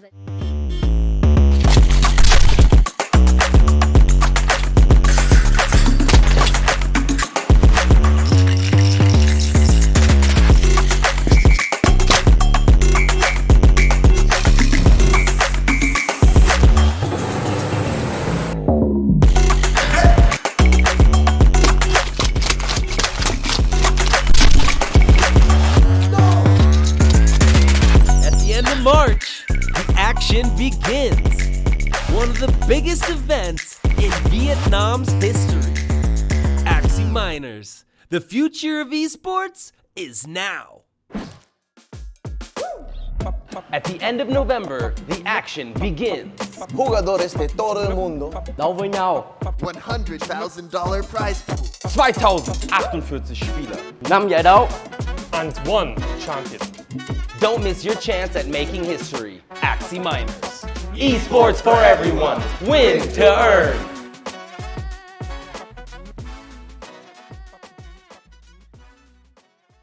No lo tiene. 56. ¡Va!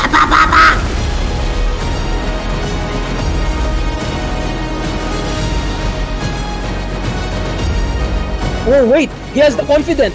Oh no, he Kanian just doing everything he's got.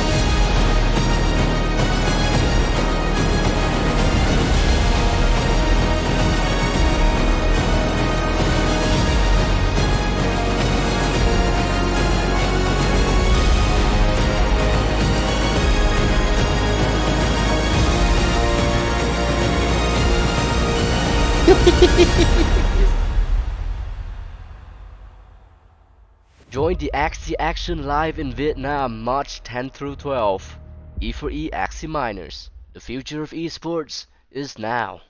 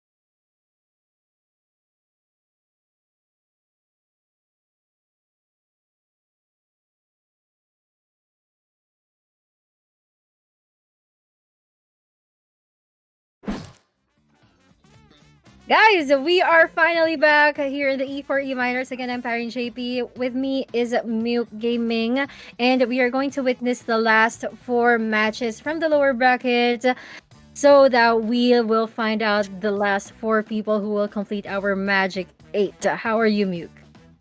Well, I'm super happy with the results until this moment. In the lower brackets, we're going to see a lot of pro players that has like super powerful composition. Almost the 16 players that plays today, all of them are super pro in the Axie community, super well known, has unique teams that's made them victory in several tournaments in the leaderboard. So I'm very excited to see that what happened next. So who are going to be the next four persons to qualify to go to Vietnam? A dream came true. Right. Oh, well, wait. What? Oh, just to review a little what we're gonna watch. Are Rallo versus Zero, Paradise versus Dizzy, All Heal versus I can't remember who, but oh, All Heal versus Kanayan. Okay, I knew it. And then there's another match to watch out for. Was that Hmm. There you go. Thank you so much. Thank you so much, Vinny. Oh, there. Rizia versus Zarathustra. There you go. The last 8 players. But they're gonna have, but only 4 of them will be able to move on, and this is gonna be sad to watch. So let's see, guys. Are you ready Yeah, for it, Duke? I'm ready and I want to see Risia because Risia, same as Ralo, has that triple little owl. That is my favorite composition for this season too. I don't have it because it's super expensive, the Axis, but that is my favorite composition. It's more than $100 that bird, so that's why there's a few of them because super strong, the right card sets, right? Yep. I totally agree. And it's nice actually being here. I'm trying to learn a lot of new metas, new teams. So okay. I think game one's ready for All Heal and Canaan. So we're gonna get on with it. And oh, All Heal was actually using this Oranda earlier. Oh, he's not gonna use it now. He's gonna use this AOE rather than the Jinx.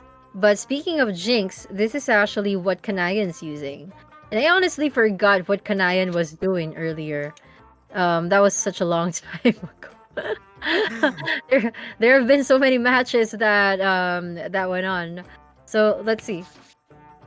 Yeah, so we have on the right side Canadian that is doing the Jinx team of course, and our heel that is using that typical AoE Triferis and with that triple wing horn. So that's going to be insane damage.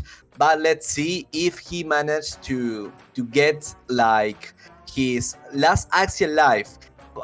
For him, it's good because he has the Phoenix rune. I call it like that because you like revive from death. Right now you revive with a lot of HP because they're going to have a lot of feeders. Right now he has 8, so with the vulnerable he puts a lot of damage. If he only has one more attack card that is 17, it will have been a kill with a cotton tail, but he wanted not to use it right now because he wants to put more Jinx, because the Jinx is going for the back. So look at this. Feeder dagger damage has begun. First 8, 9, 10. Now he stopped because he only wants to have like a top 7 cards, well, 5 cards in his hand because the maximum is 10 if I'm not wrong. So we are going to see that the rune of the back axis is taking in place. So no more another chance for the bird. The bird, if he gets killed, that's it. No more rune. Yep, but I don't really know who to bet on for this game. But judging by the HPs, wow, okay, those were a lot of Jinx cards that played against Ahil there. He almost died. I mean, his bird almost died. So for Kanayan, I think he's still gonna survive.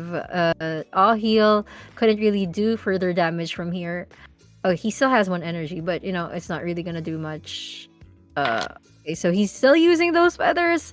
I want to know. I want to know if you're gonna be able to kill one Axie. Oh, he is. Okay, that's good. That's good. Okay, so 2 Axies left for Kanayan. But who do you think will win here? Ahil or Kanayan? Right now, our heal, I think, because has 2 healthy axes. Canadian is putting some yings, but all the yings power that coming is going to the down that is in the mid. So that front, that little beast is going to apply lot of damage because of the axie keys when he came to his hand. So the Kotaro is doing deathmark. He's putting a lot of death marks. Sadly, when you use the feather, the death mark doesn't apply, doesn't put like damage, only Yeah. with like attacker of the axis of the hand. And yeah, that's a GG for our heal. He got it very clear. Yeah, that's nice. That's actually a good game for him. Even like I said, AoE versus Jinx, both can go up against each other. It's a fair play. It's a fair play. Nobody's bullying anyone. So, for that, I really commend Ahil for playing it right. But let's see if Game 2 if he is able to maintain that momentum, or Kanayan has something else. I'm not sure if was it Kanayan who's been using the spears earlier, or was it Rasha? Okay, I don't remember. I was looking the Oh, stream. okay. Oh, none Was of the like, okay. none of the above. I'm Mhm. so sorry. Okay. Correct me. That's great. I like very much the Jinx teams that Kanilla have. And so we're ready for game 2. Let's see if our heal continues playing with the AoE and doing massive damage with the feather daggers. No, now he starts with the Grandma's Fam. All actually has feathers now, and the wing horn I think is with a scotch, that's why he's retaining, or he do it with a free retain on his first turn. So the death mark go applies to the mid axis, then the kestrel he used it because he only has 1 energy and couldn't use the wing horn. The wing horn I think has with a scotch, so can I Ian or no, he's not using a scotch. I can see it because of the 0 of the current tail, but no, I don't think he has the scotch. He is going to use it any moment. Yeah, and look at this. A square teeth in Aqua that has calcium armor is super strong. With 0 cost, he has made 54 damage. That's a lot. Yeah, actually, that's actually very quick as well. AoE versus AoE. I think Kanayan really knows his way through this. Oh yeah, I remember him. Kanayan, he was the one who was showing off the PFP and using the AoE. Yeah, I remember calling him the guy who loves using AoE and is so good at it. Okay, now I remember. Things are becoming so clear right now. No wonder why he's so quick about dealing damage, and it looks like he's having a good time. It's looking like it's easy for him. But Ahil, on the other hand, he needs to find a way to fight back from this. He's slowly losing his mid axie. And okay, good, because Kanayan didn't really use any feather daggers there. That might have ended his life. Okay, this is a very important turn for our heal because he used the cotton tail for extra energy. Do the wing horn, and yes, he goes to the back. So that's why he gets a lot of feather daggers, that he is going to use it, because if he didn't use it in this turn, maybe the next one that axe is going to be dead and that feather daggers is going to disappear. So this was a very good turn for our heal. He managed to have the bird with very decent HP, but right now, Canadian doing with the Irwin, the kill to the mid axis, now has also the tri-feathers in his hand that he could use it, and he's going to do another wing horn, after doing this feather dagger damage. Look at this wing horn. I think it's going to be super impressive because he's going to get a kill in the front. But remember, the rune is going to do damage to all his enemies. Yeah, that's true. Ohil has nowhere to go from here. Oh, but like I said, I'm not gonna get ahead of myself. It was actually all heels match that I was so excited about earlier. So I wanna observe. I I wanna go through the process. And oh wow, okay. So these are a lot of daggers. Do you think Yeah. these 5 daggers are enough to kill off Kanean? Yes. He Yes. got it. He got Oh it. my gosh. Oh, he'll doing clutch plays. All of these are totally enough. Oh wow, that was so good. That was so good. Wow. 2-0 Yeah. in favor of all heal. Make it a 3-0 all heal. I don't know. I don't know what to say. But are you with Canadian? I know all heal personally. That's why. Yeah, so that was impressive. I like very much the AoE team of our heel. He managed to get the kill with a bird. He didn't actually. He has one more life because the rune didn't activate. So this win has like a huge advantage in this match. So our hit is 2-0. Remember, people that are coming to the stream like right now, this is the best of 5. We are on the lower brackets, and the person who wins this match, so the best of 5 who wins, goes to Vietnam. So that's why very excited, very happy. And our heels looks like he got it. So let's see the next match if Canadian change the team again. Let's see, game 3. Oh, we went back to the Jinx team, but this is actually I remember all heal won against this Jinx team in game number 1. Right? Am I right? Yeah, exactly. Yeah, he used it in game number 1, so he wants to get another opportunity. That actually, with a Jinx team, he has like more chances to win than with the AoE team that he has. So the Raven is going to tag the back Axie. Our heal didn't make any change. He wanted to use it that way. He didn't change position at all. And I think that right now with the Thief rune that has the mid axis that is stealing energy fragments, if he has more, it's not going to be activated because our heal right now is 3 energy fragments and his opponent's 4, so it's not going to steal anything. Let's see the Inkling. He is focusing the bird. He wants to kill the back axis super quick, and the Tapole putting more jinx in his opponent. So right now, our heal cannot use the Cotton Tail in this next turn. Cannot use it unless he use the Kotaro and his 2 axis. Let's see, he hits 2. Yes, he can use the Cotton Tail now. Let's see. That was actually a good prediction. And not only that, he was able to use, was that a Winghorn or the Tri-Feather? That Tri-Feather power, Tri-Feather, right? yes. Okay.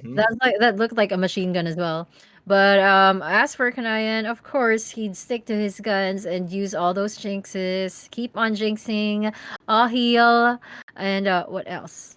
What else are we to expect? Just the same old jinx gameplay, inklings and everything, ravens and kestrels, they're parasites. Oh my god, he discard the Cotton Tail with a Garish Worm. So that is going to be key because right now our heal cannot make another energy until he reached the energy birds. So right now, Canadian that has 4 energy fragments that he already used the Cotton Tail is going all in so that Apolito hits the back axis. Only one more card to kill this bird, but remember that he's going to survive, and with one more energy he cannot do that much, but put in some Jinx. So maybe the Jinx gets to finish the job because he's going to do damage to the back. Look at this Jinx, only 2. Yeah, that's actually very lucky of him. And he could still use the chubby, but he wouldn't. He wanted to use that. Was that a winghorn that he used to get the feather daggers? Yes, only with Winghorn. Correct. Okay, great. And these feather daggers was actually his saving grace in game number 2. But in game number 1, he just kept on dealing damage. But yeah, like you said, the jinx are coming in slowly by slowly. So let's see, because those jinx can actually eat him up. They eliminate HP. Oh, those jinx just came in. and he only has one damage card to use in there. Of course, he wastes some energy. So let's see from Kanayan, what's he gonna do? Yeah, right now Parasite, so he can discard one of his opponent cards in the draw pile. The Inkling for more Jinx has one more energy and use the Goddess Worm. Well, the Goddess Worm is not like what he has done is the Feeder Dagger discard, but no problem because it's a zero cost card, so that's fine. Then the Irwin doing massive damage because he is in his hand a lot of cards. Then the Kotaro for extra energy fragments. That Tri-Feather that only hits the front. And thanks to the Feather Dagger, is going to get the kill. Is going to get the kill. And with this extra Feather Dagger going for the back. And GG! Our heel wins! 3-0 clean sweep coming from Ohio. Our guy's gonna go to Vietnam as well. Congratulations! Congratulations, Ohio. 3 Filipinos representing in the top 8. I just Wow. wanted to say it. There's Enrico, there's Ohio, there's Bench, and for you, you have your guy Meat Value. Yeah, Okay. of course. And I hope that Ralo also wins in this lower bracket. But congrats again, our heel. Wow, that's impressive. 3-0. You're a great player. I wish I could meet you someday to give you a hug because I love your team. You're doing super fine against the Jinx teams, against another AoE. So we have our heel that wins in the lower.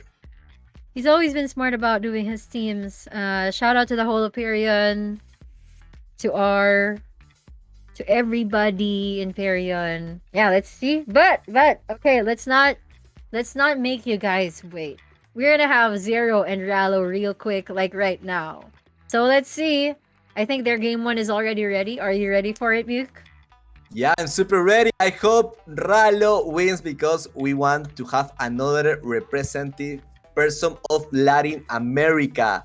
So, hacks to all guys. Thank you, chat, for being here. I know that it's Saturday. For the other part of the world is super late. And actually, it's Sunday for you, right? It's Sunday.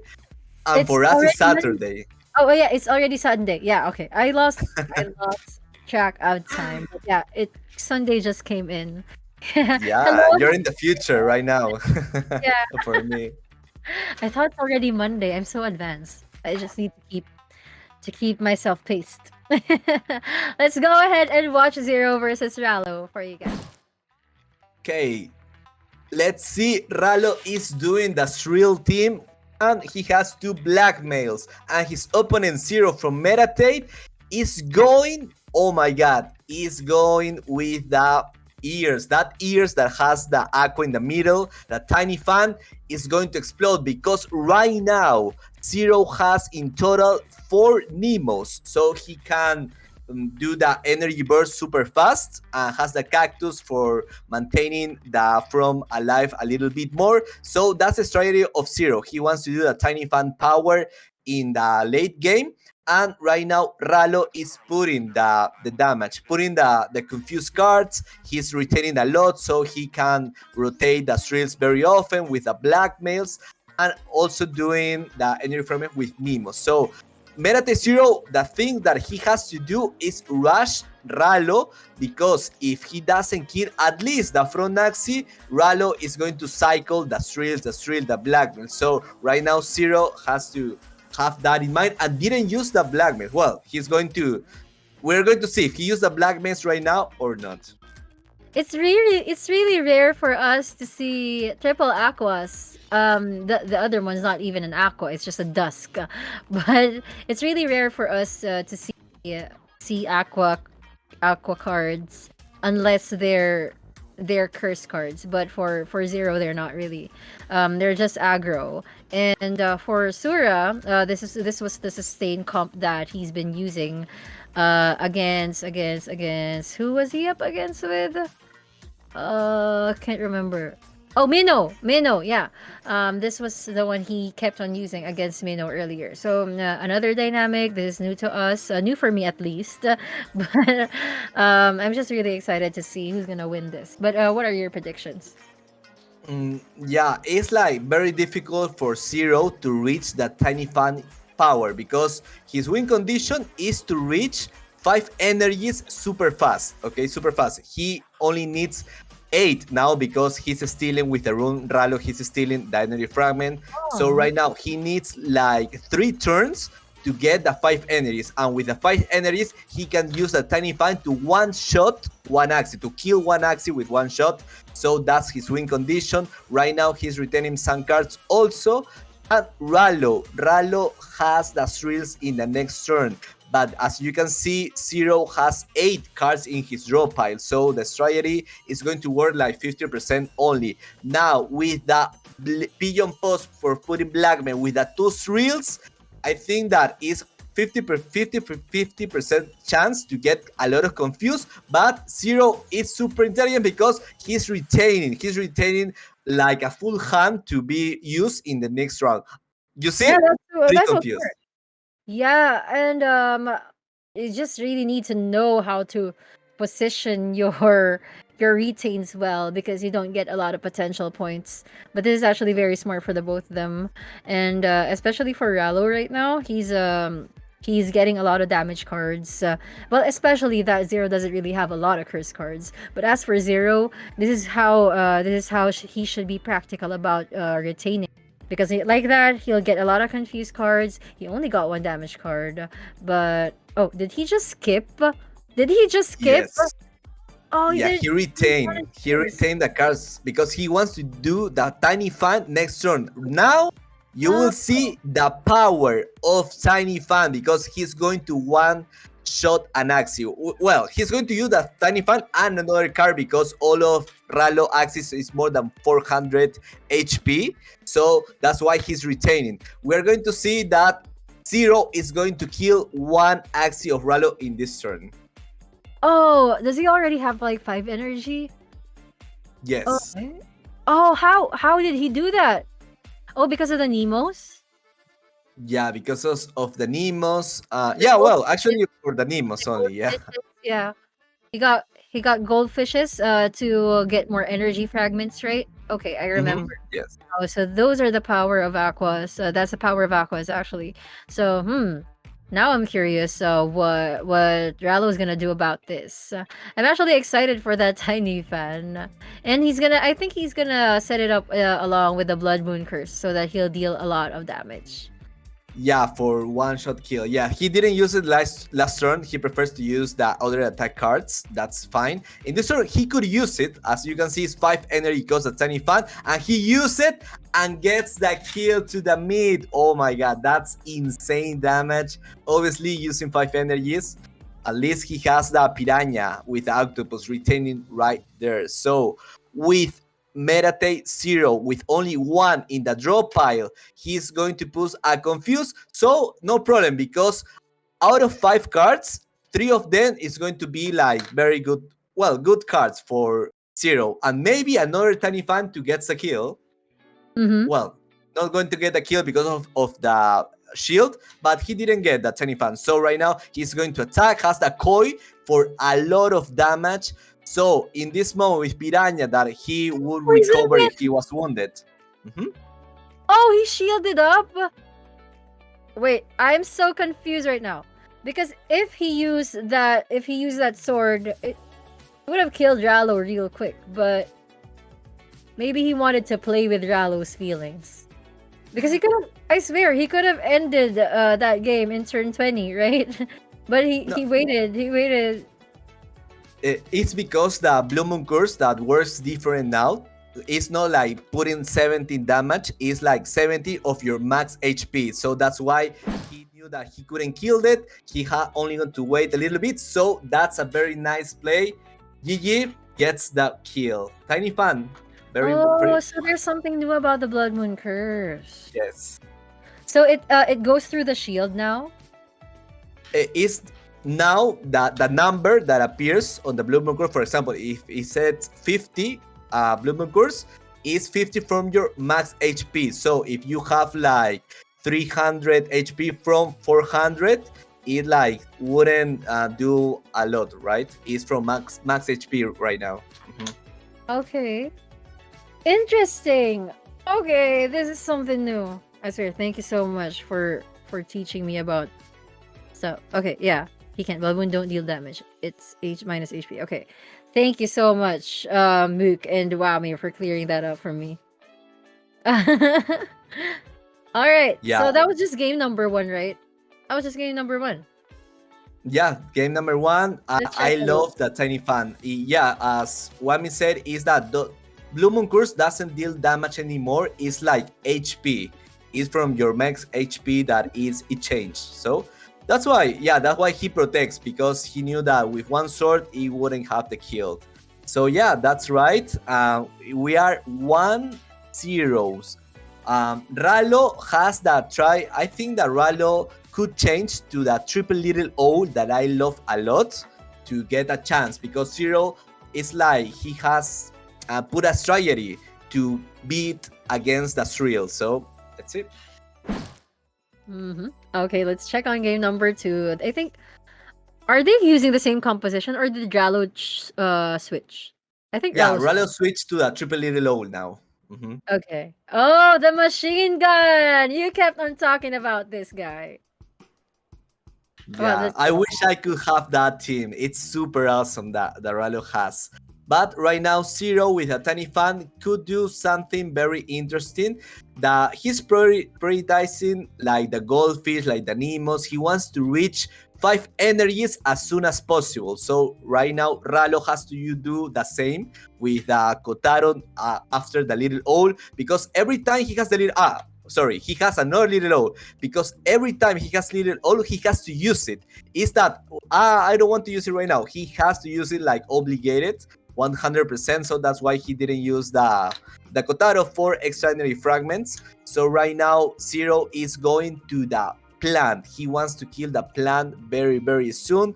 And well, the cactus is going to help, but he didn't use it initial. He wants the Tri-Feather. He wants more power Ralo to his team. Then the cactus only for damage and not for town, because he didn't use initial.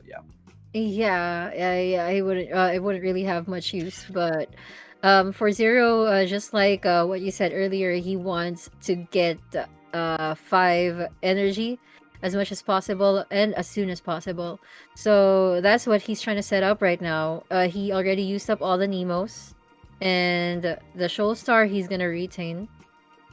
Oh, this other Nemo is actually quite interesting. So let's see. Let's check on the other the moves of Ralo for now. This is actually a team that's meant for the long run. But oh wow, look at that! Look at that shower. I remember those times when Puffy was a thing. It looks like that. The Puffy times in season 0, I think, right? Or season 1, I don't remember quite yet. He's going to get the kill with a plan. That's very nice. And right now with a Kestrel, you do an additional hit for every 3 cards you have in your hand. So that's why he used it. He do 2 hits. And look at this. The little owl, it's already hitting 5 times.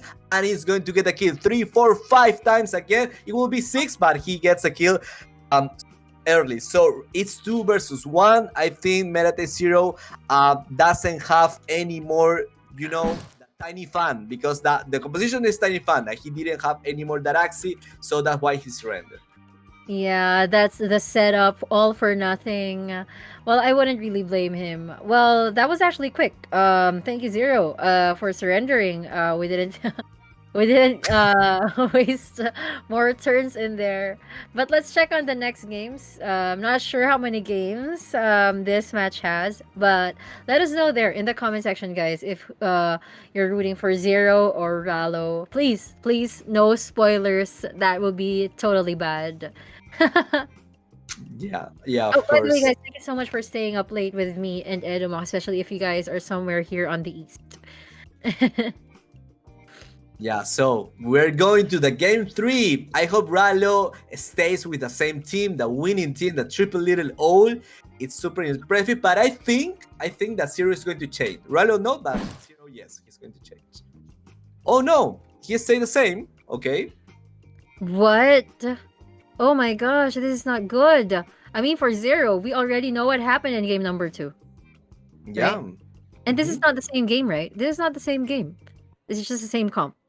Yeah, it's the same composition for both. So right now, if he hits the axe, he's going to apply a sleep to the attacker. So I think Zero know this, so that's why he didn't hit. Because if he hits with a caster, for example, he's going to apply a sleep to himself. So he didn't want to use that, and of course the spikes didn't want to transformed into blood spike. So that was clear from Zero. Right now has the little low, has to use it, the feather spear, so he can gain that feather. Super important to the mid axis. That is the DPS. As you can see, it's like the bird is the DPS, and the other two, the plant and the reptile, are the supports that want to be the bird alive as much as possible. So right now the koi doing massive damage, and with one more energies doing almost the kill to the plant. Yeah, I can imagine like what's Rallo gonna do about this? Oh, there it is, that taunt. He had to use that taunt just to keep that axie, just to keep the front axie from getting killed. So Zero, what's your plan from here on? Oh, of course he's gonna use the goldfish and the Nemo. Oh, he used the show star. That was so smart. Yeah, super smart from Zero. What a nice play. I like it very much. Okay, the goldfish, of course, first the goldfish and then the Nemo, because you need a skill card for the extra energy fragment. Now we are seeing the little old power 3 times already, and the feather spear for another feather. As you know that he has to protect the bird. He has to protect the bird, so that's why the town is continuously in the back. He already puts the potato leaf, so anyone that attacks him, I think. Oh no, it wasn't the potato leaf. It was the horn. Okay, so he puts the extra damage, the goldfish, and I think that Zero has this one. It was a very different, because he is rushing his teammate. He kills the plant super fast. So right now Zero is already with 5 energies, and he's going to one hit maybe the bird, but remember that he's going to survive. It's going to like a phoenix come to life. Mm-hmm. Well, let's see. Oh, there's a show star again, but of course he's not gonna use it. The tiny fan should happen anytime soon. Wait, did he already use the tiny fan or not? No, he didn't use it. I don't think he would need to use it. Oh, he used the show star, but it didn't kill off the Axie. It was oh, there's the machine gun, and I think that Axie will die. Okay, it just died. So he lost the guy with the show star. But I think Zero can win this one, especially looking at how healthy that Aqua is. And he has 5 energy. Wow, that's just so everything. And he uses the swords. That's so smart. Yeah. So super smart to use the revenge card to kill the bird, because the bird is the only like attack axis of Rallo. Right now that reptile doesn't have a lot of damage, only with the Kotaro mouth and the swords that are revenge cards, and that's it. So that's why Rallo is protecting his axis. But remember that he is already in 64 blood spikes, so if he kills a reptile, it's going to do 64 pure damage to that axis. But this is GG. The tiny fan power gets the kill. Oh, I didn't expect that one. I honestly lost hope that we'd still see the tiny fan in action there. Yeah. But it happened. So yay, I'm happy. Yeah, me too. Thank you, Zero, for doing this, because he could use other cards, but he prefers to do a little bit show with a tiny fan. 480 damage with a 5 energy card, so that's great. We are 2-1. Zero is winning right now. So Rallo, I think you should change the team. The triple little low is not working anymore, or maybe doing the thrill team that Rallo has.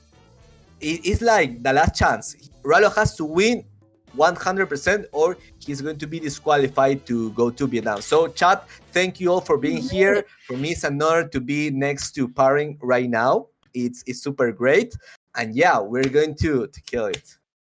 Let's see, game number 4.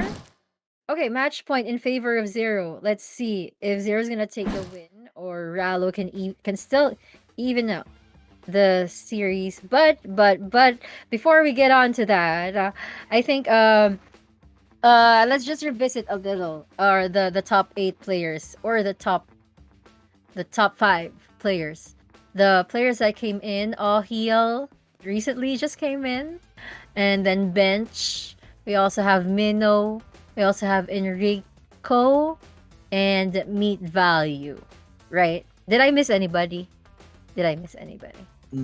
Mino, Bench, Enrico, and Mid Value. Yes, that are the 4 that is going to Vietnam from the upper bracket. And yeah, remember, chat, that the prize pool is for this 16 minors qualifier. I don't what the exact name of this tournament is. Minors top 16 playoff. Okay, for this one we have 400 AXS on prize pool. That's a lot. It is. The prize pool for the qualifiers is actually different from the qualifiers during the finals. So I'll see you guys.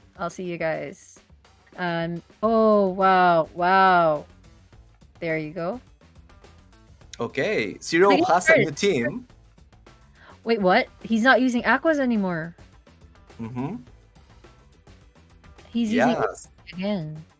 Yeah, AoE, the first, well, in this match versus Rallo, is the first time he's using an AoE composition. And right now, that bird that is in the back, that little bird is going to continuously like gaining some fragments. So that's nice for Zero. And we are having like Rallo is using the triple little O, the same axis, but he changed for a mech in the back. No more plant in the front. He puts the reptile that he was in the back in the front and in a mech in the back. Yeah. Is that the shield? The shield rune? Shield backup. That's a shield rune. That's the shield backup? Oh my gosh. I never thought that people would still use shield backup after season 1. Okay, let's see. This is actually quite interesting. I like seeing new things, and I happen to see a lot of new things coming from Rallo. So, oh my gosh. And Zero likes playing meta. So, okay. It's meta versus Rallo. Yeah, actually, sorry about that. Adaptive program room that has right in the back that received 25% bonus shield from cards. Okay. Yeah. Oh, it's a new rune for season 2. Yeah, it changed. Yeah, adaptive pro. Yes, a new rune. Yeah. Okay, it's because my eyes are a little gets a little blurry. So I really we're seeing that very little, so that's why we didn't recognize it. But it has the same color as shield backup, so yeah. But oh my gosh, things are happening so quick, and Zero just deals a lot of damage. Did you see that? What are Rallo's winning conditions here? I need to know coming from you. Yeah, Rallo right now is in a bad position, even though the little O's already done a lot of damage. And look at this, he hits the front. If he will hit the back again, be a kill, but no extra energy. So right now, Rallo is in a little bit trouble because Zero has healthy axis. His strategy didn't work because Rallo, what he wants is that if the mech gains at least 99 shields from single cards, he will gain 2 energy fragments. So it's not going to work right now. And plus he has bleed, so bleed is the counter for this type of axis. It's going to do massive damage over here. If he used the Tri-Feather again, he is going to kill himself. So that's why he's going to retain it. And that's it. I think Zero got this. Yeah, but there you go. 13-2. Just showering with Kotaros. Oh, he got HP back coming from that bird rune, right? Yeah, Baron. Mhm.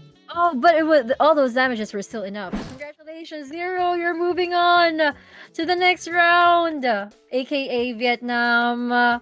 Oh my gosh, so sad to see Ralo go, but it was a good journey for him. But I'm happy for Zero that he was able to come through. Congratulations, Zero. Zero, you stayed up late for this, and yeah, you deserve it. You've been practicing hard. Congratulations. Yeah, congrats, Zero. It's sad that Ralo couldn't make to Vietnam. Okay, it's super sad because here in Latin America we love Ralo, all that trajectory that he has on the esports scene. He's a super pro player on the leaderboard. He was the 7th place of the Epic era, I think. So he is super strong. I think all the Axie community loves Ralo because he's super kind. He always helping people. So we are sad about Ralo. And well, congrats, Zero, because you play this game with all your heart and was like a massive win. So congrats again, Zero. Right. But okay, Zero just got his Vietnam ticket along with All Heal, Enrico, Bench, Meat Value, and I always forget one. Enrico, Bench, Enrico, Mino, and Meat there, Value. Mino. There you go. We are down to our last 2 matches, so we can figure out who's gonna complete the Magic 8. But before we get on to that, we're just gonna have like a very, very quick break. So guys, please stay with us. Muke and I still need you here, and we'll enjoy the last 2 matches. So stay tuned. Be right back.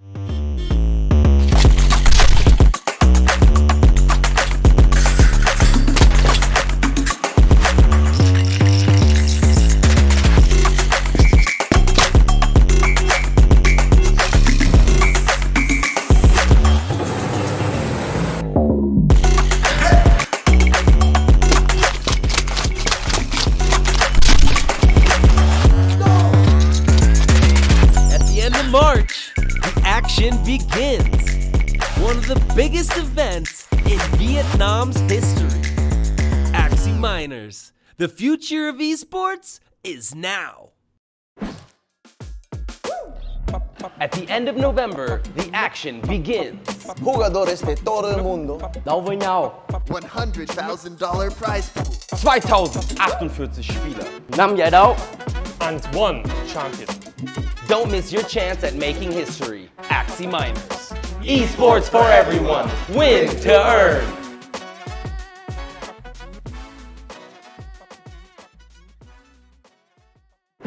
When you say ba ba ba ba.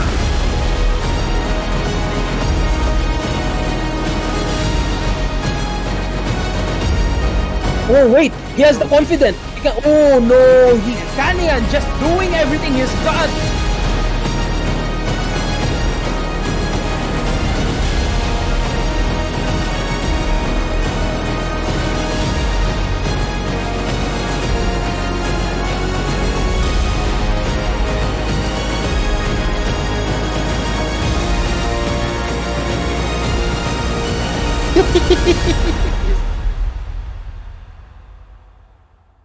Join the Axie Action live in Vietnam March 10 through 12. E4E Axie Miners. The future of esports is now. I wonder, will my Axies ever get me an island?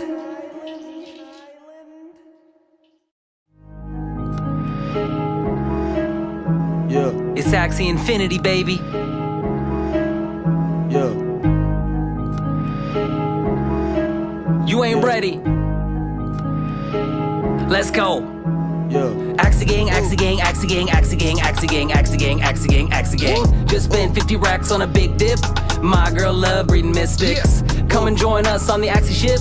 You would be crazy to miss it. Axie Infinity, come battle me. Hit me with an eggshell, that rattled me. Stuck on my last stand, started like a cattle bee. 5 XP, that stressed me. Slowing down the progress of my triple nut, pure breed. Moving to an offset, can't top it. Got my farm rolling, gravity can't stop it. Time to make a profit, champagne bottle pop it. Axie gang, Axie gang, Axie gang, Axie gang, Axie gang, Axie gang, Axie gang, Axie gang. Just spent 50 racks on a big dip. My girl love breeding mystics. Come and join us on the Axie ship. You would be crazy to miss it. Axie gang, Axie gang, Axie gang, Axie gang, Axie gang, Axie gang, Axie gang, Axie gang. Just spent 50 racks on a big dip. My girl love breeding mystics. Come and join us on the Axie ship. You would be crazy to miss it. Internet monsters, graduate with honors. His muggle money squanders. Just sit and ponder. LT's under, driving in his Honda. Now he's got Geenie sitting in his lawn chair. D-Live sponsor, content monster. E-girls just start going bonkers. E-transactions take a little longer. While we wait, we just get stronger. Axie gang, Axie gang, Axie gang, Axie gang, Axie gang, Axie gang, Axie gang, Axie gang. Just spent 50 racks on a big dip. My girl love breeding mystics. Come and join us on the Axie ship. You would be crazy to miss it. Axie gang, Axie gang, Axie gang, Axie gang, Axie gang, Axie gang, Axie gang, Axie gang. Just spent 50 racks on a big dip. My girl love breeding mystics. Come and join us on the Axie ship. You would be crazy to miss it.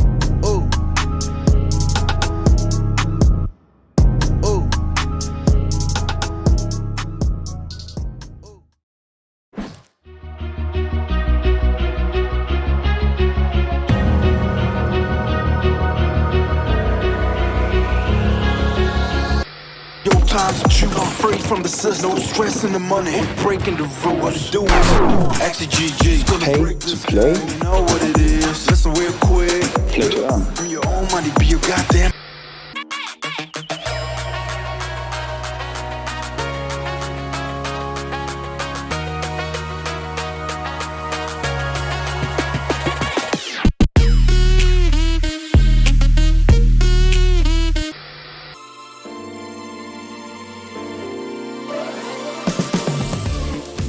Don't waste your time. Play to earn.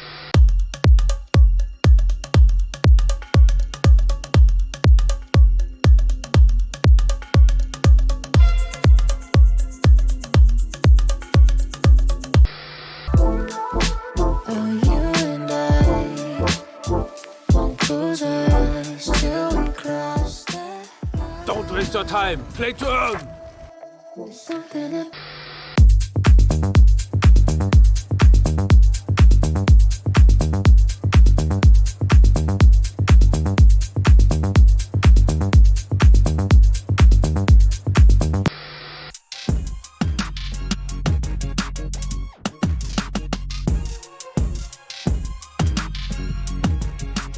Don't waste your time.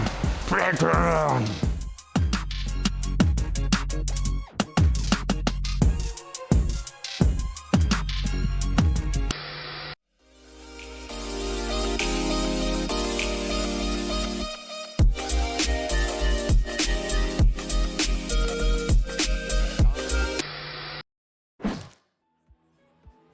Last 2 matches, and just like what our director said, let's finish it off with a bang. Again, I'm Paring JP. With me is Mute Gaming, and we are back again for some action here in E4E Miners, waiting to complete the Magic 8 for the Vietnam trip. That's gonna happen next month. So, Mute, what are we to expect tonight? Wow, we're expecting obviously super clutch matches, super OP composition, maybe some thrills, another AoEs. I think we're going to see AoEs teams again from one of these 4 players that left. AoEs. I wish that we could see another triple little old composition that I love a lot. Parent, I want to send you that for me it's an honor to cast at your side. You're alive a lot of hours. How many hours are you on right now in this stream? I think I've been here for like 7 hours already and counting. So I really appreciate everybody who stayed with me, and you and Chief and Vinny. Since the start of the stream, we even casted Axie Doll, which was actually very fun. So yeah, For the last two matches, we're gonna start with Rizia versus Zarathustra, and this is the lower bracket, guys. Only one can get in. Only one can get the chance to be part of the Vietnam Circle. So, are you ready for it? Nick? Yeah, I'm super ready. And Ricia has a triple little low. I hope she use it. But I want to ask one question: Is Ricia is he or she? Because I was a little Same bit question. confused. I want to know. Yeah, because for me it was she, but someone say he. I don't know.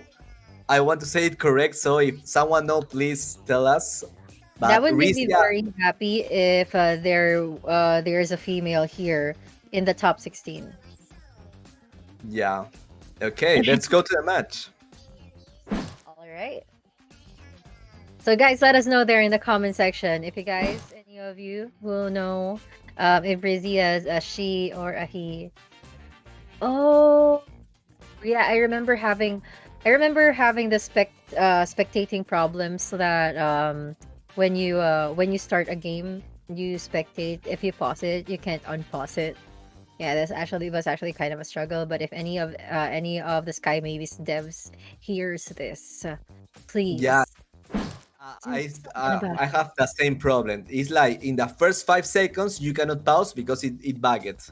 Yeah, I learned about that to watching replays. So right now, Zarathustra from Quest, the insignia composition of Quest, the triple thrill and triple blackmail, and Ricia is doing the Jinx. We saw that the Jinx can counter well has win the thrill team, so he has a chance. Not 100%, it's not like a counter at all, but has a chance to win. So that's very nice. And because of the fear, he put some confuse on his deck. I remember Zarathustra showing off this swirl pigeon pose confused team. It was actually he was actually taken down here in the lower bracket because of Enrico. So Enrico used like a semi-rage team. He didn't want to get cursed out. Just like season one. Remember when cursed decks get defeated by rage comps? That's actually what Yes. Enrico did. But since here in season two, cursed decks are super OP, and because of all the cards that can come together just to make it happen, um, a lot of axes struggle with it. A lot of teams struggle with it, including the Jinx team. So let's see if I remember we were talking about this earlier, Mook, right? That when it was actually Dissy's match when he was able to win against this pigeon post, but that actually happened like one draw and then one win. But just like you said, yeah, it was we respect the guy for still surviving. Yeah, 100%. Okay. Let's see. Well, Zarathustra right now is putting a lot of confusing card on Siria's deck. Has the thrill also. Let's see how many fragments. Has 11 until this moment. Can do the clamshell form an extra 2, but he didn't want to use it because the clamshell right now only is for has the octopus, so it's retaining, and when you retain at least one turn, you get an extra energy fragment. So that's a lot for one value card. Right now puts the town in the back, and look at this, put the Mavis in the front for any extra damage going there, because Zarathustra doesn't have like an AoE attack, so he has to do a attack card to kill that little bird, and obviously Ricia has the clear to do in exact moment. So the thrill that is hitting a little bit to the back axis, and that's it. He didn't want to use any other card, so he cannot reach 4 energies. Now it's a turn for Ricia. Ricia has 4 confused cards and only one Tapole. The Tapole that puts the clear, so gets another Tapole, wants to hit the back because the back axis is stealing fragments if he has more than him. So right now, put in more Jinx. Yeah. He's actually just trying to get back with Zarathustra, right? Confuddled is actually how Chief would call it. And Rizia here, he doesn't really get a lot of damage cards, and it really shows because he's not able to deal a lot of damage to Zarathustra. And what's actually funny is that the confused cards they came in real soon, but we all know why. It's because of those swirls. Those swirls put in the confused cards in the draw pile, like we always say, not in the discard pile. So it's not gonna wait for forever to come around. And Rizia here, he really struggled with that. And by the way, guys, we just confirmed Rizia's a he. Coming from our friends there in the comments section, we have Rizia himself and Minyanesi coming from Estonia. Okay, it's really nice to be able to acknowledge you guys. Yeah, Estonia, it's a great place. It's like the capital of technology. I Really? wish I to someday go there. So right now, Risia has 4 confused, so he can use only the parasite to discard 1 card of Zarathustra. But in this moment, has reset his deck. So now he is in advantage, Risia, at this moment. Okay, let's see the clamshell. He wants to get to the 4 energies, put a thrill, another stream, the pigeon post. But right now, he prefers to get the kill, of course, because Risia has already reset the deck. So the pigeon post there, but it's like 50% chance that get like half confused cards and half good cards. Yeah, he only got 1 confused. That's pretty dope. And the early bird for an extra energy. Early bird actually is pretty good right now because you get another card when you need the most. And let's see, the Goddess Roar is going to discard the clamshell. They're very nice. Mm-hmm. Yeah. I never knew that card wherein you can like discard your opponents, or was it because of the parasite? The Garish can discard one of Yeah, your the hand garish. opponents. Okay. The Garish, Yeah, that yeah. makes sense. But a lot of jinx are already coming in here for Zarathustra. Things are getting interesting here. It's like a close fight, but no. But it's still looking like a close fight. Just curious what they're gonna do. Ooh, if that double talk goes to the back, he's not going to get the kill. I hope he gets 2 hits. Perfect. He puts 2 jinx to his opponent. And thanks to the jinx, he could kill the down in the next turn of Zarathustra because has a lot of power. And yes, he gets the kill because of the jinx. Now he only has 1 axi from Pigeon Post and a little bit healing with Piranha is going to heal a little bit only. And right now, Risia from Estonia has the advantage because he is going to draw very good cards. Look at these 2 healthy cards that are Raven and Inkling. He started with the Inkling first and then the Raven, and he almost got his opponent. But Zarathustra maybe draws some Jinx, and this is a GG. Wait. Oh my god. Oh, okay, Risia is from Oh, Japan. that was Sorry why. It about was that. because of the jinx. Yeah, he won. He won because of the jinx. Oh my gosh, that was so great. Rizia, I just gotta say, you made defeating quest lineups or quest axes. You made it look so easy. I swear, you made it look so easy there. It's like you didn't even sweat an inch. So I really respect you for that. I really commend you for that. I don't know. I think I just really like it when those quest lineups get defeated. It's like power. Yeah. Very, I very don't nice. Very nice to see that the Jinx power came in place and gets a lot of kills. He already has like 11 stacks of Jinx, so that's why he gets the kill. Right now, Risia is doing a magnificent job. He is from Japan, Zarathustra. I think he have another composition that maybe could counter Risia Jinx composition. So let's see if he chain it. He's doing the same. I don't know, but Thrills and Jinx, I will say that the garbage team is doing a great job for Epics, okay, for Epics, because if he couldn't use the Mystic that he can't, obviously, for this tournament, it will be a different story with a Holy Prayer. Mm-hmm. Right. Well, oh, do we see a holy prayer here? No, we haven't. Yeah. Oh, okay. I mean, I just want to know if you're like good at predicting, because a lot of guys do that, but I'm not yet good at that. I'm not yet good at that as well. Oh yeah, yeah, it's Mystic. I'm so sorry. Holy Prayer is Mystic. Yeah, Holy Prayer is like right now in the era of meter in the leaderboard. So in the arena right now of season 2 is like the counter for the Thrill or Jinx composition.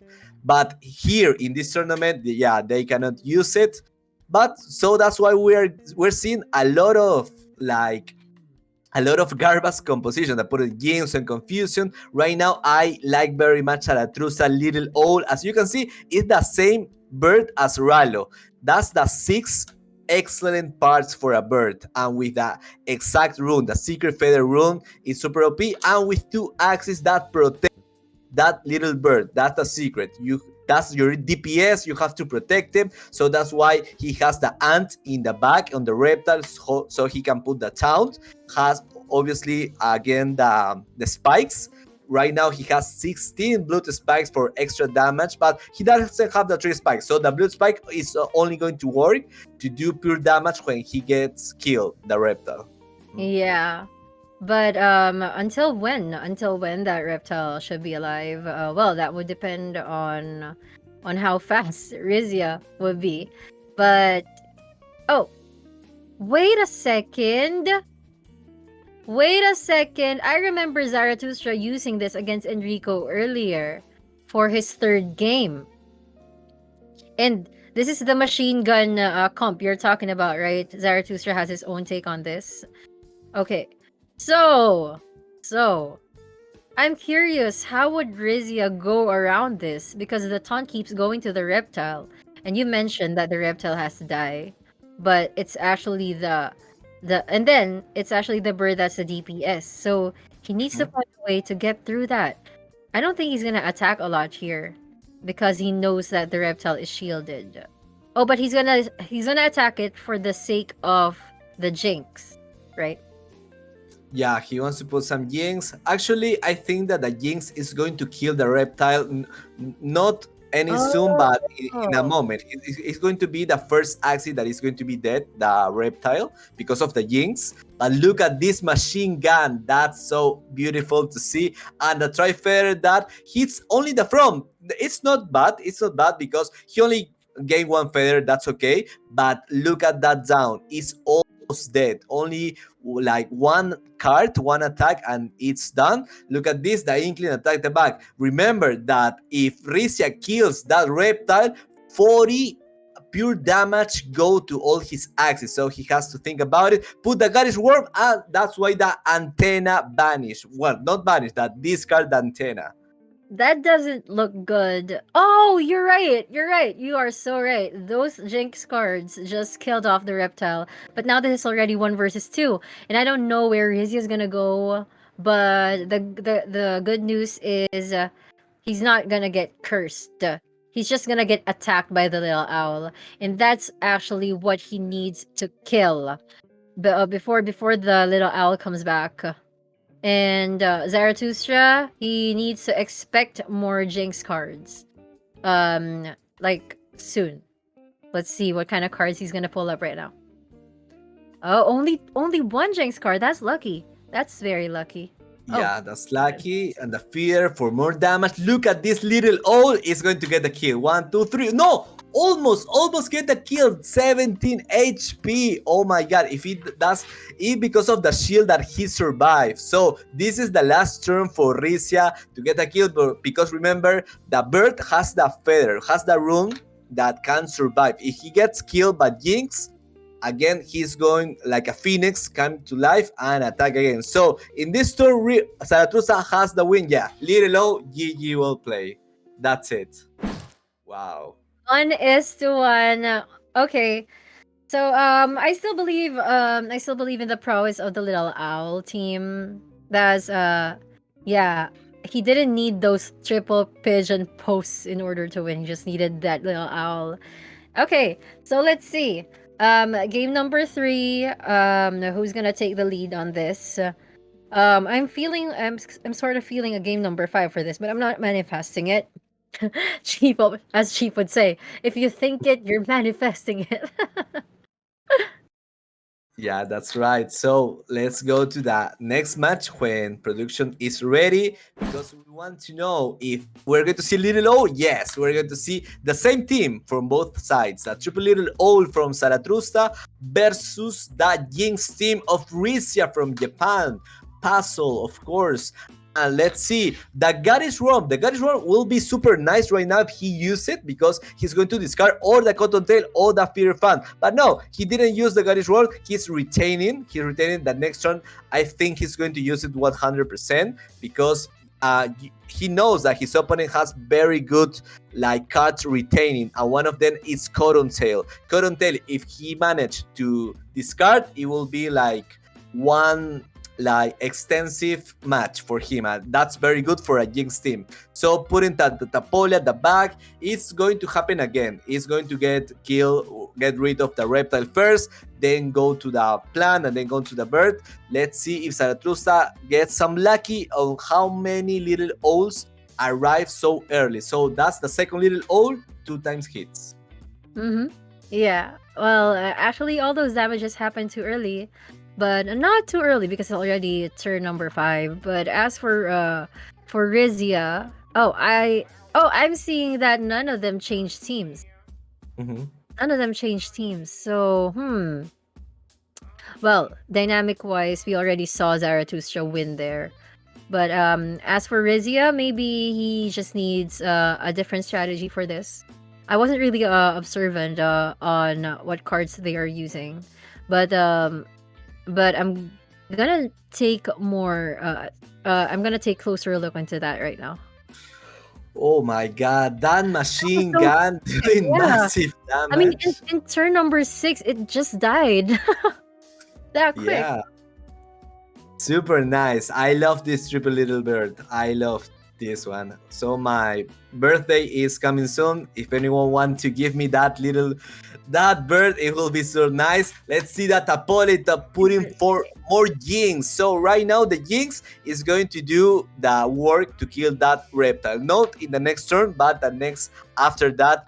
When he gets some Jinx, is going to get the kill. So that's why he's back. He put in some shield. Maybe he can use the puppy to heal the reptile and he is still alive more turns. Yes, he used it. He is very good on health. Less than 50%, but it's okay because has that shield. So 40, look at this, 40 blood spikes right now. This is very important because that's a lot. That's a pure AoE damage to his opponent. Risia continuously putting some Jinx. Obviously, the double talk is going to hit the reptile, and that's all because of the town. So, we're going to see Jinx this time? Yes, 2 more Jinx.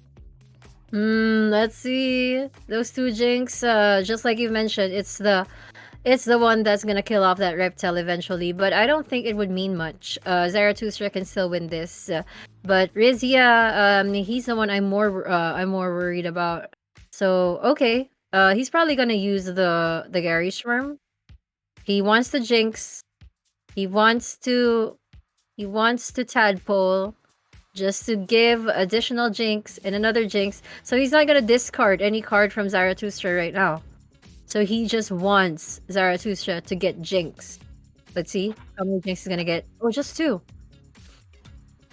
Okay, Little Owl finishing the work, 2 more energies, putting lagging on the bird, and Papi to heal something. Okay, he used the Cottontail only for healing because the extra energy he doesn't have any other card he can use, so for healing only. Let's see Risia right now doing the Parasite, so he discard 1 card of his draw pile. Now the Garish, he didn't discard anything because doesn't is retaining no cards. The Inkling to the back, and then I think the double talk for more chances of Jinx, but he only hits 1. Okay, right now we're going to see a lot of damage from Jinx to that little bird.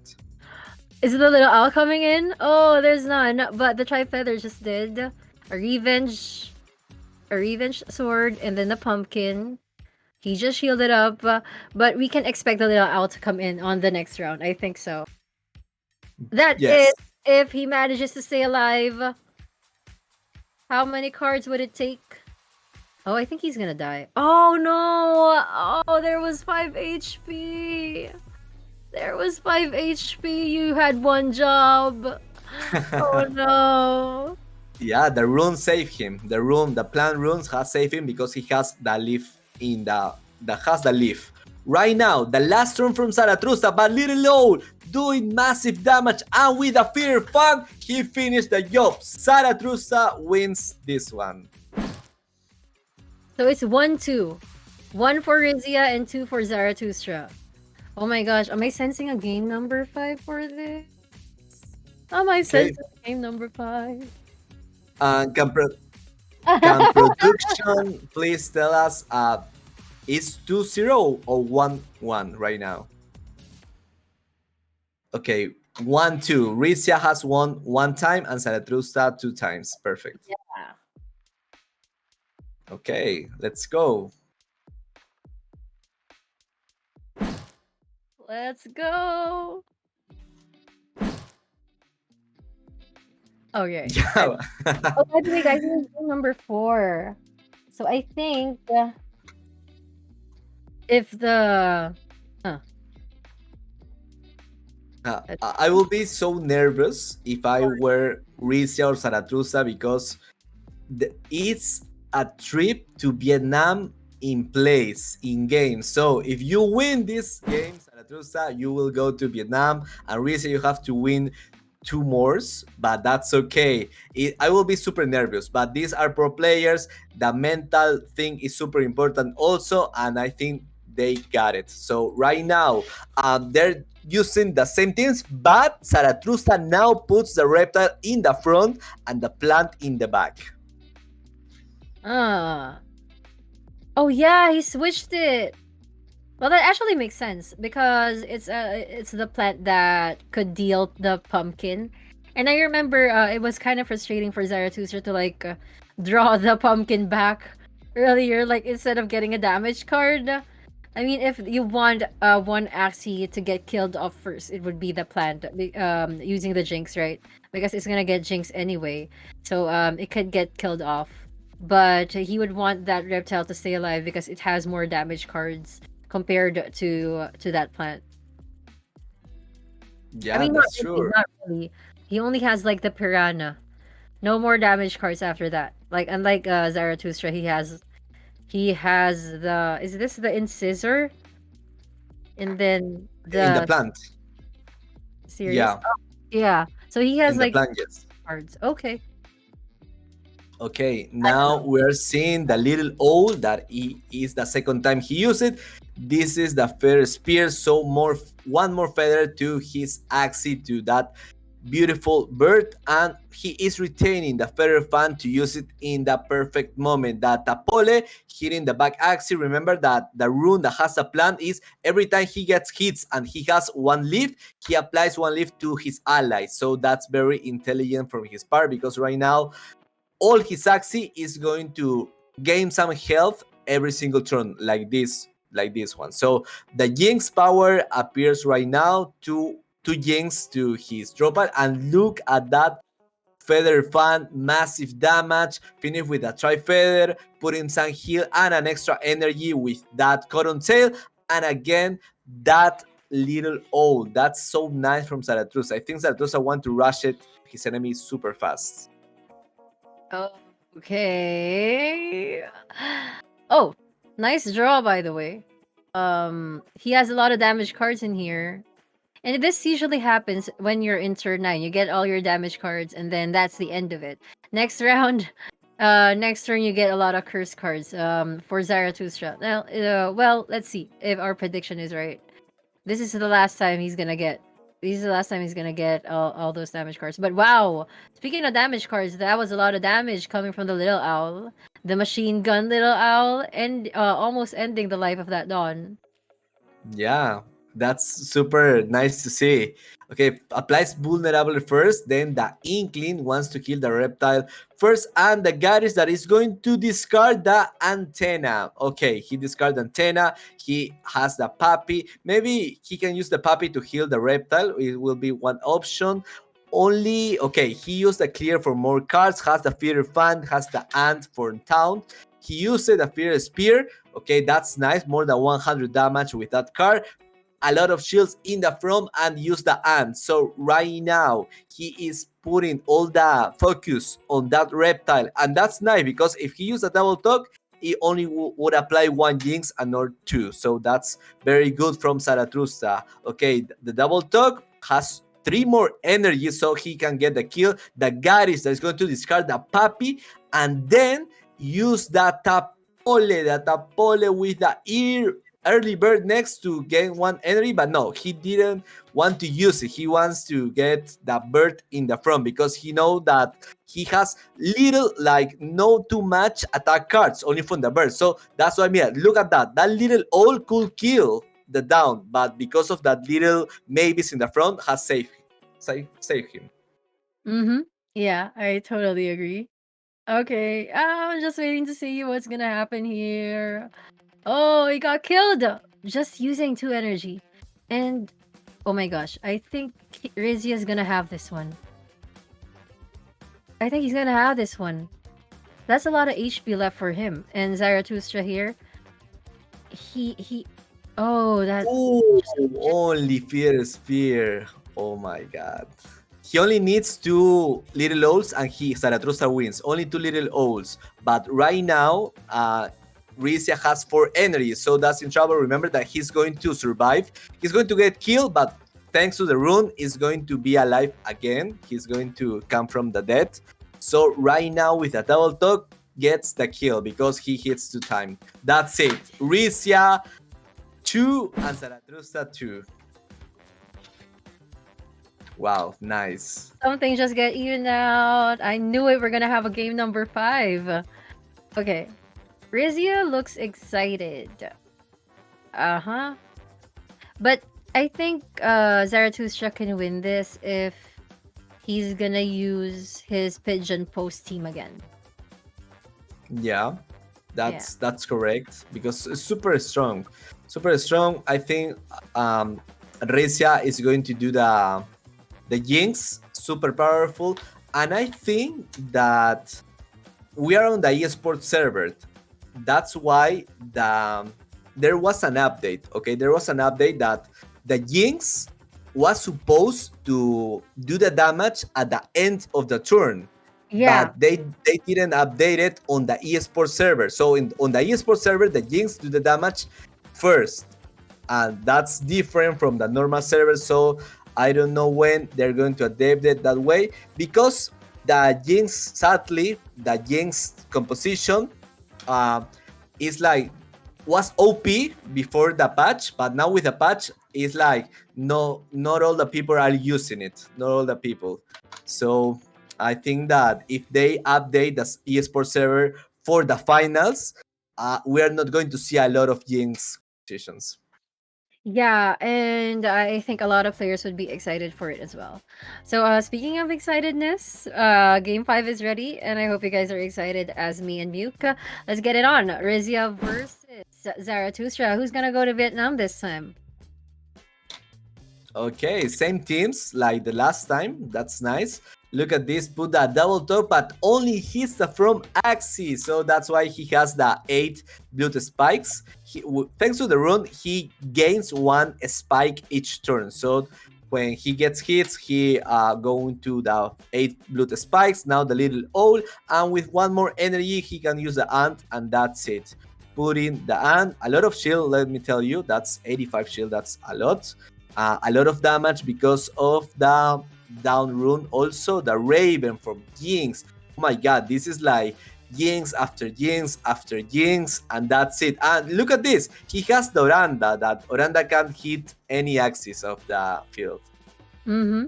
Oh yeah, we can see that. Okay. Innocent Lamb to copy the Cottontail. But what's he gonna use? The little owl? Wait, did he use the little owl? But the ears one. The ears Yes, one. he Didn't has use that 3. yet. Okay. Mhm. Yeah, so there's really no machine gun in there. But yeah, okay. I'm waiting for it. Okay, so Zarathustra didn't change his lineup back to the pigeon post. So my money would have to go with Rizia. I swear. I think it's really hard to win with this kind of composition. And we all know how Jinx comps are so OP right now. So maybe Zarathustra could have had more faith with the pigeon post lineup, with the swirls, with those swirls. Yeah. Yeah, That's just that's my correct. prediction. That's just my prediction. Okay, he has a tri-feather. It will be nice to use it in this turn to kill that Mavis. And yeah, he got the kill. He gains 3 feather to all his teammates. Put a Sirius for some damage. And the Innocent Land copy the clear. Yeah, clear is very important for this type of match. Because maybe when he gets a lot of yings, he can chain it for an attack cards. If he has enough luck. And that Poly goes to the back for some yings. Now another Tapole, and with the other energy, I think it's going to be triple Tapole in only one turn. That's insane. Yeah, it is. But looking at the HP of Rizia, it looks like he's the one. He's the one who needs to watch out for. I'm worried about his bird there in front. Oh, yeah, yeah, exactly. It just got killed off like that. But as for the plant of Zarathustra there at the back, it's just gonna be the Jinx that's gonna kill it off. But it would take him at least 2 turns before that plant gets killed. Oh, wait, let me correct what I just said because he'd probably die right now. Oh, it's the RNG. It's the RNG and the double talk. Okay, so he used a Mavis instead of doing damage. But Zarathustra here, he must be happy that all of his 3 axes are still alive, but not happy to waste 1 energy on the Mavis. Wow, 5 hits and now 6 hits with little all to get the kill. So that's nice. That's the power of that machine gun. So he healed a little bit the bird, obviously, because he is his favorite Axie. It's 3 versus 1. Right now, Rizia is in trouble. Let's see double talk who hits and only hits the bird. So only 1 jigs apply. Puts the Inkling to the back. He wants to get the kill. But the Goddess Worm doesn't go like random. It's going only the front axe. So he is like putting more blood spikes to that reptile. 48 already. So he has to be careful about that. And look at the Jinx. Jinx applying in the first, so only 2 cards that he can use from Axis. Snare Shell to protect the bird, because the bird is the MVP. So last turn, one of the last turn of Rizia. Let's see what he got. He has the Parasite that is not going to be worth it to do right now, but yeah, it's more than the sword, right? So he's going to do it. And then the Tapole power, but he don't want to kill, as you can see, putting 56 damage to that Aqua. So in this turn, if he has at least 2 little all, is GG for Zarathustra. But no! Oh my god, only 1 little all, and that's it. It managed to stay alive. Okay, so here's the thing. He's gonna do all of the damage in the world and then let the Jinx cards kill it off. Kill Zarathustra off. This was a very close fight. And this was very game number 5 worthy. I can't breathe a little. Okay, 1 more energy. Is he gonna get is he gonna die with a Jinx later on? With Because a Jinx, maybe. 76 HP. I don't think that's gonna be enough. Oh my god, the Jinx! Yeah, the Jinx power, ladies and gentlemen. Rizia gets the win and is the new player that is going to Vietnam. Congrats, Rizia! GG! That was actually long. Wow. Congratulations, Rizia. Thank you so much for staying with us here. But we still have 1 more match to watch out for. But we're just gonna have a short break before we get on to that. But I want to know your thoughts about that match too, Mute.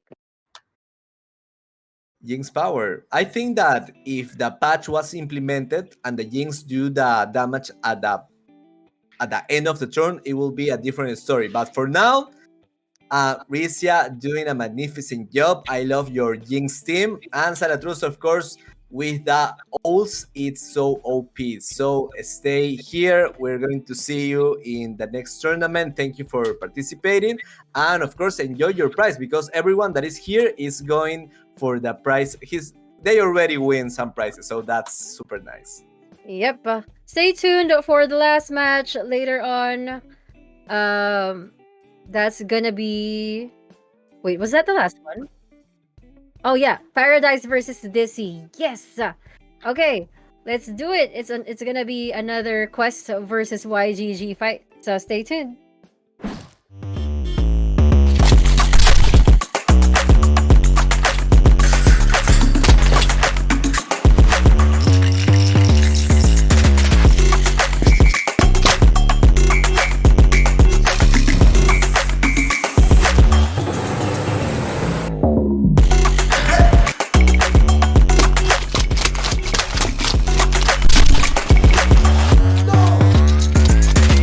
At the end of March, the action begins. One of the biggest events in Vietnam's history. Axie Miners, the future of esports is now. At the end of November, the action begins. Jugadores de todo el mundo. Da wollen wir auch. $100,000 prize pool. 2048 Spieler. Nam Yadao and one champion. Don't miss your chance at making history. Axie Miners.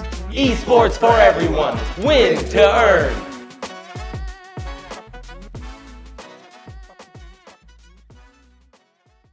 Ya no lo tiene. 56. ¡Va, va, va, va!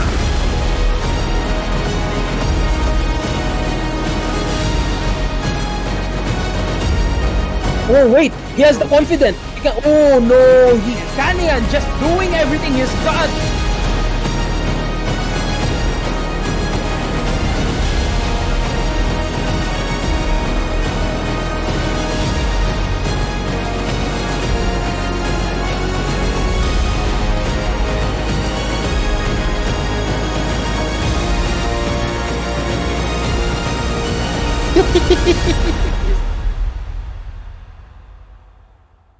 Join the Axie action live in Vietnam March 10 through 12. E4E Axie Miners. The future of esports is now. What's up, everybody? We are moving forward to the last match here in E4E Miners. Just one player that we need to complete the magic circle of 8. Those players that's going to Vietnam. Again, I'm pairing JP. With me is Muke Gaming. And what are we going to expect tonight? Wow, thank you, Parent. I'm super excited to see the match between DC and Paradise because the teams that they got are super OP, super meta right now. So, are you ready, guys, from the chat? We are so thankful for you to be here.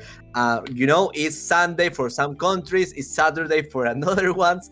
It's crazy how the time works right now. And the game is ready. So make your bets. Who do you think is going to win, DC or Paradise? Put it in the chat. And game ready. Let's go. Let's do it. All right. So, our director is saying that the game's ready. Oh, it's already up. Okay. So Paradise is from Quest doing all those pigeon pose and swirls, but DC, believing in his AoE capability, he'll have to push for this. So, what do you think about this dynamic? DC using AoE and Paradise using the swirl pigeon pose confused. Yeah, of course, the Shrill triple pigeon pose is super strong, but we already seen that this AoE team can win. The Shrill has a chance, so let's see if he gets it in this first match. DC, look at this, has very good cards. Irwin for damage, has square teeth. The square teeth on an Aqua with calcium armor are so OP, but look at this, 74 damage. Thanks to the feathers also. Feathers gave him like additional extra damage. With a zero cost card, no bad at all. Let's see from Paradise doing the Shrill, beginning to do the Shrill, but it's a little bit early because this has 14 in his draw pile only, so it's like a lot. He doesn't cycle yet. Now we're going to see that has the Topaz. The Topaz could be super key in this match because the Feather Daggers goes to the discard pile, to the to that thing that is now 4, so the Topaz can make massive damage.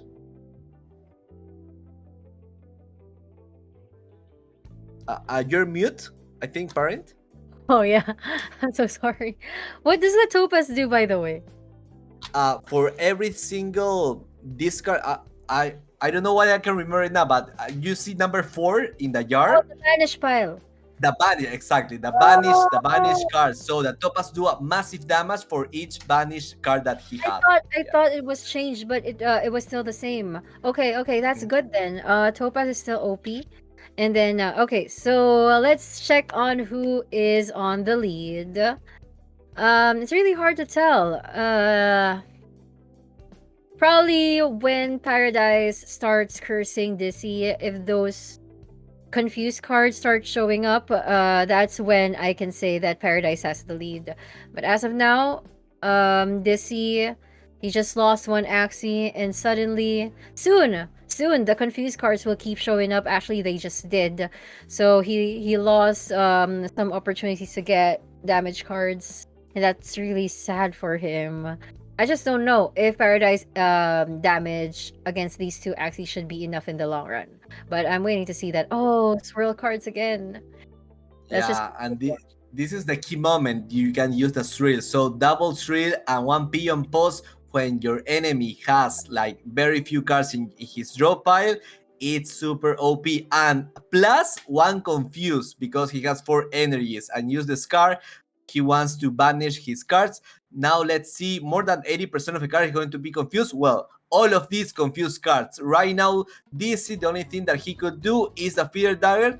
Plus, he can use the clear if he wanted. But if he used the clear, I think more confused card is going to his hand. So that's why he didn't use it in this moment. He wants to reserve it. He wants to put in his hand, and that's it.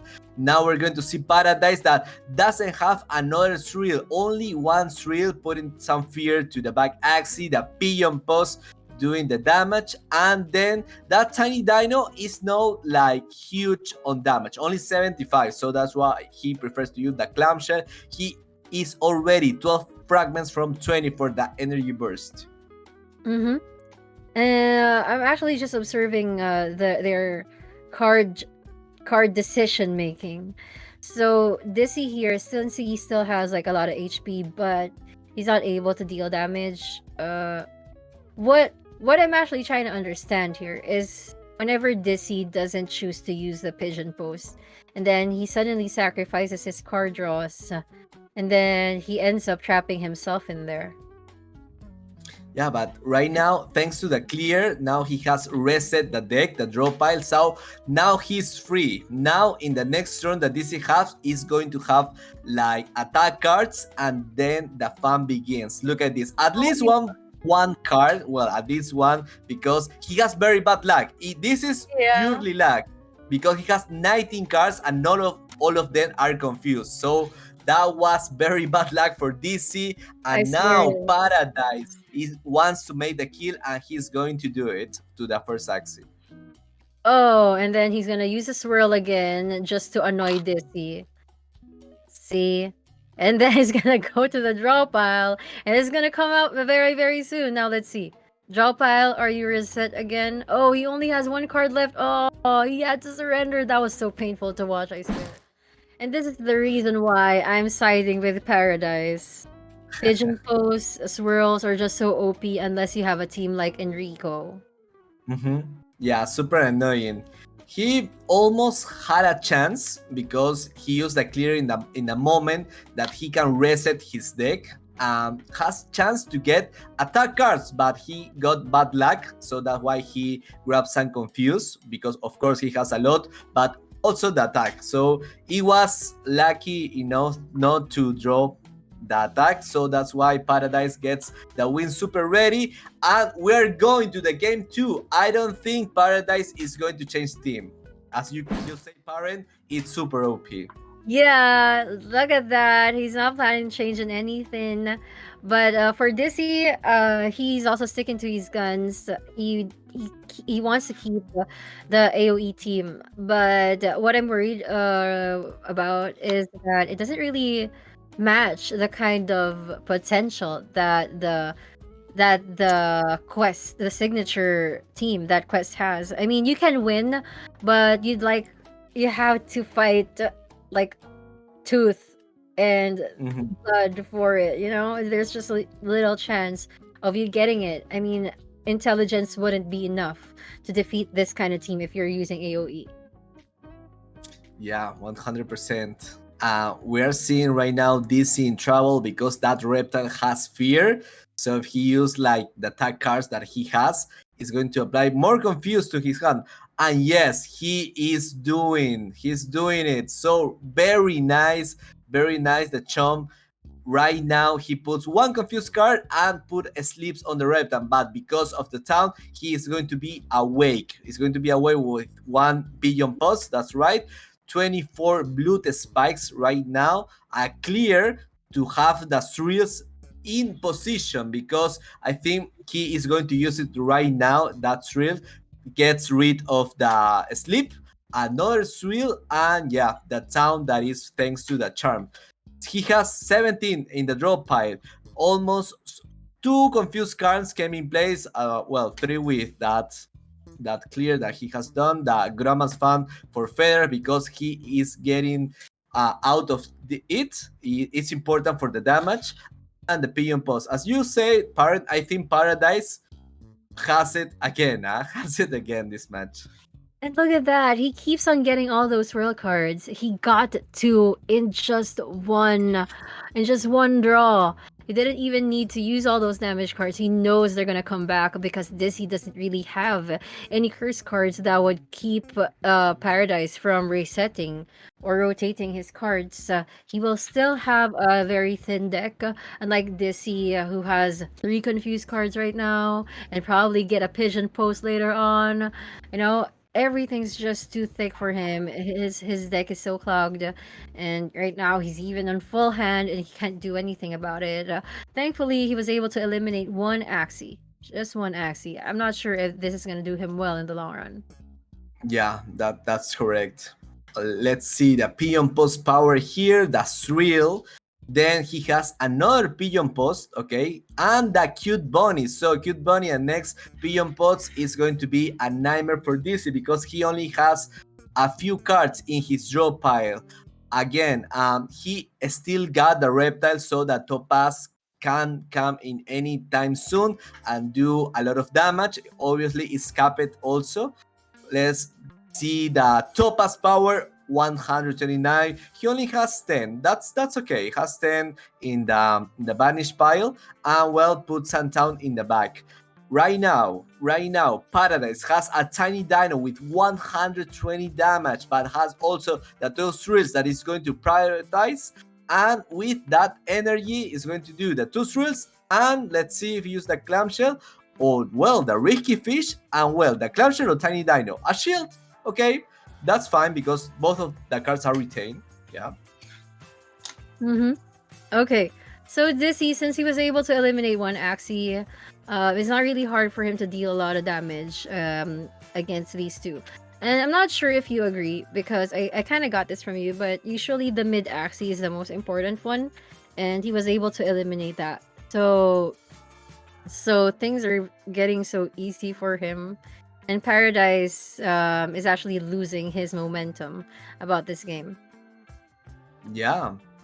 Let's see if he can get like, well, he's going to have the same 5 cards, Paradise right now. The Confusion first, then the double pigeon post, and he can finish that reptile with that tiny dino in any moment. So pigeon post, tiny dino, because the clamshell is not going to be enough, but well, he prefers to use it. He could use a tiny dino to get a kill, but I think that he didn't do that way because he knew that 56 per damage go to all his axes. So Right. that's why he didn't want to finish him. And right now we're seeing that he's retaining the earring. He used one energy to retain it. And Paradise with double, well, a pigeon post gets the kill, a lot of damage. Now the thrill, and he is already going for the 4 energy in the next turn. I think Paradise still has this. Paradise is good at controlling the deck of Dizzy, actually. Look at that. He didn't even get any... I mean, he did get one damage card, but Dizzy cannot really use it right now. He knows that they're just gonna go to waste. So Paradise will just keep on dealing damage against Dizzy. I'm not sure he's gonna use a risky fish or something, but the point of this is just that he wants Dizzy to have the most stressful deck ever, and not just never draw any good card. But the good thing about Dizzy is that he knows how to retain. So Yeah, this is the time. retaining is key here. The Irwin is going to do a lot of damage. Let me tell you, he has a lot of cards on his hand right now. And the Feather Dagger power. Is he going to kill the Aqua? Is this going to be enough? Not anymore, because he has no more Feather Dagger, but in the Reptile that is going to, obviously, he cannot use it right now. He cannot use it because the Reptile is dead. So let's see the Tiny Dino 120. Now he can put the double Pigeon Post to finish that down. And then to the top key card right now, the Thrill, putting 2 confused cards, and he has an extra energy to another Thrill. Okay, right now DC is in a super bad position right now, because his opponent is going to get the win. Look at this. He surrendered. Double surrender. Oh my gosh, this is already 2-0 in favor of Paradise, guys. Do you think this is gonna be a sweep or what? I think so. I think Paradise is going to win again. It's like DC doesn't have a team that can match that triple thrill, because if he had it, he already had chained. We are already seen all his teams. So I think Paradise is going to get this win again from Quest. Like you say, Parent, the Thrill team is like the signal, the composition for Quest. Almost every person of that super guild is using it because super strong. They finished top with mid value on the rare era thanks to this. So we're going to see maybe the final round. What do you think, chat? Is it going to be a sweep from Paradise, or is DC going to recover from this? Yeah, I think I also think that this is gonna be a sweep. But let's not wait any longer. Let's get on with game number 3. Let's do it. Is this gonna be the last game or not? Oh, did anybody change their lineups? Dizzy used his Ravens. He used his Jinx team. Okay. Jinx team. Nice. Well, that's pretty impressive. That's pretty nice. At least he has a chance right now. DC from YGG has a chance, putting a lot of Jinx to the back. He wants to kill that back Axie because of the rune. He doesn't want to get like steal the energy fragments. So right now he's retaining a lot of cards. The clear to the deck move very fast. And the cute bunny to the front, very good decision right there. And the Thrill to confuse, because right now I think from the front axis is going to get at least 1 card, and he's already fear. Well, he has the Oranda, but with fear, I don't think it's a good idea. Well, there you go. Let's see. Gary Schwirm. Oh, he's not gonna use it. He just wants to go all Jinx. I think he got so annoyed with all the Jinx that he just wants Paradise to experience all the Jinx. Oh, he got annoyed with all the confused in pigeon posts that he just wants Paradise to feel annoyed with all those Jinx that's about to happen, that he's about to put on him. Yeah, okay, let's see. Paradise doing the Nemo thing, calling another Nemo, doing the extra energy fragments, attacking the bird. And we are going to see DC in this moment that he got a bad draw. But at least he has 2 attack cards. He can do the double talk at the Garish. He don't want to use it, the Garish right now. He prefers the double talk. He has 1 more energy. He's going to use the Garish. Yeah, he used it. And discard 1 Ricky Fish that Paradise have. Okay, that's nice. But only 2 more cards that he can draw. One of them is Tiny Dino. Well, Tiny Dino appears in the last turn in the last turn until the deck is reset. So that was very unlucky for Paradise. The Tiny Dino so late in game. And well, DC is continuing applying Jinx to Paradise. Yeah, he is. Well, let's see if that's gonna pay off, because I don't know, Paradise still has a lot of HP, and And if he plans on cursing Paradise, Paradise might be able to curse him first because Paradise has more curse cards compared to Dizzy. Look at that here. Oh, Jinx. Jinx here. Okay, so he's able to deal damage, but I think he's probably gonna save off the tiny dino. He's gonna use the Babylonia too. Oh, oh, he didn't. He didn't. Yeah, he Oh, he's prefers to gonna retain it. Okay, that's That's fine. a good move. Yeah. That's good. Let's see the draw. Well, two black mails, one confused card. Only the Unco is new here.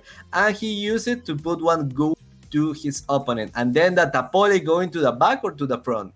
Well, he prefers to the back because he knows that anytime the Jinx is going to make an appearance right now. Right now, for one Jinx only, okay, but has a Thrill, has the Babylonia to put vulnerable, and this is the turn that he wants to use the retaining cards. So thanks to Ricky Fish, get rid of the back Axie, and now it's 3 versus 2, and the Thrill is going to the draw pile. So that 2 confused cards guarantee here. That's true. Okay. Oh, a revenge card at this early? Oh, it's already turn 12. And this he already lost one Axie. But if you lose one Axie, I'm actually quite worried because you are losing in the HP game. And Paradise still has a lot of HP, and he's even saving up the clamshell and another clamshell just to get the attack damage, the attack up. I don't know if this is still the same effect here in season 2. Oh, it's different. You get energy boost. Right. Oh, that's Energy why. boost. It's so quick for quest people to get more energy.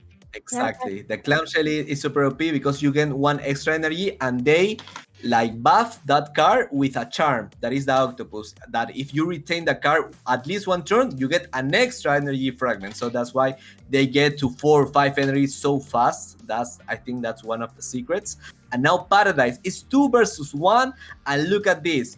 He got it because with 2 Thrills and 1 Pigeon Post, 5 garbage cards goes to DC draw pile. So that's insane. Puts the Pigeon Post some damage. And well, why not? I thought that he's going to use the Ricky Fish because why not? He has 1 energy. But he prefers to stick on it. Okay, he only has the Neon and the sword, and that's it. It's not going to be enough. It's not going to be enough right now. He only has 2 in the draw pile.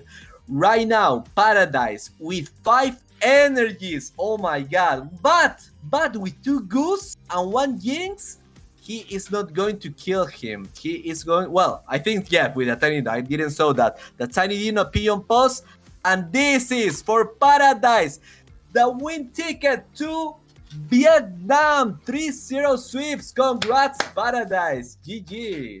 Congratulations, Paradise. A well deserved win. So how many people do we have in oh, by the way, Dizzy, it was also a good run. It's also a good run. Oh my gosh. Well, I hope to see more of you. Regardless. But let's congratulate the top 8. How many do we have from Quest? We have Meat Value and Paradise. So we have Ohil. We have Zero. And then we have Rizia. And then we have Enrico, Bench, and Mino. Yeah. I'm so happy for all of you guys. I hope to see you guys in Vietnam. Of course, I will see you guys in Vietnam. I mean, why wouldn't I? So, yeah, I'm just really so excited for everything. But it's been a long night, and it was actually all worth it getting to know everybody in full detail, how they got that trip to Vietnam. But how about you, Miko? What are your thoughts about this? Well, this was a very nice event. I like it very much. We have seen, like, I think for my personal opinion, that one of these 16 person are top of the top on All Access Infinity. I have saw them in many tournaments, always achieving great ranks. First place, second place. The composition that they are using is like the most top. There's no better than that.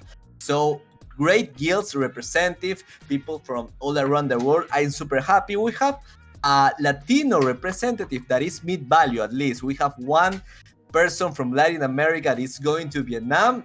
That's super high for us. We are like very grateful for Mid Value. That is a very theory crafting breeder. It's all Mid Value. It's super pro, and he wins in the upper bracket. So that's tell us that he's doing a magnificent job. So I'm very excited for the finals on Vietnam. This is going to be, you know, tomorrow they are going to continue with the top 8 players for 400 AXS. Oh my god, on prize pool.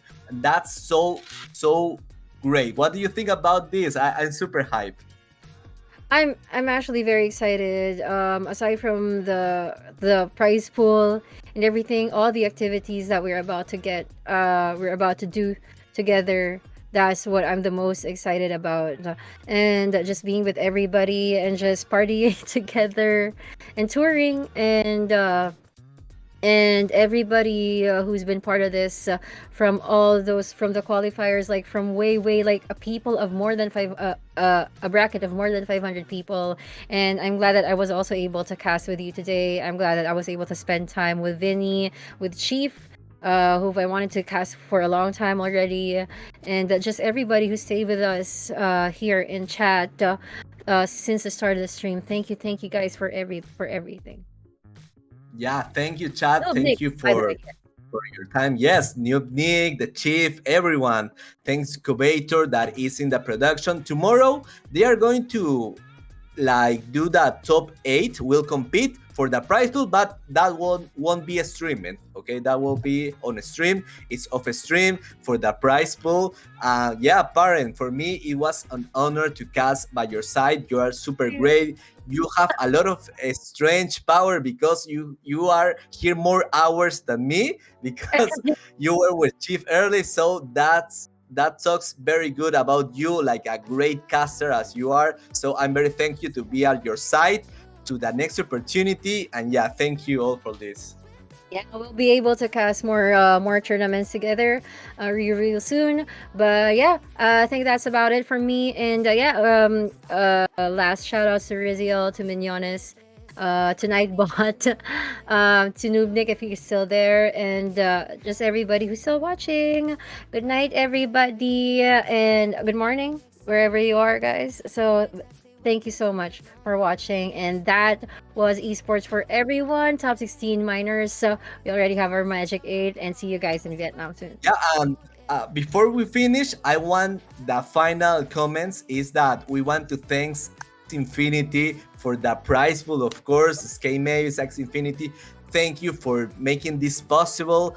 Again, thanks to Elite Metaware that is supporting always. It's like I want to be on Vietnam to see people wearing Elite Metaware. They will be super nice. Thanks again, Elite Metaware, and of course, Esports for Everyone for doing daily tournaments, for doing this minor that it's like huge for Axie Infinity. Thank you very much, and of course, Parent, thank you again to you, to Covetor, to Newtnik, to Chief, to everyone. See you next time.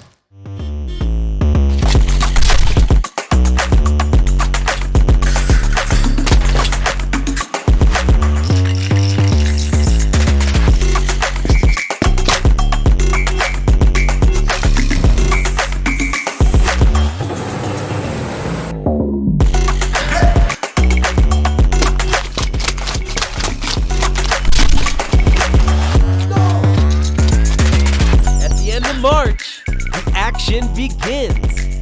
One of the biggest events in Vietnam's history. Axie Miners, the future of esports is now.